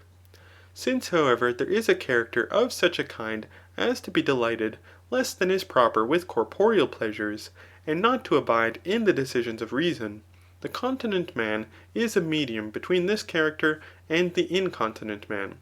For the incontinent man, indeed, does not abide in the decisions of reason, because he is delighted with corporeal pleasures more than is proper. But this man, because he is delighted with them less than is proper. The continent man, however, abides in the decision of reason, and is not changed through anything else.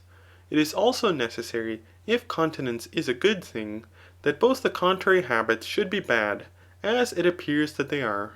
Because, however, one of these characters, viz. The man who is delighted less than is proper with corporeal pleasures, exists but among a few men, and is rarely seen. Hence, as temperance appears to be contrary to intemperance alone, thus also continence to incontinence.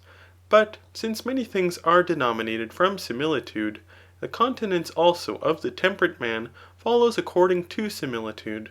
For both the continent and the temperate man do nothing contrary to reason, through the influence of corporeal pleasures.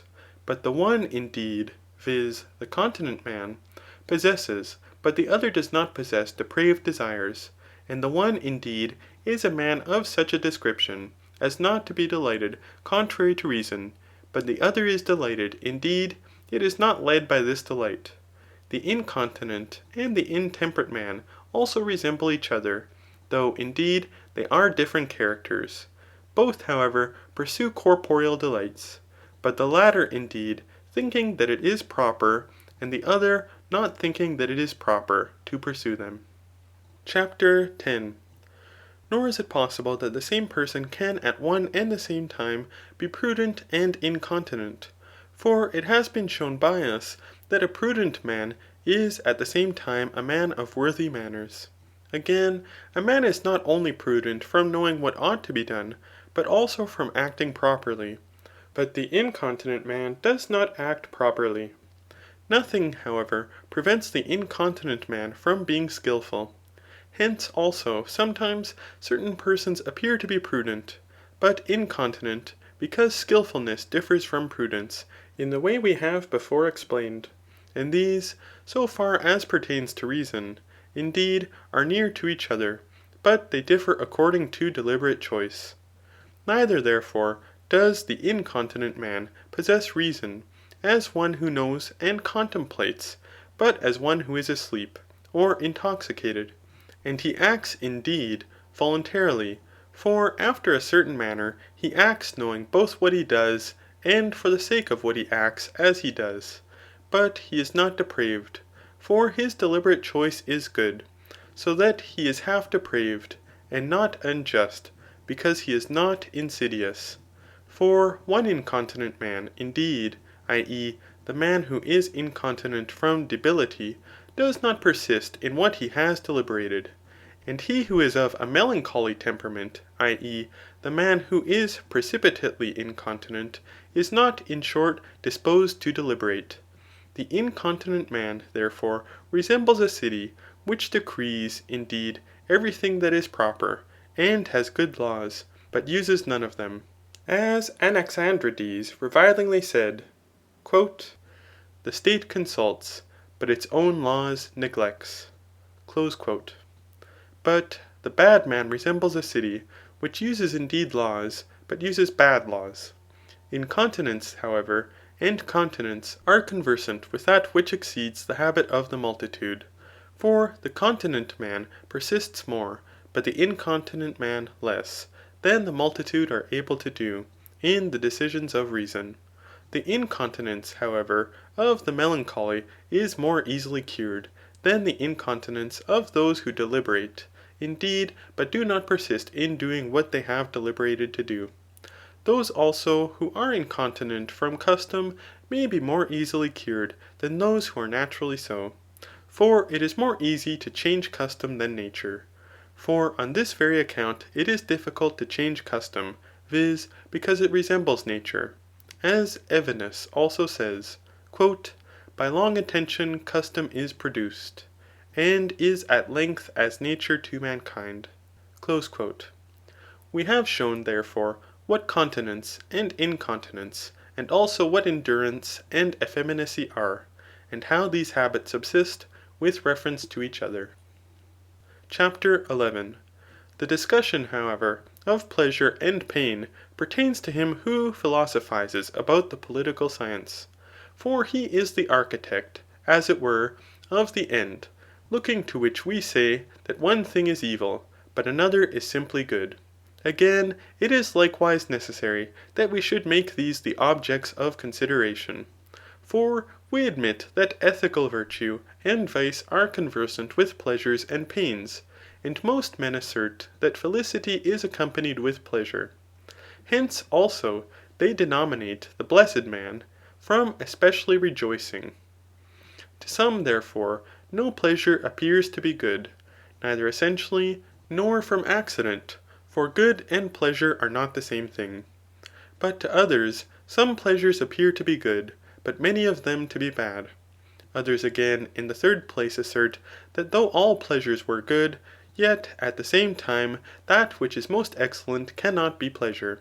In short, therefore, they say, pleasure is not good, because all pleasure is a generation tending to a sensible nature, as to its end, but no generation is allied to ends, as no act of building a house, i.e. the energy of building, is allied to the house.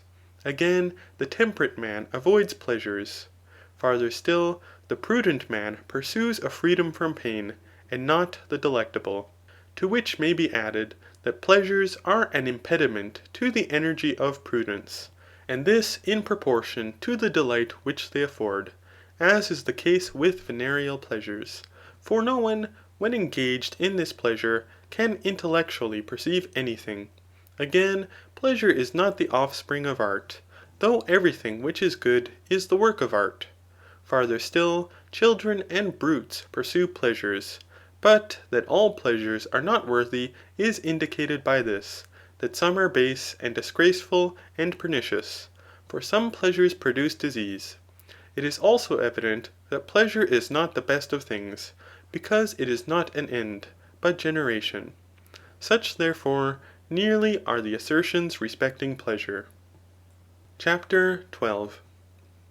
That it does not happen, however, from these arguments, that pleasure is neither good, nor the best of things, is evident from the following considerations. In the first place, indeed, because good is predicated in a twofold respect. For one kind of good is simply and absolutely good, but another is good to a certain person. And natures and habits receive the same division, so that this will also be the case with motions and generations. With respect to these pleasures likewise, which appear to be bad, some indeed are simply bad, but are not bad to a certain person, but to him are eligible. And some are not pleasures to this person, except once and for a short time, but they are not eligible to him. And some are not pleasures, but only appear to be so, viz. Those which are attended with pain, and are for the sake of a remedy, such as those of the sick. Again, since of good, one kind is energy, but another is habit, those pleasures which restore their possessor to his natural habit are delectable. In desires, however, there is the energy of an indigent and imperfect habit and nature. There are also pleasures which are unaccompanied with pain and desire, such as the energies of contemplation, nature in these not being indigent. But that some pleasures are delectable of themselves, and others only on account of the indigence which they remove, is indicated by this, that men are not pleased with the same delectable thing when the indigence of nature is removed, and when it is not. For in the former case they are delighted with things simply and absolutely pleasant, but in the latter with their contraries. For they are then delighted with things sharp and bitter, none of which are either naturally or absolutely delectable, so that neither are they pleasures. For as things delectable are to each other, so likewise are the pleasures produced by these. Farther still, it is not necessary that something else should be better than pleasure, as some say the end of generation is better than generation. For pleasures are not generations, nor are all of them accompanied with generation, but they are energies, and an end. Nor do pleasures happen when things are passing into existence, but from the use of things. Nor is the end of all pleasures something different from them, but of those only, which lead to the perfection of nature. Hence it is not well said that pleasure is a sensible generation, but it must rather be said that it is the energy of habit according to nature, and instead of saying that it is a sensible, it must be said that it is an unimpeded generation. It appears, however, to be a certain generation, because it is properly good, for they fancied that energy is generation, but it is different from it. To say also that pleasures are bad, because some delectable things produce diseases, is what may likewise be said of things salubrious, for some of these are bad, as to pecuniary affairs. In this respect, therefore, both will be bad, and yet they are not on this account bad. For contemplation is likewise sometimes injurious to health, yet the pleasure proceeding from each habit is neither an impediment to prudence, nor to any habit. But the pleasures which are an impediment to these are such as are foreign. Since the pleasures arising from contemplation and discipline produce in a greater degree contemplation and learning. But it reasonably happens that no pleasure is the work of art, since neither is there an art of any other energy, but of power, though the arts pertaining to unguents and cooking appear to be the arts of pleasure. With respect to the assertions also that the temperate man avoids pleasures, and that the prudent man pursues a life unattended with pain, and that children and brutes pursue pleasure, all these are solved after the same manner.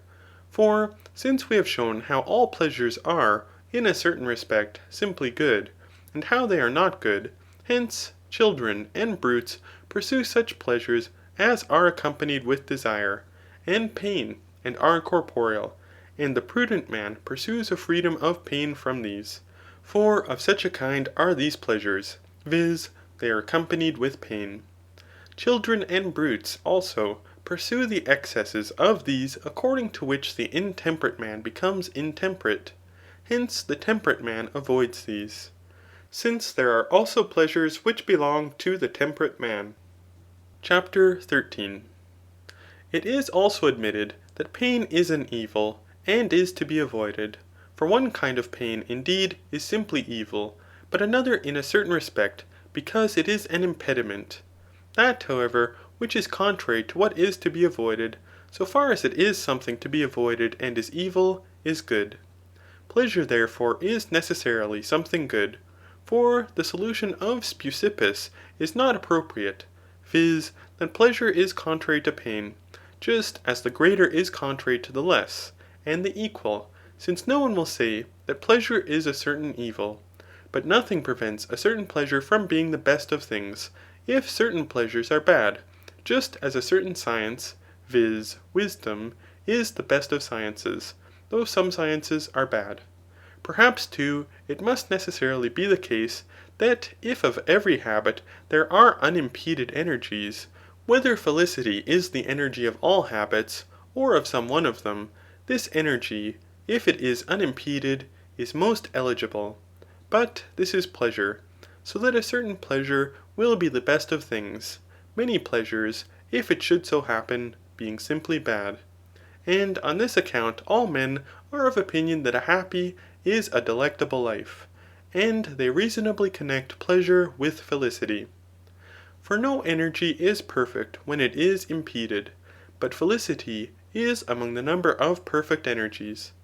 Hence, the happy man requires the goods pertaining to the body, and external possessions, and also good fortune, lest the want of these should be an impediment to his felicity. Those, however, who say that a man, if he is a good man, may be happy, though he should be tormented in a wheel, and fall into the greatest calamities, say nothing to the purpose, whether they assert this willingly or unwillingly.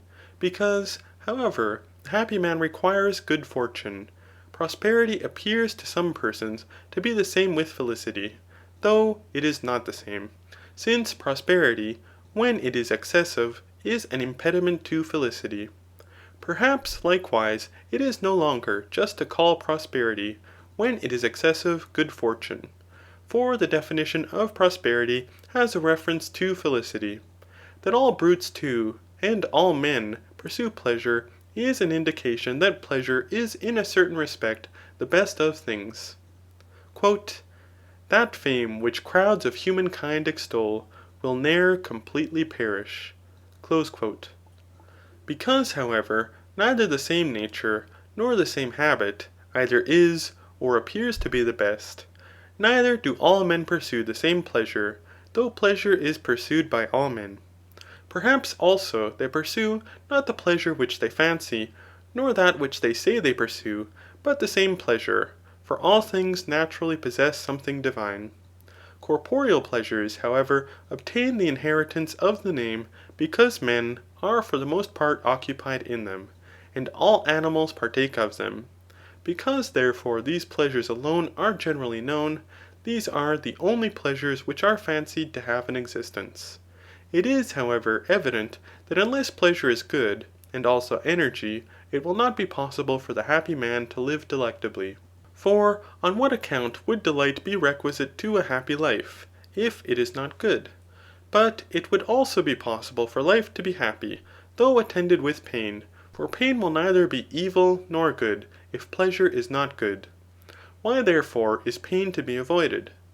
Neither therefore will the life of the worthy man be more delectable, unless his energies are more delectable. Chapter 14. With respect, however, to corporeal pleasures, we must direct our attention to the assertions of those who say that some pleasures are very eligible, viz. Such as are worthy, but not corporeal pleasures, with which the intemperate man is conversant. Why, therefore, are the pains contrary to these pleasures depraved? For good is contrary to evil. Or shall we say, that necessary pleasures are so far good, because that which is not evil is good, or that they are good to a certain extent? For in those habits and motions in which there is no excess of that which is better, there is no excess of pleasure. But in those in which there is an excess of what is better, there is also an excess of pleasure. But of corporeal goods there is an excess, and the bad man becomes bad by pursuing the excess of pleasure, and not necessary pleasures. For all depraved men are delighted with meats and wine, and venery, but not in such a manner as is proper, and they are affected in a contrary way with respect to pain, for they do not avoid the excess of pain, but pain altogether. For pain is not contrary to excess, but to him who pursues excess. Since, however, it is not only necessary to speak the truth, but also to assign the cause of a false assertion, for this contributes to credibility. Since when the cause why a thing seems to be true, though it is not, appears to be reasonable, it then gives greater credibility to the truth.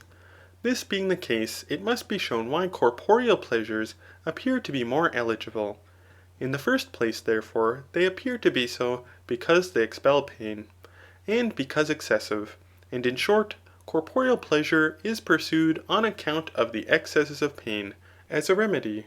But the remedies are vehement, and on this account corporeal pleasures are pursued, because they become more apparent when placed by that which is contrary to them. Pleasure, therefore, does not appear to be good, for these two reasons, as we have before observed, because some pleasures indeed are the actions of a depraved nature, either from the birth of the animal, as those of a brute, or they originate from custom, such as those of bad men. But other pleasures are remedies, because they are the pleasures of that which is in want, and it is better to have them, than for them to be passing into existence. And others happen to be pleasures of that which is in a perfect condition.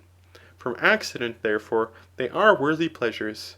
Again, pleasures that are vehement are pursued by those who are incapable of being delighted with other pleasures. These, therefore, procure for themselves certain thirsts. Hence, when pleasures are innoxious, they are not to be reprehended, but when they are noxious, they are bad. For those that pursue these pleasures have no other with which they are delighted, and if neither these, nor any others are present, the vulgar are in pain, through the indigence of nature. For the animal always labours, as physical arguments testify, since, as physiologists say, to see and to hear are painful, but we are now accustomed to these energies, and therefore do not perceive the pain. In a similar manner in youth, in consequence of the augmentation which then takes place, we are affected like those who are intoxicated, and youth is a delectable period of human life. But the melancholic naturally always require a remedy, for their body experiences a continual molestation from its temperament through the acrimony of the bile, and they are always agitated with vehement appetite. Pleasure, however, always excels pain, as well the pain which is contrary to pleasure as that which is casual, if the pleasure is strong, and on this account the melancholic becomes intemperate and depraved. But the pleasures which are without pain have no excess, and these are such as are derived from things naturally delectable, and which are not accidentally so. I mean, however, by things delectable from accident, remedies. For because it happens that we are cured of a malady, the part which is sane performing something, on this account, the remedies appear to be delectable. But by things naturally delectable, I mean those which produce the action of such a nature, i.e. which produce an energy essentially adapted to such a nature. Nothing, however, which remains the same is always delectable, because our nature is not simple, but there is also something in it different, according to which it is corruptible. Hence, if the one part does anything, this to the other nature is preternatural. But when both the parts are equalized, that which is performed neither appears to be painful nor pleasing. For if there is any being, the nature of which is simple, to this being the same action will always be most delectable. Hence, God always rejoices according to one simple pleasure, for there is not only an energy of corporeal motion, but also of immobility, and pleasure exists more abundantly in rest than in motion. But mutation is the sweetest of all things, according to the poet, through a certain depravity. For as a depraved man is mutable, so likewise is the nature which requires mutation, for it is neither simple nor good. And thus we have spoken concerning continence and incontinence, pleasure and pain, and have shown what each of them is, and how some of them are good, but others bad. It now remains that we speak concerning friendship. End of Book 7. Book 8. Chapter 1. After these things, it follows that we should discuss friendship, for it is a certain virtue, or subsists in conjunction with virtue. And besides this, it is most necessary to life. For no one would choose to live without friends, though he possessed every other good. For the rich, princes, and magistrates appear to be especially in want of friends.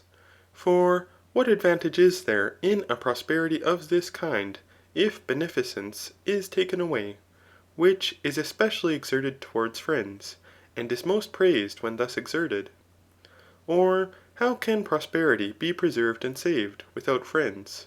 For by how much the greater, by so much the more insecure it is. But in poverty and other misfortunes, friends are considered to be the only refuge. Friendship, also, is useful to youth, in preventing them from error, and to elderly men, by the attention which it pays to their wants, and the assistance it affords to their deficiency in action, arising from the imbecility of age. To those likewise, in the acme of life, it is useful, because it aids them in the performance of beautiful actions. When two in concord meet." For they are more able through it both to conceive and act. Friendship, also, appears to be naturally inherent in that which begets towards that which is begotten ; and this not only in the human race, but likewise in birds, in most animals, in those of the same nation towards each other, and especially among men. And hence we praise those that are philanthropic. It may also be seen, in travelling, how accommodating and friendly every man is to man. It seems, too, that friendship connects cities together, and legislators pay more attention to it than to justice. For concord appears to be something similar to friendship. But this legislators are especially desirous of effecting, and they principally expel sedition, which is hostile to concord. And when the citizens, indeed, are friends, there is no need of justice ; but though they are just, they require friendship. Among just things also, that which is especially just appears to be of a friendly nature. Nor is friendship alone necessary, but it is also a beautiful thing. For we praise those who are lovers of friends, and an abundance of friends appears to be one among the number of beautiful things. Again, some are of opinion that the same persons are good men and friends. There is, however, no small controversy concerning friendship. For some consider it to be a certain similitude, and that similar persons are friends. Whence also it is said, "Like tends to like, a jackdaw to a jackdaw," &c. Others, on the contrary, say, that all such persons are potters to each other. And they investigate concerning these things from a higher and more physical origin. Euripides indeed saying, "Earth, when she's dry, rejoices in the rain ; And venerable heaven, with rain when filled, On earth delights to fall." And Heraclitus asserting, "That what is adverse is advantageous, that the most beautiful harmony results from things of a different nature, and that all things originate from strife." Others, however, are of a contrary opinion respecting friendship, and among these is Empedocles ; for he says, "That the similar aspires after the similar." Such of these doubts, therefore, as are of a physical nature, we shall omit ; for they are not adapted to the present speculation. But we shall direct our attention to such of them as pertain to human affairs, and to the manners and passions of men ; such as, whether there is friendship among all men, or it is not possible that depraved men can be friends ; and whether there is one or many species of friendship. For those who are of opinion that there is but one species of it, because it receives the more and the less, do not found their opinion on a sufficient argument. For things specifically different receive the more and the less. But of these we have spoken before. CHAPTER 2. These things, however, will perhaps become evident, when that which is the object of friendly love is known. For it seems that not every thing is beloved, but that only which is the object of love. But this is either what is good, or what is delectable, or what is useful. That, however, may appear to be useful through which some good or pleasure is procured. Hence, the good and the delectable will be objects of love, as ends.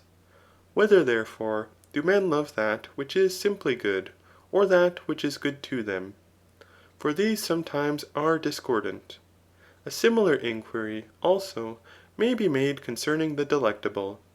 It appears, however, that every one loves that which is good to himself, and that good is that which is simply the object of love, but that what is good to each person is the object of love to each.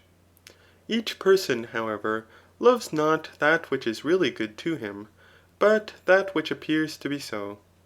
But this makes no difference, for that which appears to be good will be the object of love.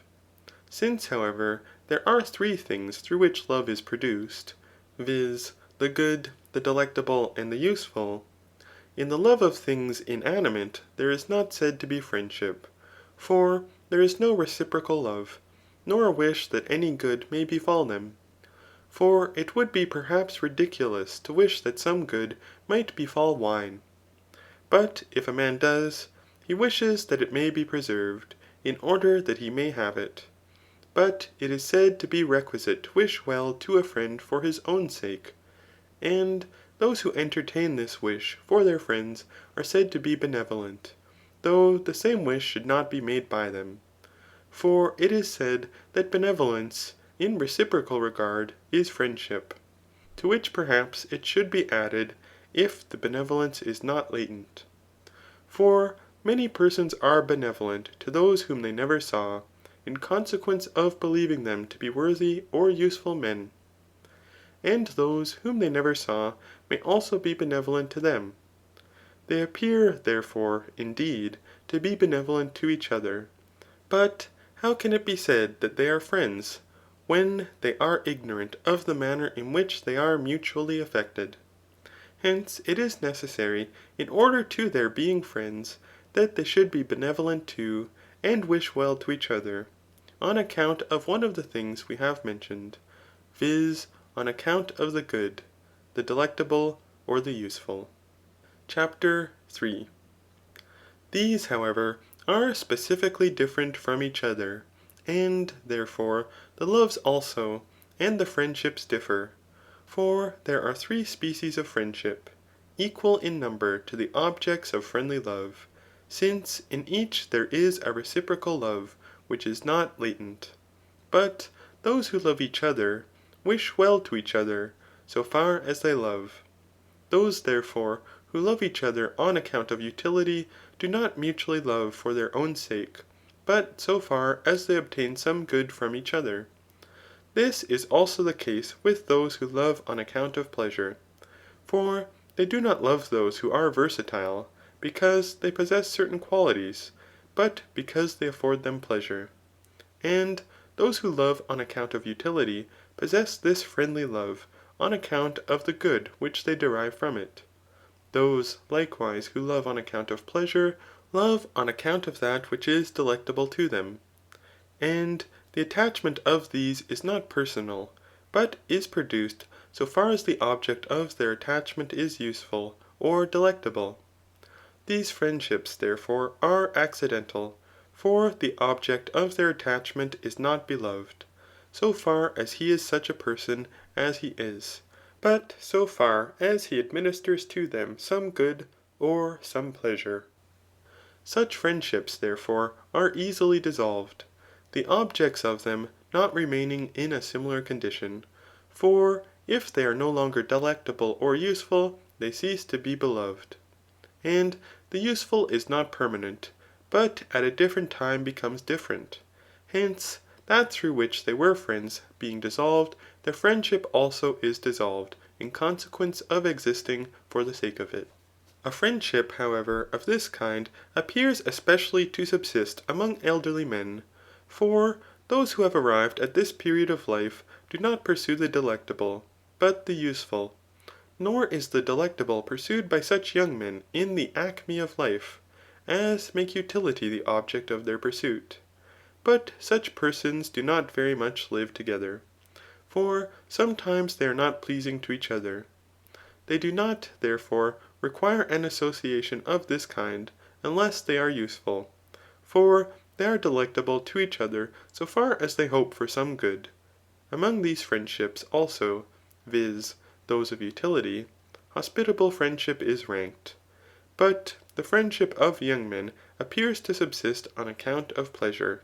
For they live according to passion, and especially pursue that which is delectable to them, and that which is present. In consequence of the mutation of age, however, other things become delectable, on which account they rapidly become and cease to be friends. For their friendship is changed, together with that which is delectable. But the mutation of such a pleasure is rapid. Young men also are amorous, for much of the amatory propensity subsists according to passion, and on account of pleasure. Hence they love, and rapidly cease to love, frequently changing in the same day. They wish, however, to spend the day with each other, and to live together, for thus they obtain what friendship requires. The friendship, however, of good men, and of those who are similar in virtue, is perfect. For they similarly wish well to each other, so far as they are good, but they are good of themselves.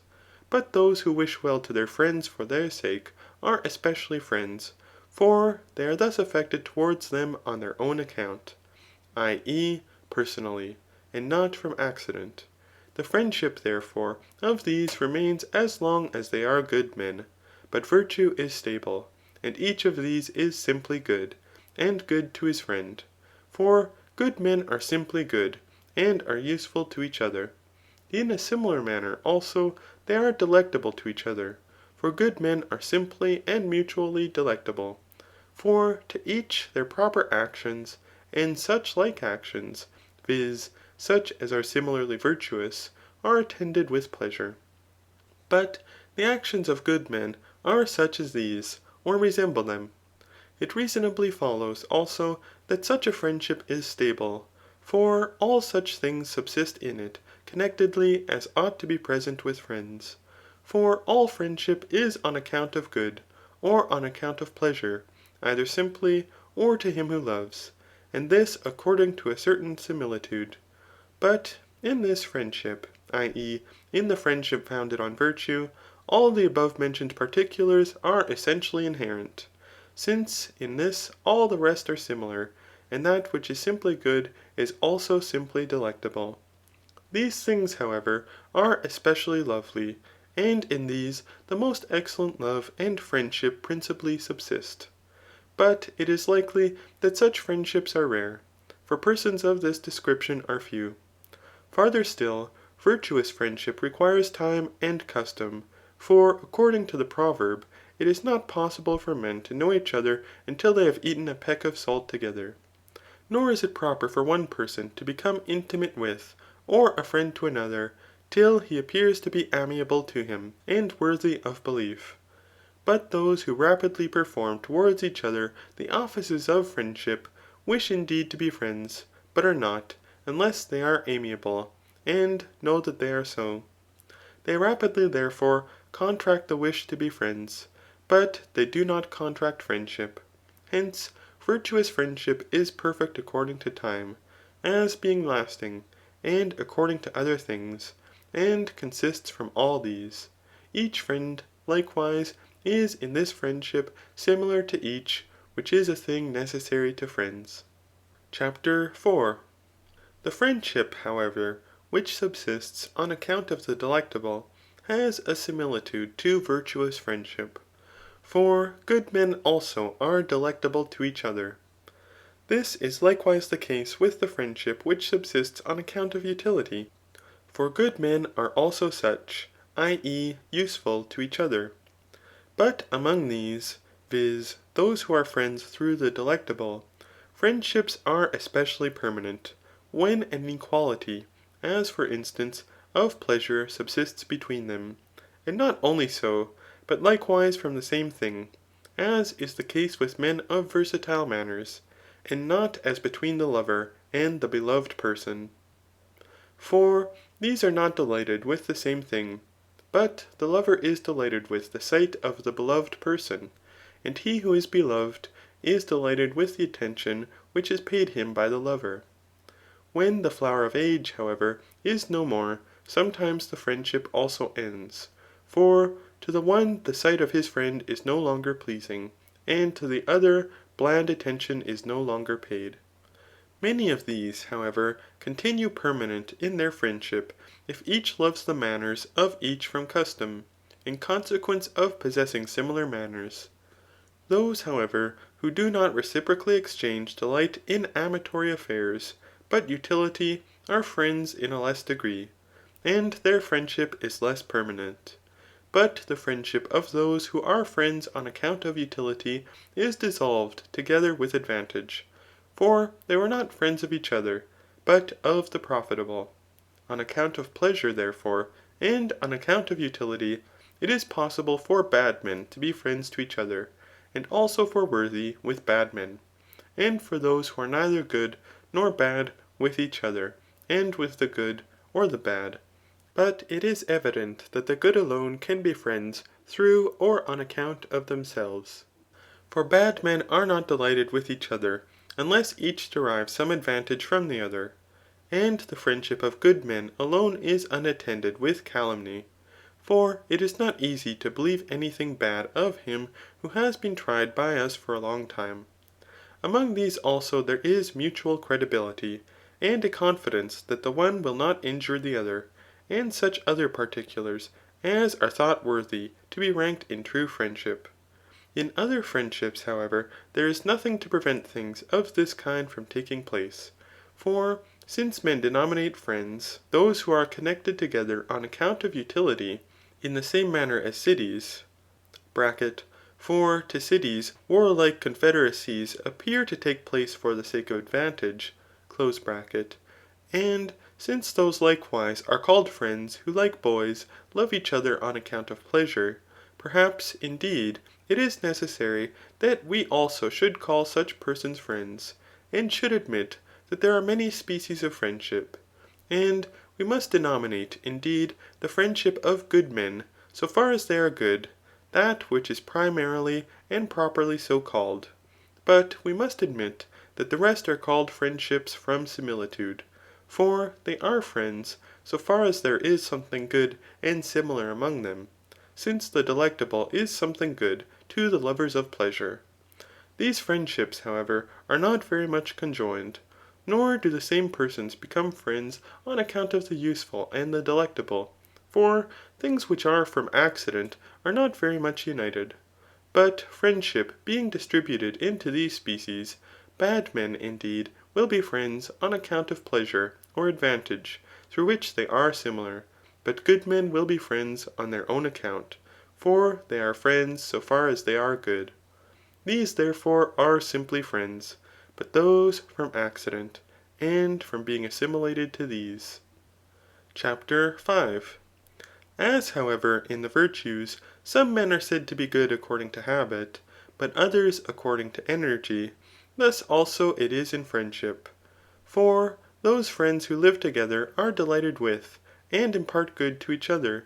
But those who are asleep, or are separated by places, do not indeed energize, and yet they are so disposed as to be able to energize in such a way as friendship requires. For places do not dissolve friendship simply, but only the energy of it. If, however, the absence is long, it seems to produce an oblivion of friendship, whence it is said that taciturnity dissolves many friendships. But neither elderly nor austere men appear to be adapted to friendship, for in them there is but little of pleasure. No one, however, can constantly associate with one who is sorrowful, or with one who is not pleasant. For nature appears especially to avoid the painful, and to aspire after the pleasing. But those who admit the company of each other, and yet do not live together, rather resemble benevolent persons than friends, since nothing is so much the province of friends as living together. For those who are in want aspire after advantage. Those also who are blessed constantly associate with each other. For it is not in the smallest degree fit that these should lead a solitary life. But it is not possible for men to live together whose company is not delightful, and who are not pleased with the same things, which fellowship appears to possess. The friendship, therefore, of good men is eminently friendship, as we have frequently observed. For that which is simply good or delectable appears to be lovely and eligible. But to every one that is lovely and eligible, which is to him a thing of this kind. A good man, however, is lovely and eligible to a good man through both these. Dilection, however, is similar to passion, but friendship to habit. For dilection is no less exerted towards inanimate things. But reciprocal love exists in conjunction with deliberate choice, and deliberate choice is from habit. We likewise wish well to those whom we love for their own sake, not according to passion, but according to habit. And those who love a friend, love that which is good to themselves. For a good man becoming a friend becomes a good to him to whom he is a friend. Each, therefore, loves that which is good to himself, and they mutually impart to each other that which is equal, both in wishing well and affording delight. For equality is said to be friendship, but these things are especially present with the friendship of good men. Chapter 6. Friendship, however, subsists in a less degree among austere and elderly men, in proportion as they are more morose and less delighted with associations. For these appear to be especially friendly, and effective of friendship. Hence, young men rapidly become friends, but not elderly men, for they do not become friends to those with whom they are not delighted. In a similar manner, neither do the austere become rapidly friends. But men of this description are indeed benevolent to each other, for they wish well, and afford assistance to the wants of each other. They are not, however, very much friends, because they do not constantly associate, nor are delighted with each other, which things appear to be especially of a friendly nature. But it is not possible to be a friend to many, according to perfect friendship, as neither is it possible to love many at one and the same time. For this resembles excess, and a thing of this kind is naturally adapted to take place towards one person. Moreover, it is not easy for many persons to please the same person very much at one and the same time, nor perhaps would it be a good thing if it were easy. Experience and custom likewise are necessary to a perfect friendship, which are very difficult things. But it is possible to please many persons on account of utility and delight.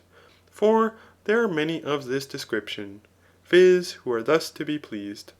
And a little experience is sufficient for this purpose.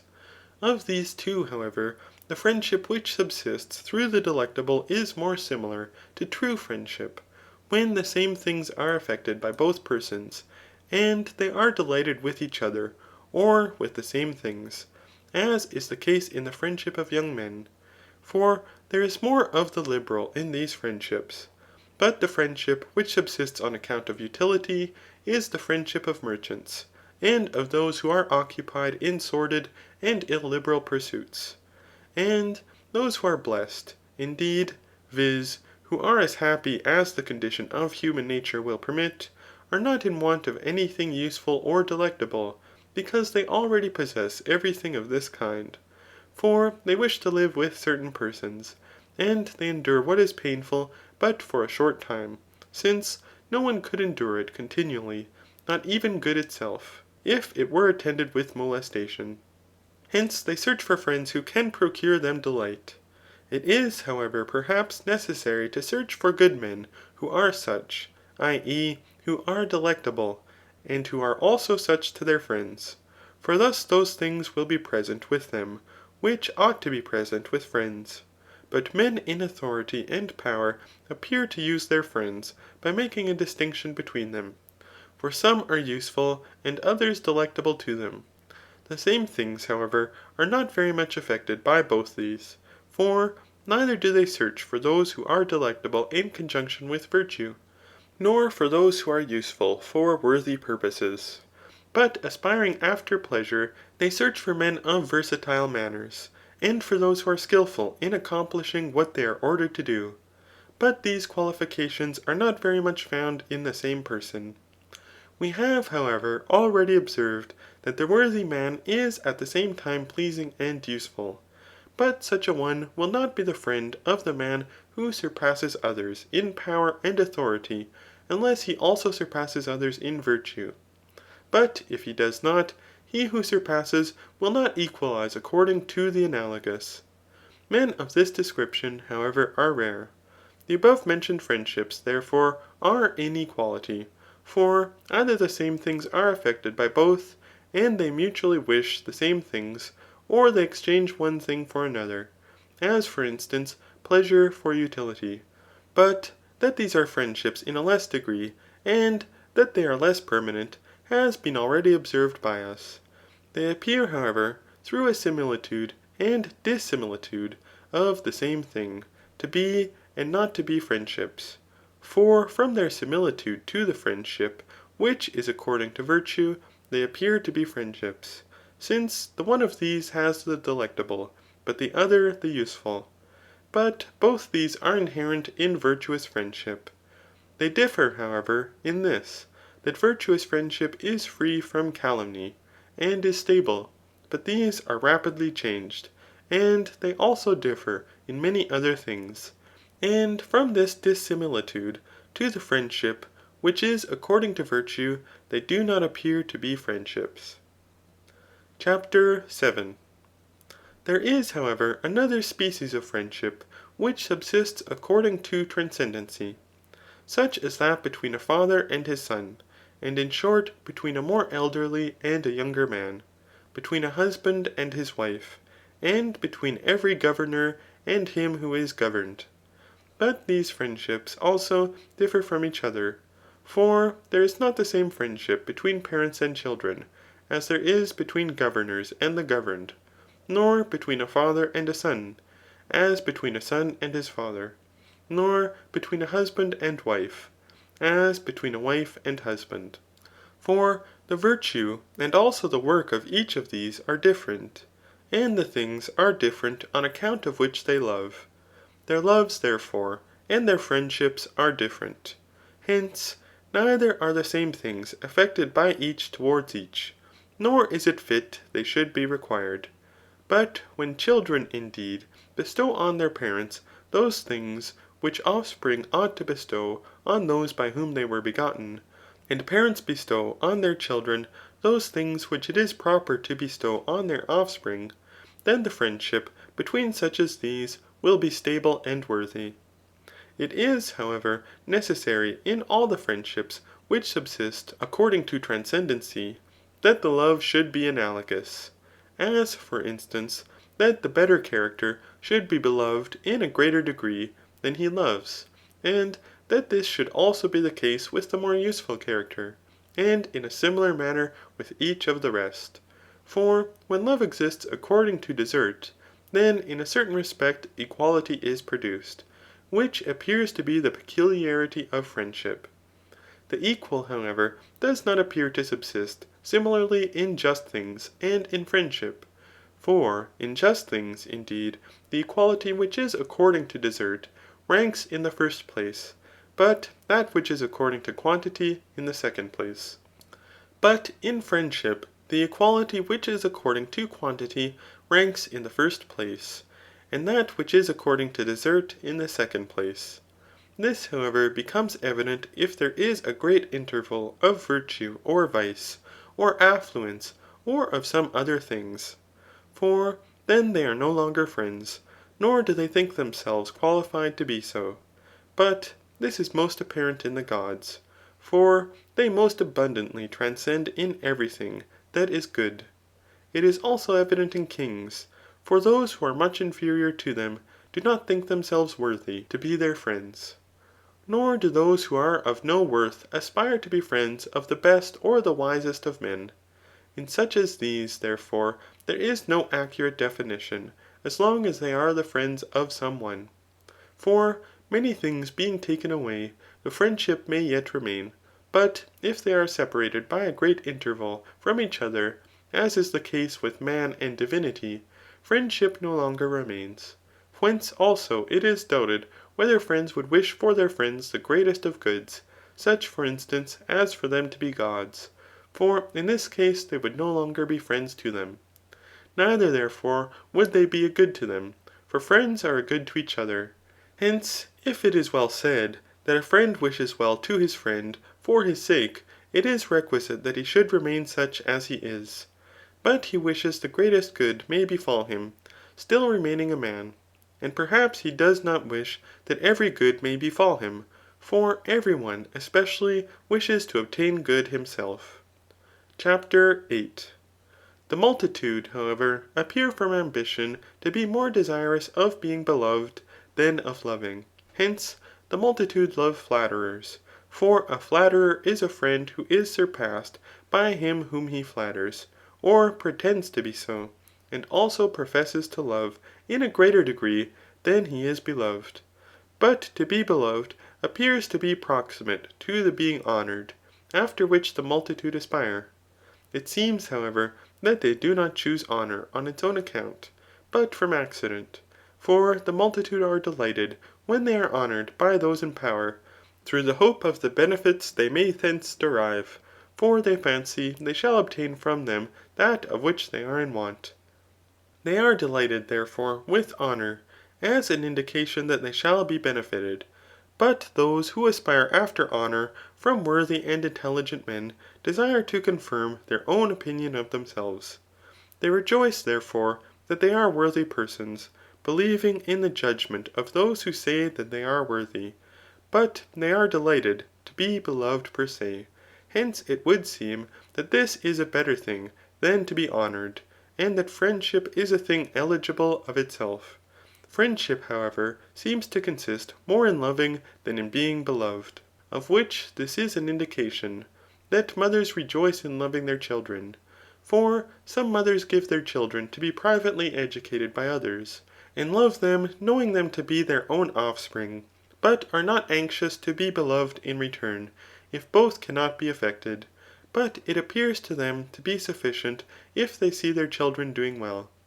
And they love their offspring, though the offspring are unable to pay that attention to their mother which is fit, because they are ignorant of her. Since, therefore, friendship consists rather in loving than in being beloved, and we praise those who are lovers of friends, to love appears to be the virtue of friends. Hence, those in whom this exists according to desert are stable friends, and the friendship of such as these is stable. But thus also those who are unequal may especially become friends, for thus they will be equalized. Equality, however, and similitude are friendship, and especially the similitude of those who resemble each other in virtue. For being of themselves stable, they are also stable towards each other, and neither require any thing depraved, nor are subservient to any thing of this kind, but, as I may say, they prohibit what is base. For it is the province of good men neither to err themselves, nor permit their friends to be subservient to erroneous conduct. But depraved men have no stability, for they do not remain similar to themselves, but are only friends for a short time, being delighted with the depravity of each other. Useful, however, and pleasing men remain friends for a longer time, for they continue friends as long as they impart to each other pleasure and advantage. But the friendship which subsists on account of utility appears to be composed from contraries, such as the friendship of the poor with the rich man, and of the unlearned with the learned man. For he who is in want of any thing, aspiring to the possession of it, recompenses with something else him from whom he obtains what he wants. Hither also may be referred the lover and the beloved, the beautiful and the deformed.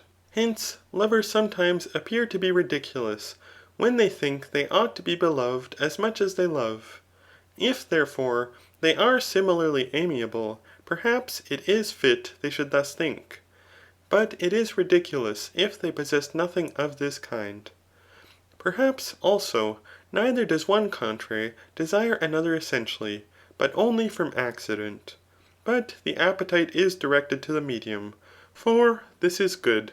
Thus, for instance, it is good to a dry thing not to become moist, but to arrive at the medium between dryness and moisture, and in a similar manner to a hot thing and to other substances.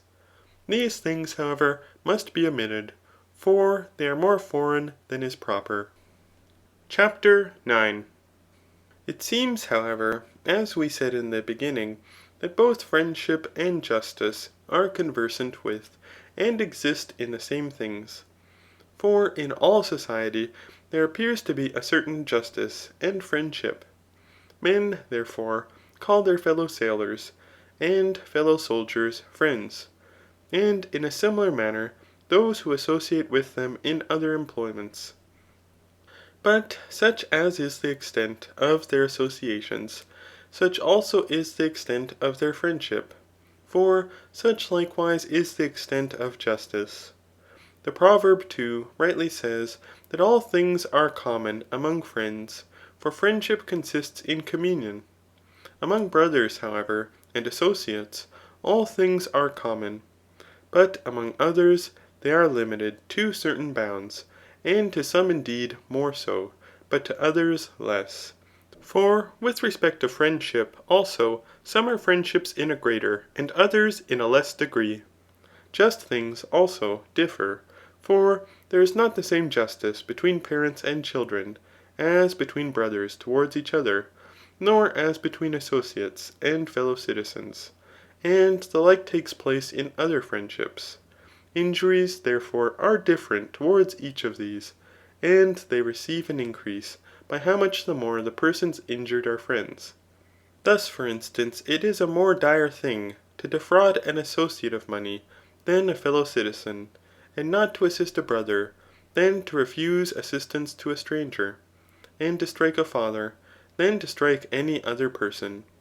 But the just is naturally adapted to be increased at one and the same time with friendship, as subsisting in the same things, and being equally extended.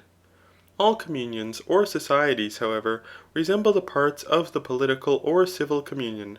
For men journey together with a view to a certain advantage, and in order to procure something which pertains to human life. Political communion also appears to exist for the sake of advantage, to have been established with a view to this from the beginning, and to continue so. For the attention of legislators is directed to this, and they say that what is advantageous in common is just.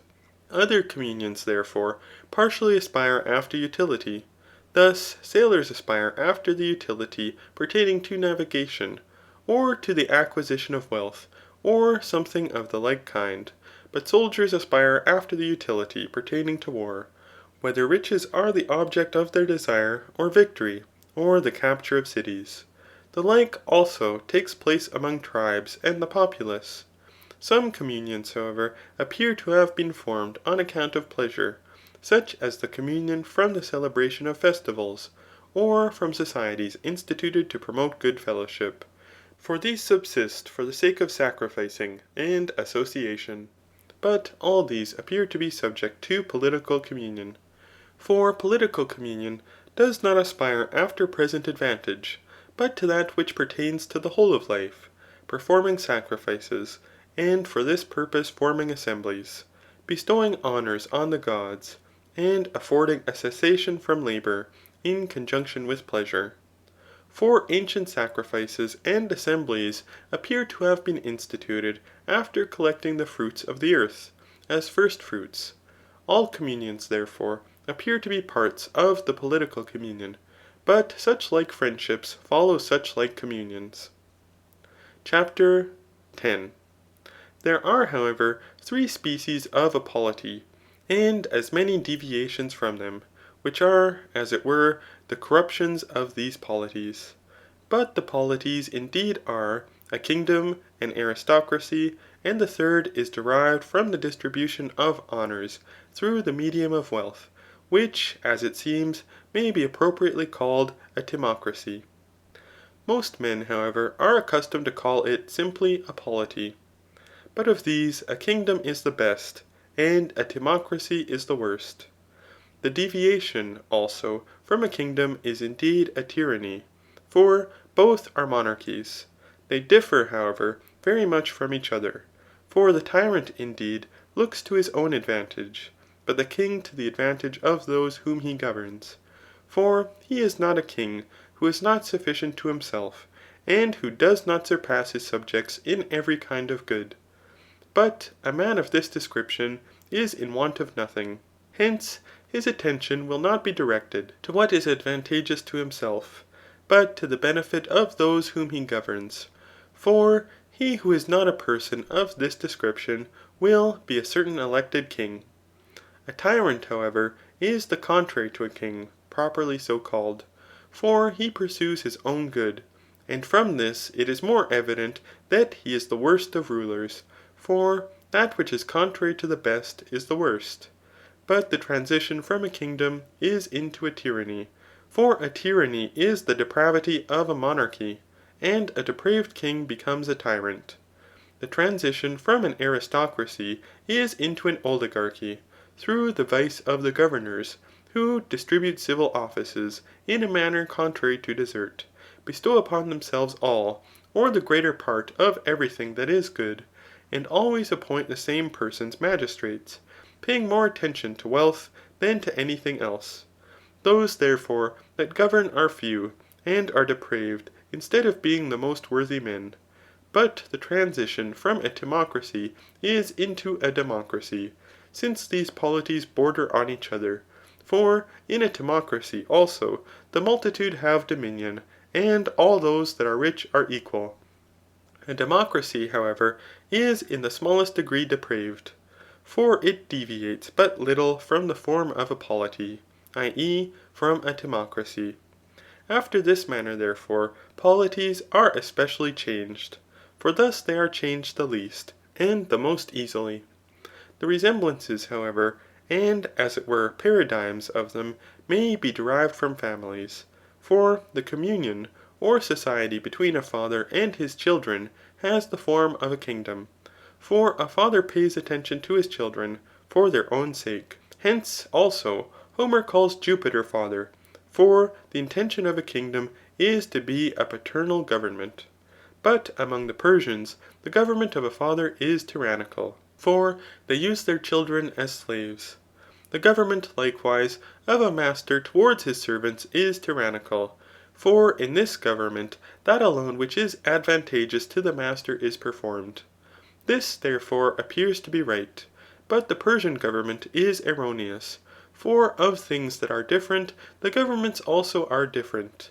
But the government of man and wife appears to be aristocratic. For the man governs according to desert, and in those things in which it is proper for the man to govern.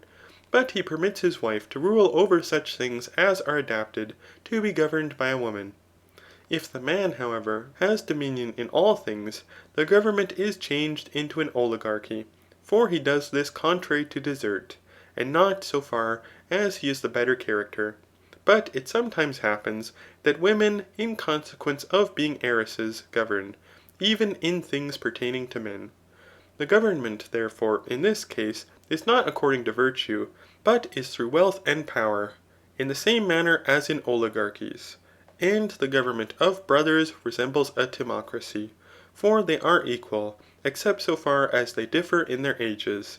Hence, if there is a great difference in their ages, the friendship is no longer fraternal.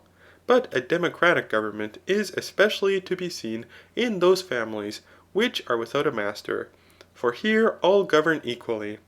In those families, also, where he who governs is a man of a weak understanding, every one has the power of acting as he pleases. Chapter 11. In each of the polities, however, friendship appears to have the same extent as justice. And the friendship, indeed, between a king and his subjects, consists in transcendency of beneficence. For he benefits his subjects, since, being a good man, he is attentive to their interest, like a shepherd, in order that they may do well. Whence also Homer calls Agamemnon the shepherd of the people. Such likewise is paternal friendship, but it differs in the magnitude of the benefits which it confers. For the father is the cause of the existence of his child, which appears to be a thing of the greatest consequence, and also procures him nutriment and education. The same things likewise are attributed to progenitors. For a father is naturally adapted to rule over his children, and progenitors over the offspring of their children, and kings over their subjects. But these friendships consist in transcendency, on which account, also, parents are honoured. The just, therefore, in these is not the same, but subsists according to desert. For thus also the friendship subsists. There is likewise the same friendship between a husband and a wife, as in an aristocracy, for it subsists according to virtue, and a more ample good is attributed to the better character, and that which is adapted and appropriate is attributed to each. For thus also justice is effected. But the friendship of brothers resembles that of associates, for they are equal, and of the same age, and persons of this description apply themselves for the most part to the same disciplines, and are similar in their manners. The friendship, therefore, which exists in a democracy resembles this. For in this government it is requisite that the citizens should be equal and worthy persons. Hence they alternately and equally govern. Such therefore is the friendship of brothers. In corrupt polities, however, as the justice is but small, so likewise is the friendship, and it exists in the smallest degree in the worst polity. For in a tyranny there is either no friendship, or very little, since among those with whom there is nothing common between the governor and the governed, there is not any friendship, for neither is there any justice. But the friendship between them resembles that which is between an artist and his instrument, between the soul and the body, and between a master and his servant. For these indeed are benefited by those that use them. There is not, however, any friendship with, nor justice towards things inanimate, as neither is there towards a horse or an ox, or towards a slave, so far as he is a slave, since there is nothing common between these. For a slave is an animated instrument, but an instrument is an inanimate slave. So far, therefore, as he is a slave, there is no friendship between him and his master, but there may be so far as he is a man.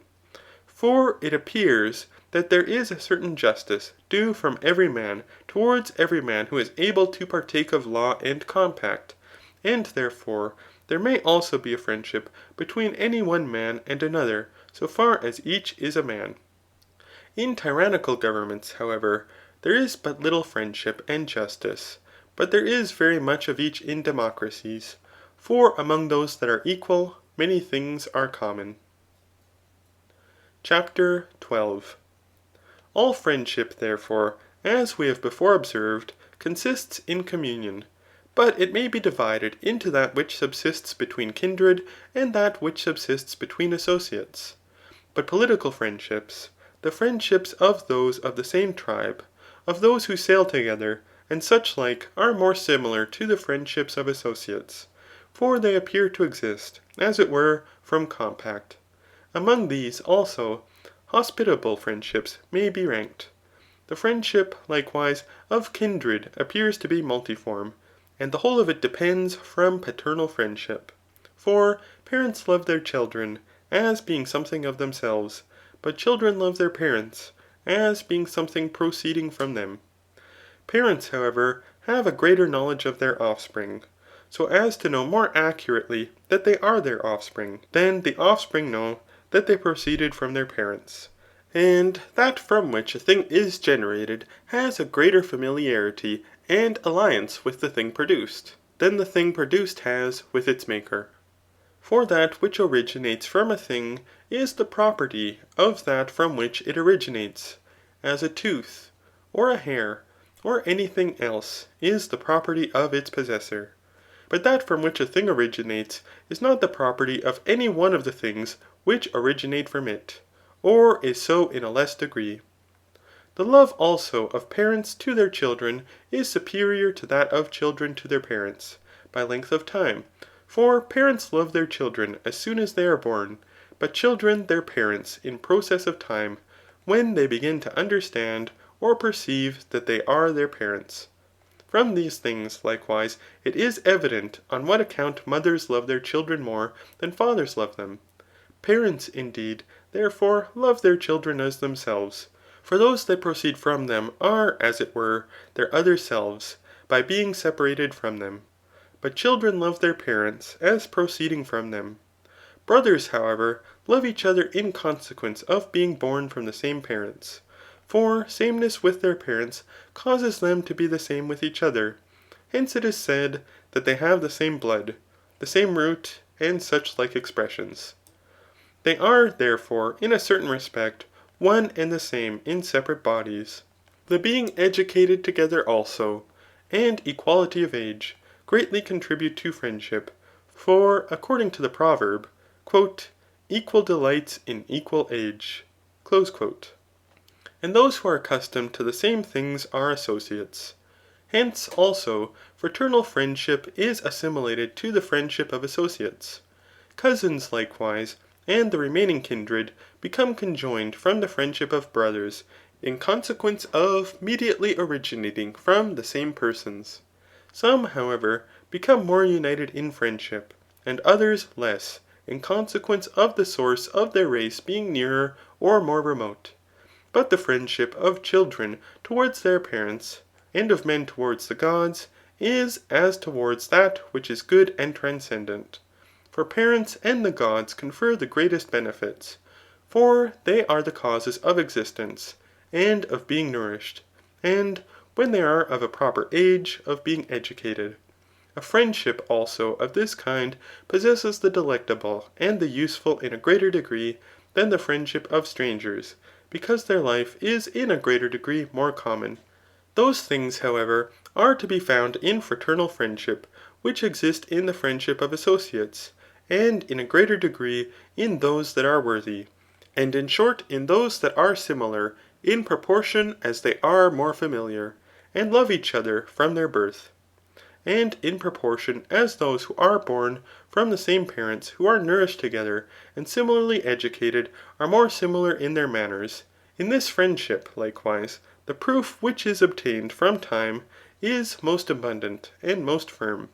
And things pertaining to friendship subsist analogously in the remaining gradations of kindred. But the friendship between man and wife appears to be according to nature. For man is more a connubial than a political animal, and this, by how much more a family is prior to, and more necessary than a city. And the procreation of offspring is more common to all animals. In other animals, therefore, the communion proceeds thus far, i.e. as far as to the procreation of offspring. But men and women not only cohabit for the sake of begetting children, but also with a view to the necessaries and conveniences of life. For their employments are immediately divided, and those of the husband are different from those of the wife. Hence they assist each other, referring their own private possessions to the common good of the family. On account of these things, therefore, both the useful and the delectable appear to be contained in this friendship. It will also exist on account of virtue, if the husband and wife are worthy characters. For there is a virtue pertaining to each, and they will rejoice in a thing of this kind.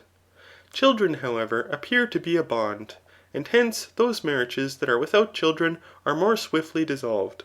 For children are a common good to both the husband and wife, and that which is common connects.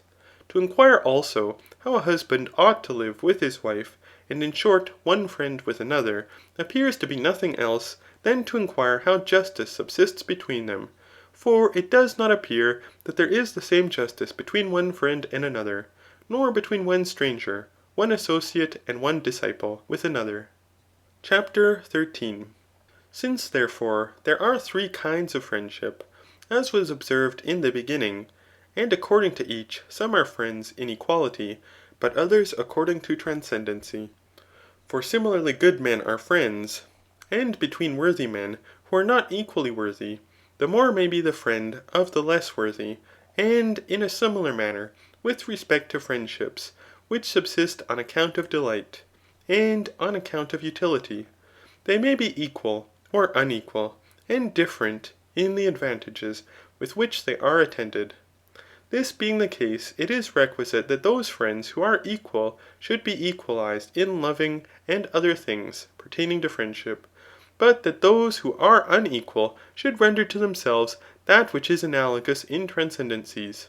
Accusations, however, and complaints reasonably take place in that friendship alone, or principally, which is founded in utility. For those who are friends on account of virtue are readily disposed to benefit each other. For this is the peculiarity of virtue and friendship. But with those who contend with each other in kindness, there are no accusations, nor contests. For no one is indignant with him who loves and benefits him, but if he is grateful, he will recompense him by benefiting him in return. He, however, who transcends in the benefits which he confers, obtaining that which he desires, will not accuse his friend, for each aspires after good. Nor do accusations and complaints very much take place in the friendships which are founded in pleasure. For at one and the same time both obtain the objects of their desire, if they rejoice to live together. He, however, will appear to be ridiculous who accuses him by whom he is not delighted, when it is not possible to spend his time with him. But the friendship which is founded in utility is full of accusations and complaints. For since they make use of each other with a view to advantage, they are always in want of more, and fancy they have less than is proper, and blame their friends because they do not obtain as much as they are in want of, though they deserve to obtain it. But those who benefit are not able to supply as much as those who are benefited require. It appears, however, that as the just is twofold, for one kind is unwritten, but the other is legal, thus also with respect to the friendship which is founded in utility, one kind indeed is ethical, but the other is legal. Accusations, therefore, then especially take place, when compacts are formed and dissolved, not with a view to the same friendship, as that by which they are united. But the legal friendship, founded in utility, is that which subsists by compacts, one kind indeed being entirely venal, from hand to hand, viz. Such as takes place in buying and selling. But another kind is more liberal, in which one thing is to be given for another at a stated time, but from compact. In this friendship, however, that which is owing is manifest, and is not ambiguous, but a friendly delay is permitted to take place. Hence, with some of these, there are no judicial processes, but they think it is requisite to love those who form compacts from the obligation of fidelity. But the ethical friendship does not consist in compacts, but what it gives as to a friend, and this is also the case with whatever is imparted by the one to the other. He, however, who gives, thinks it fit that he should receive in return an equivalent, or more than an equivalent, as if he had not given but lent. But if he does not receive the retribution which he expected from the contract, he accuses his friend. And this happens because all or most men wish to obtain things which are truly beautiful, but deliberately choose what is advantageous. But it is beautiful to benefit, not with a view to be benefited in return, and it is advantageous to be benefited. He, therefore, who is able, ought to make a retribution equivalent to the benefit he has received, and willingly, for a friend must not return kindness unwillingly.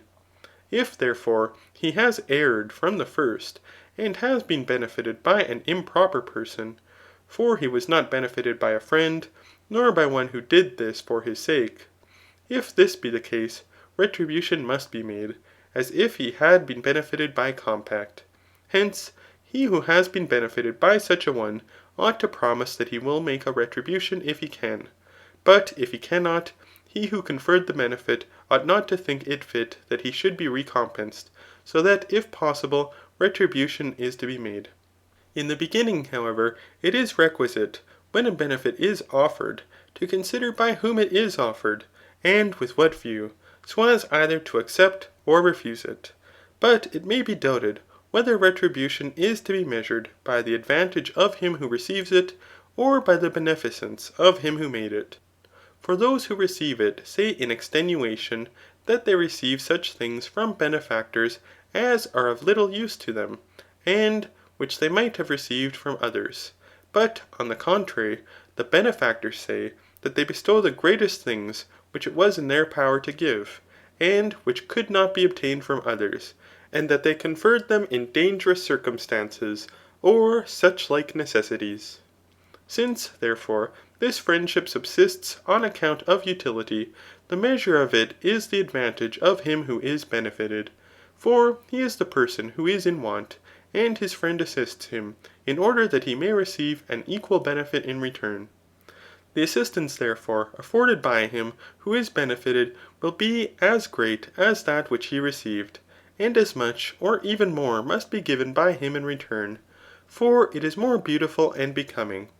But in those friendships which are founded in virtue, there are no accusations, and the deliberate choice of him who benefits resembles a measure, for the authority of virtue and manners consists in deliberate choice.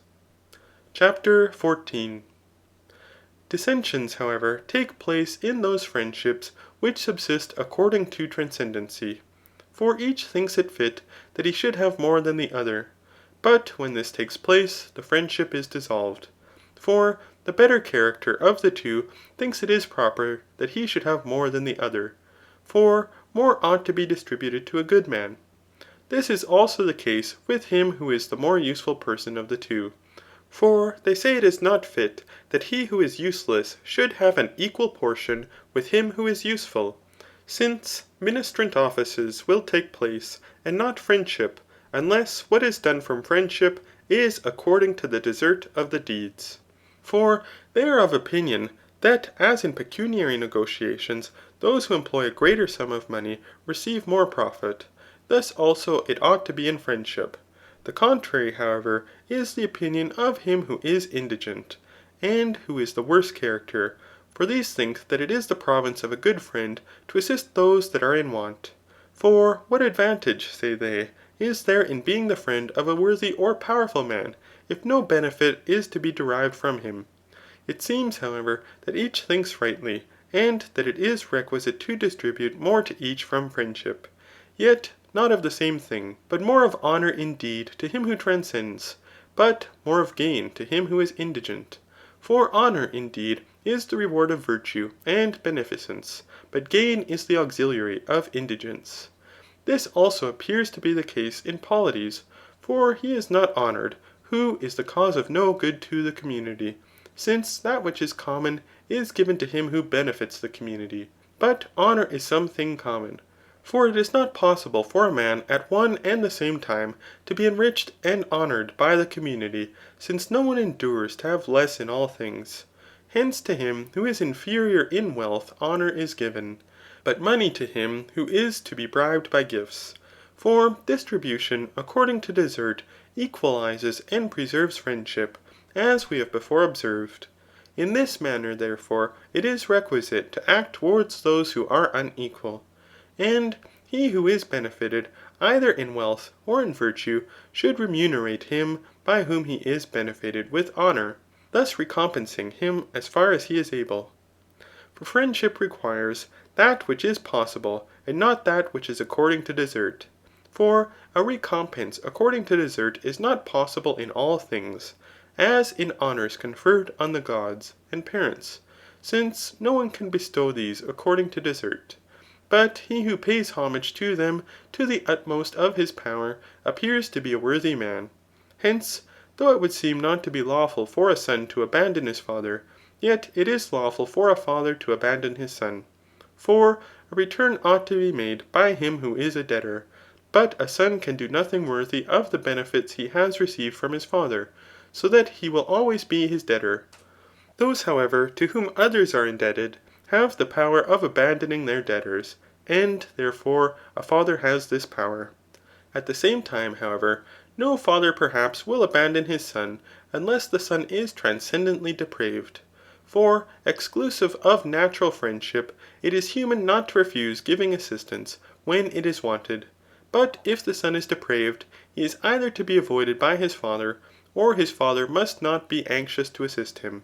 A depraved son, however, sometimes hates his father, or at least does not very much endeavour to assist him. For the multitude wish to be benefited, but they avoid acting beneficently, as a useless thing. And thus much concerning these particulars. End of Book 8. Book 9. Chapter 1. In all friendships, however, which are of a dissimilar species, the analogous, as we have already observed, equalizes and preserves friendship. Thus, for instance, in the political friendship, to the shoemaker a retribution is made for his shoes, according to their worth, and to the weaver, and other artificers. Here, therefore, a common measure, money, is employed, and to this every thing is referred, and by this is measured. But in the amatory friendship, sometimes indeed the lover accuses the object of his love, that though he loves her beyond measure, he is not beloved in return, though, if it should so happen, he has nothing which can excite love. Frequently, however, she who is beloved complains that her lover, having formerly promised every thing, now performs nothing that he had promised. But things of this kind happen, when the one indeed loves the object of his love on account of pleasure, but the other loves her lover on account of utility. And these things are not present with both. For since the friendship exists on account of these things, a dissolution of it takes place when those things are not accomplished which are the final causes of their love. For they do not love each other, but what each possesses, which is not stable. Hence, such also are their friendships, viz. They are not stable. The friendship, however, which is founded in manners, i.e. virtuous friendship, since it exists per se, or independent of external circumstances, is permanent, as we have before observed. But friends also disagree when other things happen to them, and not those which were the objects of their desire. For when a man does not obtain that which he desired, it is just as if he obtained nothing. Thus a certain person promised a harper that he would reward him in proportion to the excellence of his singing. But in the morning, when the harper demanded the fulfilment of his promise, he said that he had returned pleasure for pleasure.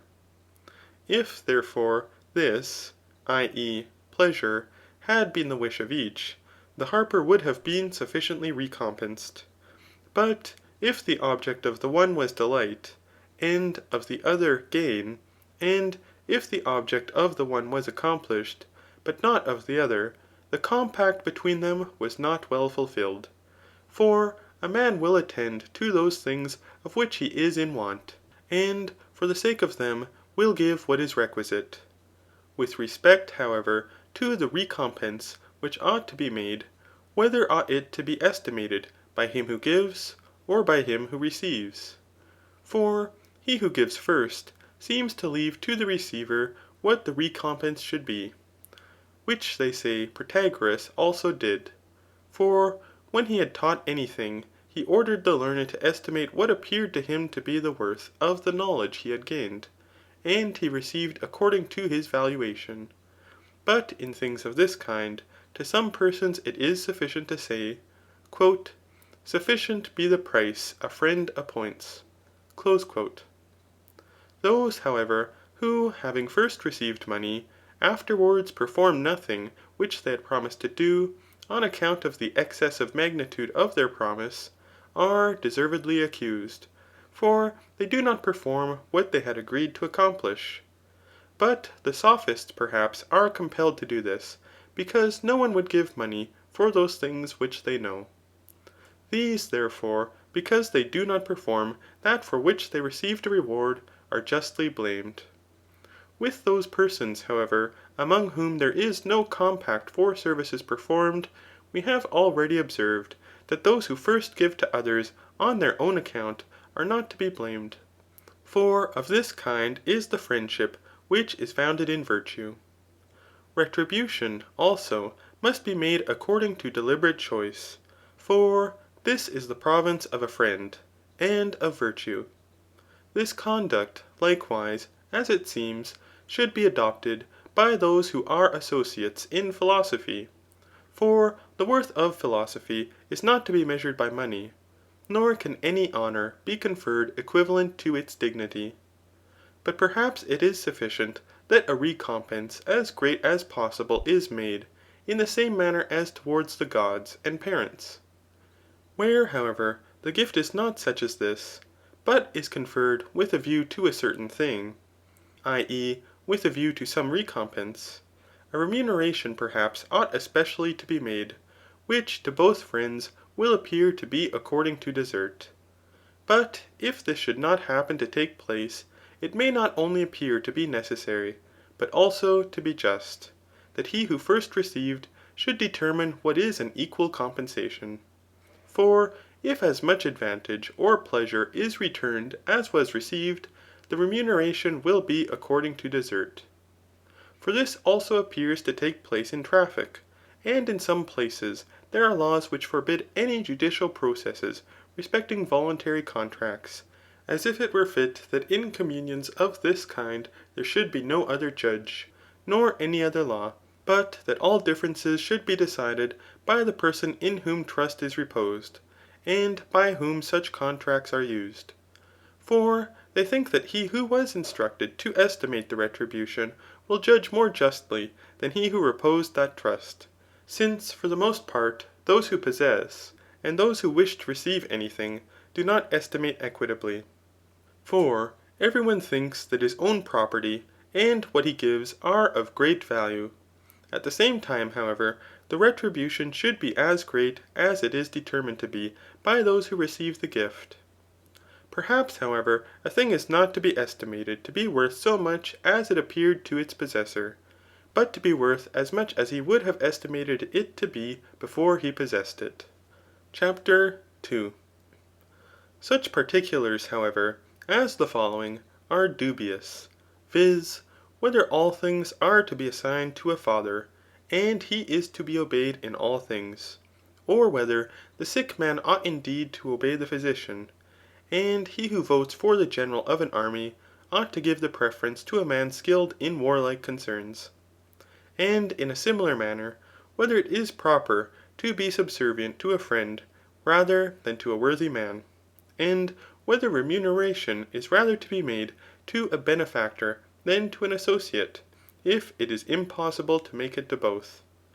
It is not, therefore, easy to determine all such particulars accurately, for they have many and all various differences in magnitude and parvitude, in the beautiful and the necessary. But it is not immanifest that not all things are to be given to the same person, and that for the most part benefits are rather to be returned to those from whom they were received, than gifts are to be bestowed on associates, just as it is more proper to return a loan to him from whom it was borrowed, than to make a present to an associate. Perhaps, however, this must not always be done. For if any one should be made a prisoner by robbers, it may be inquired whether he who redeems him should be redeemed in his turn, be he who he may, or whether the price of redemption should be given to him who demands it as his due, though he has not been taken prisoner. Or whether, in preference to all these, a father ought to be redeemed. For it would seem that a man should rather ransom his father than himself. Universally, therefore, as we have said, a debt ought to be paid. But if the donation surpasses in the beautiful or the necessary, we should incline to it, rather than to the discharge of a debt. For sometimes it is not equitable to return a benefit which another person has first conferred, when he indeed conferred the benefit knowing that it was bestowed on a worthy man. But the retribution will be made to one whom he who is to make it believes to be a depraved man. For neither sometimes is a loan to be granted to him who has lent. For the one indeed, i.e. the depraved man, thinking that he shall receive back what he has lent, grants a loan to the worthy man. But the other, i.e. the worthy man, does not expect that what he has lent will be returned by the depraved man. Whether, therefore, the thing thus exists in reality, the merit of the parties is not equal, or whether it does not thus exist, but it is fancied that it does, they will not appear to act absurdly. Therefore, as it has frequently been observed, assertions concerning passions and actions are similarly definite and certain with the things about which they are conversant. It is not, therefore, immanifest, that the same things are not to be bestowed on all men, nor all things on a father, as neither are all things to be sacrificed to Jupiter. Since, however, different things are to be returned to parents, brothers, associates, and benefactors, a retribution is to be made to each of such things as are proper and appropriate. And thus, indeed, men appear to act. For they invite their kindred to weddings, since the genus of these is common, and, therefore, the actions also, which are conversant with this, are common. For the same reason, likewise, they think it especially necessary that kindred should be present at funerals. But it would seem that it is especially necessary to supply our parents with nutriment, because we are their debtors, and it is more beautiful to supply with these things the causes of our existence than ourselves. Honour also is to be paid to parents as to the gods, yet not every honour is to be paid to them. For neither is the same honour to be paid to a father and a mother, nor again to a wise man, or to the general of an army. But to a father paternal, and to a mother maternal, honour is to be paid. To every elderly man, likewise, honour is to be paid according to his age, by rising from our seat, and resigning it to him, and by other things of the like kind. To associates again, and brothers, freedom of speech must be granted, and a participation in common of all things. To kindred also, to those of the same tribe, to fellow citizens, and to all the rest of mankind, we should endeavour to distribute what is appropriate, and judiciously determine what pertains to each according to familiarity and virtue, or use. A judgment, therefore, may more easily be made respecting those who are of the same genus, but in those of a different genus the decision is more difficult. We must not, however, on this account desist, but determine as far as circumstances will permit. CHAPTER 3. The dissolution also of friendships is attended with a doubt, viz. Whether friendship is to be dissolved with those who do not continue to be our friends. Or shall we say, that with those who are friends on account of advantage and delight, when they no longer possess these, it is by no means absurd that the friendship should be dissolved? For they were the friends of these things, viz. Of things advantageous and delectable. And these failing, it is reasonable to suppose that they will no longer be attached to each other. He, however, may be justly accused, who, loving another person on account of advantage or delight, pretends that he loves on account of manners, i.e. virtuously.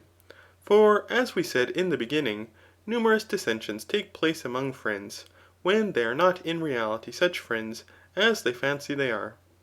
When, therefore, any one is deceived, and apprehends that he is beloved on account of his manners, though at the same time he does nothing that is virtuous, he should blame himself. But when he is deceived by the pretensions of the others, it is just to accuse the deceiver, and more so than those who adulterate money, because the improbity pertains to a more honourable thing. If, however, he admits him into his friendship as a good man, but he becomes a bad man, or should appear to have become a bad man, is he still to be beloved? Or is this not possible, since not everything deserves to be beloved, but that only which is good? Neither, therefore, is a bad man to be beloved, nor is it necessary that he should.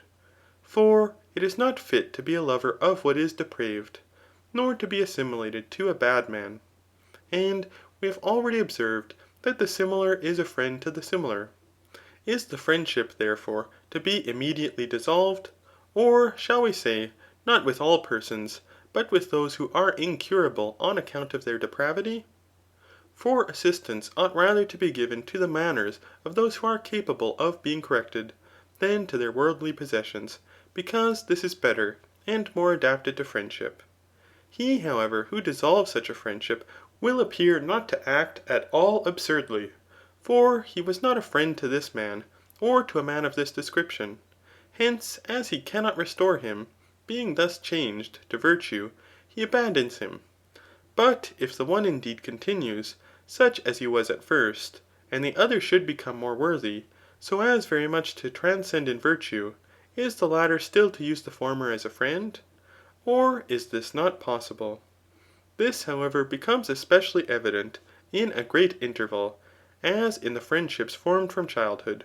For if one of these should still remain a child in understanding, but the other should be a most excellent man, how can they be friends, when they are neither addicted to the same pursuits, nor delighted and pained with the same things? For neither will these be present with them towards each other. But without these they cannot be friends, for they cannot live together. Concerning these particulars, however, we have already spoken. Shall we say, therefore, that when the friendship is dissolved, the one ought nevertheless so to conduct himself towards the other as if he had never been his friend? Or is it necessary that he should still retain the memory of their past friendship? And as we think it is proper to gratify friends rather than strangers, thus also shall we say something must be conceded to former friends on account of pristine friendship, when the dissolution of it was not occasioned by an excess of depravity? CHAPTER 4. With respect, however, to friendly offices, and those things by which friendships are defined, they seem to proceed from the conduct of a man towards himself. For he is defined to be a friend who wishes well to another, and performs things which are really or apparently good for his sake, or who wishes his friend to exist and live for his sake, just as mothers are affected towards their children, or friends who for a time are offended with each other. Others, however, define a friend to be one who lives with another person, and who chooses the same things, or mutually grieves and rejoices with him. But this also especially happens to mothers, by some one of these particulars. Likewise they define friendship. Each of these, however, exists in the worthy man towards himself, but they exist in other men, so far as they apprehend themselves to be worthy. For it seems, as we have before observed, that virtue and a worthy man are a measure to every one, since a worthy man accords with himself, and aspires after the same things with his whole soul, i.e. with both the rational and irrational part. Hence he wishes for himself both real and apparent good, and acts conformably to his wishes. For it is the province of a worthy man to labour in what is good, and this for his own sake, since he labours for the sake of his dianoetic part, which each of us appears to be, i.e. in which our very essence consists. He also wishes that he himself may live and be preserved, and especially this part, by which he is wise. For to a worthy man existence is a good thing. Every one, however, wishes well to himself, but there is no one who, if he should become a different person from what he is, would choose, having lost his identity, that the person into whom he is changed should possess all things. For now also God possesses good, but he always remains such as he is, whatever that may be. It would seem, however, that each of us is that which energizes intellectually, or that each of us is principally this. Such a man also wishes to live with himself, since he does this willingly. For the remembrance of what he has done is delightful to him, and his hopes of what is future are good, but such things are delectable. He abounds likewise in his dianoetic part with contemplations, and he is especially pained and pleased in conjunction with himself. For the same thing is always painful and pleasing to him, and not a different thing at a different time, since, as I may say, he is without repentance, i.e. he does nothing of which he has occasion to repent. Since, therefore, each of these things is present with the worthy man towards himself, but he is disposed towards his friends in the same manner as towards himself, for a friend is another self. This being the case, the friendship also of these appears to be something, and those with whom these things are present appear to be friends. At present, however, we shall omit the consideration whether or not there can be friendship between a man and himself. But it would seem that there may be friendship between a man and himself when the rational and irrational parts are no longer two things but one thing, through their union and consent. And also because an excess of friendship resembles the regard which a man has for himself. The particulars, likewise, which we have mentioned, are seen to take place among the multitude, though they are depraved characters. Shall we say, therefore, that so far as they are pleasing to themselves, and apprehend themselves to be worthy, so far they participate of these things? For these things are not inherent, nor do they even appear to be inherent in any one of those who are very depraved and wicked. And nearly, indeed, they are not inherent even in those who are merely depraved. For they are discordant with themselves, and, like the incontinent, they desire one thing, but wish another. For they choose delectable things, which are noxious, instead of those things which appear to them to be good. Others again, through timidity and indolence, abstain from doing those things which they think are best for themselves. But those by whom many and dreadful deeds are performed, and who are hated on account of their depravity, fly from life, and destroy themselves. Depraved men, likewise, search for those with whom they may pass their time, but fly from themselves. For they recollect when they are alone the many crimes they have committed, and expect the evils which are attendant on such wickedness will befall them. But they forget these when they are with others. Possessing likewise nothing amiable, they are not affected in a friendly manner towards themselves. Persons therefore of this description neither rejoice nor condole with themselves, for their soul is in a state of sedition, and one part of it, indeed, is pained on account of depravity, when it abstains from certain things, but the other part is delighted. And the one part indeed draws this, but the other that way. The soul, as it were, being lacerated by sense and reason. If, however, it is not possible for him to be at one and the same time pained and pleased, yet after a short time he is pained that he was pleased, and wishes that these delectable things had not befallen him. For bad men are full of repentance. The bad man, therefore, does not appear to be disposed in a friendly manner even towards himself, because he possesses nothing amiable. But if it is very miserable to be in this condition, every one should strenuously fly from depravity, and endeavour to be worthy. For thus a man will be disposed in a friendly manner towards himself, and will become the friend of others. CHAPTER 5. Benevolence, however, resembles indeed friendship, yet is not friendship. For benevolence may be exerted towards unknown persons, and latently, but friendship cannot. These things therefore have been asserted before. But neither is it dilection, for it has not either impulse or appetite, and these are consequent to dilection. And dilection indeed subsists in conjunction with custom, but benevolence may be suddenly produced. Thus the spectators sometimes become suddenly benevolent towards those who contend for prizes at public solemnities, and unite with them in their wishes for success, but they do not at all co-operate with them. For as we have said, they become suddenly benevolent towards them, and love them superficially. Benevolence, therefore, appears to be the beginning of friendship, just as the pleasure received through the sight is the beginning of love. For no one loves who has not been previously delighted with the form of the beloved object. He, however, who is delighted with this form, does not love the more on that account, but his love is then more ardent, when he longs for the object of his love when absent, and desires her presence. Thus also it is impossible for men to be friends, unless they have been first benevolent. But those who are benevolent only, do not on this account love each other the more. For they only wish well to those to whom they are benevolent, but they do not co-operate with them in anything, nor do they endure any molestation for their sake. Hence it may be metaphorically said that benevolence is sluggish friendship, but by length of time and custom it may become friendship, yet not that friendship which is founded in utility, nor that which is founded in delight.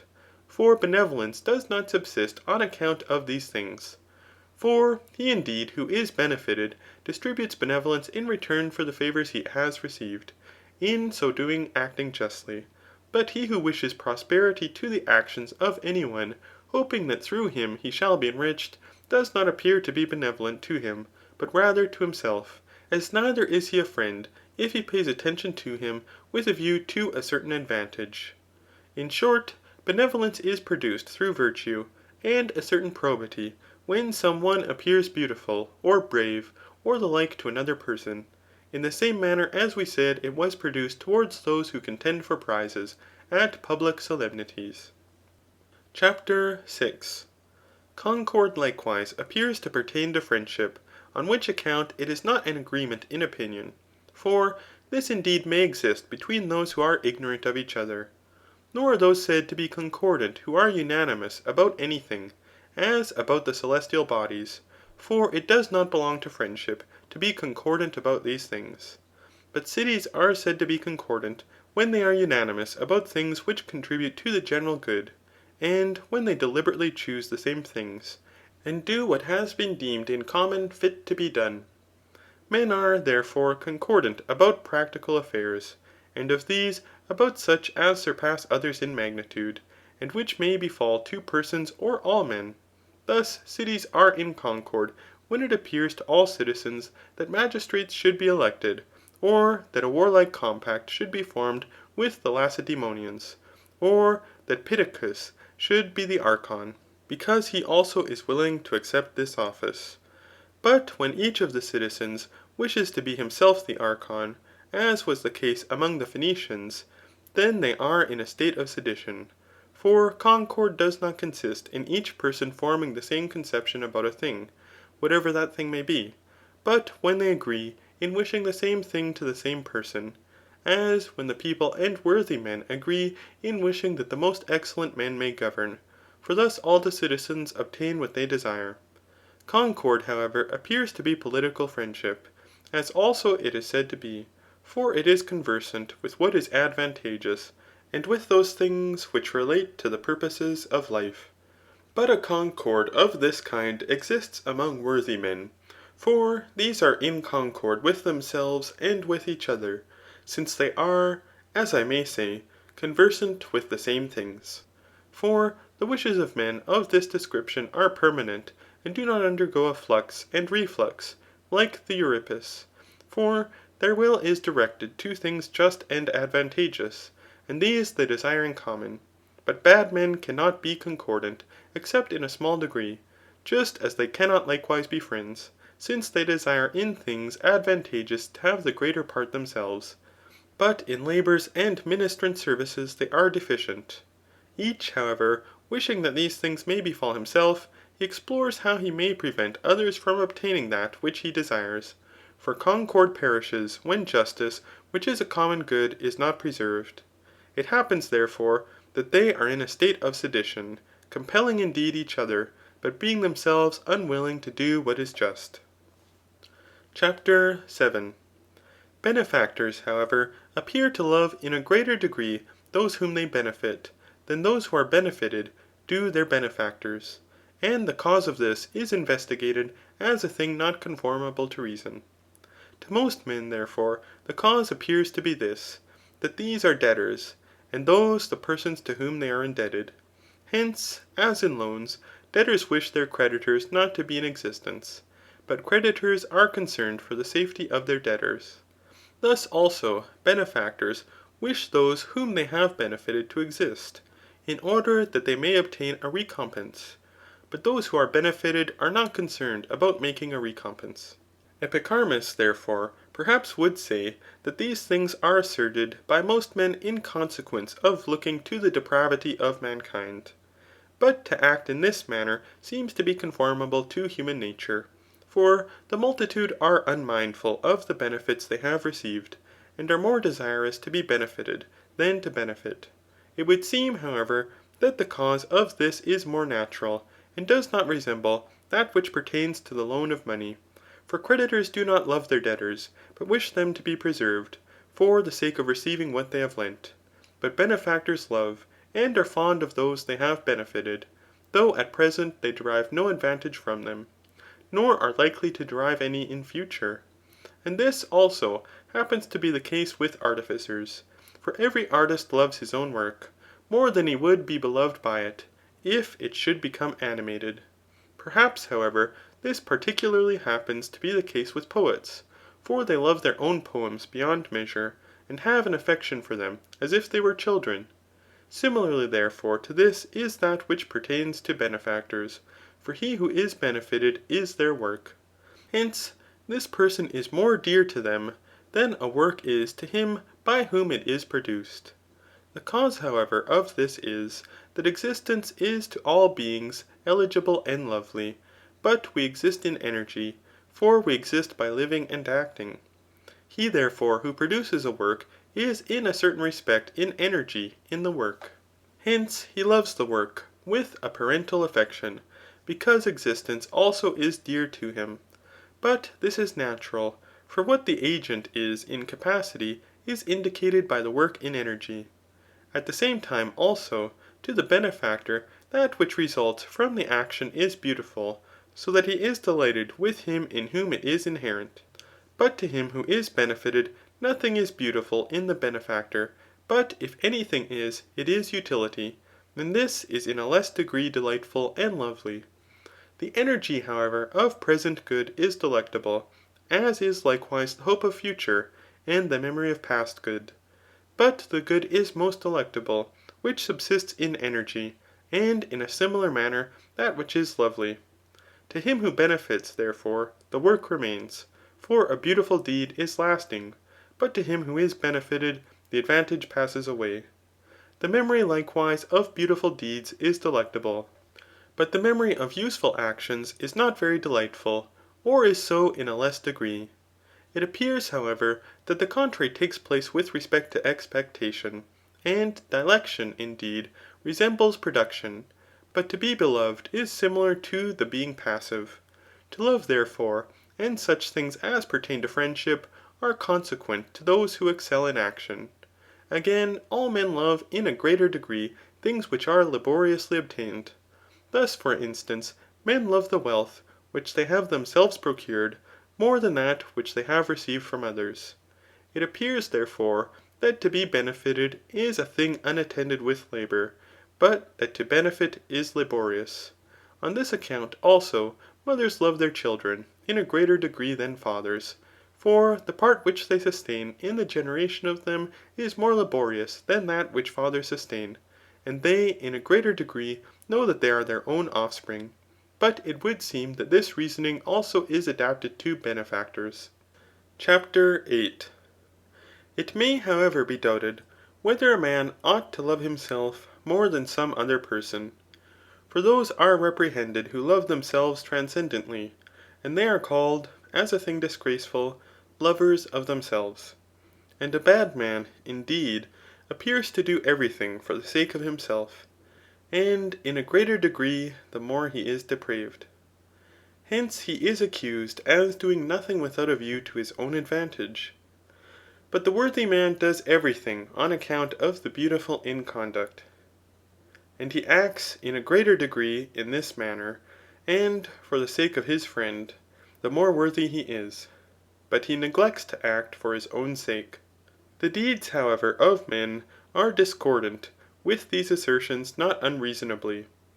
For they say that he who is eminently a friend ought to love his friend in an eminent degree. But he is eminently a friend who wishes well to him who is the subject of this wish for his sake, though no one should know it. These things, however, are especially inherent in a man towards himself, and therefore every thing else by which a friend is defined. For we have before observed that all friendly offices proceed from himself, and pervade to others. And all proverbs accord with this, such as that friends are one soul, that among friends all things are common, that friendship is equality, and that the knee is near to the leg. For all these things are especially present with a man towards himself, since a man is especially a friend to himself, and therefore he is especially to be beloved by himself. It may, however, be reasonably doubted which of these arguments it is requisite to follow, since both of them are accompanied with probability. Perhaps, therefore, it is necessary to divide such like arguments, and to distinguish how far, and in what respect each of them is true. If, therefore, we understand in what manner each of these denominates a man a lover of himself, perhaps the thing will become manifest. Those, therefore, who consider this as a disgraceful thing, call those men lovers of themselves, who distribute to themselves the greater part, in wealth and honours, and corporeal pleasures. For the multitude aspire after these things, and are earnestly employed in endeavouring to acquire them, as being the best of things. And on this account they become objects of contention. Hence, those who vindicate to themselves more of these things than is fit, are subservient to desires, and in short to passions, and the irrational part of the soul. But the multitude are persons of this description. Hence also the appellation was derived from the multitude who are depraved. Justly therefore are those reprehended who are in this way lovers of themselves. That the multitude, however, are accustomed to denominate those who distribute to themselves things of this kind, lovers of themselves, is not immanifest. For he who always earnestly endeavours to act justly, or temperately, or to act according to any other of the virtues, the most of all things, and in short, who always vindicates to himself that which is beautiful in conduct, such a man will never be called by any one a lover of himself, nor will he be blamed by any one. It would seem, however, that such a man as this is in a greater degree a lover of himself. For he distributes to himself things which are most eminently beautiful and good, is gratified in his most principal part, intellect, and in all things is obedient to it. But as that which is the most principal thing in a city appears to be most eminently the city, and this is the case in every other system of things, thus also that which is most principal in man is especially the man. He therefore who loves this principal part of himself is especially a lover of himself, and is gratified with this. Hence also one man is denominated continent, and another incontinent, because in the former intellect has dominion, but has not in the latter, in consequence of every man being this, i.e. intellect. Men likewise appear to have performed things, and to have performed them willingly, which they have especially performed in conjunction with reason. That every man, therefore, is principally intellect, and that the worthy man principally loves this, is not immanifest. Hence he will be especially a lover of himself, according to a different species of self-love from that which is disgraceful, and differing as much from it, as to live according to reason differs from living according to passion, and as much as the desire of that which is beautiful in conduct differs from the desire of that which appears to be advantageous. All men, therefore, approve of and applaud those who in a manner superior to others endeavour to perform beautiful actions. But if that which is really beautiful in conduct was that for which all men contend, and if they endeavoured to perform the most beautiful deeds, whatever is becoming would be possessed by all men in common, and the greatest of goods by every one particularly, since virtue is a thing of this kind. Hence it is necessary that a good man should be a lover of himself, for he himself is benefited by acting well, and he also benefits others. But it is not proper that a depraved man should be a lover of himself, for he will hurt both himself and his neighbours, in consequence of being subservient to base passions. With the depraved man, therefore, there is a dissonance between what he ought to do and what he does. But with the worthy man, those things which he ought to do, he also does. For every intellect chooses that which is best for itself, and the worthy man is obedient to intellect. That, however, which is asserted of the worthy man is true, that for the sake of his friends and his country he will do many things, even though it should be requisite to die for them. For he will give up riches and honours, and in short those goods which are the objects of contention with mankind, in order that he may vindicate to himself that which is beautiful in conduct. For he will rather choose to be very much delighted for a short time, than to experience a small delight for a long time, and to live worthily for 1 year, than casually for many years. He will also prefer one beautiful and great action to many and small actions. And this perhaps happened to be the case with those who have died for their country or their friends. Worthy men, therefore, choose a great good for themselves, and will give up their riches in order that they may obtain a greater number of friends. For thus, indeed, riches befall the friend of the worthy man. but that which is really beautiful befalls the worthy man himself, but he distributes to himself the greater good. There is also the same mode of conduct with him as to honours and dominion. For he will give up all these to his friend. For this to him is beautiful and laudable. Reasonably, therefore, does he appear to be a worthy man, who chooses that which is beautiful in conduct, instead of these things. It may likewise happen, that he may give up actions to his friends, and that it may be better for him to be the cause of their being performed by his friends, than to do them himself. Hence in all laudable things, the worthy man appears to distribute to himself more of that which is truly beautiful. After this manner, therefore, as we have said, it is necessary that a man should be a lover of himself, but it is not proper he should be so in the way in which the multitude love themselves. CHAPTER 9. With respect to the happy man, also, it is doubted whether he will be in want of friends or not. For it is said, that those who are blessed and sufficient to themselves have no need of friends, because things truly good are present with them. As they are, therefore, say they, sufficient to themselves, they are not in want of any thing. But a friend, being a man's other self, imparts to him those things which he cannot obtain through himself. Whence also it is said, when divinity is propitious, what need is there of friends? It seems, however, to be absurd that those who attribute every good to the happy man should not give him friends, which appear to be the greatest of external goods. But if it is the province of a friend rather to benefit than to be benefited, and if it is also the province of a good man and of virtue to benefit, and it is better to do good to friends than to strangers, the worthy man will want those who may be benefited by him.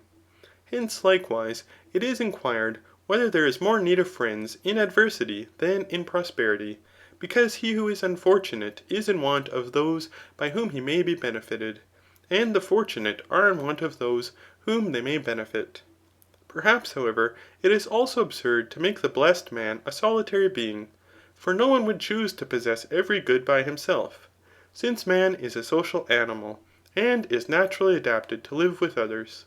This therefore will also be the case with the happy man, for he possesses those things which are naturally good. But it is evident that it is better to pass the time with friends and worthy men, than with strangers and casual persons. Hence the happy man has need of friends. In what respect, therefore, is the first assertion true, that the happy man is not in want of friends? Is it because the multitude think those persons to be friends who are useful to them? The blessed man, therefore, will not be in any want of such persons, since real good is present with him. Neither, therefore, will he be in want of those who are friends on account of the delectable, or he will want them but for a short time. For since his life is delightful, he will be in no want of adventitious pleasure. But not being in want of friends of this description, he does not appear to be in want of friends. This, however, perhaps is not true. For it was observed by us in the beginning, that felicity is a certain energy. But with respect to energy, it is evident that it is in generation, or is passing into existence, and is not present with him who energizes, like a certain possession. But if to be happy consists in living and energizing, and the energy of the good man is of itself worthy and delectable, as we observed in the beginning, if also that which is appropriate ranks among the number of things that are delightful, but we are more able to survey our neighbours than ourselves, and their actions than our own, and if the actions of worthy men that are friends are delightful to good men, (for both have those things which are naturally delectable), if this be the case, the blessed man will be in want of such friends as these, since he deliberately chooses to survey worthy and appropriate actions. But the actions of a good man, who is a friend, are of this description. It is likewise thought to be necessary, that the happy man should live delectably. The life, therefore, of a solitary man is indeed difficult. For it is not easy for a man to energize continually by himself, but with others, and towards others it is easy. The energy, therefore, will be more continued which is delectable by itself. which should necessarily be present with the blessed man. For the worthy man, so far as he is worthy, rejoices in the actions which are conformable to virtue, but is indignant with those which proceed from vice. Just as a musician is delighted with beautiful melodies, but is pained with those that are bad. A certain exercise of virtue likewise will be produced from living with good men, as also Theognis says. To those, however, who consider this affair more physically, it appears that a worthy friend is naturally eligible to a worthy man. For it has been said by us, that what is naturally good is of itself to a worthy man good and delectable.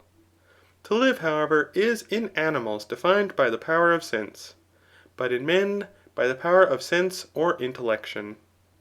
But power is referred to energy, and that which has the principal authority in a thing consists in energy. It seems, therefore, that to live is properly either to perceive sensibly or intellectually. And to live is among the number of things which are good and delectable, for it is a definite thing. But that which is definite pertains to the nature of the good, as it also appeared to the Pythagoreans. And that which is naturally good is also good to the worthy man. Hence, to live appears to all men to be delightful. A depraved and corrupted life, however, ought not to be assumed, nor a life of pain. For such a life is indefinite, as well as the things which belong to it. This, however, will be more evident in what we shall say concerning pain hereafter. But if to live is itself good, it is also delectable. And it appears that it is so from this, that all men aspire after it, and especially worthy and blessed men. For to these life is most eligible, and the life of these is most blessed. He, however, who sees, perceives that he sees. He who hears, perceives that he hears. And he who walks, perceives that he walks. And in a similar manner in other things, there is something which perceives that we energize. But we may perceive that we perceive, and we may understand that we understand. For us, however, to perceive that we perceive, or to understand that we understand, is for us to be. For we have said that our very being consists in perceiving sensibly, or intellectually. But for a man to perceive that he lives, is among the number of things essentially delectable, for life is naturally good. And for a man to perceive that good is present with him is delightful. But to live is eligible, and especially to good men, because existence to them is good and delectable. For having a co-sensation of essential good, they are delighted. As, however, the worthy man is disposed towards himself, thus also he is disposed towards his friends. For a friend is another self. As therefore it is eligible to every one for himself to exist, thus also or similarly it is eligible to him for his friend to exist. But we have said that existence is eligible, because it is for a man to perceive himself, which is good, and a sensation of this kind is of itself delightful. It is necessary, therefore, that he should at the same time perceive that his friend exists. But this will be effected by living together with him, and in a communication with him of words and thoughts. For it would seem that in this way men are said to live together, and not as cattle, by feeding in the same place. If, therefore, existence is of itself eligible to the blessed man, since it is naturally good and delectable, the like also must be asserted of a friend. And hence a friend will be among the number of eligible things to the happy man. But that which is eligible to him ought to be present with him, or in this respect he will be indigent. The man, therefore, who is to be happy will require worthy friends. Chapter 10. Are numerous friends, therefore, to be procured? Or, as it appears to be elegantly said of hospitality, Want not, nor be of multitudes a guest. May it also in friendship be appropriately said, that a man should neither be without a friend, nor again should have an excessive multitude of friends? This assertion, therefore, will indeed appear to be very much adapted to those who regard utility in friendship. For to be alternately subservient to many persons is laborious, and life is not sufficient to them to perform this. Hence, more friends than are sufficient for the proper purposes of life are superfluous, and are impediments to a worthy life. Hence there is no need of them. And with respect to the friends that are procured for the sake of pleasure, a very few are sufficient, in the same manner as sauce to food. But whether or not ought a good man to have many worthy friends? Or shall we say that there is a certain measure of a multitude of friends, in the same manner as there is of a city? For a city will not consist of 10 men, nor is it any longer a city if it is composed of 100,000 men. Perhaps, however, one certain number of citizens cannot be assigned, but every number may be admitted, which is between certain definite terms. Of friends, therefore, there is also a certain definite multitude, and perhaps those persons are not numerous with whom it is possible for a man to live. For this appears to be a thing of a most friendly nature. But that it is not possible for a man to live with many, and distribute himself among them, is not immanifest. Farther still, it is necessary, if the friends are numerous, that they should be friends to each other, if all of them intend to pass the time with each other. But this among many friends is laborious. It is likewise difficult to rejoice and grieve appropriately together with many persons. For it is probable that it may at one and the same time happen, that a man ought to rejoice together with one person, and grieve together with another. Perhaps, therefore, it is well not to endeavour to have a great number of friends, but as many as are sufficient for the purposes of social life. For it would seem that it is not possible to be very much a friend to many persons. Hence, neither is it possible to love many, for love is a certain excess of friendship. But this is confined to one person, and therefore vehement love must be confined to a few. That this, indeed, is the case seems to be verified by themselves. For there are not many friends according to that friendship which subsists among associates. But the friendships which are celebrated are said to have subsisted between two persons. Those, however, who are the friends of many persons, and are familiarly conversant with all of them, appear to be the friends of no one, except politically, and these persons are also called obsequious. It is possible, therefore, to be politically a friend to many persons, though he who is so should happen not to be obsequious, but a truly worthy man. But it is not possible to be a friend to many, on account of virtue, and for their own sake. But we must be satisfied, if we can find a few such, i.e. who are true friends. Chapter 11. But whether is there more need of friends in prosperity or in adversity? For in both they are sought after. For those who are in adversity require assistance, and those who are in prosperity are in want of associates, and those whom they may benefit, since they wish to confer favours on others. In adversity, therefore, friends are more necessary, on which account, when this is the case, there is need of useful friends. In prosperity, however, friends are a more worthy and beautiful possession, on which account, also, men whose circumstances are prosperous search for worthy friends, for it is more eligible to benefit these, and with these to pass through life. For the presence itself of friends is delightful, both in prosperity and adversity, since the grief of those who are in affliction is lightened when their friends participate of their sorrow. Hence, likewise, it may be doubted whether friends share a part of the affliction of their friends, as if it were part of a burden. Or is this not the case, but the presence of friends being delightful, the conception that they participate of the sorrow produces a diminution of the grief? Whether, therefore, those who are in affliction are alleviated through these causes, or through some other cause, we shall omit to investigate. What we have mentioned, however, appears to happen, but the presence of friends appears to be something mixed. For the sight itself of friends is delectable, and especially to those in adverse circumstances, and it becomes a certain auxiliary against affliction. For a friend possesses a consoling power, both in his presence and his words, if he is dexterous, since he knows the manners of his friend, and with what he is pleased and pained. It is painful, however, to perceive that our friend is afflicted by our misfortunes. For every one avoids being the cause of pain to his friends. Hence those who are of a virile nature are careful to prevent their friends from being afflicted in conjunction with themselves, unless they perceive that, by subjecting their friends to a little pain, they shall themselves experience an alleviation of great affliction. And, in short, they do not permit others to lament with them, because they are not themselves addicted to lamentation. But women, who are weaker than the rest of their sex, and men who resemble them, are delighted with those who groan with them, and love them as their friends, and the associates of their sorrow. In all things, however, it is necessary to imitate the better character.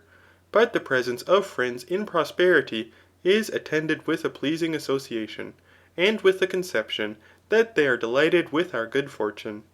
Hence it would seem to be necessary that in prosperity we should readily and cheerfully invite our friends to partake of our good fortune, for it is beautiful to be beneficent, but that we should be remiss in inviting them to partake of our ill fortune.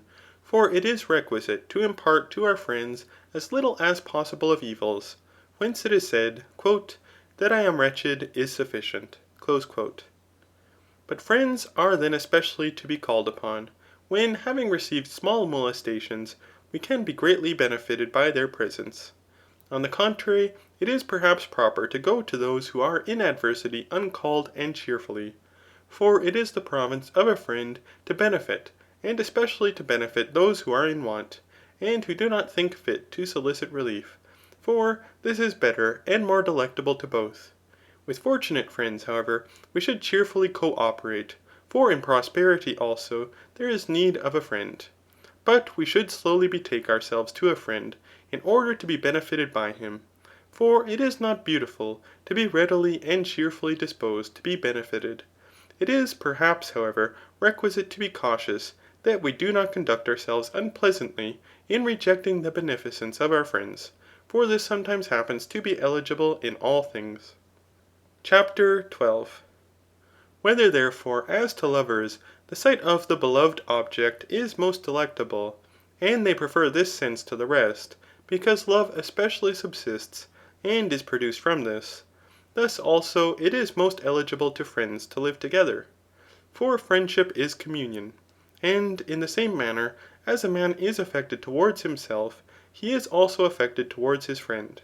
But it is eligible to every one to perceive with respect to himself that he exists and lives. And therefore this is also eligible with respect to a friend. This energy, however, is effected among friends by living together, so that this is reasonably desired by them, and that in which to every one his very being consists, or for the sake of which he chooses to live, in this he wishes to pass his life with his friends. Hence some friends indeed drink together, others play at dice together, others engage in gymnastic exercises and hunt together, or philosophize together, but they severally pass their time together, in that to which of all things in life they are most attached. For, wishing to live with their friends, they do these things, and communicate with them in these, through which they are of opinion they associate together. The friendship, therefore, of bad men is depraved, for, being unstable, they communicate with each other in bad things, and they become depraved, being assimilated to each other. But the friendship of worthy men is worthy, and is mutually increased by mutual converse. They also appear to become better by energizing with and correcting each other, for they mutually express those things with which they are delighted. Whence it is said, From good men what is good is learnt. And thus much concerning friendship. It remains to discuss, in the next place, pleasure. End of Book 9. Book 10. Chapter 1. After these things perhaps, it follows that we should discuss pleasure. For this appears to be especially familiar and allied to our race. Hence, those who educate youth, regulate them by pleasure and pain, as by a rudder. But it appears to be a thing of the greatest consequence, with respect to the virtue of manners, to rejoice in those things in which it is proper to rejoice, and to hate those things which it is proper to hate. For these things extend through the whole of life, and have a preponderation and power towards virtue, and a happy life.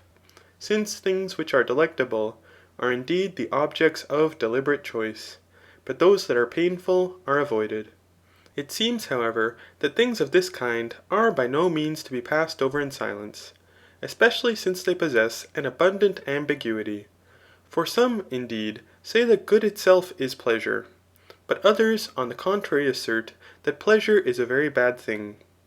The former, indeed, being perhaps persuaded that it is so, but the latter thinking that it will be more beneficial to our life to evince that pleasure ranks among bad things, even though it should not. For the multitude tend to it, and are subservient to pleasures. Hence, say they, it is necessary to lead them to the pursuit of the contrary to pleasure, for thus they may arrive at the medium. Perhaps, however, this is not well said.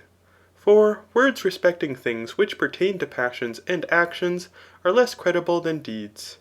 When, therefore, they are discordant with the perceptions of sense, being despised, they also subvert the truth. For he who blames pleasure, if he is at any time seen to desire it, seems to incline towards it, as if every pleasure was of this attractive nature. For to distinguish one pleasure from another is not the province of the multitude. True assertions, therefore, appear not only to be most useful with respect to knowledge, but also with respect to life, for they are believed when they accord with deeds. Hence, they exhort those who understand them to live conformably to them. Of things of this kind, therefore, thus much may suffice. Let us now discuss the assertions of others concerning pleasure. Chapter 2. Eudoxus, therefore, thought that pleasure was good itself, because all animals are seen to desire it, both such as are rational and such as are irrational. But in all things the eligible is good, and that which is especially eligible is the best of things. And because all things tend to the same thing, it is an indication that the object to which they tend is to all things that which is most excellent. For everything discovers that which is good to it, in the same manner as it discovers nutriment. Hence, that which is good to all things, and which all things desire, is good itself. These arguments, however, are rendered credible more through the virtuous manners of their author than through themselves, for it appears that he was a remarkably temperate man. It does not seem, therefore, that he made these assertions as the friend of pleasure, but because he believed them to be true. It likewise appeared to him to be no less evident that pleasure is good itself. From the contrary, for pain is of itself avoided by all animals, and in a similar manner the contrary to pain is eligible to all animals. But that is especially eligible, which we choose not on account of something else, nor for the sake of another thing. It is, however, acknowledged that pleasure is a thing of this kind, for no one asks another person what the final cause is why he is delighted, as if pleasure were a thing eligible of itself, and which renders the good to which it is added more eligible, such for instance as to act justly and temperately. The good, therefore, is itself increased by itself. This argument, therefore, evinces that pleasure ranks among the number of goods, and that it is not more good than another good. For every good in conjunction with another good is more eligible than when it is alone. Plato also subverts an argument of this kind, that pleasure is not good itself. For he says that a delectable life, in conjunction with wisdom, is more eligible than without it. But if the mixed life is better than a life of pleasure alone, pleasure will not be good itself, for good itself will not become more eligible by anything being added to it. It is evident, however, that neither will anything else be good itself, which in conjunction with something which is of itself good, becomes more eligible. What, therefore, is the thing of this kind, of which we also participate? For a thing of this kind is the object of investigation. Those, however, who deny that it is good which all beings desire, say nothing to the purpose. For we say that the thing which appears to all beings to exist, does exist.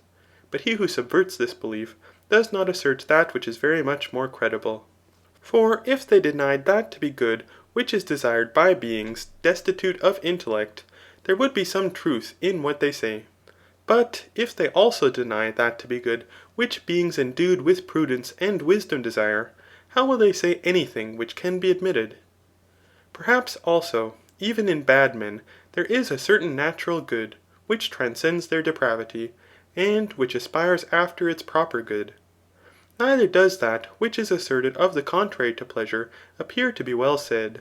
For it does not follow, say they, that if pain is an evil, pleasure is good, since evil is opposed to evil, and both good and evil are opposed to that which is neither. And these things, indeed, are asserted by them not badly, yet they are not true when applied to the present subject. For if both pleasure and pain were bad, it would be requisite that both should be avoided.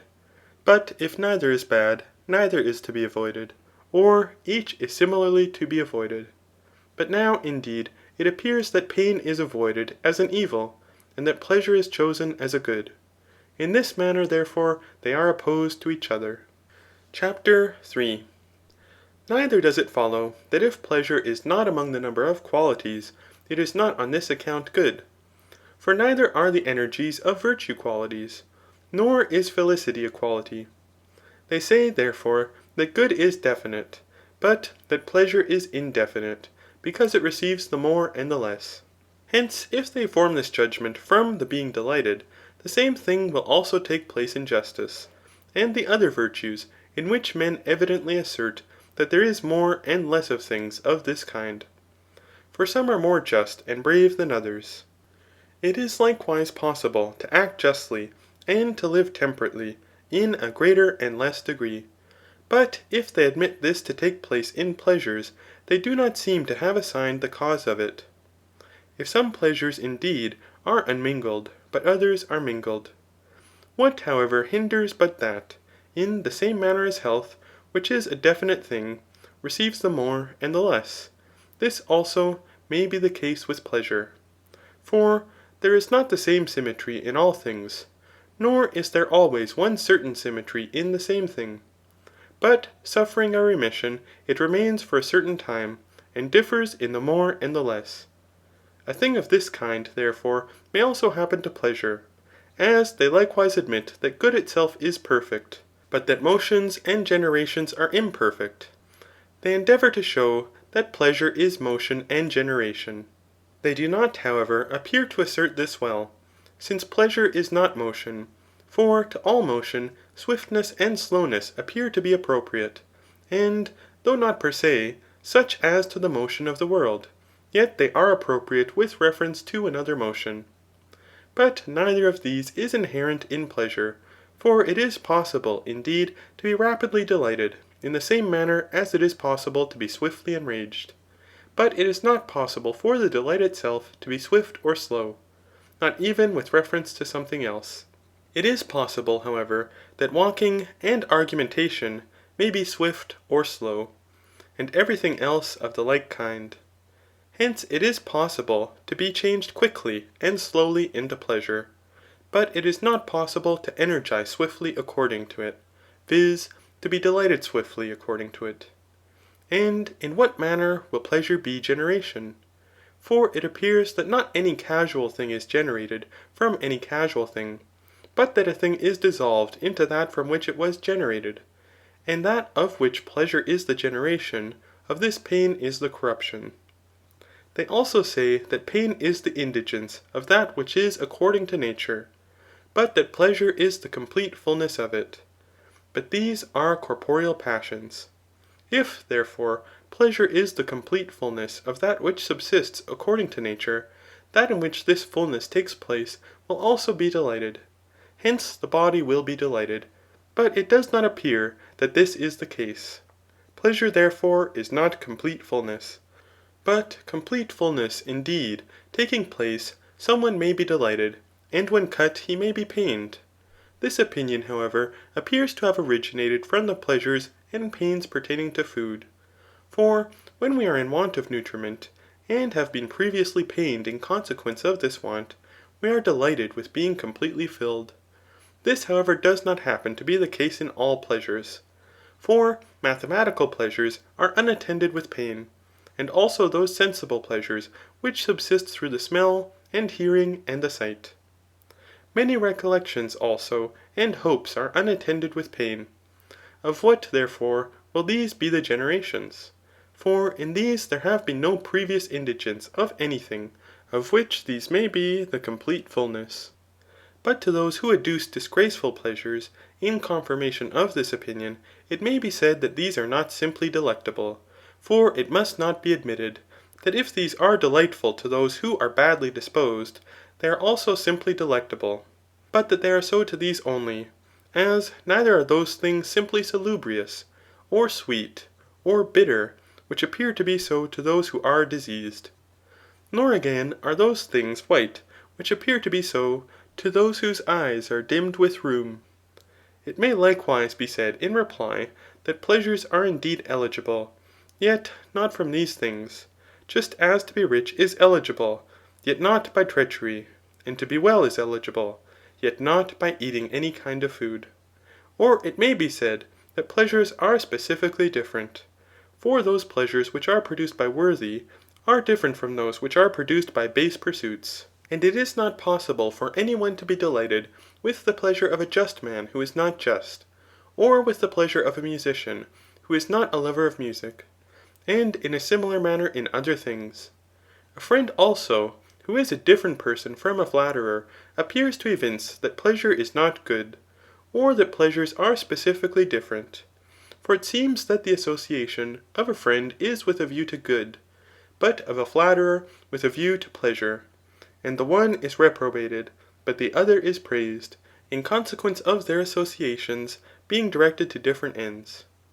Besides, no one would choose to live, possessing a puerile understanding through the whole of life, and being delighted as much as possible with those things which are the objects of puerile delight.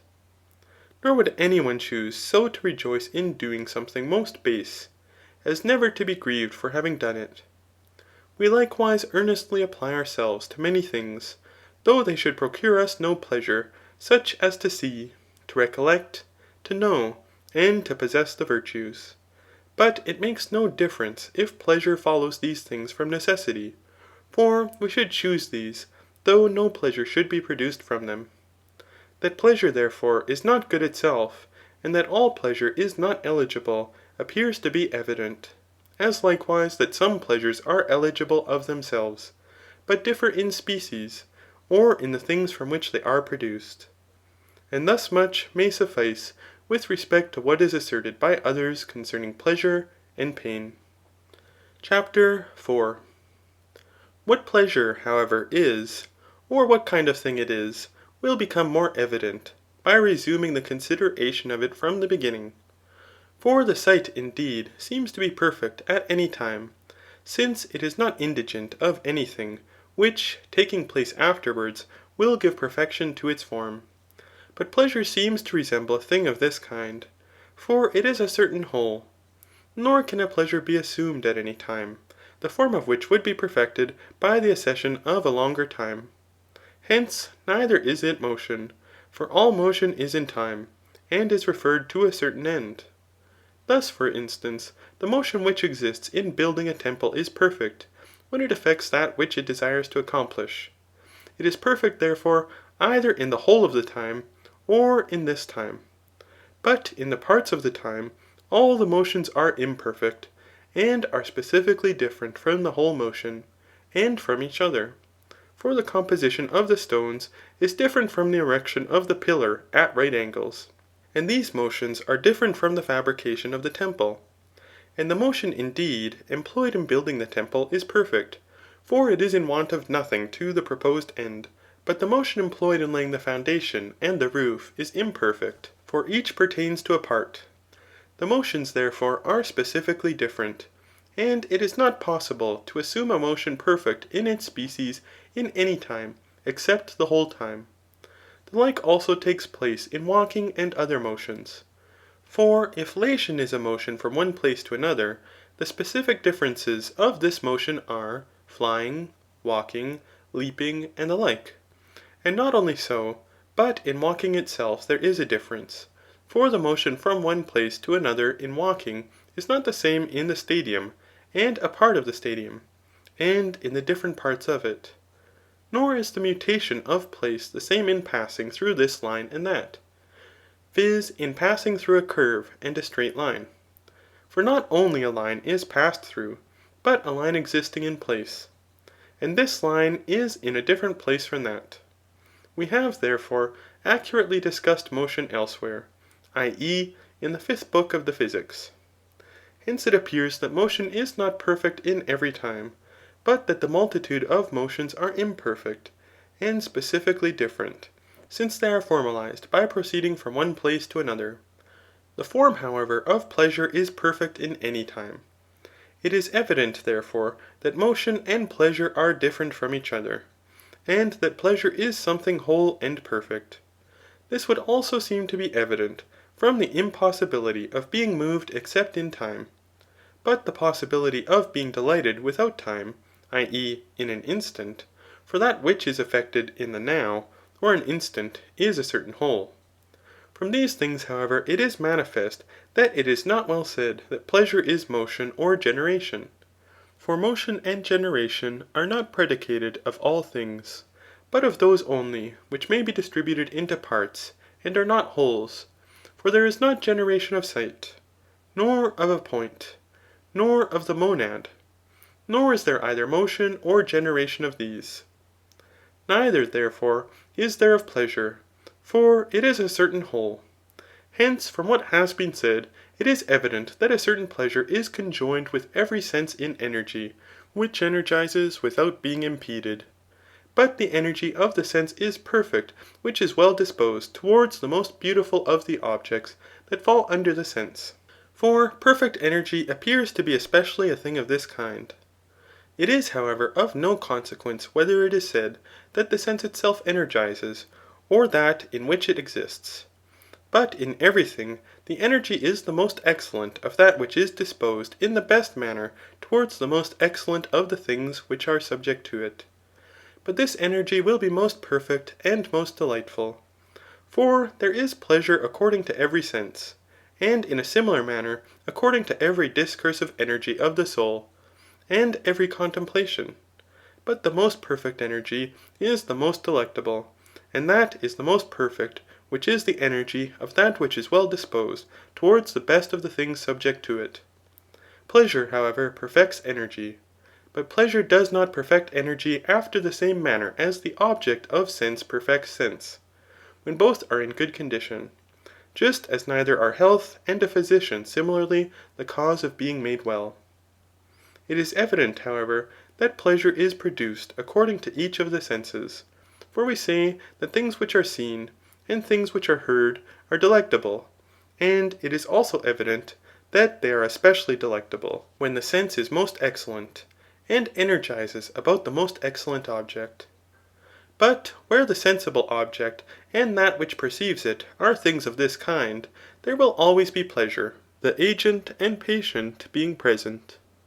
Pleasure, however, perfects energy, not as an inherent habit, but as a certain supervening end, such as the flower of age in those who are in their acme. As long, however, as that which is sensible or intelligible is such as it ought to be, and also that which judges or contemplates, pleasure will be in energy. For when that which is passive and that which is active are similar, and subsisting after the same manner with reference to each other, the same thing is naturally adapted to be produced. How therefore does it happen that no one is continually delighted? Is it because he becomes at length weary? For all human concerns are incapable of energizing continually.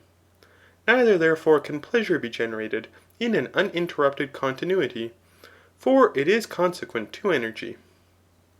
Some things, however, delight when they are new, but afterwards, for this reason, because pleasure cannot be generated incessantly, do not similarly delight. For at first, indeed, the discursive power of the soul inclines towards, and intently energizes about these, in the same manner as those who look intently at anything. Afterwards, however, an energy of this kind is no longer produced, but it becomes remiss. Hence, the pleasure also is obscured. It may, however, be thought that all men aspire after pleasure, because all of them desire to live. But life is a certain energy, and every one energizes about and in those things which he especially loves. Thus, for instance, the musician energizes with the hearing about the melodies, but the lover of disciplines energizes with the discursive power of his soul about theorems, and in a similar manner the lover of other pursuits. But pleasure perfects energies, and it likewise perfects life, which is the object of desire. Reasonably, therefore, do all men aspire after pleasure, for it gives perfection to the life of each, which is an eligible thing. We shall, however, omit for the present to consider whether we choose to live on account of pleasure, or choose pleasure for the sake of living. For these things appear to be conjoined, and do not admit of being separated. For pleasure is not produced without energy, and pleasure gives perfection to every energy. Chapter 5. Hence also, pleasures appear to be specifically different. For we are of opinion that things specifically different are perfected through perfections specifically different. For this appears to be the case, both with natural and artificial productions. As for instance with animals and trees, pictures and statues, houses and furniture. In a similar manner, therefore, we are of opinion that energies specifically different are perfected by things that differ in species. But the energies of the discursive powers of reason differ from the energies of the senses, and these are specifically different from each other. Hence, also, the pleasures which give perfection to these are specifically different.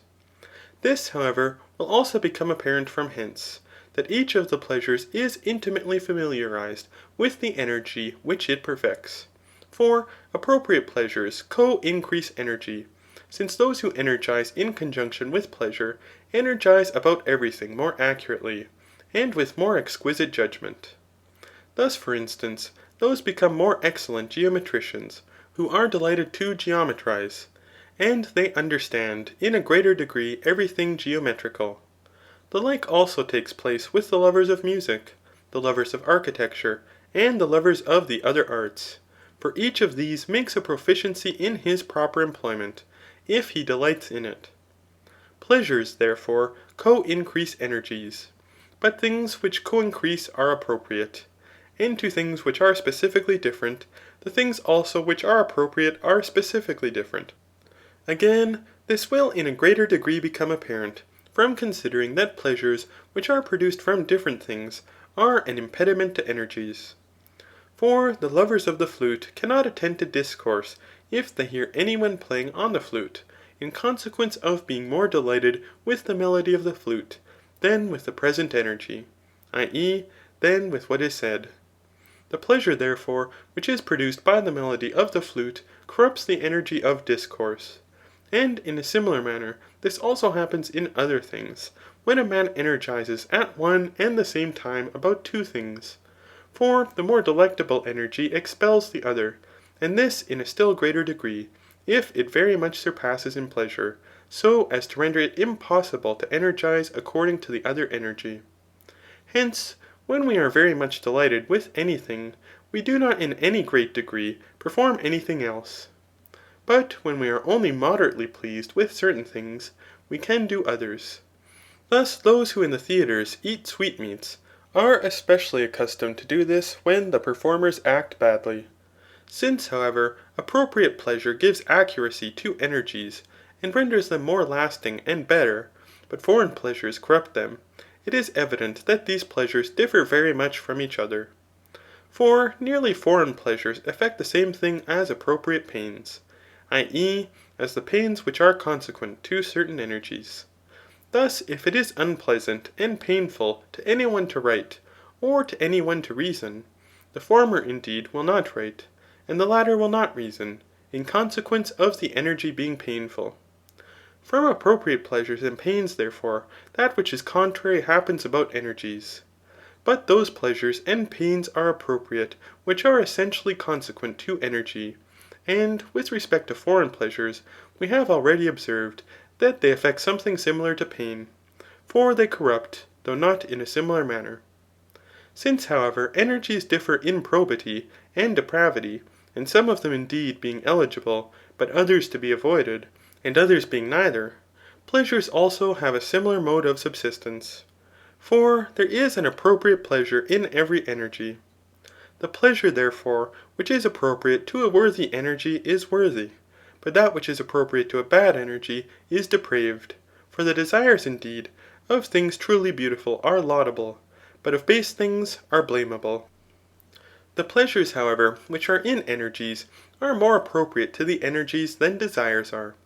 For desires, indeed, are separated from energies by time and by nature, but pleasures are proximate to energies, and are so indistinct from them as to render it dubious whether energy is the same with pleasure. It does not appear, however, that pleasure is either the discursive energy of reason or sense, for it would be absurd to suppose that it is. Though on account of the inseparability of pleasure from energy, it seems to certain persons to be the same with it.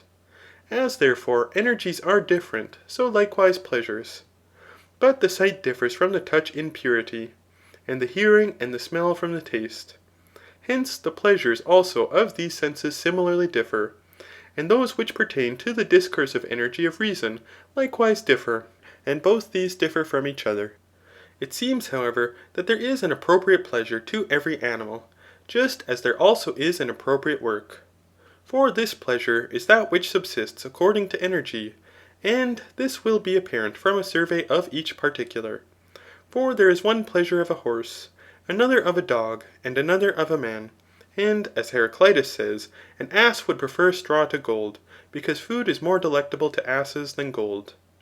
The pleasures, therefore, of animals specifically different are likewise specifically different. But it is reasonable to suppose that the pleasures of the same animals are without a specific difference. There is no small variety, however, in pleasures among men. For the same things are painful to some, and pleasing to others. And to some indeed they are painful and odious, but to others delectable and lovely. This likewise happens to be the case in sweet things. For the same things do not appear sweet to a man in a fever, and to one who is well.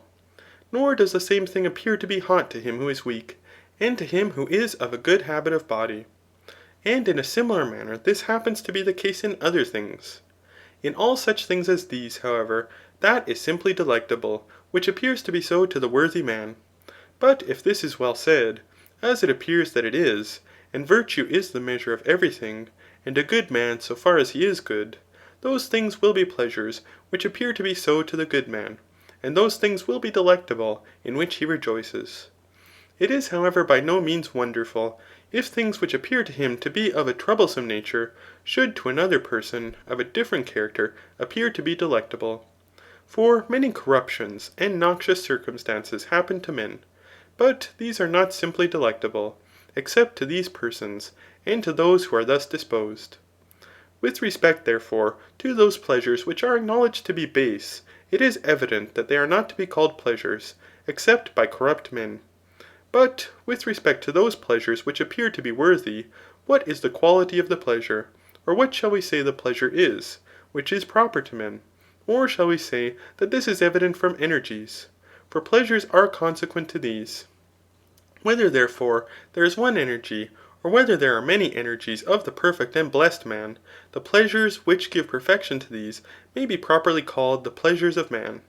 But the remaining pleasures in the same manner as the energies may be denominated the pleasures of man secondarily and multifariously.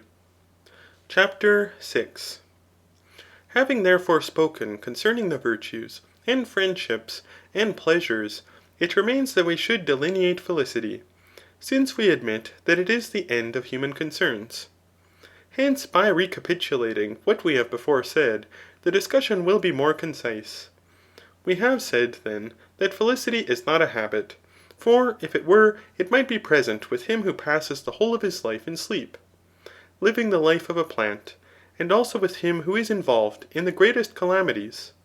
If, therefore, these things cannot be admitted, but felicity must rather be referred to a certain energy, as we have before observed. But of energies some are necessary and eligible on account of other things, and others are eligible of themselves. If this be the case, it is evident that felicity must be admitted to be some one of the energies which are of themselves eligible, and not one of those which are eligible on account of something else. For felicity is not indigent of any thing, but is sufficient to itself. But those energies are eligible of themselves, from which nothing except the energy is the object of investigation. But the actions which are conformable to virtue appear to be things of this kind. For to perform beautiful and worthy deeds is among the number of things which are of themselves eligible, and among diversions. This is also the case with those that are delectable, since they are not chosen on account of other things. For those who are addicted to them are rather injured than benefited in consequence of neglecting their bodies and possessions. Many of those, however, who are said to be happy men, fly to diversions, on which account those who are versatile in such like methods of spending their time are esteemed by tyrants. For they render themselves pleasing in those things which they desire, and they are in want of persons of this description. These things, therefore, appear to pertain to felicity, because men in authority and power are at leisure for these. Perhaps, however, persons of this description are no indication that these things pertain to felicity. For neither virtue, nor intellect, from which worthy energies proceed, consist in dominion and power.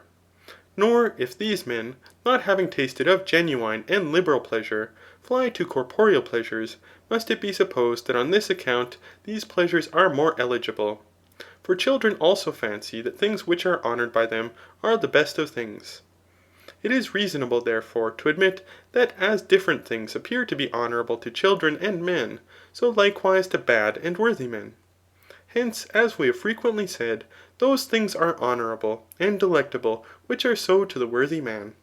But the energy to every one is most eligible which is according to an appropriate habit, and to the worthy man the energy is most eligible which is according to virtue. Felicity, therefore, does not consist in diversions. For it is absurd to admit that diversion is the end, i.e. the chief good of man, and that the whole of life is to be busily employed, and molestations endured for the sake of indulging in sports, since, as I may say, we choose all things for the sake of something else, except felicity, for this is the end. But to act seriously, and to labour for the sake of diversion, appears to be foolish, and very puerile. He, however, who engages in sports, in order that he may act seriously, which Anacharsis thought was proper, appears to be right. For diversion resembles repose. But as men are incapable of labouring incessantly, they require relaxation. Relaxation, however, is not an end, for it subsists for the sake of energy. But a happy life appears to be conformable to virtue, and this is a worthy life, and does not consist in amusements. We likewise say that serious pursuits are better than those that are ridiculous, and accompanied with jesting and sport, and that the energy of the better part and the better man is always more worthy. But the energy of that which is better is more excellent, and more adapted to felicity. Any casual person, also, and a slave may enjoy corporeal pleasures no less than the best of men. No one, however, would ascribe felicity to a slave, unless they also ascribe to him a worthy life. For felicity does not consist in sports and corporeal pleasures, but in the energies according to virtue, as we have before observed.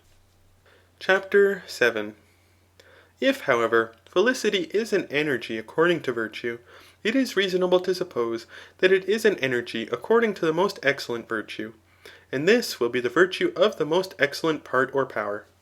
Whether, therefore, this be the intellect, or something else which appears to rule and be the leader by nature, and to have a conception of things beautiful and divine, or whether it is itself divine, or the most divine of all our parts, the energy of this, according to its proper virtue, will be perfect felicity. But we have said that this energy is contemplative, and this appears to accord with what we before asserted, and also with truth. For this energy is the most excellent, since intellect is the best of all our parts, and of objects of knowledge, those are the most excellent, about which intellect is conversant. This energy also is most continued, for we are able to contemplate more incessantly than to perform any action whatever. We likewise think that pleasure ought to be mingled with felicity. But the energy according to wisdom is acknowledged to be the most delectable of all the energies according to virtue. Wisdom therefore appears to possess pleasures admirable both for their purity and stability. It is reasonable also to think that those who possess knowledge live more pleasantly than those who investigate. That too which is called self*sufficiency will especially subsist about the contemplative energy. For of the necessaries of life, the wise and the just man, and the rest of those who possess the moral virtues, are in want. But even when they are sufficiently supplied with these, the just man is in want of those towards whom, and together with whom, he may act justly. And in like manner, the temperate and the brave man, and each of the rest.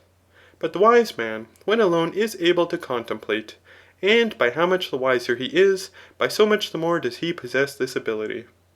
Perhaps indeed he will contemplate better when he has others to co*operate with him, but at the same time he is most sufficient to himself. This energy alone, likewise, will appear to be beloved for its own sake, for nothing else is produced from it besides contemplation. But from things of a practical nature we obtain something more or less besides the action itself. Felicity also appears to consist in leisure, for we engage in business that we may be at leisure, and we wage more that we may live in peace. The energies therefore of the political virtues consist either in political or in military transactions, but the actions which are conversant with these appear to be full of employment. This indeed is perfectly the case with military transactions, for no one chooses to wage war, or prepare for it, for the sake of waging war, since he would appear to be perfectly a homicide who should make enemies of his friends, for the sake of fighting and slaughter. The energy too of the politician is of a busy nature, and besides the management of public affairs, is employed in procuring dominion and honour, or a felicity for himself and the citizens different from the political energy, which also, as something different, we evidently investigate. If, therefore, political and military actions surpass in beauty and magnitude all other virtuous actions, but these are of a busy nature, aspire after a certain end, and are not eligible for their own sakes. But the energy of intellect, which is contemplative, appears to excel other energies in ardour, and to desire no other and besides itself. If also it possesses a proper pleasure, which increases its energy, and has in addition to this self*sufficiency, leisure, and unwearied power, so far as the condition of human nature will permit, with whatever else is attributed to the blessed, and appears to subsist according to this energy, if such be the case, this will be the perfect felicity of man, when it receives a perfect length of life. For nothing belonging to felicity is imperfect. Such a life, however, will be more excellent than that which is merely human. For man will not thus live so far as he is man, but so far as he contains in himself something divine. And as much as this part excels the composite, so much does its energy surpass the energy belonging to every other virtue. If therefore intellect is divine with respect to man, the life also according to intellect will be divine with respect to human life. Nor ought we, according to the exhortation of certain persons, to be wise in human affairs, since we are men, nor to regard mortal concerns, since we are mortal. But as much as possible we should immortalize ourselves, and do every thing in order to live according to our most excellent part. For this part, though it is small in bulk, far excels all things in power and dignity.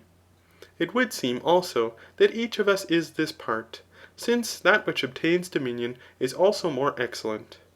It would therefore be absurd for a man not to choose his own life, but the life of something else. That too which was before asserted accords with what is now said. For that which is intimately allied to any nature is most excellent and pleasant to that nature. And hence a life according to intellect will be most excellent and pleasant to man, since this part is most eminently man. This life, therefore, is also most happy. CHAPTER 8. But that felicity ranks in the second place, which subsists according to another virtue. For the energies according to this virtue are human. For we act justly, and bravely, and perform other things conformable to the virtues, towards each other, in contracts, in necessaries, in all various actions, and in the passions. preserving to every one that which is fit and decorous. All these things, however, appear to be human. Some things likewise appear to happen from the body, and the virtue of manners is in many instances conjoined, and rendered familiar, with the passions. Prudence also is conjoined with the virtue of manners, and the virtue of manners with prudence, since the principles indeed of prudence subsist according to the ethical virtues, and the rectitude of the ethical virtues subsists according to prudence. These, however, are connected with the passions, and will subsist about the composite, or that which consists of soul and body. But the virtues of the composite are human. The life, therefore, and the felicity conformable to them will also be human. The felicity, however, of intellect is separate, for thus much may be asserted concerning it, since to discuss it accurately is a greater undertaking than is adapted to the present treatise. It would also seem that this felicity requires but little of external supply, or less than ethical felicity. For let it be admitted that both require necessaries, and this equally, (though the political character labours in a greater degree about the body and things of this kind), since this is but of small consequence, yet it makes a great difference with respect to energies. For the liberal man will be in want of wealth in order to perform liberal deeds, and also the just man in order to make retributions. For the wills of men are immanifest, and those who are not just pretend they wish to act justly. But the brave man will be in want of power in order to effect something conformable to the virtue of fortitude. And the temperate man will be in want of the means of acting temperately. For how will this man, or he who possesses any one of the other virtues, become manifest? It becomes, however, an object of inquiry whether deliberate choice possesses greater authority in virtue, or whether it is possessed by actions, virtue subsisting in both these. It is evident, therefore, that the perfect will be in both. But many things are requisite to the perfection of actions, and in proportion as they are greater and more beautiful, a greater number of things are necessary. To him, however, who energizes according to theoretic virtue, there is no need of things of this kind so far as pertains to this energy, but as I may say, they are impediments to his contemplation. Yet, so far as he is a man, and lives with many others, he also chooses to perform actions conformable to virtue. He will therefore require external things, in order that he may act like a man. But that perfect felicity is a certain contemplative energy may become apparent from hence, that we consider the gods to be especially blessed and happy. What kind of actions, however, is it fit to ascribe to them? Shall we say just actions? Or will they not appear ridiculous if they form contracts and return deposits, and do other things of the like kind? Shall we say then that they are brave, sustaining things of a terrible nature, and encountering dangers because it is beautiful so to do? Or that they are liberal, but to whom will they give? It would, however, be absurd to suppose that there is money with them, or any thing of this kind. And if they are temperate, what will this temperance be? Or is not the praise unapt which celebrates them as not having depraved desires? But if we should enumerate every thing pertaining to actions, it would appear to be small and unworthy of the gods. All men, however, acknowledge that they live, and therefore that they energize, for it must not be supposed that they pass their life in sleep like Eudemian. Hence, if action is taken away from that which lives, and in a still greater degree production, what remains except contemplation? So that the energy of God, since it excels in blessedness, will be contemplative. And of human energies, therefore, that which is most allied to this energy of God will be most adapted to procure felicity. But as an indication of the truth of this, other animals which are perfectly deprived of an energy of this kind do not partake of felicity. For the whole life of the gods is indeed blessed, but that of men is blessed so far as they possess a certain similitude of such an energy as this. Of other animals, however, no one is happy, because they do not in any respect participate of contemplation. As far therefore as contemplation extends itself, so far also is felicity extended. And the felicity of those beings is greater in whom there is more of the contemplative energy. And this not from accident, but according to contemplation, for this is of itself honourable. Hence, felicity will be a certain contemplation. External prosperity, however, will be requisite to him who energizes according to theoretic virtue, since he is a man. For human nature is not sufficient to itself for the purposes of contemplation. But it is also requisite that the body should be well, and that it should be supplied with food and other necessaries. It must not, however, be supposed that because it is not possible for a man to be blessed without external goods, the happy man will therefore require many of these, and such as are great.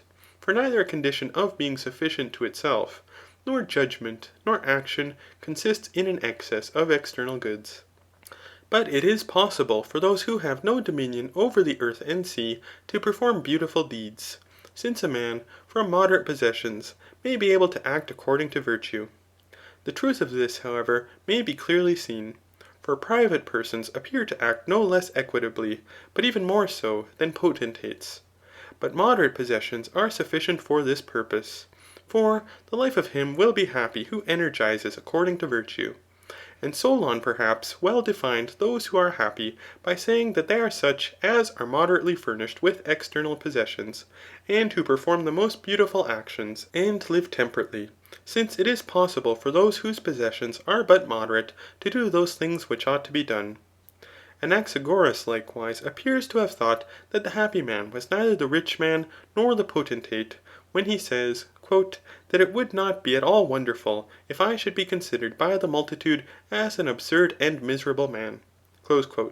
For the multitude judge from external circumstances, having a sensible perception of these alone. The opinions also of the wise seem to accord with these assertions. Things of this kind, therefore, are attended with a certain credibility. A judgment, however, is to be formed of the truth in practical affairs from deeds and the life. For in these, that which possesses principal authority consists. Hence, it is requisite to consider what has been before said, by referring it to the deeds and the life of a man. And when the assertions accord with deeds, they are to be admitted. But when they are dissonant, they are to be considered as nothing but words. But the man who energizes according to intellect, who cultivates this, and is mentally disposed in the best manner, is also, it would seem, most dear to divinity. For if any attention is paid by the gods to human affairs, as it appears there is, it is also reasonable to suppose that they will be delighted with that which is most excellent, and most allied to themselves. But this is intellect. And likewise, that they will remunerate those who especially love and honour this, as taking care of that which is dear to themselves, and acting rightly and well. It is, however, not immanifest that all these things are especially present with the wise man. Hence, he is the most dear to divinity. It is also probable that the same man is most happy. So that thus also the wise man will be especially happy. Chapter 9. Are we therefore to think that if these things and the virtues, and likewise friendship and pleasure, have been sufficiently delineated, our purpose is completely effected? Or shall we say, as has been before observed, that the end in practical affairs is not to survey and know each particular, but rather to perform it? Neither therefore is it sufficient in virtue to know it, but there should also be an endeavour to possess and use it. Or in some other way must we strive to become good men? If therefore words were sufficient of themselves to make men worthy, they ought justly, as Theognis says, to be valued at a great price, and it would be necessary to procure them. Now, however, they appear to be sufficiently powerful to exhort and excite liberal young men, and to make those whose manners are noble, and who are truly lovers of beautiful conduct, obedient to virtue. But they are incapable of exhorting the multitude to probity. For the multitude are not naturally adapted to be obedient from shame, but from fear, nor to abstain from bad conduct through the disgrace with which it is attended, but through punishment. For, living from passion, they pursue their pleasures, and those things through which they may be procured, but they avoid the pains opposed to these. They have not, however, any conception of that which is beautiful in conduct and truly delectable, in consequence of not having tasted of it. What discourse, therefore, can dispose such men to orderly conduct? For it is not possible, or at least it is not easy, to obliterate by words things which have been for a long time impressed in the manners. But perhaps we must be satisfied, if everything being present with us through which we are accustomed to become worthy, we may be able to partake of virtue. Some, however, are of opinion that men become good from nature, others that they become good from custom, and others from doctrine. As to goodness from nature, therefore, it is evident that this is not in our power, but that it is inherent in those who are truly fortunate through a certain divine cause.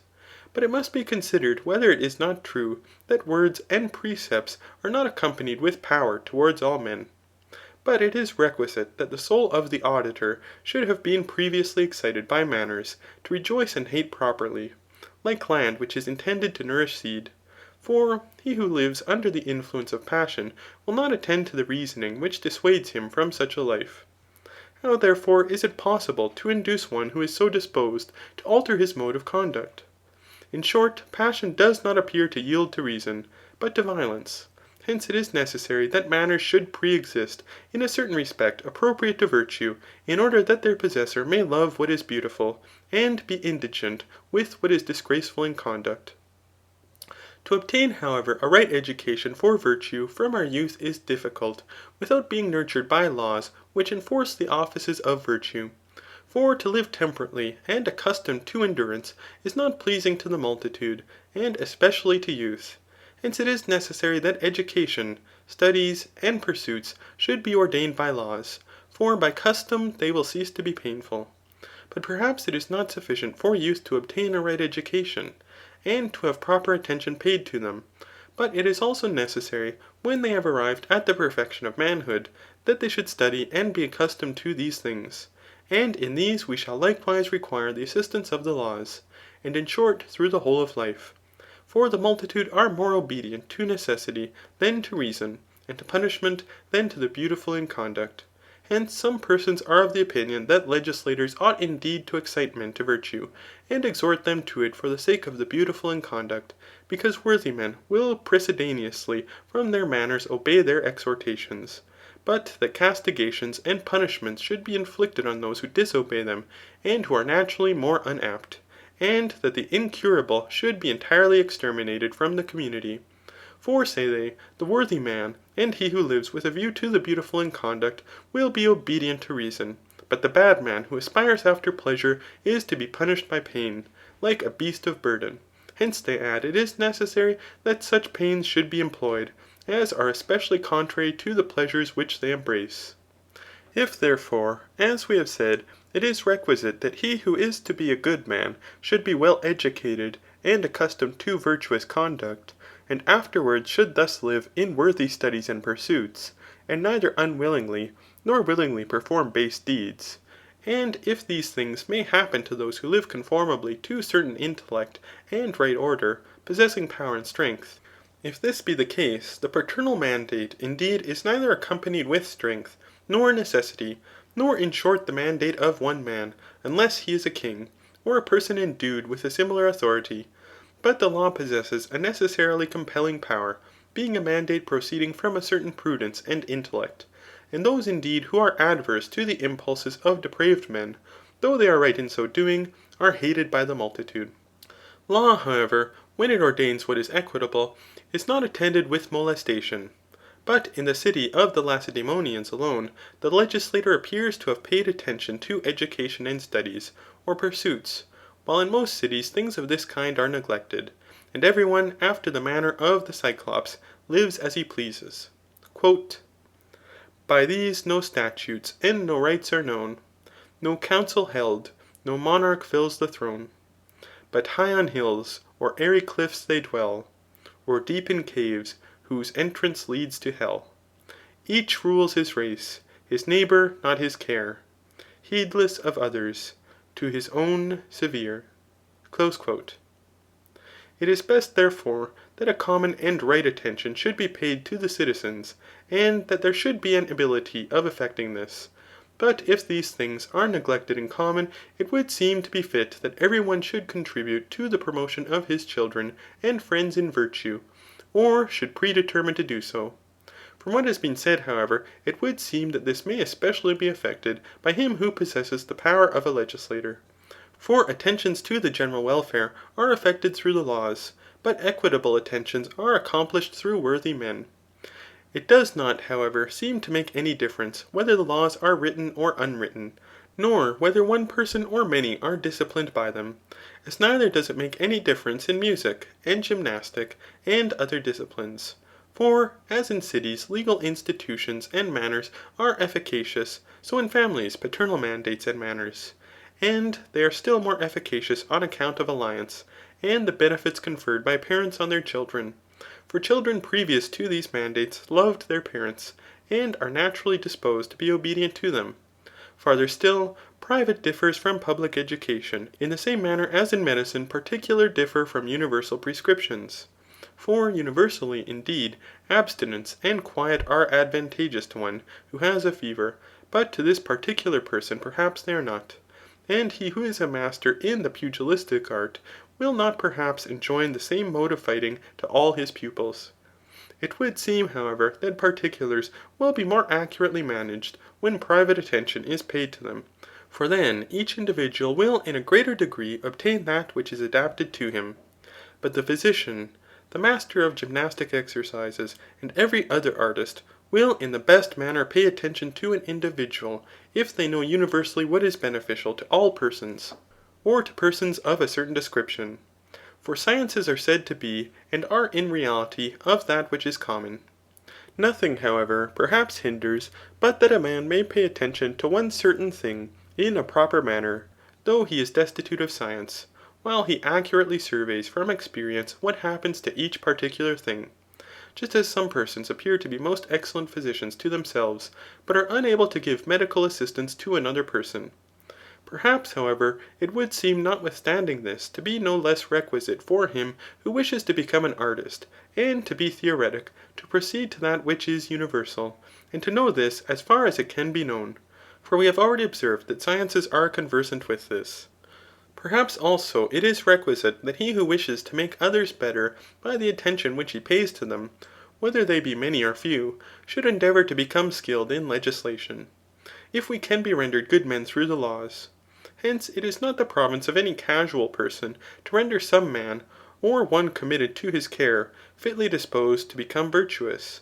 But if it belongs to any one to effect this, it is the province of the man of science, just as in medicine, and the other arts, to which a certain attention and prudence pertain. It is requisite therefore after this to consider whence, or how a man may acquire a legislative skill. Or in other arts, is this to be learned from those who are conversant with the management of public affairs? For this appears to be a part of the political science. Or shall we say that a similar thing does not seem to take place in the political science, and the other sciences and powers? For in the others, the same persons are seen to impart the powers, and to energize from them, as is evident in physicians and painters. But the sophists profess indeed to teach politics, yet no one of them acts in a political capacity. And it would seem that those who are engaged in the management of public affairs do this by a certain power and experience, rather than by the exercise of the reasoning faculty. For they do not appear either to write or speak about things of this kind, though perhaps this would be better than to compose forensic or popular orations. Nor again is it seen that they have made either their own children political characters, or some other children of their friends. It is reasonable, however, to suppose that they would have done this, if they had been able, for neither could they have left anything better to cities, nor could they have deliberately chosen anything more excellent than this power, either for themselves or their dearest friends. Nevertheless, experience appears to contribute in no small degree to the management of public affairs. For otherwise, men would not become more political through being accustomed to political affairs. Hence experience seems to be necessary to those who desire to be skillful in the political science. Those sophists, however, who profess to teach the political science, appear to be very far from possessing this ability. For in short, they neither know what kind of a thing it is, nor what the things are with which it is conversant. For if they did, they would not suppose it to be the same with the rhetorical art, or inferior to it. Nor would they think it easy for him to act the part of a legislator who has collected the most celebrated and approved laws, since they say that the best laws are to be selected, just as if the selection did not require intelligence, Or as if to judge rightly was not one of the greatest of things, in the same manner as in what pertains to music. For skilful men judge rightly respecting the works in which they are skilled, and understand through what means, or in what manner they may be accomplished, and what the appropriate adaptations of them are. But to the unskilful it is sufficient not to be ignorant whether a work is well or ill done, in the same manner as in the painter's art. Laws, however, resemble political works. How, therefore, can any one be adapted to become a legislator from these, or to judge which of them are the best? For neither does it appear that men become skilled in medicine by reading medical books, though these books not only endeavour to point out the cures, but likewise the remedies which are to be applied, and the methods of cure, distinguishing also the habits of each person. It seems, however, that these things are beneficial to skilful persons, but useless to the unscientific. Perhaps, therefore, collections of laws and politics may be useful to those who are able to survey and judge what is well established, or the contrary, and what the appropriate adaptations are in these. But those who discuss things of this kind without the political habit will never be able to judge well, except from chance, though perhaps they will become more intelligent in these particulars. Since therefore the politicians prior to us have omitted to investigate legislation, it will perhaps be better for us to consider it more attentively, and in short to discuss a polity universally, in order that the philosophy which pertains to human affairs may as much as possible be brought to perfection. In the first place, therefore, if any thing has been well said by the ancients on this subject, we shall endeavour to relate it. In the next place, from the collections which have been made of polities, we shall endeavour to survey what the nature is of the things which preserve and corrupt cities, and the several polities, and from what causes some of them are well, but others ill governed. For these things being surveyed, perhaps we shall be able in a greater degree to perceive what kind of polity is the best, how each is to be arranged, and what laws and manners it should use. We shall begin, therefore, the discussion of politics. End of Book 10. End of the Nicomachean Ethics by Aristotle. Translated by Thomas Taylor.